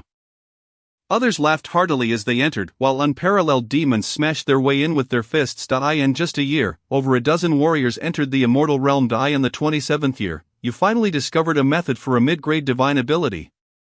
Using it as a foundation to successfully break through to the true vitality realm, the mysteries of the heavens became transparent, and divine abilities were born. I in the 28th year, the Bone Sect discovered your whereabouts. Their covetous eyes drawn by your bloodline from the ancient era. Even as a master of the true vitality realm, you were no match for the Bone Sect, one of the dark demonic factions.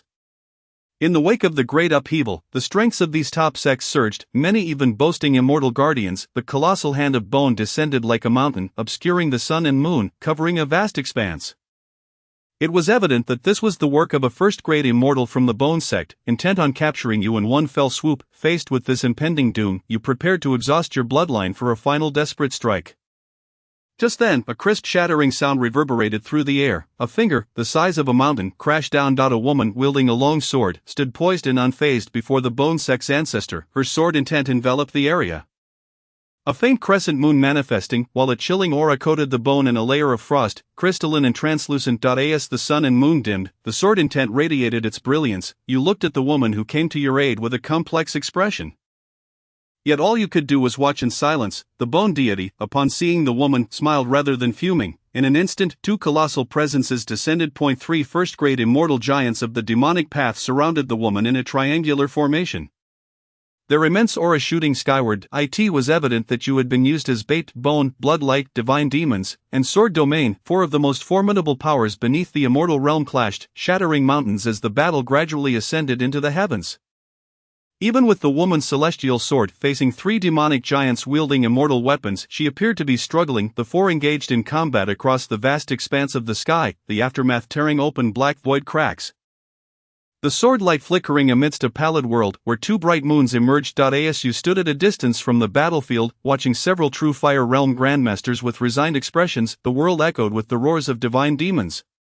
Flames raging, turning the surroundings into a white wasteland. After a long silence, you perished. Chapter 52. A lack of martial virtue. This simulation has concluded. Please select one reward from the options below. Cultivation realm during simulation. Green attribute. Longevity. Cultivation experience during simulation. Select cultivation experience from the simulation. Lingshu wind control. Traversing hundreds of miles, the Lingshu wind control technique is divided into 3 layers. The first layer allows mastery of simple void maneuvering techniques, enabling the body to shift seamlessly in the air.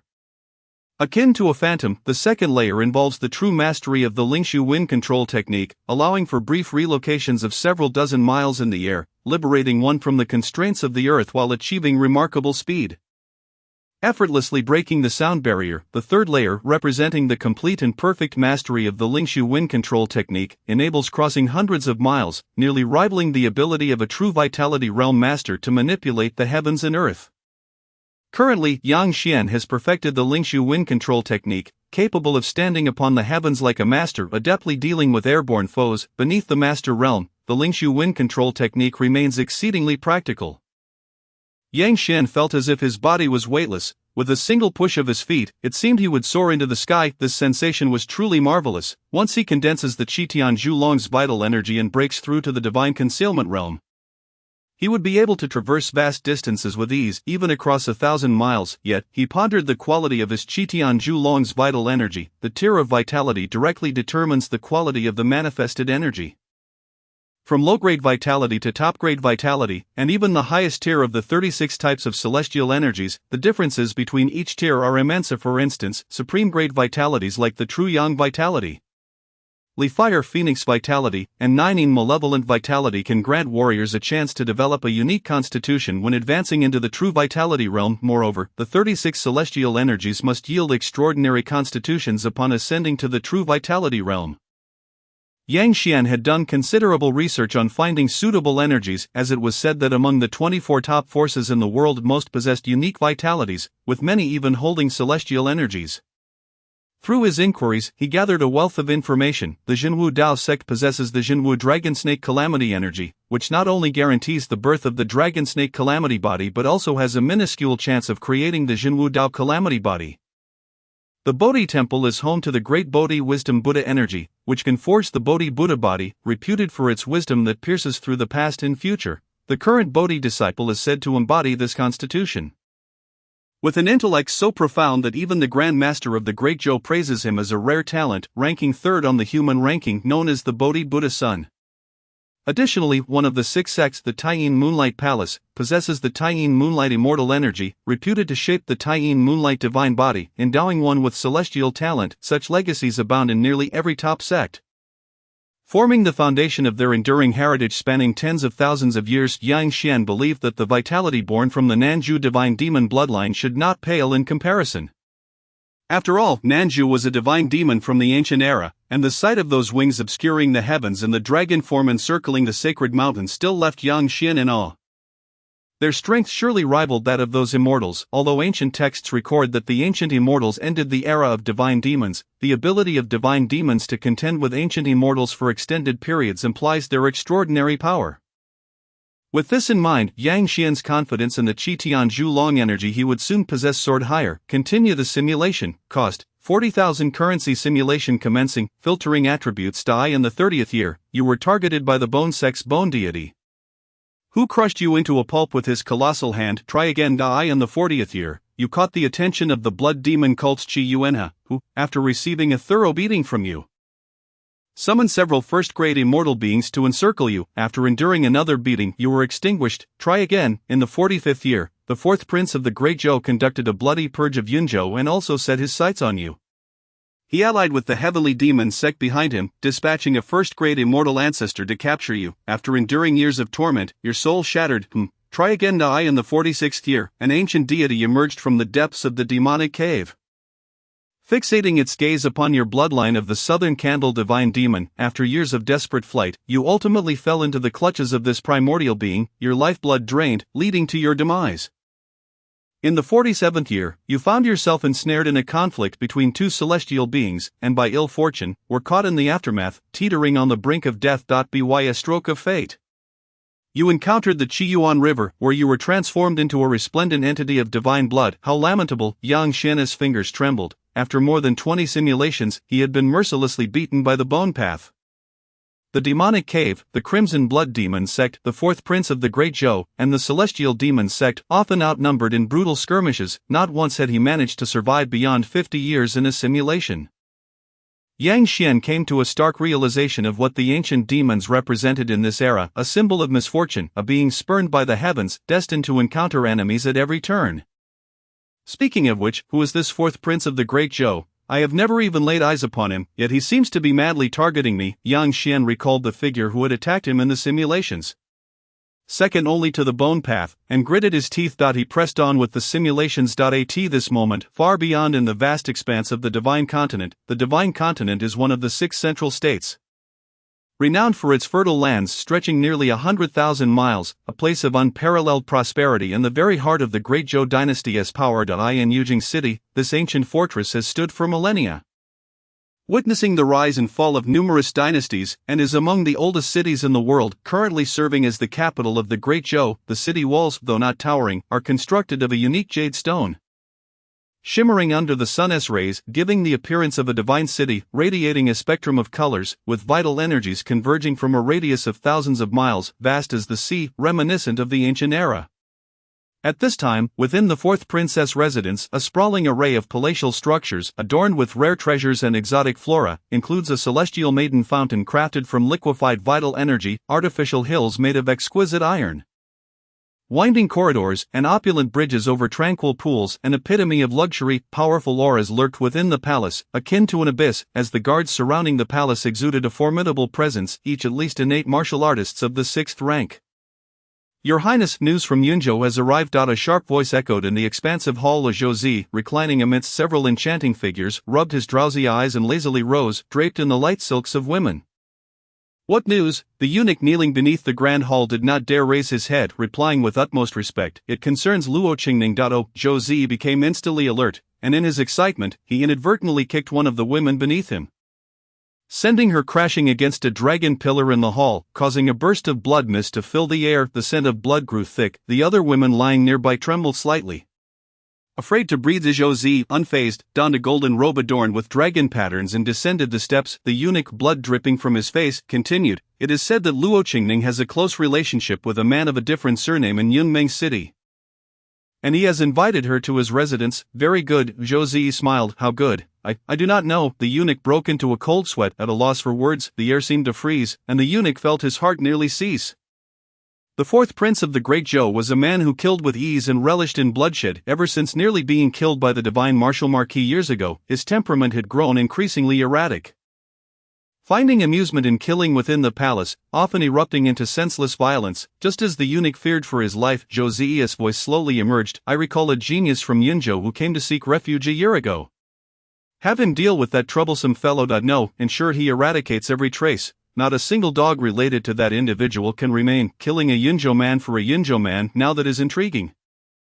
Suddenly Zhou burst into laughter. First kill this fellow, then cleanse everyone connected to him. Luo Qingning, Li Yaoqi, this is the grudge you both owe me for that punch back then. The divine martial marquis is one of the 8 marquises, a master of the 2nd rank in true fire, with formidable connections behind him, making any retaliation unthinkable. Otherwise, he would truly be risking his life. Luo Tianqing is a master of the profound realm, not to be underestimated. As for Luo Qingning and Li Yaoqi, they are the offspring of these two, and it was precisely because of them that he nearly met his end at the hands of the divine martial marquis in Yujing City.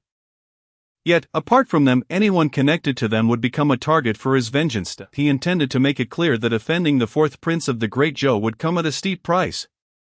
After waiting for years, he finally had a close connection to them and would not let this opportunity slip. Zhou scrutinized the intelligence in his hands, detailing Yang Xian's recent activities, his gaze turning icy as he crumpled the information into shreds. I am the fourth prince of the Great Zhou. I am the master of the Great Zhou dynasty. You insolent hounds who dare defy me shall pay for your audacity. All of you shall die. Demonic energy surged violently, and Zhou's expression grew increasingly frenzied, his intense anger almost becoming tangible. The eunuch, witnessing this, shuddered in fear and promptly bowed, retreating. At such times, the fourth prince would cultivate his demonic intent through slaughter. As a prince, yet practicing the core techniques of the celestial demon sect, Zhou was steering himself towards doom. The eunuch's thoughts flickered, and not daring to linger, he hastily exited the palace, not wishing to be a part of the impending carnage. Chapter 53, Mutual Destruction Cost, 40,000 gold. Simulation begins. Filtering entries, talent of humanity, green moderate aptitude, surpassing the average. Herbal body, blue highly sensitive to herbs, possessing extraordinary talent in the realm of flora, naturally attuned to plants. Blade intent divine bone, Orange contains Blade Intent, Extraordinary Divine Bone, significantly enhancing cultivation aptitude and randomly generating a mid-grade blade technique. Adversity Body, Purple will undergo 3 life and death tribulations. Overcoming each crisis will greatly enhance cultivation aptitude. Golden Wood Spirit Body, Blue Dual Essence of Gold and Wood, Exceptional Physique, significantly enhancing talent in both gold and wood pathways. Upon seeing the 5 entries, Yang Shen Si's gleamed. It seemed that critical strikes either occurred in the first simulation or the last, and even an orange entry had appeared. Excellent, I choose Blade Intent Divine Bone. In the first year, you sweep through the secret realms, suppressing various prodigies, honing the Crimson Sky Candle Dragon Chi, increasing your enmity with the dragon lineage. In the third year, to expedite the refinement of the Crimson Sky Candle Dragon Chi, you began covertly hunting dragon offspring with diluted bloodlines on the outskirts of Yunmeng Marsh, targeting only those with thin bloodlines for safety. In the fourth year, after wreaking havoc on the periphery of Yunmeng Marsh, your Crimson Sky Candle Dragon Chi reached perfection, and you broke through to the True Chi realm. In the fifth year, you challenged the 72nd ranked individual on the human ranking list, defeating them with a single punch, achieving an effortless victory. In the seventh year, you traveled across several states, consecutively defeating multiple prodigies from the human ranking list, placing 30-6th. In the 11th year, you broke through to the Divine Intent realm, defeating the 10th ranked individual, officially entering the top 10. In the 17th year, Yunmeng City was besieged by a great army, led by a master of True Fire Realm and several other masters. You and Luo Qingning had long since departed the city. Yet you knew an unwelcome guest awaited you ahead. Not long after, a silver spear shot through the air, creating a massive pit 100 feet deep in the earth. Anticipating this, you stood at the edge of the pit, gazing at the armored general above, a calm smile gracing your lips. This time, you were ready for a proper fight. With a demonic body rising from the ground, torrents of flames scorched the heavens, the clang of blades resonating. Having preliminarily mastered 2 divine techniques, you would not take a step back. A mere junior in the Divine Intent realm dares to provoke. The armored general fell silent for a moment, his long spear ringing in his grasp, a surge of anger welling within. Junior, you ought to harbor respect for the strong. The armored general roared in fury, sweeping his spear, unleashing waves of force. The 2 figures collided in an instant, the earth fracturing beneath them, forests and mountains obliterated, everything laid to waste. As you observed the armored general gaining the upper hand, your battle spirit soared, your blood boiling like heated soup, your strength intensifying. With a single punch, you sent the armored general flying thousands of meters, the immense force penetrating the earth for dozens of meters, creating a massive pit 100 meters wide, revealing a figure covered in dust and grime. The armored general's expression darkened. Being pushed to such a state by a junior of the Divine Intent realm was an unprecedented humiliation for him, a disgrace that had not occurred in millennia. Just as he prepared to unleash his full power, a melodious sword cry resonated from the sky. As if illuminated by moonlight, a sliver of silver flashed by, blooms of blood flowers erupted in the air, shattering the silver spear into countless fragments. You watched as the once mighty armored general vanished in the blink of an eye, an overwhelming sense of threat swelling within you. A woman clad in palace attire appeared before you, claiming to be the second mistress of the Taiyin Moonlight Palace, effortlessly taking you and Luo Qingning captive. Luo Qingning officially entered the Taiyin Moonlight Palace. In the 18th year, Luo Qingning delved into the secret realms of the Taiyin Moonlight Palace to receive her inheritance. While you chose to leave, wandering the 36 states of the world that same year, the Divine Martial Marquis raised an army to seize Yunzhou, directing his military might toward Yujing City, as various malevolent sects emerged. In the 20th year, you broke through to the Divine Repository realm, ranking 3rd on the human list. In the 22nd year, the world underwent great upheaval, shattering the celestial shackles. The vital energy surged dramatically, revealing numerous paradises in the mountains and rivers, and countless rare herbs and wonders were born as ancient and medieval secret realms resurfaced. At this moment, you were but a step away from the profound realm. In the 25th year, the first being of the celestial realm was born. The venerable ancestor of the Kunlun immortal sect first transcended into the celestial realm, his overwhelming divine might enveloping 1,000,000 miles. As an extraordinary phenomenon in the heavens obscured the radiance of the sun and moon, that same year, you ascended to the profound realm, manifesting 2 mid-grade divine abilities. In the 26th year, the celestial realm saw a flurry of births, with numerous beings who had previously ranked on the divine list breaking through to the celestial realm. It was as if the ancient era of the immortal path was revived, with true immortals descending to the mortal realm. That year, you advanced to the mid-stage of the profound realm. In the 28th year, you returned to the palace of Taiyin Moonlight, where Luo Qingning successfully emerged from the secret domain, her cultivation unexpectedly surging to the first grade of the immortal ascendance. And she acquired a celestial weapon. With Luo Qingning's support, you utilized a vast amount of resources from the palace of Taiyin Moonlight, a lineage with a profound heritage spanning hundreds of thousands of years. And your cultivation began to soar. By the 35th year, you broke through to the Grand Master of True Fire, your soul transforming into the primordial spirit, allowing you to traverse the nether skies unrestrained. In the 40th year, you intentionally leaked your whereabouts, which indeed attracted an ancient demon ancestor of the first grade of immortal ascendance, waiting patiently. Luo Qingning, with the might of her celestial weapon radiant as the sun, suppressed all before her with transcendent power. The demon ancestor, unarmed with a celestial weapon, could only flee in disarray from her onslaught. After hundreds of exchanges, the demon ancestor was left with but half his form. His primordial spirit diminished by a third just as he prepared to unleash a desperate strike and escape. A full moon veiled the heavens, time came to a standstill, and the demon ancestor found himself frozen like an insect encased in amber, ultimately watching helplessly as he was reduced to ashes. A figure, akin to a moon palace fairy, descended gracefully, dimming the heavens and eclipsing the moon's clarity. This was your ultimate trump card, the Grand Mistress of the Palace of Taiyin Moonlight, the Taiyin Star Monarch, Yue Wuxian. Regrettably, she only attracted the attention of an ancient demon sex ancestor. In the 50th year, the Palace of Taiyin Moonlight faced a united assault from the three great orthodoxies of the White Bone Path, the Demon God Sect, and the Crimson Blood Demon Cult. The Taiyin Star Monarch, Yue Wuxian, single-handedly confronted two formidable beings of the celestial realm, while Luo Qingning brandished her celestial weapon against several first-grade demon heads. The battle raged on for a month, gradually drawing to a close as the Crimson Blood Heavenly Sovereign was severely wounded. You held aloft a second-grade True Fire Skull, observing the retreat of the three great orthodoxies. In the 60th year, your primordial spirit manifestation approached perfection, and you were but a step away from forging your immortal body and breaking into the celestial realm. By the 65th year, you began to attempt the creation of your own immortal body. That same year, several ancient deities and demons emerged from the ancient demon cave, although they were not the primordial beings of the ancient era and lacked the earth-shattering power of their predecessors. As entities birthed by heaven and earth after the ancient times, their strength was not inferior to that of celestial masters. In the 61st year, several ancient demons once again united with the three great orthodoxies to besiege the palace of Taiyin Moonlight. Even with Luo Qingning having transcended into the celestial realm, she found herself outmatched against overwhelming odds. An ancient demon towering 1,000 feet high, with 2 heads and 4 wings, ruthlessly shattered the palace's protective formation, scattering the moonlight that gradually dissipated. Yue Wuxian and Luo Qingning, besieged by numerous ancient demons, displayed signs of despair, falling completely behind in the struggle. You ignited your entire bloodline, a colossal figure encircling the celestial mountain emerging behind you, its wings cascading down towards the heavens, with scarlet eyes ablaze with golden divine flames. In the terrified gazes of the ancient demons, the raging golden flames enveloped you both, ultimately returning to the void.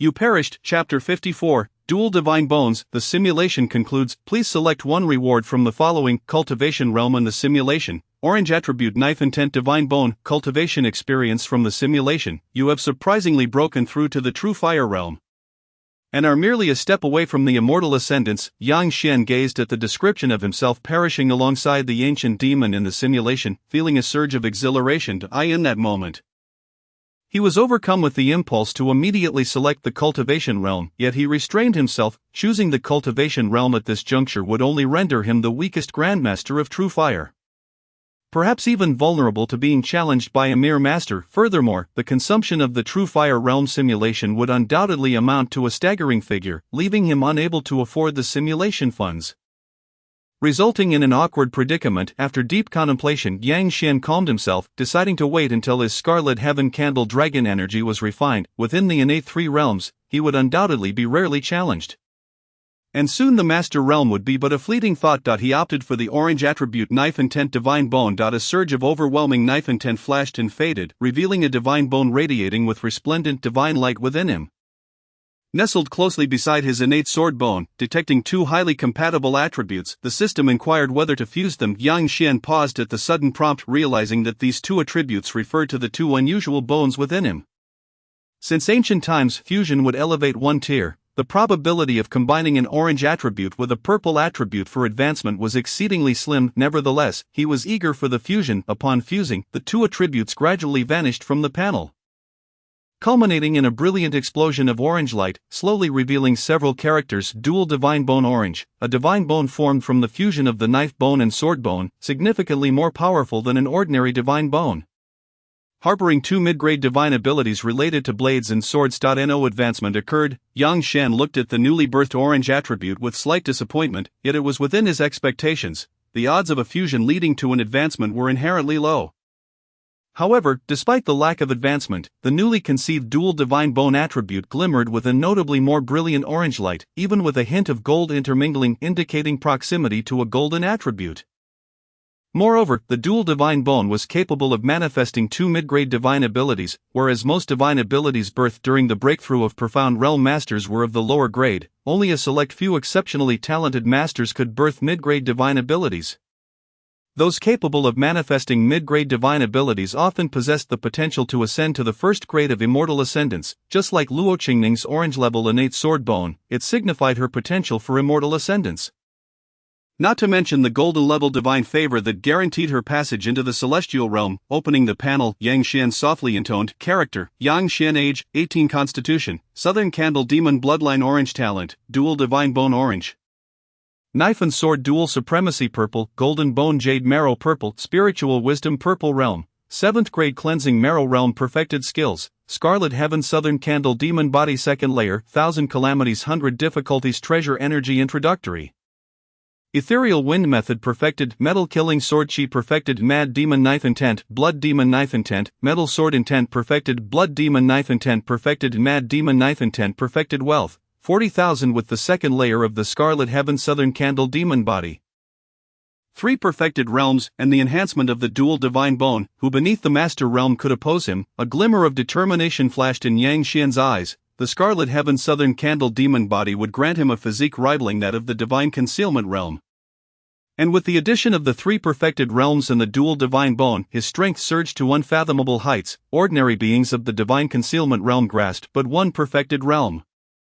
Only those of exceptional talent could attain perfection. Only the most outstanding prodigies, ranking among the top of the human list, could forge their own realm now. Although Yang Xian's realm was merely the Cleansing Marrow Realm perfected, his strength could reasonably be considered mid-tier even within the human list. Yang Xian pondered the renowned figures of the human list from Yunzhou, Xuanqin Mountain Xuanqin Sword Master, the Su family heir from Sanyun City, Su Chengyan, and the Demon Slayer Gu Xinyuan from the Yunzhou Demon Slayer Division. These 3 represented the current top talents of Yunzhou, yet they occupied the lowest ranks of the human list. Barely squeezing into the rankings, Yang Xian had heard tales of their exploits, the most famous being Xuanqin Sword Master single-handedly battling the 3 major bandit leaders of the Lian Mountain, ultimately slaying them all. Yet those bandit leaders were merely barely elevated to the Divine Intent realm, their strength likely considered bottom tier even within that realm. If this represented their full strength, then Yang Xian could confidently proclaim himself the strongest martial artist in Yunzhou under 40. Unbeknownst to him, he had become the most formidable prodigy in the entire region. Yang Xian felt elated. In truth, had he pursued realm advancement, he would already have attained the rank of Grandmaster of True Fire.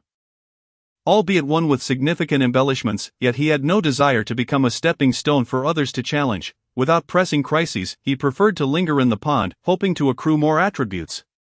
Should a golden or even red superlative attribute emerge, it would truly propel him to new heights. Yang Xian pushed open the door, and outside, the skies had cleared, the heavens, washed anew, sparkled with a pristine brilliance. Interwoven with sunlight and raindrops, creating a vibrant tapestry of colors. How swiftly had the rain ceased, Yang Xian pondered, bemused, for not much time had passed. Young master, a messenger has arrived. Fang Jing hurried over from the courtyard, holding a pristine letter. This was sent by a maid from the Luo residence, Fang Jing explained hastily. Yang Xian, curious, accepted the letter, finding several elegant lines of script within. After a careful read, it was exactly as he anticipated. It was a letter from Luo Qingning. The content conveyed her urgent matters preventing her from attending the upcoming Dragon's Secret Realm expedition, encouraging Yang Xian to exert himself and subdue those self-important so-called prodigies.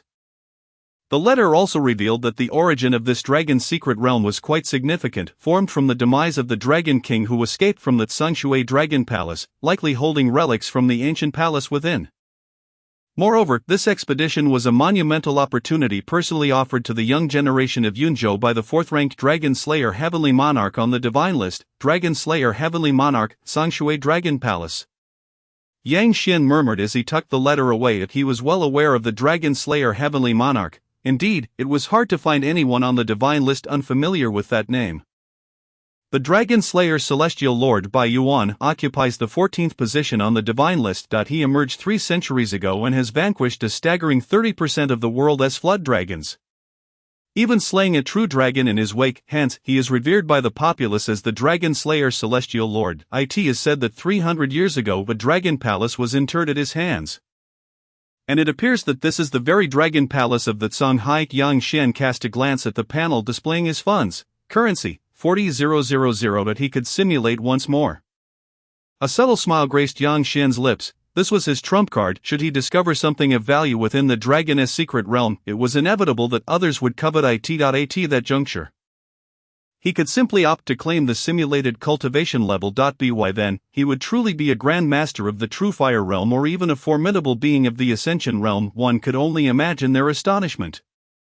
3 days later, at the demon-slaying department's martial arts hall, the hall was essentially a colossal arena, spanning 100 feet in every direction and rising 7 to 8 meters above the ground.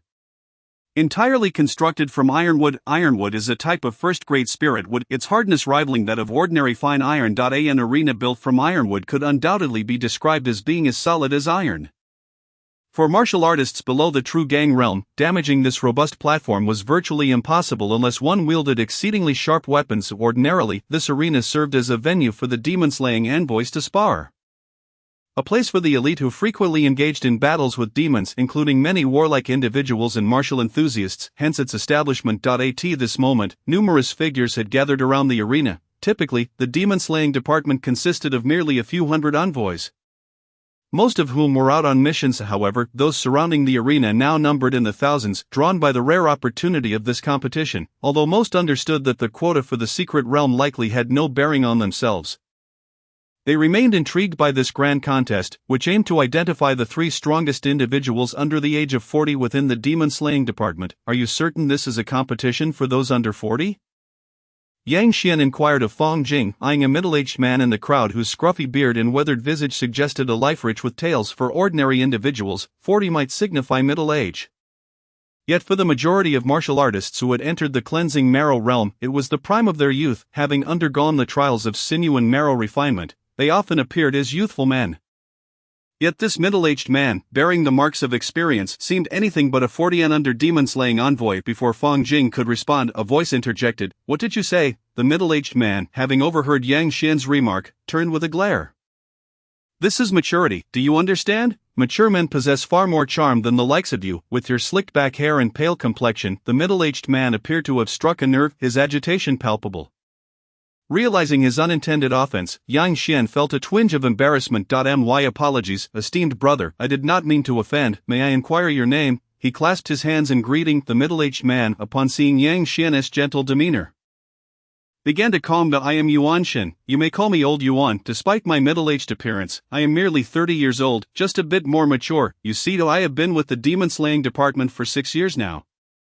Yuan Shen, evidently a straightforward fellow, quickly moved past the earlier incident and engaged in conversation with Yang Xian. Upon learning that Yang Xian had just joined the ranks of the demon-slaying envoys this year, he eagerly shared his experiences as a senior brother. Yang, while it appears there are thousands of envoys gathered here, most are merely here to serve as background. Ultimately, even within the demon-slaying department, a prestigious institution where merit outweighs identity and background, only a select few can truly stand out.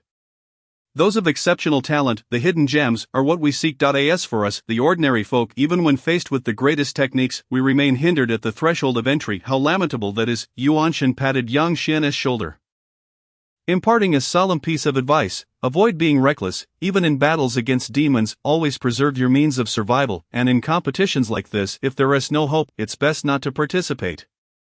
Should you sustain serious injuries, would that not be akin to losing everything? Just as Yang Xian was about to respond, a commanding voice echoed throughout the arena. 4 silver-patterned black-robed demon-slaying envoys had appeared atop the high platform. Led by Wang Tingjong, Shui Tonglin spoke first, stating, "This competition is to determine the 3 candidates for the secret realm. To assess everyone's compatibilities, we will adopt a free-for-all format, but the use of weapons is strictly prohibited. The rules are simple. The last 3 remaining on the platform will secure their places in the secret realm. Now, let the contestants take the stage." Upon hearing the competition rules, the crowd erupted with excitement. Unlike the usual elimination style, the free-for-all would test not only strength but also strategy, igniting a fervor among the envoys who had initially come merely to spectate. Several had already leaped onto the arena, while many more were eager to join out. By the way, Brother Yang, I know a great spot to watch the match. Let me take you there, Yuanshan began, but Yang Xian quickly waved his hand in refusal. "Old Yuan, I must take the stage." Without waiting for Yuanshan's astonished reaction, Yang Xian moved like a gust of wind, swiftly appearing on the arena, surveying the over 300 demon-slaying envoys surrounding him. Yang Xian observed them, scrutinizing their panels for any hidden figures. Suddenly, he spotted a familiar face amidst the predominantly youthful crowd. Yuanshan, who stood out sharply. Name: Yuanshan. Physique: Spirit Ape. Body: Green. Talent: Tenacity. Green. Martial arts prodigy, green. Realm: mid-level. True gang realm. Spirit Ape. Body: agile like a spirit ape, possessing exceptional agility and martial prowess. Yuanshan noticed Yang Xian's gaze and sheepishly scratched the back of his head. Waving and greeting this fellow, Yang Xian found the situation amusing. Just moments ago, Yuanshan had been cautioning him, yet here he was, having stealthily joined the fray. Mid-level. True gang realm. Yang Xian was taken aback as he examined Yuanshan's cultivation level. Achieving the true gang realm at the age of 30 was indicative of remarkable talent, with prospects for reaching the Transcendence realm or even the Divine Concealment realm certainly within reach. Yuanshan was undoubtedly a rare talent within the ranks of the demon-slaying department. "The contest begins," declared Shui Tonglin, observing that no additional contestants were stepping forward. With a resounding command, chaos erupted in the arena. The most renowned and powerful individuals were immediately besieged. As weapons were forbidden, the demon-slaying envoys resorted to their physical capabilities. The air was filled with the sounds of fists and feet slicing through the atmosphere. Although weaponry was prohibited, a few true gang realm martial artists wielded their gang energy with devastating effect. Yang Xian glanced at Yuanshan, who appeared to be blending in with the other cleansing marrow realm martial artists as they collectively attacked the true gang realm fighters. Yang Xian, bemused, effortlessly sent a foe flying 100 feet away with a single palm strike, clearing the area. "Let me assist you in clearing the field," he grinned, vanishing from sight and leaving behind a crater. In the next moment, he materialized amidst the densest throng of combatants, unleashing a terrifying force that sent dozens of opponents hurtling out of the arena, with the power of the second level of the Red Sky South Candle Divine Demon Body. Even in its standard state, Yang Xian wielded a significant portion of its might. One punch could shatter rivers and mountains. "Can you withstand a blow of my month's worth of power?" Yang Xian bulldozed through anyone obstructing his path, leaving none standing against his singular assault. The demon-slaying envoys gazed at him in terror, bewildered by the unimaginable strength emanating from what appeared to be an ordinary human body. As though a deity had descended upon them, wielding otherworldly might. "This is bad." Yuanshan, who had initially intended to take it easy, felt a surge of panic as the seemingly divine Yang Xian drew closer.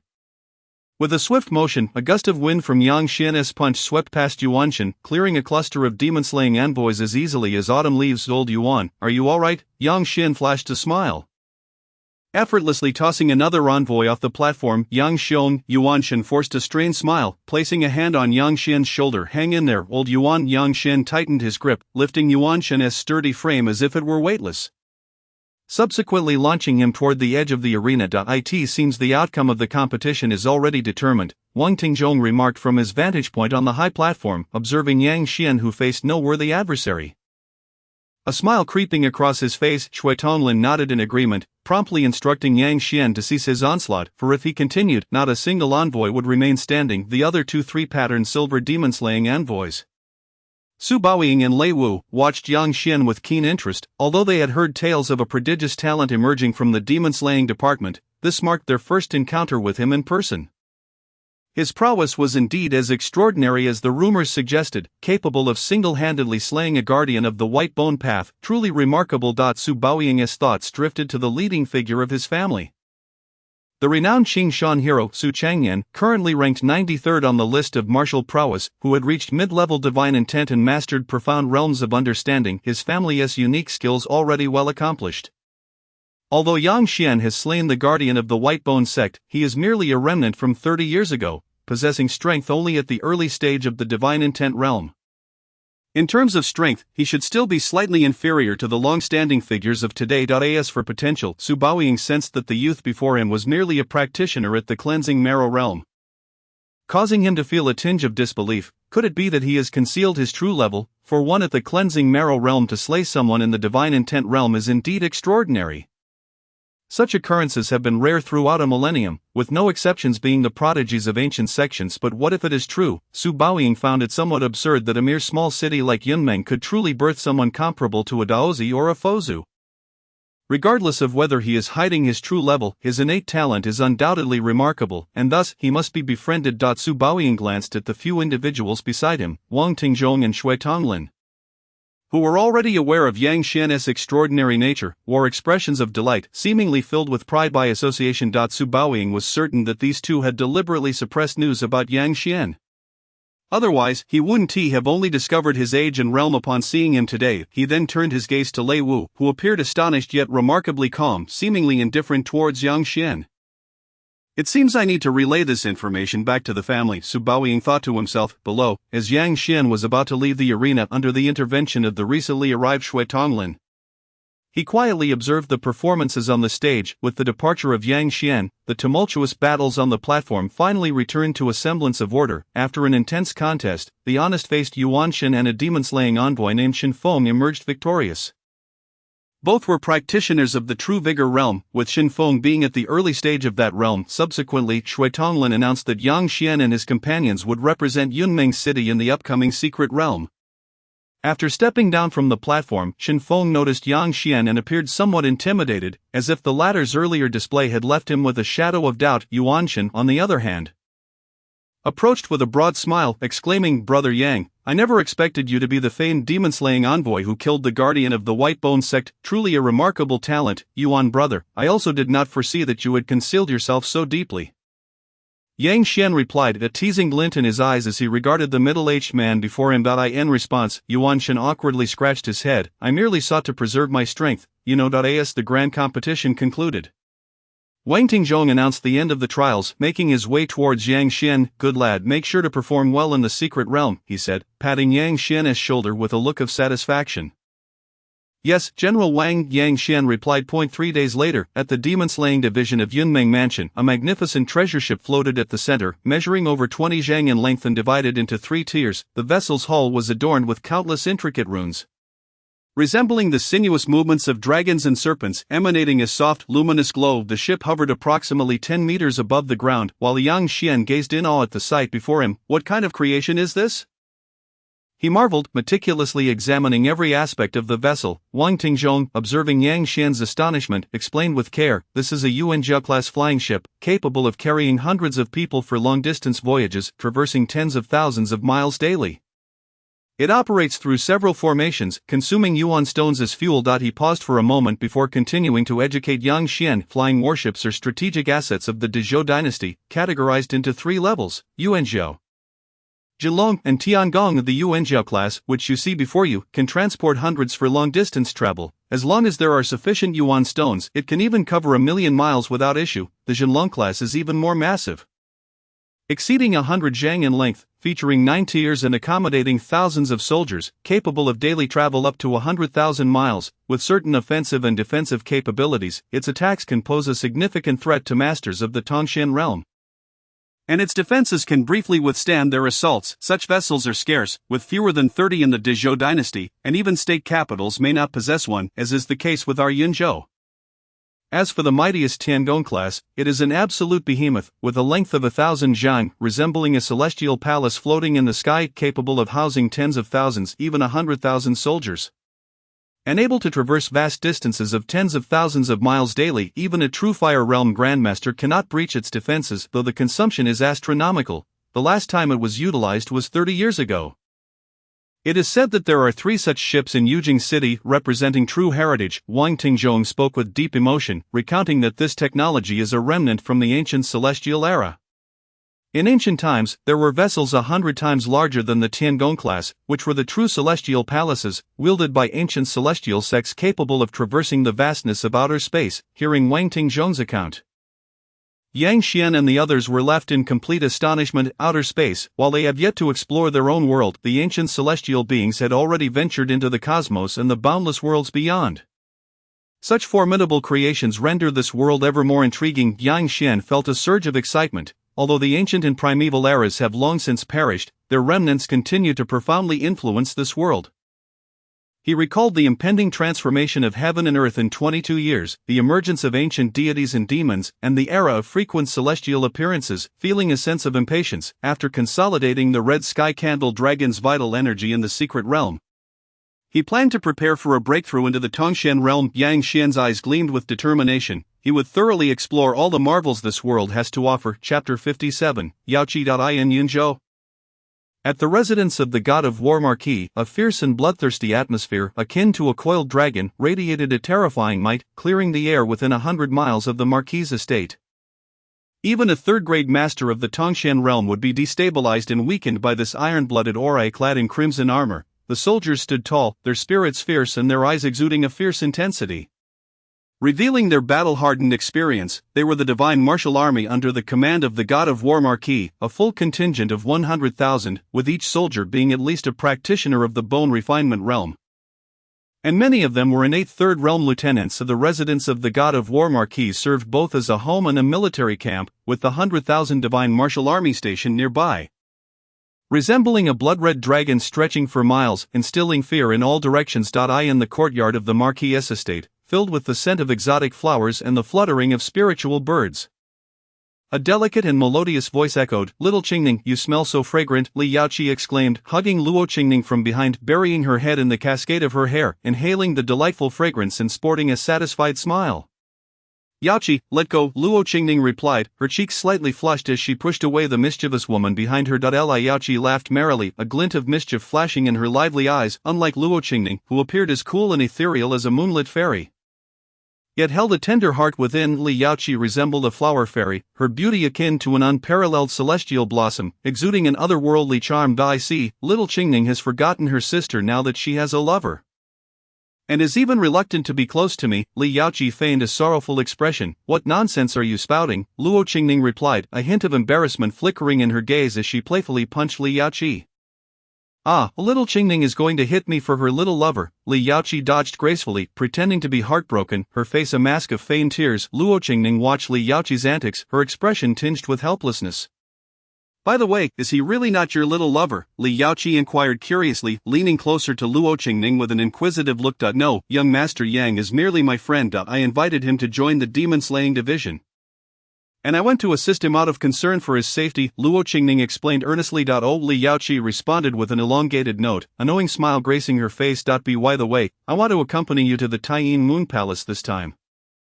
"Why?" Luo Qingning tilted her head in confusion. "Of course, to support you, though that old woman claims it's for you to undergo the celestial energy baptism. The Taiyin Moon Palace is not solely her domain.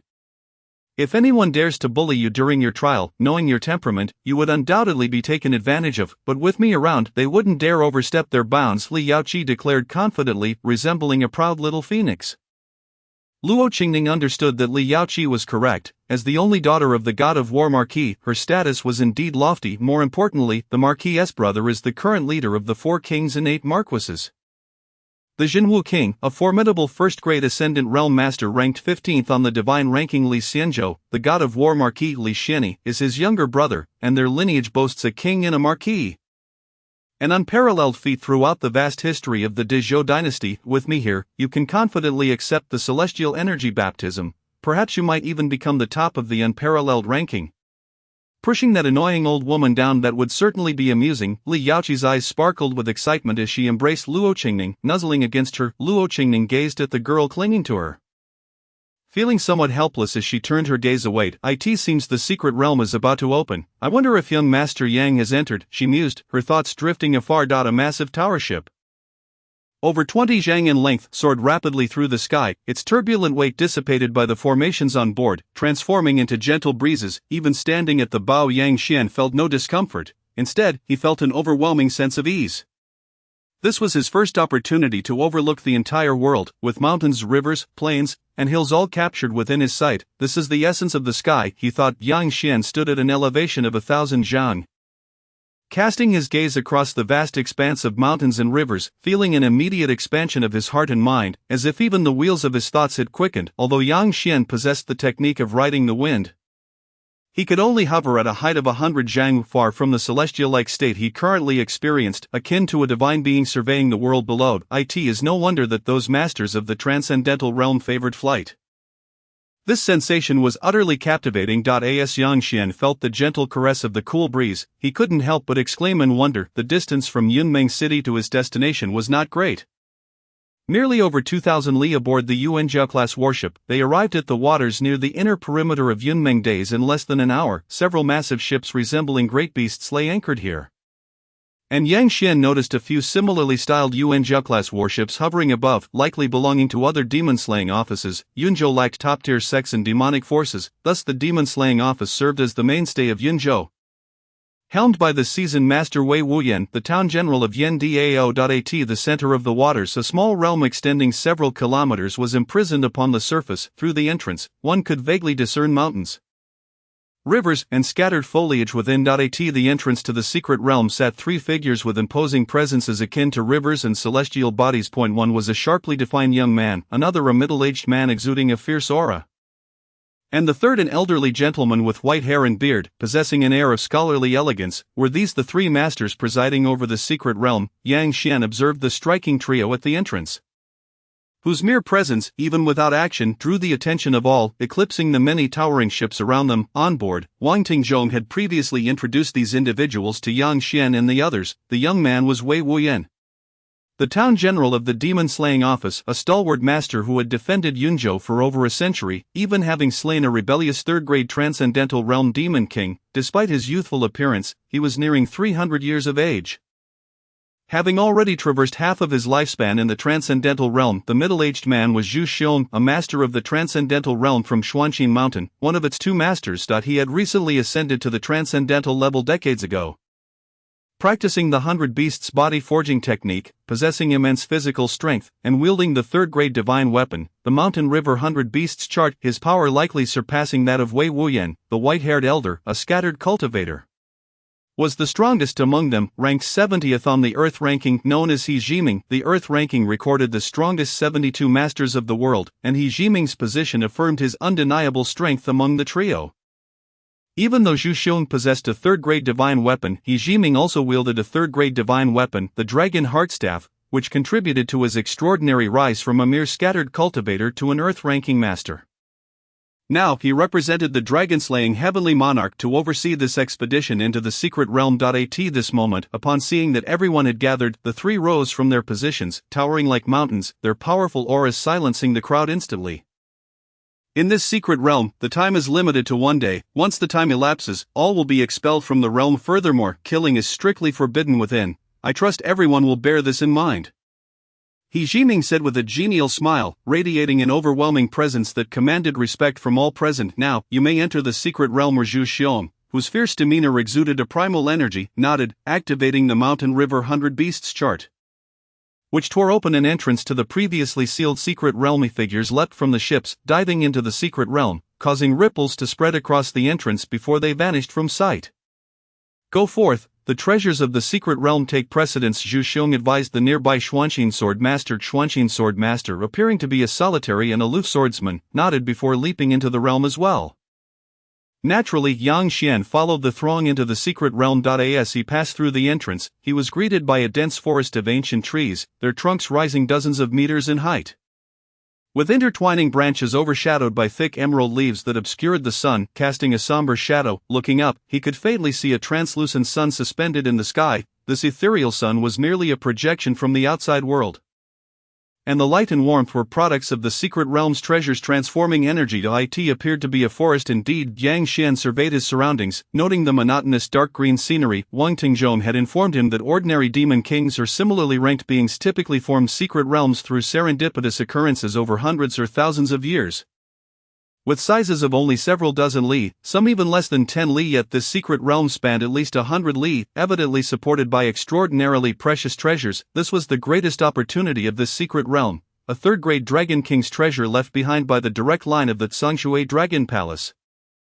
Likely a treasure of at least third grade or even second grade or higher. As for where the treasure might be located, Yang Xian sensed the concentration of vitality in the surrounding area and discerned the direction of the highest concentration.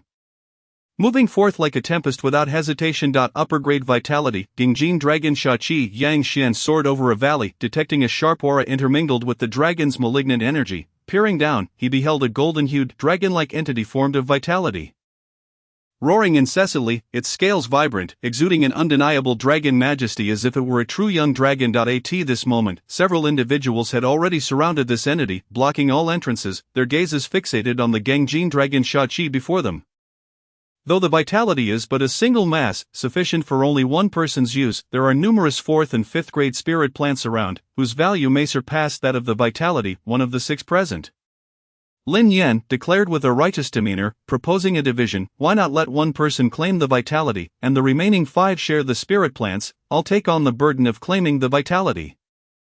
Shut your mouth, a hot-headed man bellowed, visibly irate. However, Lin Yan was not there to negotiate. Seizing the moment while everyone else hesitated, he darted forward like a bolt of lightning, appearing almost instantaneously beside the Gingjin Dragon Shachi.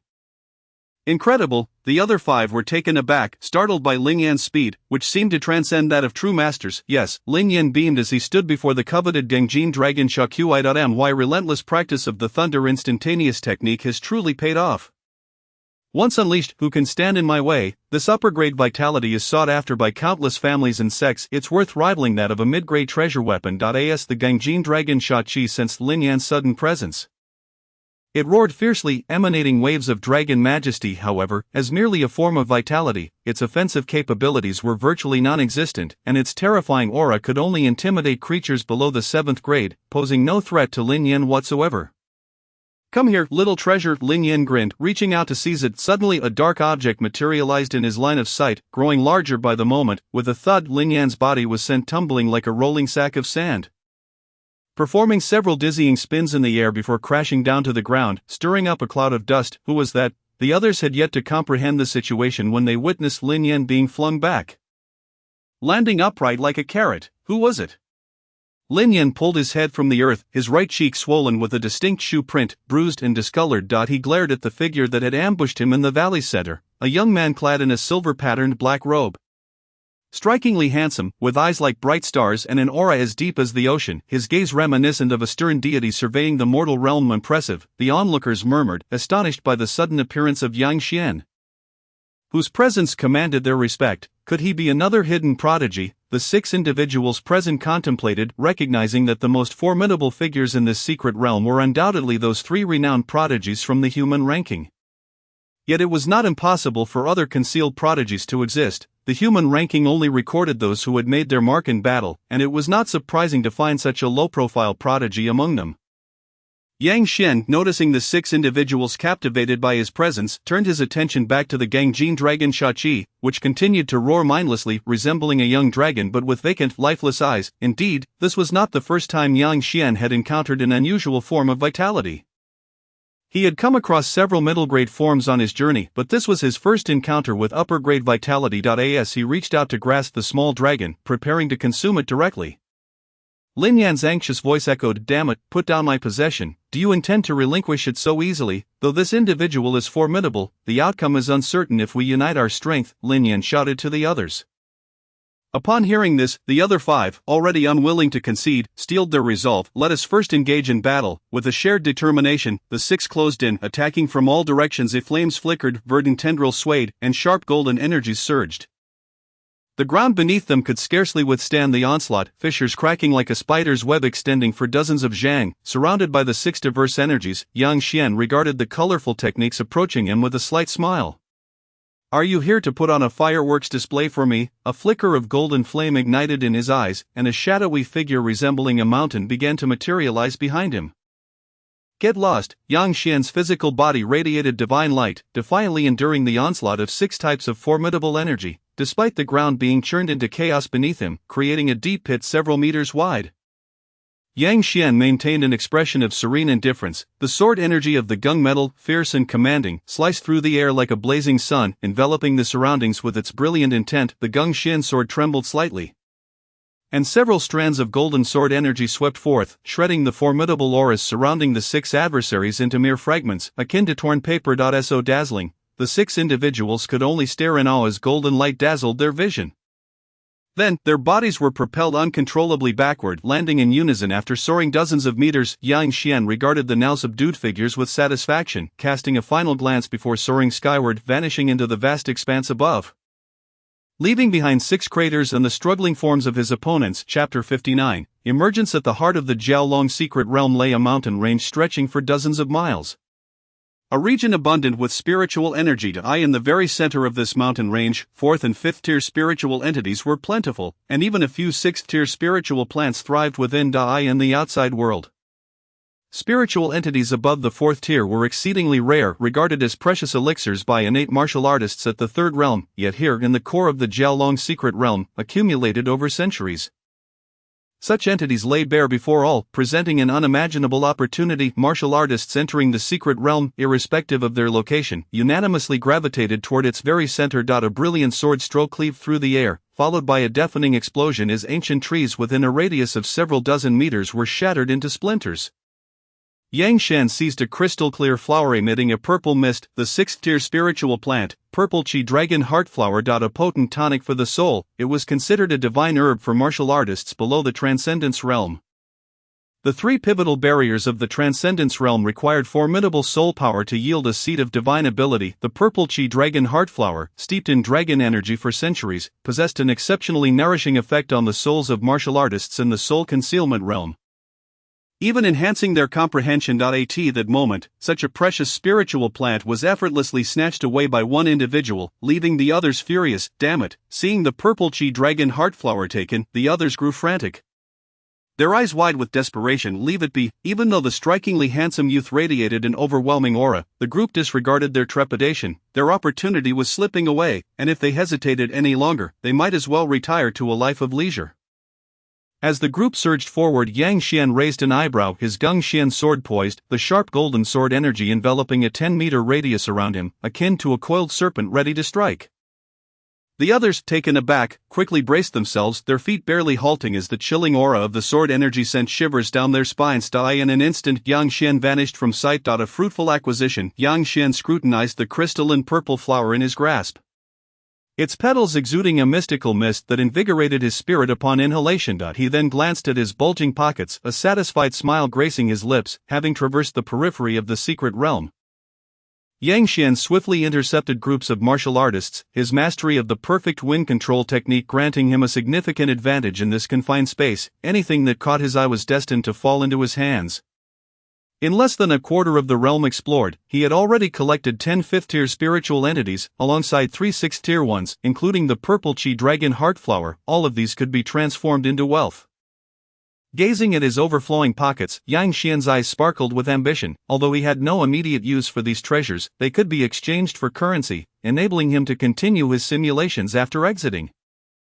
10 5th-tier spiritual entities and 3 6th-tier ones would surely allow him numerous opportunities for advancement. The Transcendence realm was within reach, and next awaited the true treasures of the secret realm. Yang Xian fixed his gaze upon the center of the mountain range, where a towering peak loomed, its abundant spiritual energy palpable to any observer. Once he determined his course, he shot forth like a tightly drawn bowstring, racing toward the summit. Xuanqin Sword Master, it is rather ungracious to hoard such fortunes for oneself. A youth draped in a black robe adorned with silver patterns, his angular features sharp and defined, wielded a massive blade, brazenly addressing the aloof swordsman before him. Jiu Shenyan, it would be prudent to tread lightly in your words. I have not impeded your entry here, replied the Xuanqin Sword Master, his voice calm and devoid of emotion. In truth, the Xuanqin Sword Master's seemingly tranquil demeanor barely concealed his inner irritation. Master Zhu, your reliability is sorely lacking. Before entering the secret realm, Zhu Xiong had utilized his status as the master of the map of mountains and beasts to surreptitiously scout the realm, providing him with a marked map indicating the most likely locations of treasures. Yet upon entering, the concentration of spiritual energy atop this peak was as conspicuous as the sun in the secret realm. Anyone with sight could discern the anomaly, as if a storm were brewing, observing the nascent energy storm amassing at the peak, where the spiritual essence from miles around began to converge. Even the heavens seemed to respond with ominous thunder, heralding the emergence of something extraordinary. As he sensed the map within his Qiankuan ring, the Xuanqin sword master grimaced. He had entered the secret realm at its outskirts, missing every opportunity along the way to reach this focal point. How about we join forces? Su Changyan, banishing a competitor would benefit us both, Gu Xinyan proposed, sensing the Xuanqin sword master's disinterest, turning his attention to the elegant and somewhat aristocratic gentleman beside him. Su Changyan, delicately twirling a dragon phoenix dual-shaped jade pendant, chose to ignore Gu Xinyan, who outwardly seemed affable yet harbored a heart as dark as coal. How tiresome this all is. Gu Xinyan idly tapped his ear. Adopting a languid demeanor resembling a disenchanted loafer. It was hard to believe that he, ranked 96th on the human rankings and known as the fiery demon blade, could appear so lackadaisical. Before long, as the energy continued to swell, a towering energy storm reaching heights of over 100 meters gradually formed, enveloping the sky in a white mist, while purple lightning danced like serpents amidst the tumult. It is about to emerge, atop the peak. A crowd had gathered, each individual captivated by the dramatic celestial phenomena, their expressions a mix of anticipation and at least a third-tier divine object, murmured one among them. Instances of those seizing opportunities and soaring to prominence were not uncommon. Like He Jiming, who once was merely a fisherman. By sheer happenstance, he stumbled into an ancient relic from 1,000 years ago, acquiring not only a classic of divine arts but also a third-tier divine weapon. The dragon heartstaff. From that day forth, He Jiming vanished from sight, replaced by a figure whose renown echoed across several states, a transcendence realm master, and the esteemed companion of the dragon-slaying heavenly monarch. The renowned He Jiming. If a mere fisherman like He Jiming could ascend to such heights due to fortune, then surely they too could, if only they had the chance. In every heart, a fervent desire ignited, akin to oil boiling in a pot, as they envisioned themselves breaking through to the transcendence realm and attaining mastery in the years to come. Chapter 60, The Three-Headed Dragon Swallowing Treasure Chest. Roar. A cacophony of ferocious dragon roars erupted from within the energy storm, powerful sound waves shattering rocks and causing many to bleed from their lips, evidently sustaining minor injuries. Gu Xinyan's expression grew grave, his gaze fixed on the storm's heart. Two shadowy figures swirled within the tempest, their sharp claws gleaming, golden vertical pupils glinting, and their serpentine bodies exuding an almost tangible aura of draconic might. Two Jiao dragons. All present turned their eyes skyward, awestruck by the sudden emergence of the two dragons, rendered speechless by their imposing presence. These are not true Jiao dragons, they seem to be manifestations of some divine entity. Su Changyan speculated, narrowing his eyes as a hint of purple, otherworldly light flickered within his pupils. They appear formidable. If they are third-tier divine weapons, gaining their acknowledgement will be quite troublesome. The Xuanqin sword master tightened his grip on the sword hilt, anxiety creeping into his heart. Divine weapons earned their title through their own sentience. Unless they were nurtured for hundreds or thousands of years by a clan or sect, ordinary divine weapons would require their master's recognition before they could be wielded. What on earth is this? Yang Xian, currently concealed on the periphery of the storm, felt no adverse effects from the tempest that could upheave the heavens. The howling winds merely tousled his robes.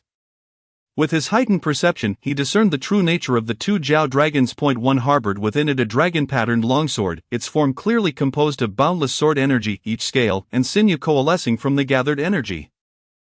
The other Jiao dragon similarly held within it a magnificent long blade, its dragon-headed shape seeming poised to roar at the heavens. Yet, these two remarkable divine objects were not the core of the storm. Amidst the swirling swords and blades, a jet-black treasure chest floated, the two dragon forms weaving around it. Three divine objects, seemingly a complete set of divine weapons. Yang Xian's eyes sparkled as he beheld the true nature of the items responsible for the celestial phenomenon.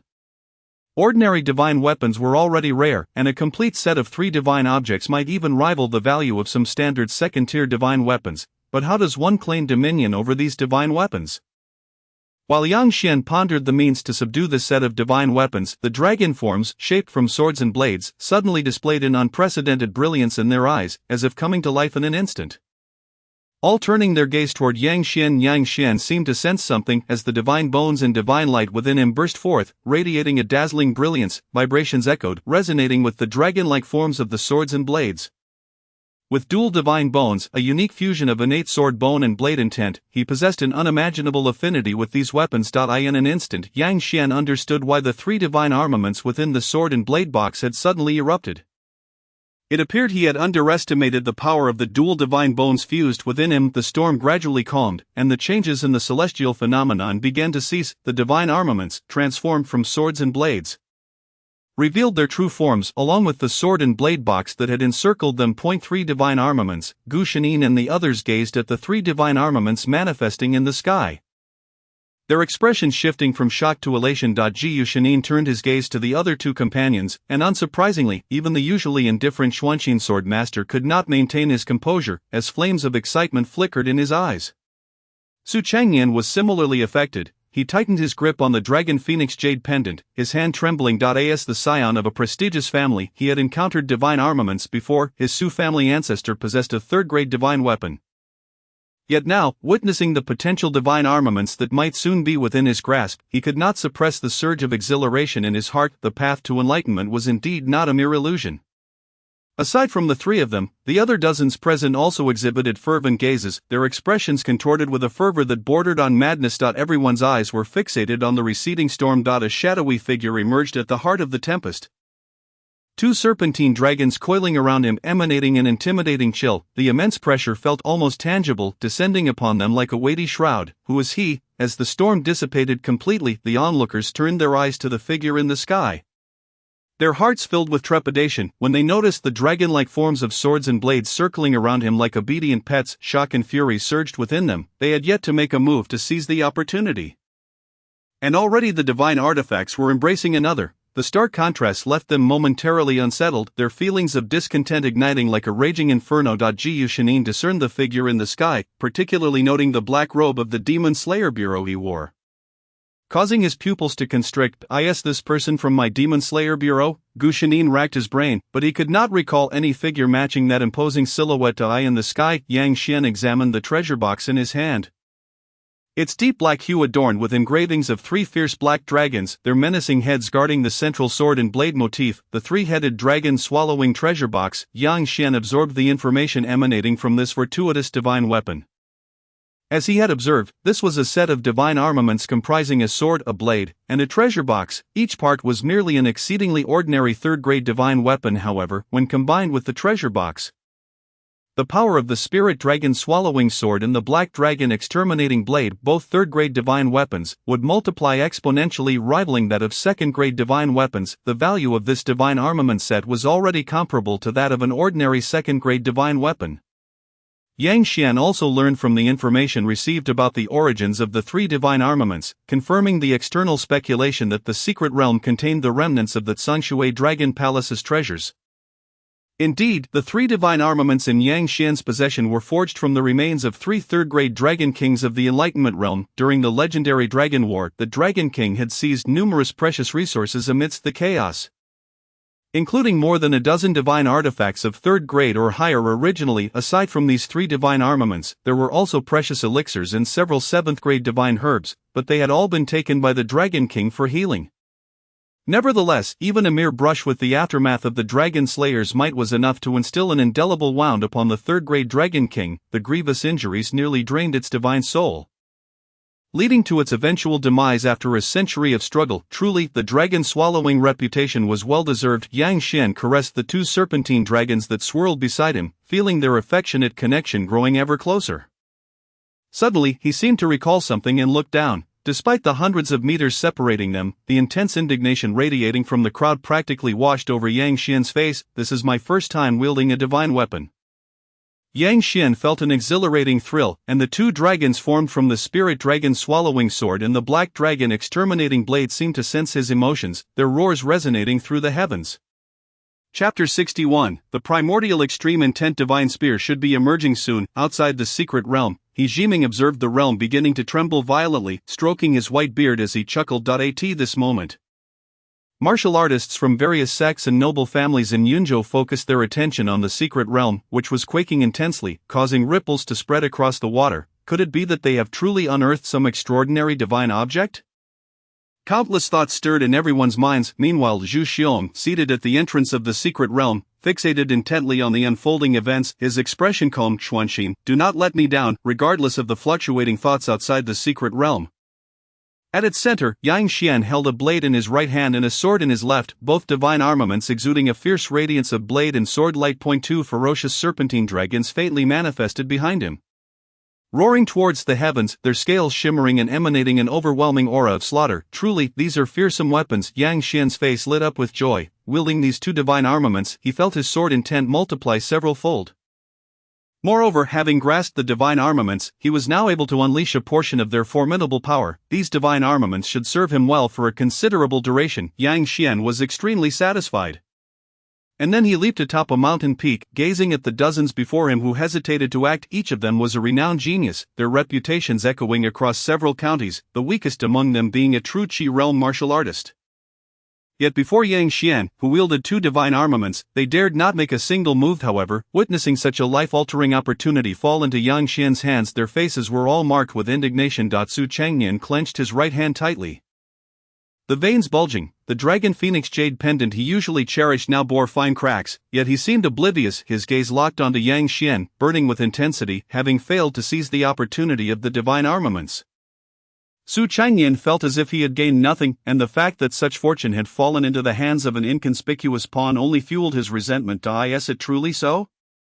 Su Changnian wrestled with his conflicting thoughts, then his expression hardened. He was not without his own trump cards. What did divine armaments matter? His Su family was not without them. Abandoning their master, divine armaments remained unclaimed treasures. With that thought, Su Changnian no longer hesitated. Having made up his mind, he would strike with thunderous might to eliminate any future threats. A jade talisman appeared in Su Changnian's hand, and he whispered softly. The talisman erupting with brilliant divine light, the primordial extreme intent divine spear. An overwhelming force shattered the heavens, causing violent ripples of vitality to surge within a 100-mile radius. A primordial spear rose like a pillar supporting the heavens. Piercing through the firmament, the fragile void of the secret realm began to crack, and the chilling aura of slaughter nearly froze the thoughts of everyone present. How dare you? Gu Shinin exclaimed in fury. Although he felt displeased about the divine armaments being taken, he could maintain his composure, knowing the opportunity was claimed by his comrades from the Demon Slayer Bureau. However, Su Changnian dared to publicly attack a member of the Demon Slayer Bureau. Employing techniques of the Enlightenment realm, such audacity was utterly insane, showing blatant disregard for the Bureau. Su Changnian's expression remained unchanged, his gaze fixed intently on Yang Xian. Since he had already struck, he intended to ensure a swift kill. As for the so-called Demon Slayer Bureau, once he acquired these divine armaments, his family's ancestors would surely protect him. Yang Xian observed the gradually solidifying primordial spear, its seemingly modest length of mere several meters capable of measuring the heavens. The potent murderous intent pressed heavily upon his heart. A protective talisman from an Enlightenment realm expert unleashed a power that rivaled the full might of a master of the Enlightenment realm. Yet, it was still not sufficient. Facing this terrifying strike, Yang Xian merely smiled calmly. Golden flames engulfed him, transforming into a vast sea of fire that ignited the crimson sky. A towering figure, 3 meters tall, emerged slowly from the inferno. His golden vertical pupils seemed to burn with an everlasting crimson flame, ancient patterns and runes covering his body, overwhelming anyone who gazed upon him. This was the bloodline inheritance from the ancient gods and demons. Containing unimaginable taboos, the sword energy dragon formed from the spirit dragon's swallowing sword coiled around his right arm, its dragon head exhaling exquisite sword light capable of annihilating any foe. The black dragon exterminating blade transformed into a dark serpent, wrapping around Yang Xian's waist, its menacing eyes filled with a murderous intent that far surpassed the other two divine armaments, with the serpentine dragons coiling around his waist and arm engulfed in golden flames. Yang Xian's golden pupils resembled a deity surveying all existence, yet the aura he emanated was that of a great demon descending upon the mortal realm. This was a god and demon, wielding dominion over the heavens and earth, akin to a divine being yet unrestrained, capable of wantonly obliterating the world. Yang Xian sensed the overwhelming strength coursing through him in the complete form of the Scarlet Heaven South Candle demon body. A power unlike any he had ever experienced, as if he could incinerate the heavens and boil the seas with but a thought. The ancient aura of the gods and demons was as heavy as a mountain. Yang Xian gripped his blade and sword, the divine bones within him radiating an unprecedented divine brilliance, the searing sensation akin to a small sun igniting within his chest. At this moment, the fully materialized primordial spear clanged. Its released power disrupting the surrounding void, tearing apart the very fabric of reality and revealing terrifying rifts in the void, where chaotic nothingness lurked. The crowd had long since distanced themselves from this place. Now standing 1,000 fathoms away gazing at the scene before them, they beheld Yang Xian, who appeared godlike, wielding a devastating spear capable of rending the very heavens and earth, and could not help but feel their hearts stir with an inexplicable shock.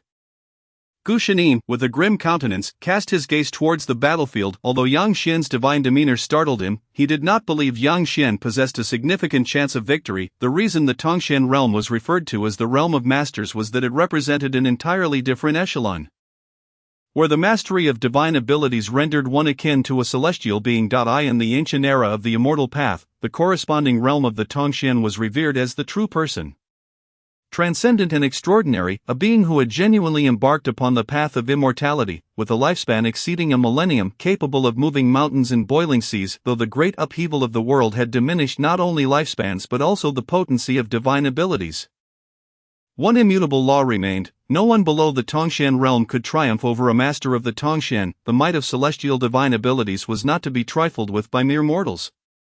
Even the most astonishing prodigy of the present day, with their remarkable accomplishments, had merely managed to reach a stalemate with a newly ascended Tongxian master, yet they were nonetheless lauded as the most extraordinary talent to emerge in a millennium. Could Yang Xian possibly stand shoulder to shoulder with such figures? At least Gu Shanin did not believe so. Moreover, the ancestor of the Su family was a seasoned master, with a certain degree of renown even in Yujing City. Yet, inexplicably, a glimmer of hope flickered within Gu Shanin's heart. Perhaps due to their shared affiliation with the demon-slaying division, he yearned to witness one of their own ascend, to rise from the jaws of despair, to emerge like a dragon from the depths, soaring to great heights. Please do not perish, he thought, casting a hopeful glance toward the battlefield. Chapter 62, Su Chengyan die, the heavens and earth intertwine, and divine abilities arise. The Hunyuan Extreme Intense Spear, while not the divine ability of the Su family ancestor, was nonetheless a third-grade ultimate skill, and when cultivated to its zenith, its might was not inferior to some lower-grade divine abilities. The spear, several zhang in length, surged forth like a true dragon emerging from the 9 heavens, carrying an overwhelming momentum. A powerful aura firmly locked onto Yang Xian, and as the spear drew nearer, the terrifying might it radiated surged forth like a tidal wave. This strike was sufficient to pierce through a towering mountain and stir the skies for miles around. Impressive power, Yang Xian thought. Facing the spear that shone as brilliantly as the sun, unflinching, the second layer of the Qitian Nanju demon body had granted him a physical strength rivaling that of the Xinzong realm. Complemented by several perfected realms, even among the Xinzong, he was no weakling. Were it only so, he might still fall short against a full-force strike from the Tongxian realm, but let us not forget that Yang Xian was now the master of divine weapons. The spirit-like dragon-swallowing sword and the black dragon destruction blade were forged from the body of a third-grade Jiao dragon demon king, supplemented with numerous divine materials. Their might was not inferior to that of the Tongxian realm. Although Yang Xian could not fully unleash their power just yet, his opponent was not a true Tongxian master, but merely possessed a single strike's worth of power. Come, the golden flames in Yang Xian's eyes blazed fiercely, and a colossal figure, obscuring the heavens, seemed to emerge behind him, encircling the divine mountain. 2 Jiao dragons appeared to sense the ancient aura of the divine and, bowing their heads, let out low roars. Their spirits invigorated. Yang Xian clenched the sword and blade in his grasp, the divine bone in his chest radiating with resplendent divine light, as though it contained a burning sun, causing the already sharp intent of his weapons to surge exponentially. The blade aura and sword aura coalesced into 2 Tenjiang Jiao dragons, one pure white and brimming with spirit, the other deep black and exuding ferocity, their fierce presence causing the surrounding void to exhibit faint black fissures. The 2 dragons intertwined, their auras harmonizing as one. Before they charged directly at the spear, 3 dragon forms entangled as their powers clashed, the resulting shockwave shooting skyward. As a brilliant white light surged into the heavens, the once towering mountain, measuring nearly 1,000 meters, began to visibly evaporate, and when the light dissipated, the unleashed force had reduced the summit by 100 meters to mere dust. The mountain, once 1,000 meters high, was suddenly diminished, leaving behind a smooth, flat peak. Was this truly within the realm of human capability? At that moment, those who had retreated 1,000 zhang away beheld the spectacle of a 1,000-meter mountain being forcibly reduced by 100 meters. Their expressions frozen in shock. Most of them had never witnessed a Tongxian realm warrior in action, and now, witnessing this scene of mountain-shattering power, their minds grew hazy. Truly a divine feat. Su Chengyan felt his heart tighten as the battle erupted. Though he believed the possibility of Yang Xian surviving this strike was nearly non-existent, he would not find peace until he saw the body with his own eyes. Yu Shanin fixed his gaze on the battlefield. And upon witnessing such overwhelming might, the light in his eyes dimmed. Chuanqin Jianzai secretly tightened his grip on his sword, having never anticipated events would unfold to this extent, yet for him, it might not be a misfortune. Once the divine weapons were unclaimed, he would naturally vie for them. The powerful aftermath of the battle flattened the winds and clouds within a radius of several dozen li. Now looking out, the sky was clear and bright, as if reflecting a serene blue sea, pure and natural. Atop the mountain, where debris was utterly obliterated, the residual waves gradually faded, and as the dust settled, the onlookers could glimpse the true form within. In their diverse gazes, a figure slowly emerged. Yang Xian's sleeves were tattered, reduced to mere strips of cloth, yet fortunately, the divine weapons had automatically shielded him, preventing him from being wholly exposed. Yang Xian raised his right hand, revealing a blood-soaked hole on his arm, from which blood flowed profusely. Though the wound was minor, a piercing pain radiated throughout his body, stemming from the spear's intent of the Tongxian realm, entwined with a murderous aura as tenaciously as a festering wound. This was a manifestation of the heart's intent from the Tongxian realm. Yang Xian mused to himself that if it were merely an ordinary intent, even in the hands of a Tongxian master, it would not yield such an effect. It was likely this Tongxian had already advanced to the second layer of the heart's realm. Only those who had forged their heart's realm could wield such peculiar and formidable abilities, briefly overcoming the defenses of two divine weapons and leaving their mark on him. Yet, it was not out of the ordinary, as most Tongxian masters were adept at mastering the heart's realm. Fortunately, I managed to gather everything. Yang Xian gently stroked the dragon-swallowing treasure box in his hand. As a vessel for nurturing swords and storing divine weapons, it possessed its own spatial realm encompassing thousands of cubic meters. But it could only store lifeless objects devoid of vitality. There is still one person to deal with. Yang Xian raised his gaze, his golden pupils igniting with flames. At that moment, 1,000 zhang away, Su Chengyan's face contorted, veins bulging on his forehead, as he crushed the double dragon jade pendant in his hand into powder, seemingly oblivious, merely staring blankly at the figure emerging calmly from the heart of the battle. How could this be? Su Chengyan's expression was dazed. The worst-case scenario had come to pass. Yang Xian had emerged unscathed from the hands of the Tongxian realm, appearing relatively unscathed, save for the blood on his hand. As he met the gaze of the godlike figure approaching him, Su Chengyan felt as though a blazing golden sun was relentlessly scorching him, reducing him to ash. No, I still have a chance. As long as I wait for the secret realm to conclude, I can be guided out. There are still several masters outside. I still have hope. Su Chengyan dared not linger, for although the masters had declared that killing was forbidden in this place, he did not believe that the ferocious man would spare him fleeing. If only I can run fast enough, there remains a sliver of hope. The single thought flashed through Su Chengyan's mind as he summoned all his qi, his form darting through the air like a spiritual bird, and in the blink of an eye, he was several dozen zhang away. You wish to escape? Yang Xian smiled faintly upon seeing Su Chengyan's panicked flight. To attempt to evade me in the air is truly courting death. In an instant, Yang Xian vanished from his original position, a powerful force stirring up violent gusts of wind, producing a deafening sound akin to thunder. Su Chengyan unleashed all his qi, leaping through the air like a spiritual bird, feeling as if his speed had reached an unprecedented peak. My qi is of the superior grade, and I have cultivated the 4th grade martial skill. The 9 transformations of the spiritual bird to a minor completion. A mere lucky clod who has gained the recognition of a divine weapon cannot possibly catch up to me, should be fine. Su Chengyan encouraged himself inwardly, yet suddenly felt the air grow turbulent. Looking back, he was horrified to see Yang Xian less than 100 meters away. Yang Xian smiled slightly, a piercing sword light slicing through the air. Brilliant white radiance blossoming before Su Chengyan, emanating a lethal threat. Su Chengyan beheld the explosive sword light before him, as if a barrier had formed, paralyzing him with fear. He had no choice but to turn around, his expression grim. At this point, there were no words of supplication left to offer, for words were the most powerless of gestures. I can compensate you. Su Chengyan took a deep breath, looking directly at Yang Xian, a hint of sincerity in his eyes. No need. Yang Xian replied with a grin as the black dragon destruction blade in his hand surged forth like a black dragon unleashed, the tempestuous blade aura sweeping across 100 zhang radius. No, facing the imminent threat of death, Su Chengyan could no longer maintain his calm demeanor. The poise of the once genteel scion of a noble family had vanished, replaced by a ghastly expression akin to that of a malevolent spirit. He hastily flung out numerous defensive treasures, desperately attempting to fend off the oncoming blade aura, his body erupting with chi like wildfire. The martial manifestation of his mid-stage divine intent appeared behind him. A spiritual bird poised to take flight, shrieking towards the heavens. As the blade aura surged forward, the spiritual bird cried out in a mournful lament, the storm of blade aura shredding everything within 1,000 meters into fragments. Rocks turned to gravel. Ancient trees splintered into debris, the earth itself torn asunder with deep fissures. In that moment, Su Changnian seemed to see a ferocious black dragon roaring, its scales resembling dark armor, its malevolent aura soaring into the clouds. And then his vision darkened, plummeting straight down from the sky. Chapter 63, The Collapse of the Secret Realm. How I sense an ominous premonition. On the Su family's towering ship, Su Wei felt a sharp pain in his brow. As if something significant was unfolding. As the leader of this operation and the elder brother of the Su family head, Su Wei, a consummate innate martial artist who has unlocked the 3 great divine treasures of his body, possesses an extraordinarily acute spiritual perception. The sudden, sharp pain he experiences fills him with an ominous premonition. With the protective jade talisman left by his ancestor, he should be safe, recalling the trump card bequeathed by his ancestor.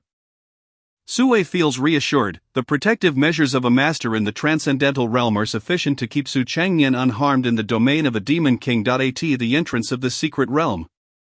He Jiming observes the quivering domain with a sense of wonder, realizing that something has gone awry. It appears that these little ones have indeed stumbled upon a great opportunity. With a smile and a stroke of his beard, He Jiming glances at the other 2 individuals. Zhu Xiong, calm and composed, speaks with an air of certainty, asserting that the highest-ranked Su Xian Jianzi of Xuanxin Mountain will undoubtedly be the one to seize this opportunity.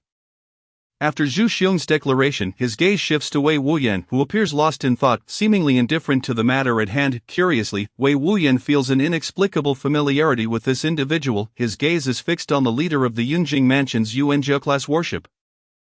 He suspects he has identified this person as Wang Tingjong, a 3-striped silver badge demon-slaying envoy parachuted from Yunjing Mansion. Since taking charge of the demon-slaying division in Yunjing City, Wang Tingjong has never formally introduced himself, always sending his subordinate instead, leaving a lasting impression on Wei Wuyan. Could he be from a prominent family in Yunjing City? Wei Wuyan muses, pondering the possibility of having encountered him before. On the deck of the warship, Wang Tingjong senses Wei Wuyan's scrutinizing gaze and feels a tightness in his chest. This fellow's sensitivity is remarkable. He has noticed me, a testament to his prowess as the 6th commander of the demon-slaying division. Wang Tingjong's heart races as he recalls their previous encounter in Yunjing City, where they merely observed each other from a distance and he had not revealed his true form, so he should not be recognized. After some time, once the feeling of being watched dissipates, Wang Tingjong breathes a sigh of relief. That rascal Yang Xian should be emerging soon. I hope he finds the right essence for himself. Wang Tingjong thinks silently as he gazes into the secret realm. Inside the realm, the once thriving forest lies in disarray, the ground flattened to reveal a patch of yellow soil and tangled vegetation. Su Changnian's body lies rigidly on the ground, his gaze dull and devoid of spirit, marred by numerous bloodstains that rend his form almost to pieces. Yang Xian examines the disfigured corpse before him and notices a premium mutton fat jade ring on Su Changnian's middle finger. Its color is pure and smooth as white satin. This is a spatial item. Yang Xian removes the jade ring and probes within, discovering a spatial area of approximately several dozen square meters. In addition to a stack of silver notes worth 200,000 taels, he finds a collection of luminous essence stones, along with various spiritual herbs and elixirs. With a thought, a milky white jade stone materializes in Yang Xian's hand. Rich in essence energy, essence stones are precious cultivation resources utilized only in the innate 3rd realm. As innate practitioners absorb essence to condense their astral energy, the essence stone is a concentrated form of this energy, enabling cultivation at several times the usual speed. Even at the efficiency of a low-grade essence stone, the small mound of essence stones, numbering around 300, emits a milky white glow resembling a dazzling incandescent light. The remaining items, such as elixirs, are rare spiritual pills, including several 5th-grade spiritual herbs. Excellent, Yang Xian's eyes brighten. Indeed, the scion of a prominent family is affluent, ensuring he won't have to worry about resources for advancing to the true astral realm. With newfound zeal, Yang Xian transforms into a diligent bee, meticulously searching Su Changnian's corpse for any concealed treasures. Meanwhile, the others, previously hundreds of feet away, are drawn to the sounds of battle, eager to investigate. Gu Xinyuan, the fastest among them, nearly follows in Yang Xian's footsteps, reaching the scene just as the battle concludes. "What are you doing?" Gu Xinyuan inquires, astonished, as he observes Yang Xian methodically exploring Su Changnian's corpse. A closer inspection reveals Su Changnian's garments in disarray, with parts of his attire inexplicably missing. Gu Xinyuan stammers, turning away, unable to bear the sight. Yang Xian, having sensed the approaching presence long before, continues his search. Unperturbed, but upon witnessing Gu Xinyuan's expression, his countenance darkens. "What are you thinking?" A chilling voice cuts through the air, sending a shiver down Gu Xinyuan's spine. Could he be contemplating silencing me, in a moment of panic? Gu Xinyuan's mind races back to the image of Yang Xian wielding dual flood dragons, resisting the Hunyuan spear. If he were to strike at me, I would stand no chance of resistance. "I'm sorry, I didn't see anything." "I truly saw nothing," Gu Xinyuan hurriedly explains, his face paling further. Observing Yang Xian's impassive demeanor, Gu Xinyuan resolves fiercely, raising his right hand toward his eyes. "I am willing to forfeit my sight. Please spare my life." Seeing this, Yang Xian is momentarily taken aback. As Gu Xinyuan truly attempts to harm himself, Yang Xian swiftly intervenes, unleashing a sharp surge of sword energy that injures Gu Xinyuan's right hand, leaving it limp. "You seem to have misunderstood something," Yang Xian remarks, exasperated, as he gazes at the angular figure before him. "Forget it." Yang Xian raises his eyes to the sky, which has gradually warped, and the earth and mountains in the distance that are beginning to fracture. Realizing his earlier misinterpretation, Gu Xinyuan, initially feeling embarrassed, is now alarmed by the crumbling world around them. The secret realm about to collapse. The secret realm, spanning 100 miles, has relied on 3 third-grade divine weapons to stabilize the void. With the 3 divine weapons now departing, the realm is inevitably returning to nothingness. Not far away, among those hastening toward the scene, panic ensues upon witnessing the impending collapse of the secret realm.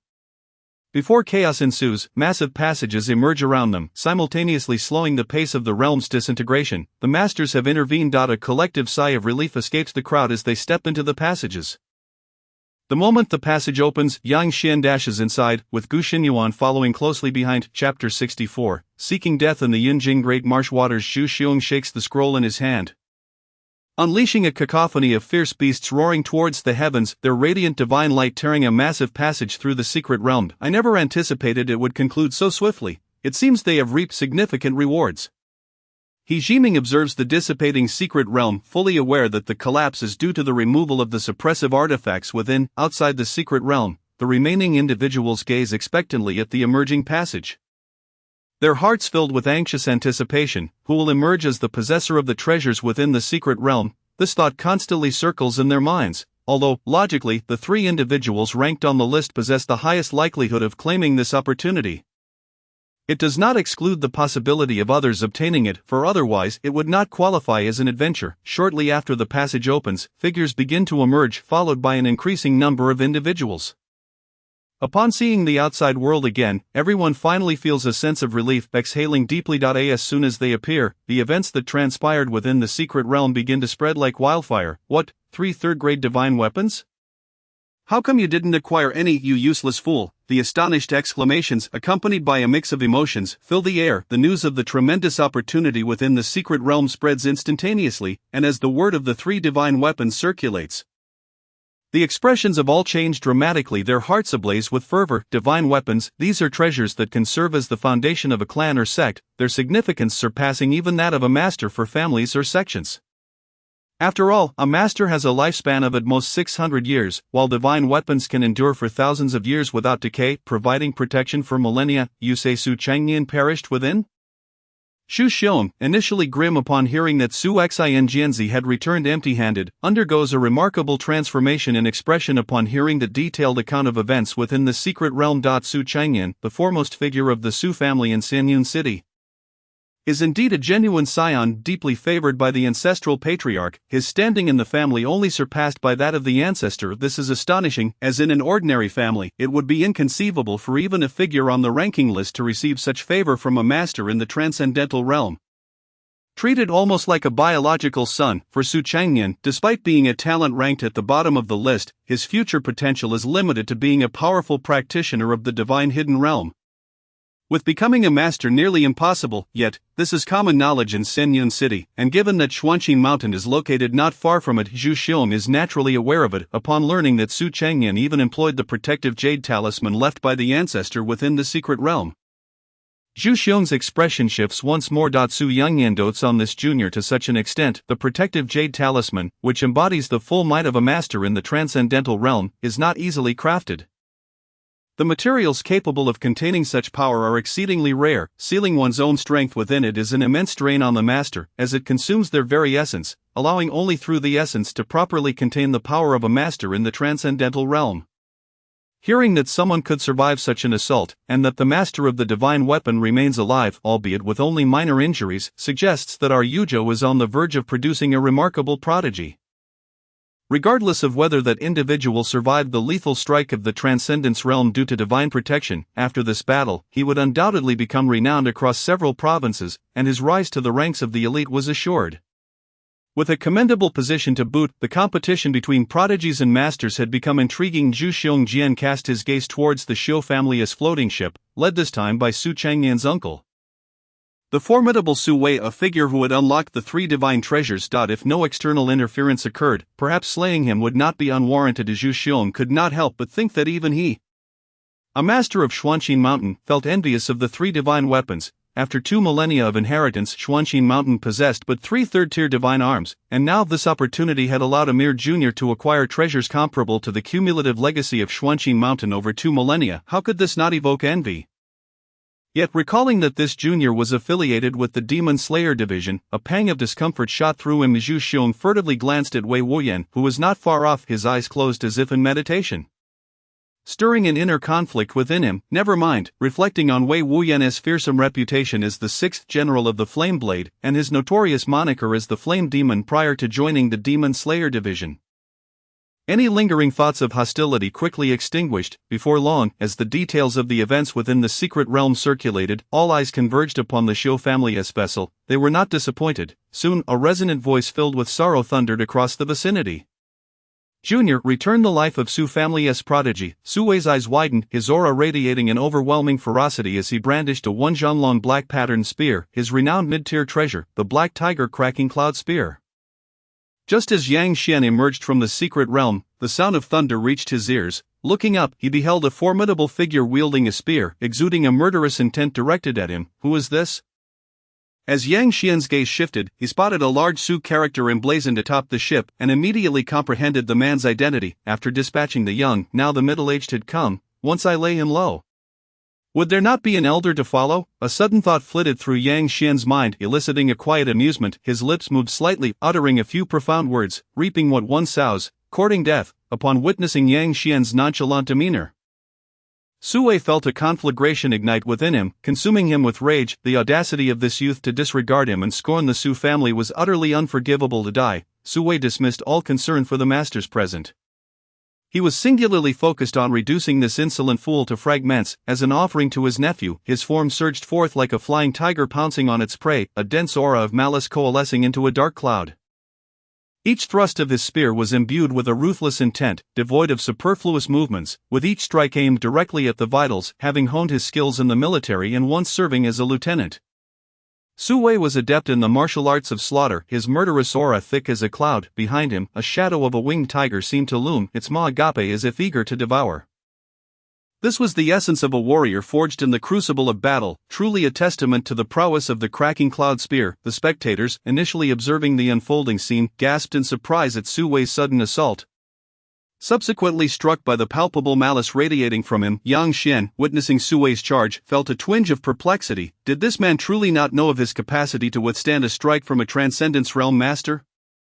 Or was he simply this fearless? Just as Yang Xian prepared to unleash the Black Dragon exterminating blade, a searing energy erupted, and he beheld Wei Wuyan rising slowly, his long blade stirring. Get lost. Chapter 65, Resolution. Radiant as the sun, blazing like a sea of fire. A blade of light soared like a pillar of flame, transforming into a roaring fire dragon that plunged down, igniting the heavens with its fierce heat. Su Wei, perceiving the dragon-like brilliance of the blade, paled instantly and swiftly positioned his spear defensively before his chest. Boom! Su Wei's form hurtled towards the ship like a meteor, the force nearly piercing through the vessel, shattering several layers of the deck before finally halting at the bottom of the cabin. Had Wei Wuyan not restrained his strength, both man and ship might have been reduced to ashes. I believe I mentioned no killing allowed. Wei Wuyan stood firm in the void, speaking with a calm demeanor. Su Wei struggled out from the wreckage of the shattered wood, a trickle of blood escaping his lips. His entire body ablaze with pain, and his spear now charred black. Wei General, it was my Su family's Qilin child who perished. Su Wei gritted his teeth, casting a furious glare at Yang Xian. Suppressing the rage churning within him, reaping what one sows, Wei Wuyan replied, casting a casual glance at Su Wei. Upon hearing this, Su Wei's face contorted with fury, veins bulging as he shot a deep, menacing glance at Yang Xian, his clenched fists loosening. The Su family will not let this matter rest. It is beyond my control. I ask for your understanding, Wei General. Su Wei inhaled deeply, turning his gaze skyward towards Wei Wuyan, his countenance calming once more. Your Su family's actions are of no concern to me. If that old fool is unafraid of death, he is welcome to seek trouble with my Demon Slayer division.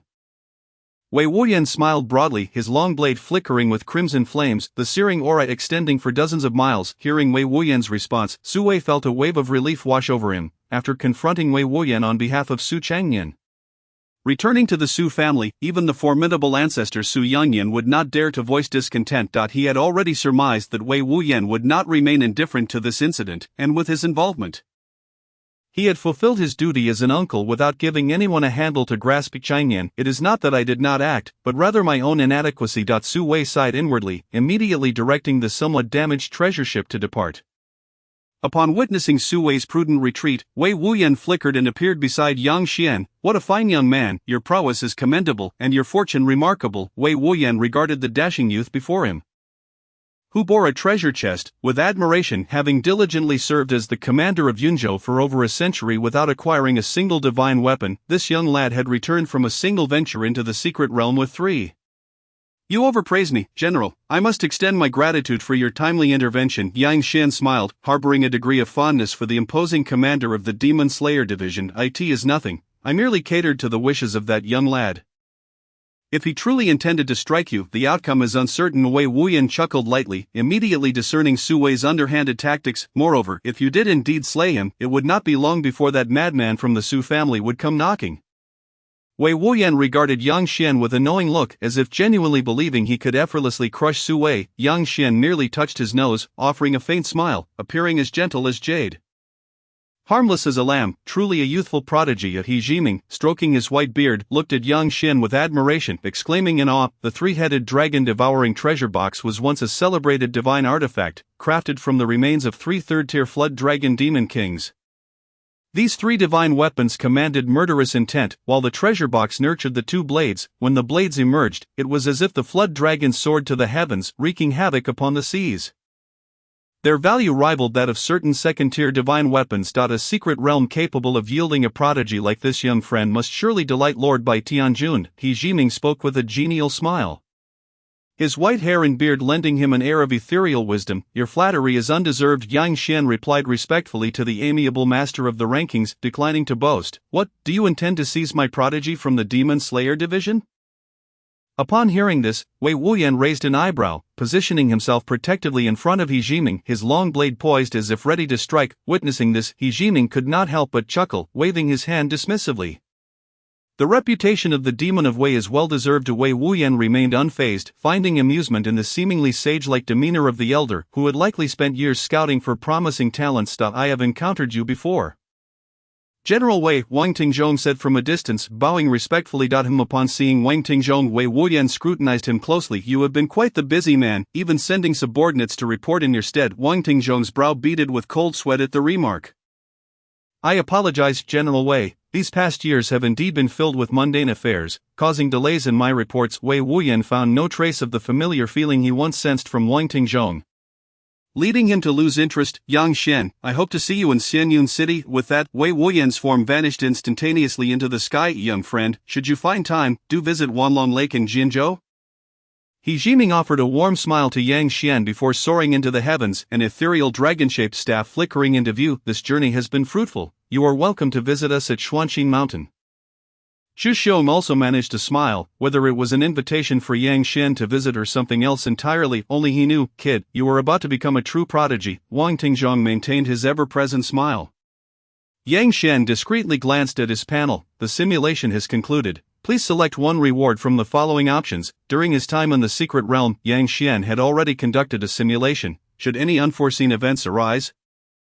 He would transform into the great master Yang Xian of the True Fire realm. Fortunately, only a warrior of the Divine Concealment realm had taken action against him, sparing him additional complications. A fall from grace would be a dreadful occurrence, as a careless misstep could render one a cripple, leading to the shattering of certain attributes. The floating battleship, spanning over 20 zhang, navigated through the skies, swiftly departing the vast waters of Yunmengs. Yang Xian glanced back, observing the misty expanse of Yunmengs, its azure waves undulating beneath the sun's golden rays, shimmering vibrantly amidst the ethereal fog. Serpentine shadows seemed to writhe, stirring the clouds and mist in the profound depths of Yunmeng Lake.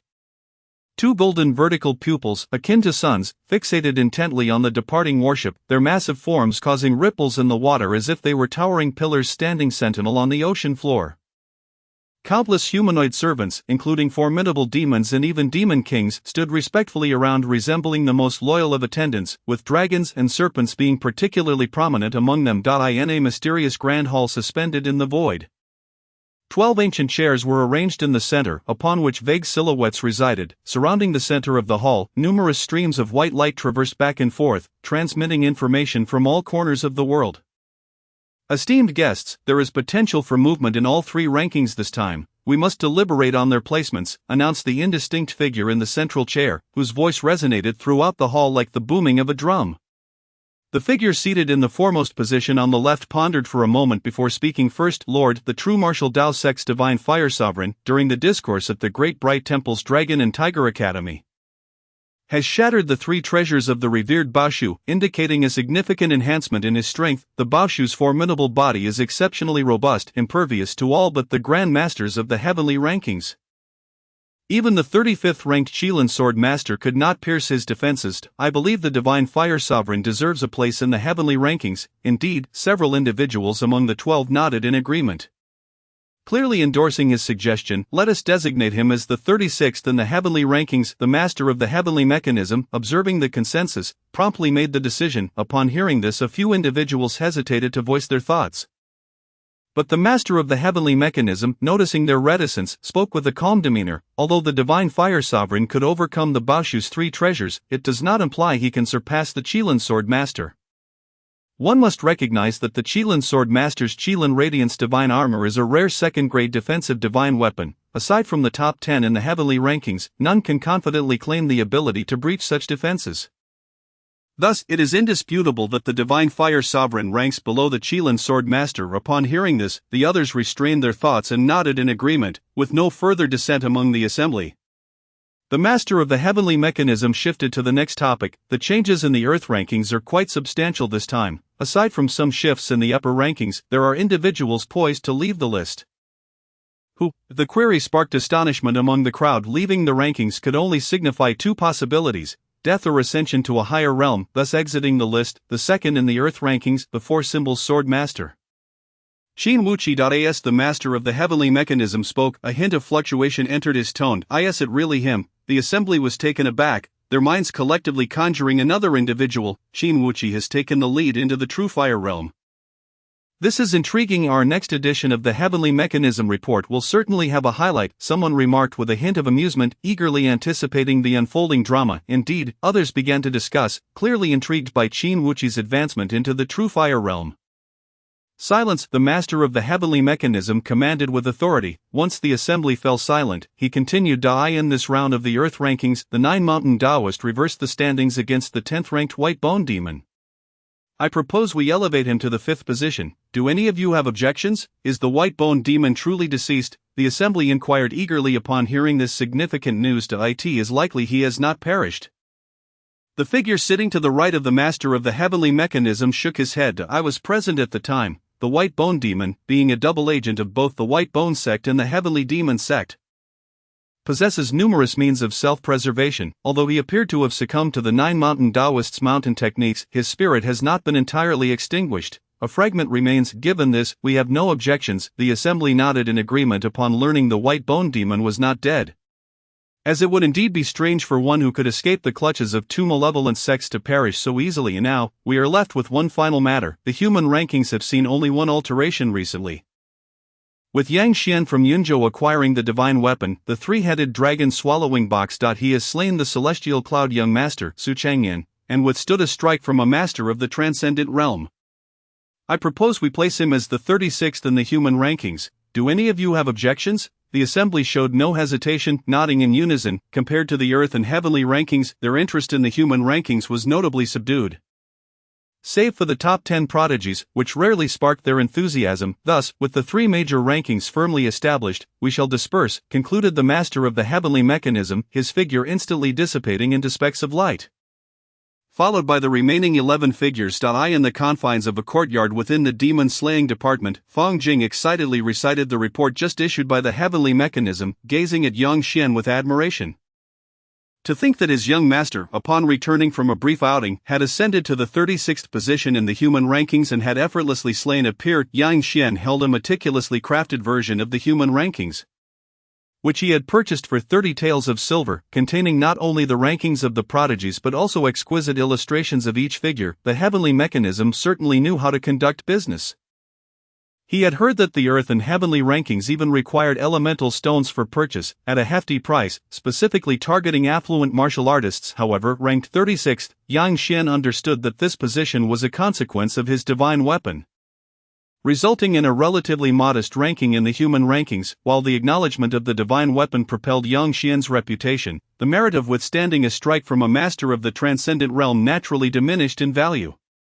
It was likely for this reason that the heavenly mechanism had placed Yang Xian at the 36th position. Yang Xian glanced at the name atop the human rankings. Name, Yuxuandu. Title, Celestial Pivot. True Man Realm, 5 Caves of the Divine Concealment Realm. Identity, Daozi of the Kunlun Immortal Sect. Achievements, simultaneously battled 3 true disciples of the Blood Demon Sect, gaining the upper hand and severely wounding them all. Engaged in martial discourse with the Son of Light from the Great Bright Temple 9 times, resulting in 1 draw, 1 loss, and 7 victories.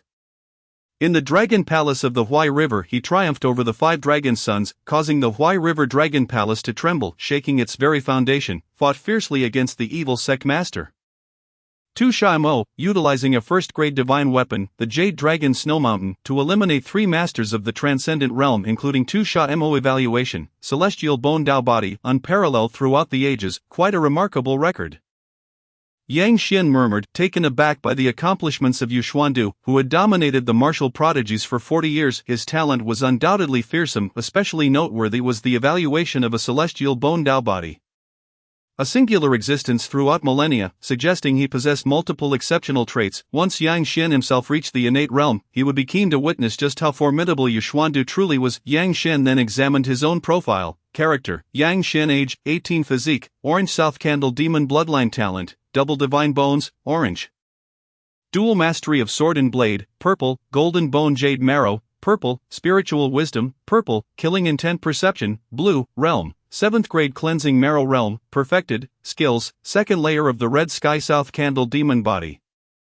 Entry Level of the 1000 Calamities and 100 Difficulties. Treasure Scripture, Perfected Void Wind Control Technique, Perfected Metal Killing Sword Chi, Madness Blade Intent, Blood Demon Blade Intent, Perfected Metal Sword Intent, Perfected Blood Demon Blade Intent, Perfected Madness Blade Intent. Wealth, 200,000. Today, I shall enter the innate realm. Yang Xian felt the fierce energy coursing through his body like dragons and serpents, the crimson energy seemingly imbued with a temporal power. Each surge invigorated his internal organs, enhancing their vitality. The Red Sky Candle Dragon energy, rich with the properties of the South Candle Demon bloodline, not only possessed the burning characteristic of the South Candle's spiritual fire but also wielded the power to manipulate time and consume life force. The South Candle, Yang Xian recalled the figure entwined around the celestial mountain, their eyes ablaze like blazing suns, their crimson wings reminiscent of an ancient demonic sky. Is it capable of commanding the cycles of day and night? Yang Xian pondered. Perhaps this was the dominion of the South Candle. The energy of the Red Sky Candle Dragon, infused with demonic characteristics, exhibited various extraordinary traits, although Yang Xian had yet to encounter the 36 types of heavenly energies. The superior energies he had obtained from the secret realm had all been refined into the Red Sky Candle Dragon energy. Even so, it remained no larger than a hair's breadth, not to mention projecting the energy across several zhang. Even condensing it into a single point resulted in a size that was barely perceptible. Such a terrifying consumption led Yang Xian to realize why it had taken him several years in simulation to amass sufficient energy for a breakthrough into the true energy realm. The expenditure was indeed exorbitant, thus, I shall commence the simulation. Yang Xin murmured to himself, this simulation will require the expenditure of 40,000 wealth. Shall I proceed? Yes, the expenditure of 40,000 wealth. Simulation commencing. Filtering entries. Chapter 67. The Chaos of the Flood Dragon. Blue Rune. Spiritual Eye. A naturally born spiritual eye, capable of perceiving the minutiae of the world and possessing acute sensitivity to formations and runes. A greedy stomach. White. Your appetite will be greatly enhanced, and correspondingly your digestion and absorption capabilities will improve. But greed will control your soul, transforming you into a slave to desire. Extraordinary fortune. Blue. You will gain a certain degree of fortuitous power, encountering abundant opportunities, while reducing the likelihood of being troubled by inner demons and celestial demons. Timid as a mouse. Gray. Your disposition will be cowardly, fearing all unknown matters, leading to a life lived on the edge of parallel. Affinity for wind. Green. You will gain closeness to the natural wind, resulting in significant enhancement of your talents in the path of wind. To think there exists an entry related to fortune. Yang Xin mused, elated upon reading the description of the extraordinary fortune entry. Fortune has always been elusive, yet those favored by it often accomplish extraordinary feats, much like Luo Qingning, whose destiny seemed to shine upon her, facilitating her journey through the realms. Moreover, Yang Xin himself had garnered a certain degree of disdain from the heavens due to his ancient demonic bloodline. Perhaps this entry related to fortune would indeed prove beneficial. I choose the blue entry. Extraordinary fortune. Commencing the simulation. On the first day, you embark on the arduous task of assimilating the myriad spiritual herbs acquired from the secret realm, refining your Qitian Zhulong vital energy. By the 10th day, after enduring 9 days of relentless cultivation, you proceed to the mission hall to accept a task. You opt for a perilous assignment to slay a rampaging great demon. On the 12th day, you choose to board a large passenger vessel en route to your destination. As you approach the periphery of the Yunmeng days, the heavens and earth abruptly shroud themselves in obscurity. A formidable demon casts spells, stirring up tempests within 100-mile radius, with towering waves surging forth, intent on obliterating all in their path. In your heart, you comprehend that the threat approaches you. The spiritual dragon emerges, transforming into the form of a flood dragon, commanding the winds and rain, and instantly quelling the tumultuous waves. Truly, it is the divine weapon of the Tsangshui Dragon Palace, remarkably extraordinary. A colossal black flood dragon, measuring 100 feet in length, rises from the depths, gazing down upon you with its golden yellow eyes, unmasked avarice gleaming within. You stride through the waves, having not yet encountered the principal adversary, and without preamble, the sword and blade burst forth from the dragon's swallowing treasure box, morphing into 2 flood dragons, one black and one white. Human, it seems you fail to grasp the chasm between us. The black flood dragon sneers, exhaling 2 streams of white vapor from its nostrils, looking down upon you with disdain. I am Yuanao, the demon king of the Yunmeng Dragon Palace. You human have already committed a grave transgression by wielding the divine weapon forged from the remains of my dragonkin. If you willingly return it to me, I may consider granting you a more merciful demise. You bellow, your form instantly swelling, your 3-meter-tall demonic bodies seemingly defying the heavens. Crimson spiritual flames surge through the waters, vaporizing the moisture within a 1,000-foot radius. The black and white flood dragons roar in unison, charging forth alongside you. Human, it appears you have chosen the most agonizing path to your end. Yuanao chuckles derisively, his dragon's roar resonating like thunder, shaking the very fabric of existence. As wind and rain converge and the waves swell with fury, seeing that you refuse to bow, your fate is sealed. The 100-foot-long black flood dragon whips up storms, engaging in fierce combat with you. As the 3 flood dragons clash in chaos, you unleash your fists upon the sinuous horn atop the dragon's head, nearly fracturing it. A surge of excruciating pain radiates through Yuanao's body, the agony of his horn driving him into a frenzy. Storms rage, the wind and rain coalesce into a domain that obscures the heavens, as thick ink-like raindrops fall from the sky, a fierce scale slicing through existence like sharpened blades. The black raindrops strike you, igniting a searing sensation that cuts into your flesh, leaving behind trails of blood. This is divine power, you realize with shock. Clearly this flood dragon wields a formidable ability, the tempestuous winds and corrosive raindrops inflicting burns even upon your current physique, akin to blades carving your skin. You understand that if this continues, you shall not endure. Therefore, you must unleash a final, desperate strike. You summon the celestial dragon embroiled in battle with the black dragon. Golden flames blaze like an eternal sun, and a divine light glows faintly from your chest. You open your eyes to reveal an ethereal, transcendent figure manifesting above you. Come, wielding blade and sword, the divine power has arisen. You feel the divine bone in your chest growing increasingly fervent, akin to a volcano on the verge of eruption, radiating a dazzling brilliance. The sword and blade in your grasp seem to morph into two true dragons of the nine heavens. Their might reverberating through the cosmos, the very fabric of heaven and earth shatters like a mirror as the divine beings wielding their empowered weapons appear to cleave the realm asunder. The 100-foot-long flood dragon halts abruptly, its golden vertical pupils dimming, resembling a pearl stripped of its luster, as it crashes into the water, sending waves surging. Is it dead? Just as you contemplate advancing to inspect, a mournful dragon's roar echoes from the sky. And a gaping maw eager to consume materializes before you. You are doomed. Chapter 68. The Hammer of Destruction. The simulation concludes. Please select one reward from the options below. In the simulation, your cultivation realm. Extraordinary luck. Blue item. In the simulation, your cultivation experience. Where did this flood dragon emerge from? Yang Xian furrows his brow, realizing that just after acquiring the divine weapon, he has drawn the attention of a dragon. Specifically a demon king. The flood dragon demon king appearing in the Yunmeng days is undoubtedly tied to the Yunmeng Dragon Palace. Choosing the extraordinary luck blue item, it seems there is no noticeable change. Yang Xian carefully senses himself, discovering nothing amiss. However, the concept of luck is inherently enigmatic. He holds hope for its potential utility. Nevertheless, Yuan Ao, this flood dragon, poses a considerable nuisance to it. Is evident that Yuan Ao has fixated on him, constantly monitoring his movements. The waters of Yunmeng days envelop Yunzhou, making information gathering exceedingly effortless for Yuan Ao. In light of this, it seems prudent to remain concealed. A thought strikes Yang Xian, leading him to devise a plan. Commencing simulation. Cost 40,000 currency. Simulation begins. Filtering items of Flame Sun Spirit Body, Blue Mastery over the Flame Sun Fire, an innate affinity for fire, exceptional talents, and formidable power. Bone Ash Excavation. Randomly lose one bone, with a high probability of losing the most precious one. Heaven and Earth abandoned black. Subject to the disdain of heaven and earth. Luck reduced to 0. Calamities ensue, akin to a harbinger of disaster. Focus. Green. Your mental concentration significantly increases, and when your energy consumption reaches 1/3, you will exit the focus state. Evergreen tree. Blue. The evergreen tree, enduring through the ages, doubles your lifespan, while your vital energy becomes exceedingly gentle, reducing its potency to 1/3. Without excessive hesitation, Yang Xian arrives at a decision.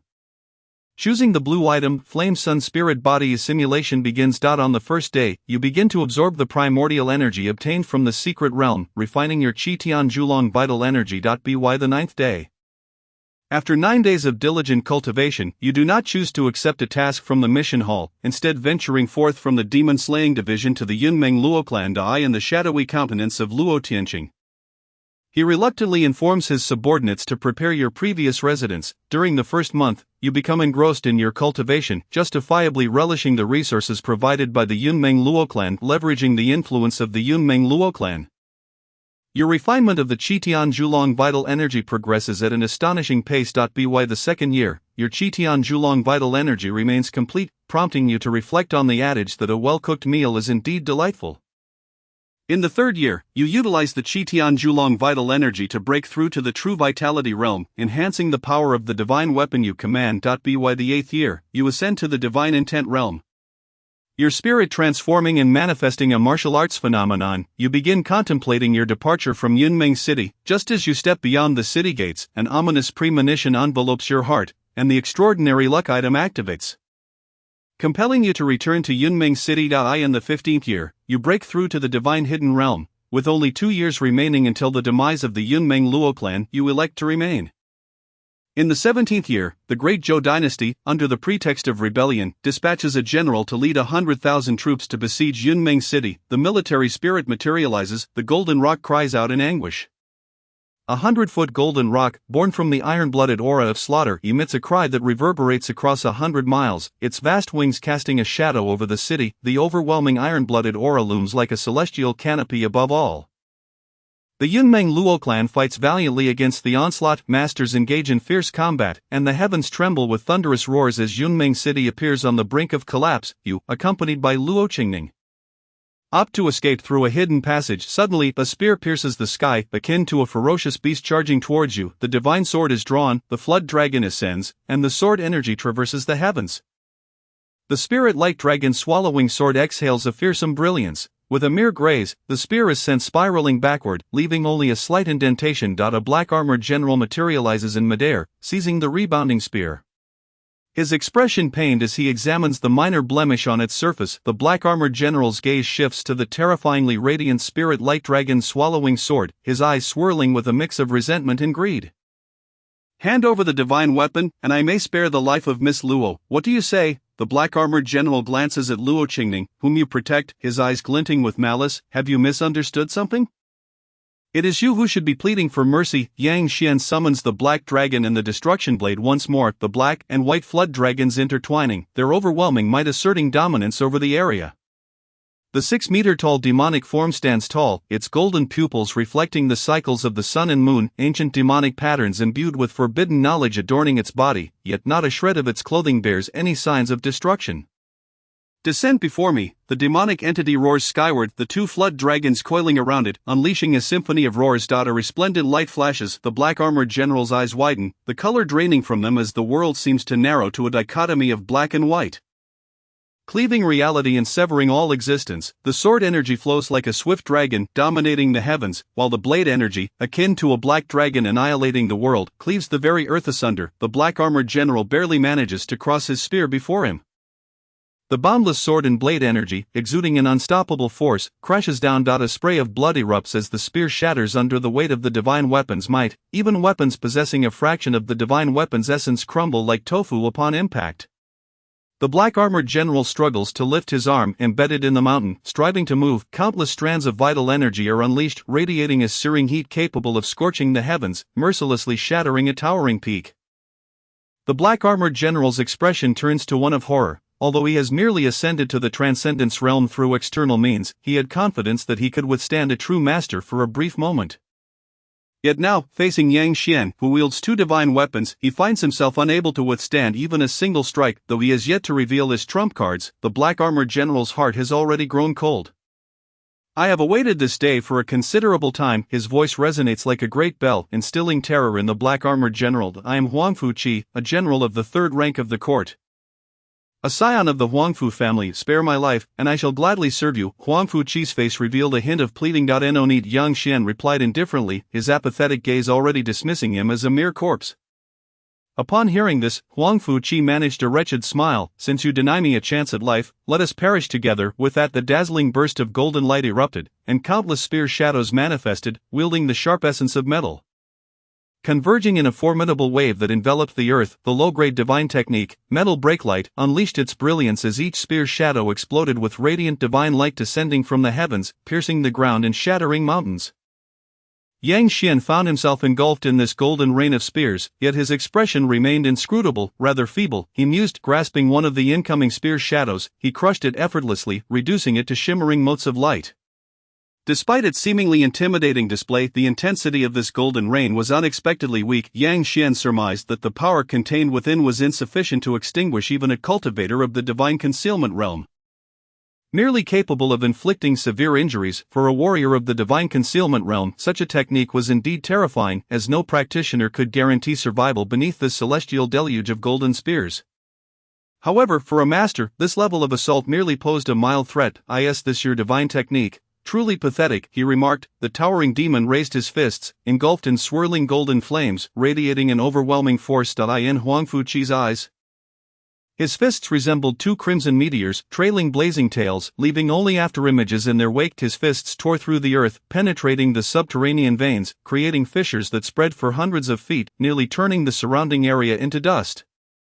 Under such terrifying might, Huangfu Qi, bound by the black and white twin dragons, was reduced to mere fragments, as if a broken doll. The demon's assault shattered the ground while the dragons roared, and a master was thus reduced to mere dust in the world. As Yunishang arrived, she beheld this very scene. Chapter 69. Shattered. Witnessing the demise of a master at your hands, the newly arrived Yunishang regarded you with an odd expression. Witnessing a master of the enlightenment realm being pounded to death by mere fists was a sight she had never encountered before. You turned to face the approaching Yunishang, your blades and swords resonating behind you, your gaze icy as it fell upon her. Even though you were aware of her identity, your demeanor in this moment was entirely justified.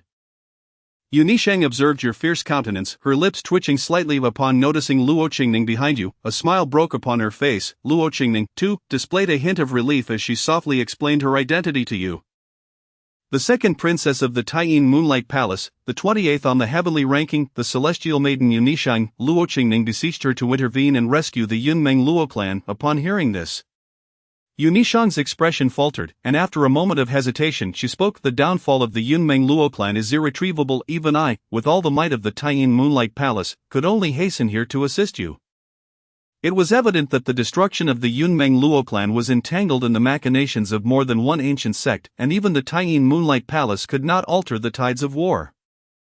Luo Qingning's gaze dimmed. Her astute mind had already deduced the complexity of the situation, yet she still clung to hope and inquired further. The soft, warm touch of jade-like skin graced your chest, prompting you to glance down. Luo Qingning lay gently against you, a few crystalline pearls slipping from your chest, her delicate hand gripping your collar tightly, her body trembling slightly. After a considerable time, Luo Qingning raised her head, a radiant smile illuminating her exquisite face, seemingly devoid of sorrow. You tenderly stroked her hair, choosing to return to the Taiyin Moonlight Palace alongside Yunishinji. In the 18th year, Luo Qingning entered the secret realm of the Taiyin Moonlight Palace to receive her inheritance.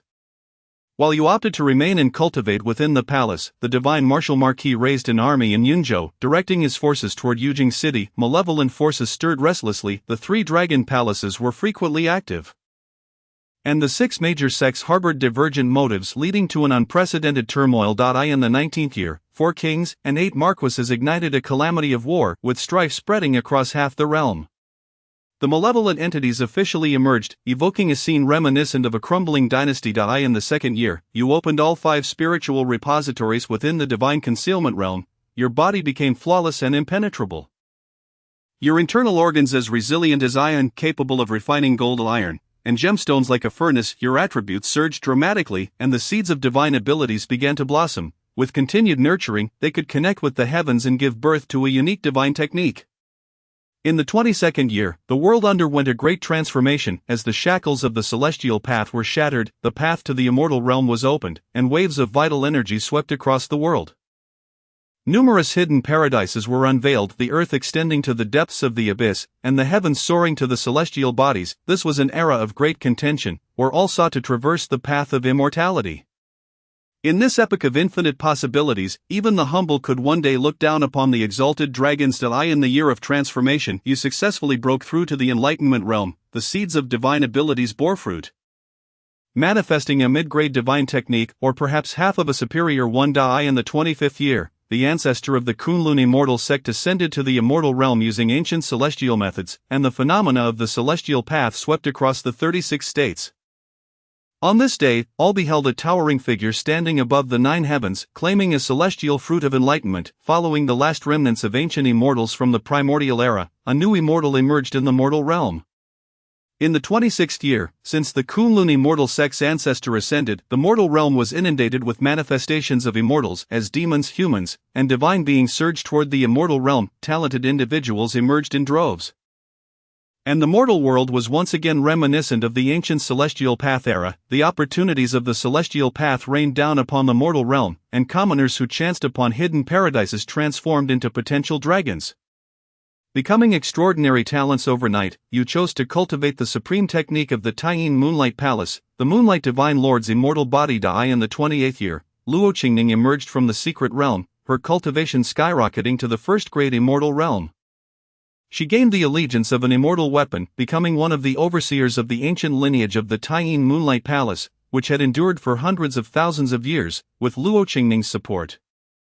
You began to harness the accumulated essence of this ancient sect, and your cultivation soared. In the 32nd year, leveraging an abundance of precious resources, you amassed sufficient foundation for the 3rd-grade enlightenment realm within a mere few years.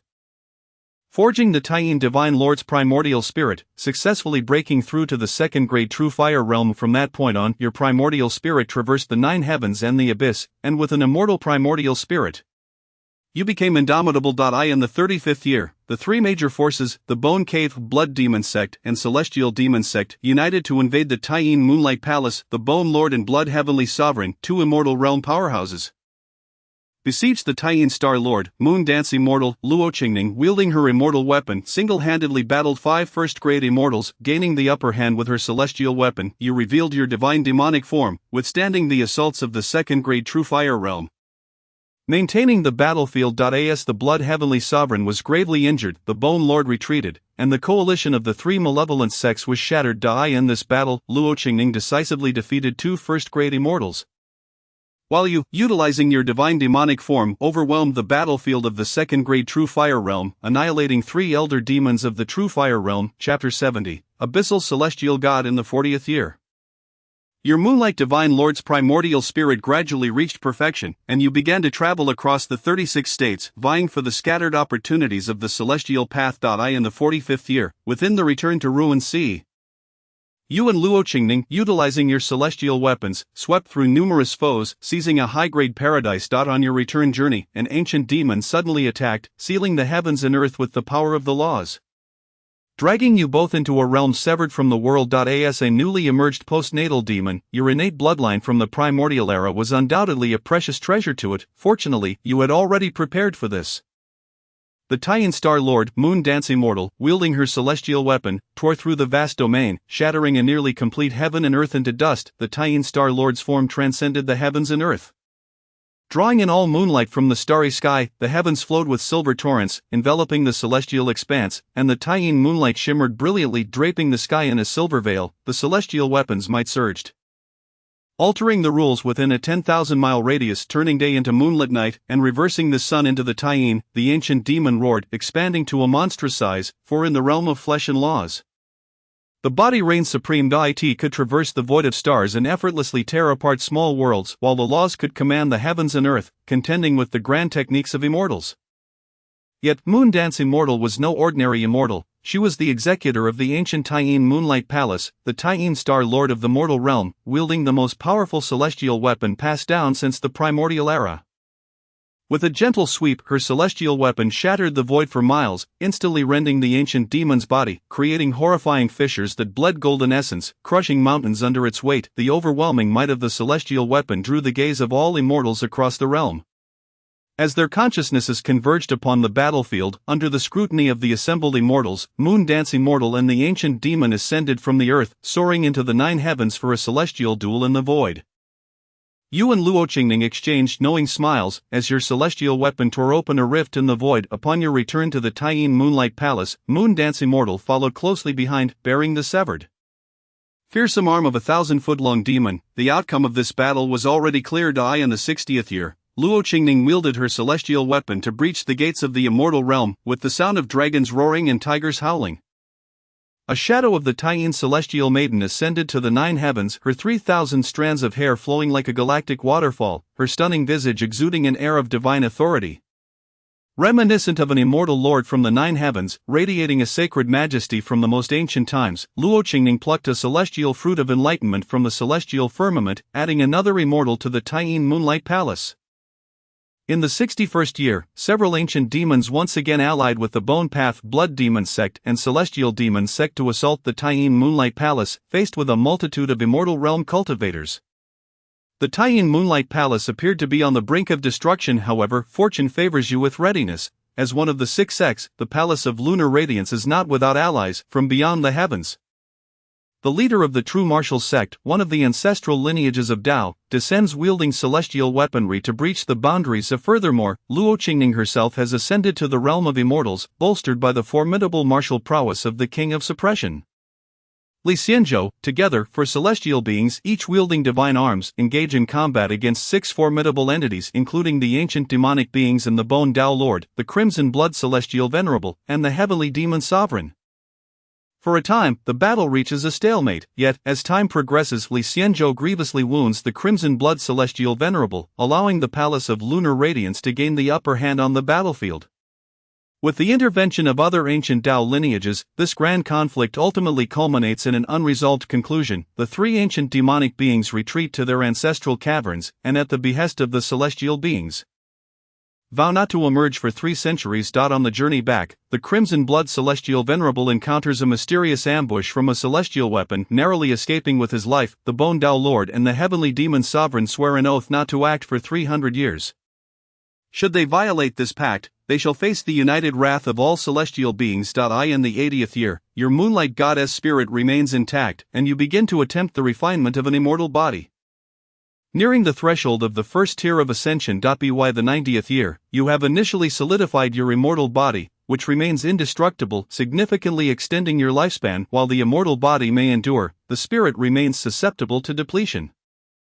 A typical practitioner at the first tier of ascension can live up to 4,000 years. Although this is far less than the 10,000-year lifespan of ancient celestial lords, it still allows one to witness the passage of time on Earth.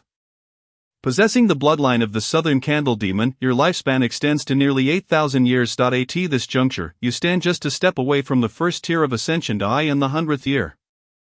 Your Moonlight Goddess immortal body has reached its final stage. By consuming the treasured moon spirit essence from the Palace of Lunar Radiance, your immortal body shall be fully realized, just as you prepare to enter seclusion. Moondance Immortal and Luo Qingning, accompanied by all high-level combatants of the Palace of Lunar Radiance, rush to Yujing City, and you, of course, are among them. Yujing City, the former heart of the Great Zhou dynasty and the core of command over 36 states, has since fallen into disarray following the cataclysmic upheaval of the heavens and earth, the rebellion of 4 kings and 8 lords, and the emergence of malevolent forces from all directions, were it not for the solitary celestial being wielding a divine weapon stationed in Yujing City. The dynasty would have been utterly obliterated. As an ancient divine city that has endured since the era of celestial pathways, its former splendor is beyond question, yet now, the Yujing City before your eyes is a mere shadow of its former self. With remnants of walls and ruins strewn about. A vast chasm stretches across the city, cleaving through its ancient formations and unsettling the very veins of the earth deep within the Great Zhou. A colossal passageway appears within the fissure, emanating an infinite aura of the 9 hells, tainting the world with the essence of the underworld, and gradually transforming the surroundings into a realm of death. Shadowy apparitions emerge from the passage, claiming dominion over the land. A celestial being holding a divine weapon gazes grimly at the unfolding chaos, the terrifying energy swirling above betraying his inner turmoil. As time passes, one celestial after another descends upon this site, gathering a significant number of celestial beings. Since the onset of the cataclysm, all eyes are gravely fixed on the ever-expanding underworld passage, yet none dare to act first, clearly wary of whatever lurks within, until finally one celestial, unable to contain himself, takes the initiative. This being is the sole celestial of the Great Zhou dynasty. Once unified, the Great Zhou is now splintered, its strength waning. Yet the emergence of the underworld passage within their very stronghold drives him to fury. His celestial weapon radiates brilliant light, tearing the sky asunder, unleashing a cascade of crimson meteors that plummet like cometary stones. His intent is clear: to obliterate the underworld passage that has expanded to hundreds of miles. The countless red meteors, exuding a terrifying heat, envelop the heavens in a crimson haze, reminiscent of apocalyptic calamity. These are miniature celestial bodies drifting from the outer cosmos, ranging from mere miles to vast stretches of hundreds of miles. As they streak across the sky, their inevitable descent threatens to transform vast regions into desolate wasteland. Even after the recent expansion of the world, such a strike would still devastate a significant portion of the divine land. This furious assault from the celestial being, though somewhat restrained, remains intolerable for the current realm. Observing the enraged celestial from the Great Zhou, the expressions of the other celestial beings vary. Unless they desire to witness the decimation of a substantial part of the divine land, they must unite to counter this impending strike. It is evident that they are being compelled to act in concert. Just as the crimson meteor shower is about to descend, the underworld passage suddenly begins to expand violently, accompanied by a series of ominous sounds. As if something is about to breach the threshold. A chilling gust sweeps through, engulfing the daylight across a vast expanse. A figure looms, towering and overwhelming, its blood-red eyes resembling twin suns suspended in the firmament.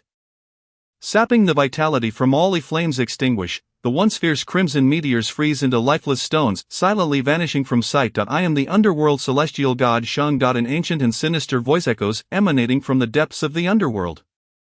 Imbued with immense divine authority, akin to an ancient deity governing the cycle of life and death, radiating an undeniable and formidable majesty, you hear this voice resonate beside you before fading into oblivion. You have perished. Chapter 71, The Cycle of Life and Death. The simulation concludes. Please select one reward from the following options: the cultivation realm from the simulation. Blue entry, solar spirit body. Yang Xin gazes at the 3 options presented. Grappling with a dilemma, selecting cultivation signifies that he shall possess the impending breakthrough to the first tier of ascension. However, the cultivation realm simulated cannot perfectly manifest in reality, much like the moonlight goddess spirit and immortal body. In reality, due to the absence of the foundational scriptures of the first-tier celestial art, even if he accepts the simulated cultivation realm, he cannot conjure an immortal body from thin air. What then would my spirit resemble if I choose the cultivation realm? Yang Xian bows his head in contemplation, wrestling with this perplexing question that has lingered in his mind even if I forego choosing the cultivation realm this time. My simulated cultivation is at least at the second tier. I cannot select the entry every time. Yang Xian silently laments. If that were the case, he would need to seek out a complete celestial scripture. Yet where could he possibly find one? It is unthinkable to confront those formidable forces head-on and simply seize it, not to mention the risks involved. His current strength would hardly suffice to subdue those powers anchored by masters of the transcendence realm and divine weapons. After much deliberation, Yang Xian ultimately resolves to take a gamble. Should he forcibly condense the most inferior spirit, he could always regress in cultivation. While some entries might suffer diminishment, he could not concern himself with that at the moment. He chooses the simulated cultivation realm. As the words leave his lips, a dramatic transformation occurs within him, as if an accelerator has been engaged. The once hair-thin crimson celestial dragon chi suddenly swells. For ordinary practitioners in the true chi realm, projecting the chi outward 3 zhang is the standard for entering this realm. However, even among prodigies, the true chi practitioner can project 10 zhang or even several dozen zhang upon initial entry. Yet, the celestial dragon chi within Yang Xian rapidly coalesces and fills his being, reaching a density sufficient to project 300 zhang outward, enveloping the space within a kilometer in chi. But this is only the beginning. As the celestial dragon chi grows increasingly robust, Yang Xian's physical form also becomes more formidable, repeatedly washed by the chi until it reaches its zenith, capable of projecting 1,000 zhang outward. Thus completing the true chi realm. Upon the perfection of the true chi realm, one transitions to the spirit intent realm, which primarily involves the metamorphosis of the spirit, marking the first accumulation of the spirit transforming into an essence. After ascending to the spirit intent realm, one also condenses their martial manifestation, akin to the true form of a spiritual bird or the giant skeletal form of Yin Tianin, both embodiments of martial arts cultivation. The emergence of martial manifestations not only amplifies one's combat prowess but also signifies the initial transformation of the spirit. The primary distinction between the spirit intent realm and the true chi realm lies in the spirit. A robust spirit enables the cultivation of specialized mental techniques and allows one to intimidate opponents using their martial manifestation, diminishing their strength even before combat begins. As Yang Xian's spirit strengthens, he senses a transformation in his senses. By focusing intently, he can hear the sound of insects flapping their wings from 1,000 zhang away, and his vision sharpens, allowing him to discern the individual feathers of birds at the same distance. The power within him surges, stirred by his spirit, golden blood coursing like flowing magma, radiating a terrifying heat and dazzling divine light. A shadowy figure, its features obscured, materializes behind Yang Xian, coiling like a dragon around a towering divine mountain. Its wings resembling a waterfall cascading from the heavens, cloaking the sky. The face remains shrouded in mystery, save for 2 crimson gemstones glimmering through the mist, vaguely reflecting the cycles of day and night. The celestial demon of the southern candle, Yang Xian is astonished to realize that his manifestation originates from the source of his demonic bloodline, the primordial celestial demon of the southern candle from the ancient era. Before he can examine this further, another manifestation begins to coalesce behind him. The interplay of black and white energies emerges, embodying the sacred essence of life and the desolation of death, gradually forming a colossal wheel. With each color distinctly occupying its side, upon closer inspection, the pristine white will bore an imprint resembling a sword, exuding an aura that coalesced into a sinuous white dragon. Its scales shimmered like lustrous jade, radiating an essence of life and illumination. Conversely, the black wheel was marked with a blade-shaped insignia, channeling an intent that materialized into a black dragon, flourishing with an air of desolation and slaughter. Akin to a blooming flower of the nocturnal abyss, the yin-yang life and death celestial dragon will. As Yang Xian gazed upon this magnificent martial manifestation, its name surfaced in his mind. This extraordinary phenomenon, the yin-yang life and death celestial dragon wheel, had evolved from the dual divine bones within Yang Xian's being, its essence of life and death intricately connected to the divine abilities nurtured within those bones. 2 Manifestations. Indeed, though dual manifestations are rare, They are not unheard of. Moreover, an abundance of manifestations does not necessarily equate to superiority. While there are no strict classifications of their ranks, the more grandiose and striking the manifestation, the more remarkable the amplification it bestows. A singular top-tier martial phenomenon far surpasses 10 ordinary ones. In a mere instant, the two manifestations had fully formed, and Yang Xian diligently restrained their might to prevent their resonance from echoing throughout the entire demon-slaying division. At this moment, his divine consciousness reached its zenith. Just as Yang Xian was on the verge of breaking through to the divine repository realm, the transformations within him suddenly halted. No cultivation method for the divine repository realm detected. This enhancement concludes that all. Yang Xian felt a twinge of surprise, though it remained within the realm of his expectations. The simulated cultivation realm seemed akin to condensing decades or even centuries of training into mere moments, resulting in a rapid surge of power.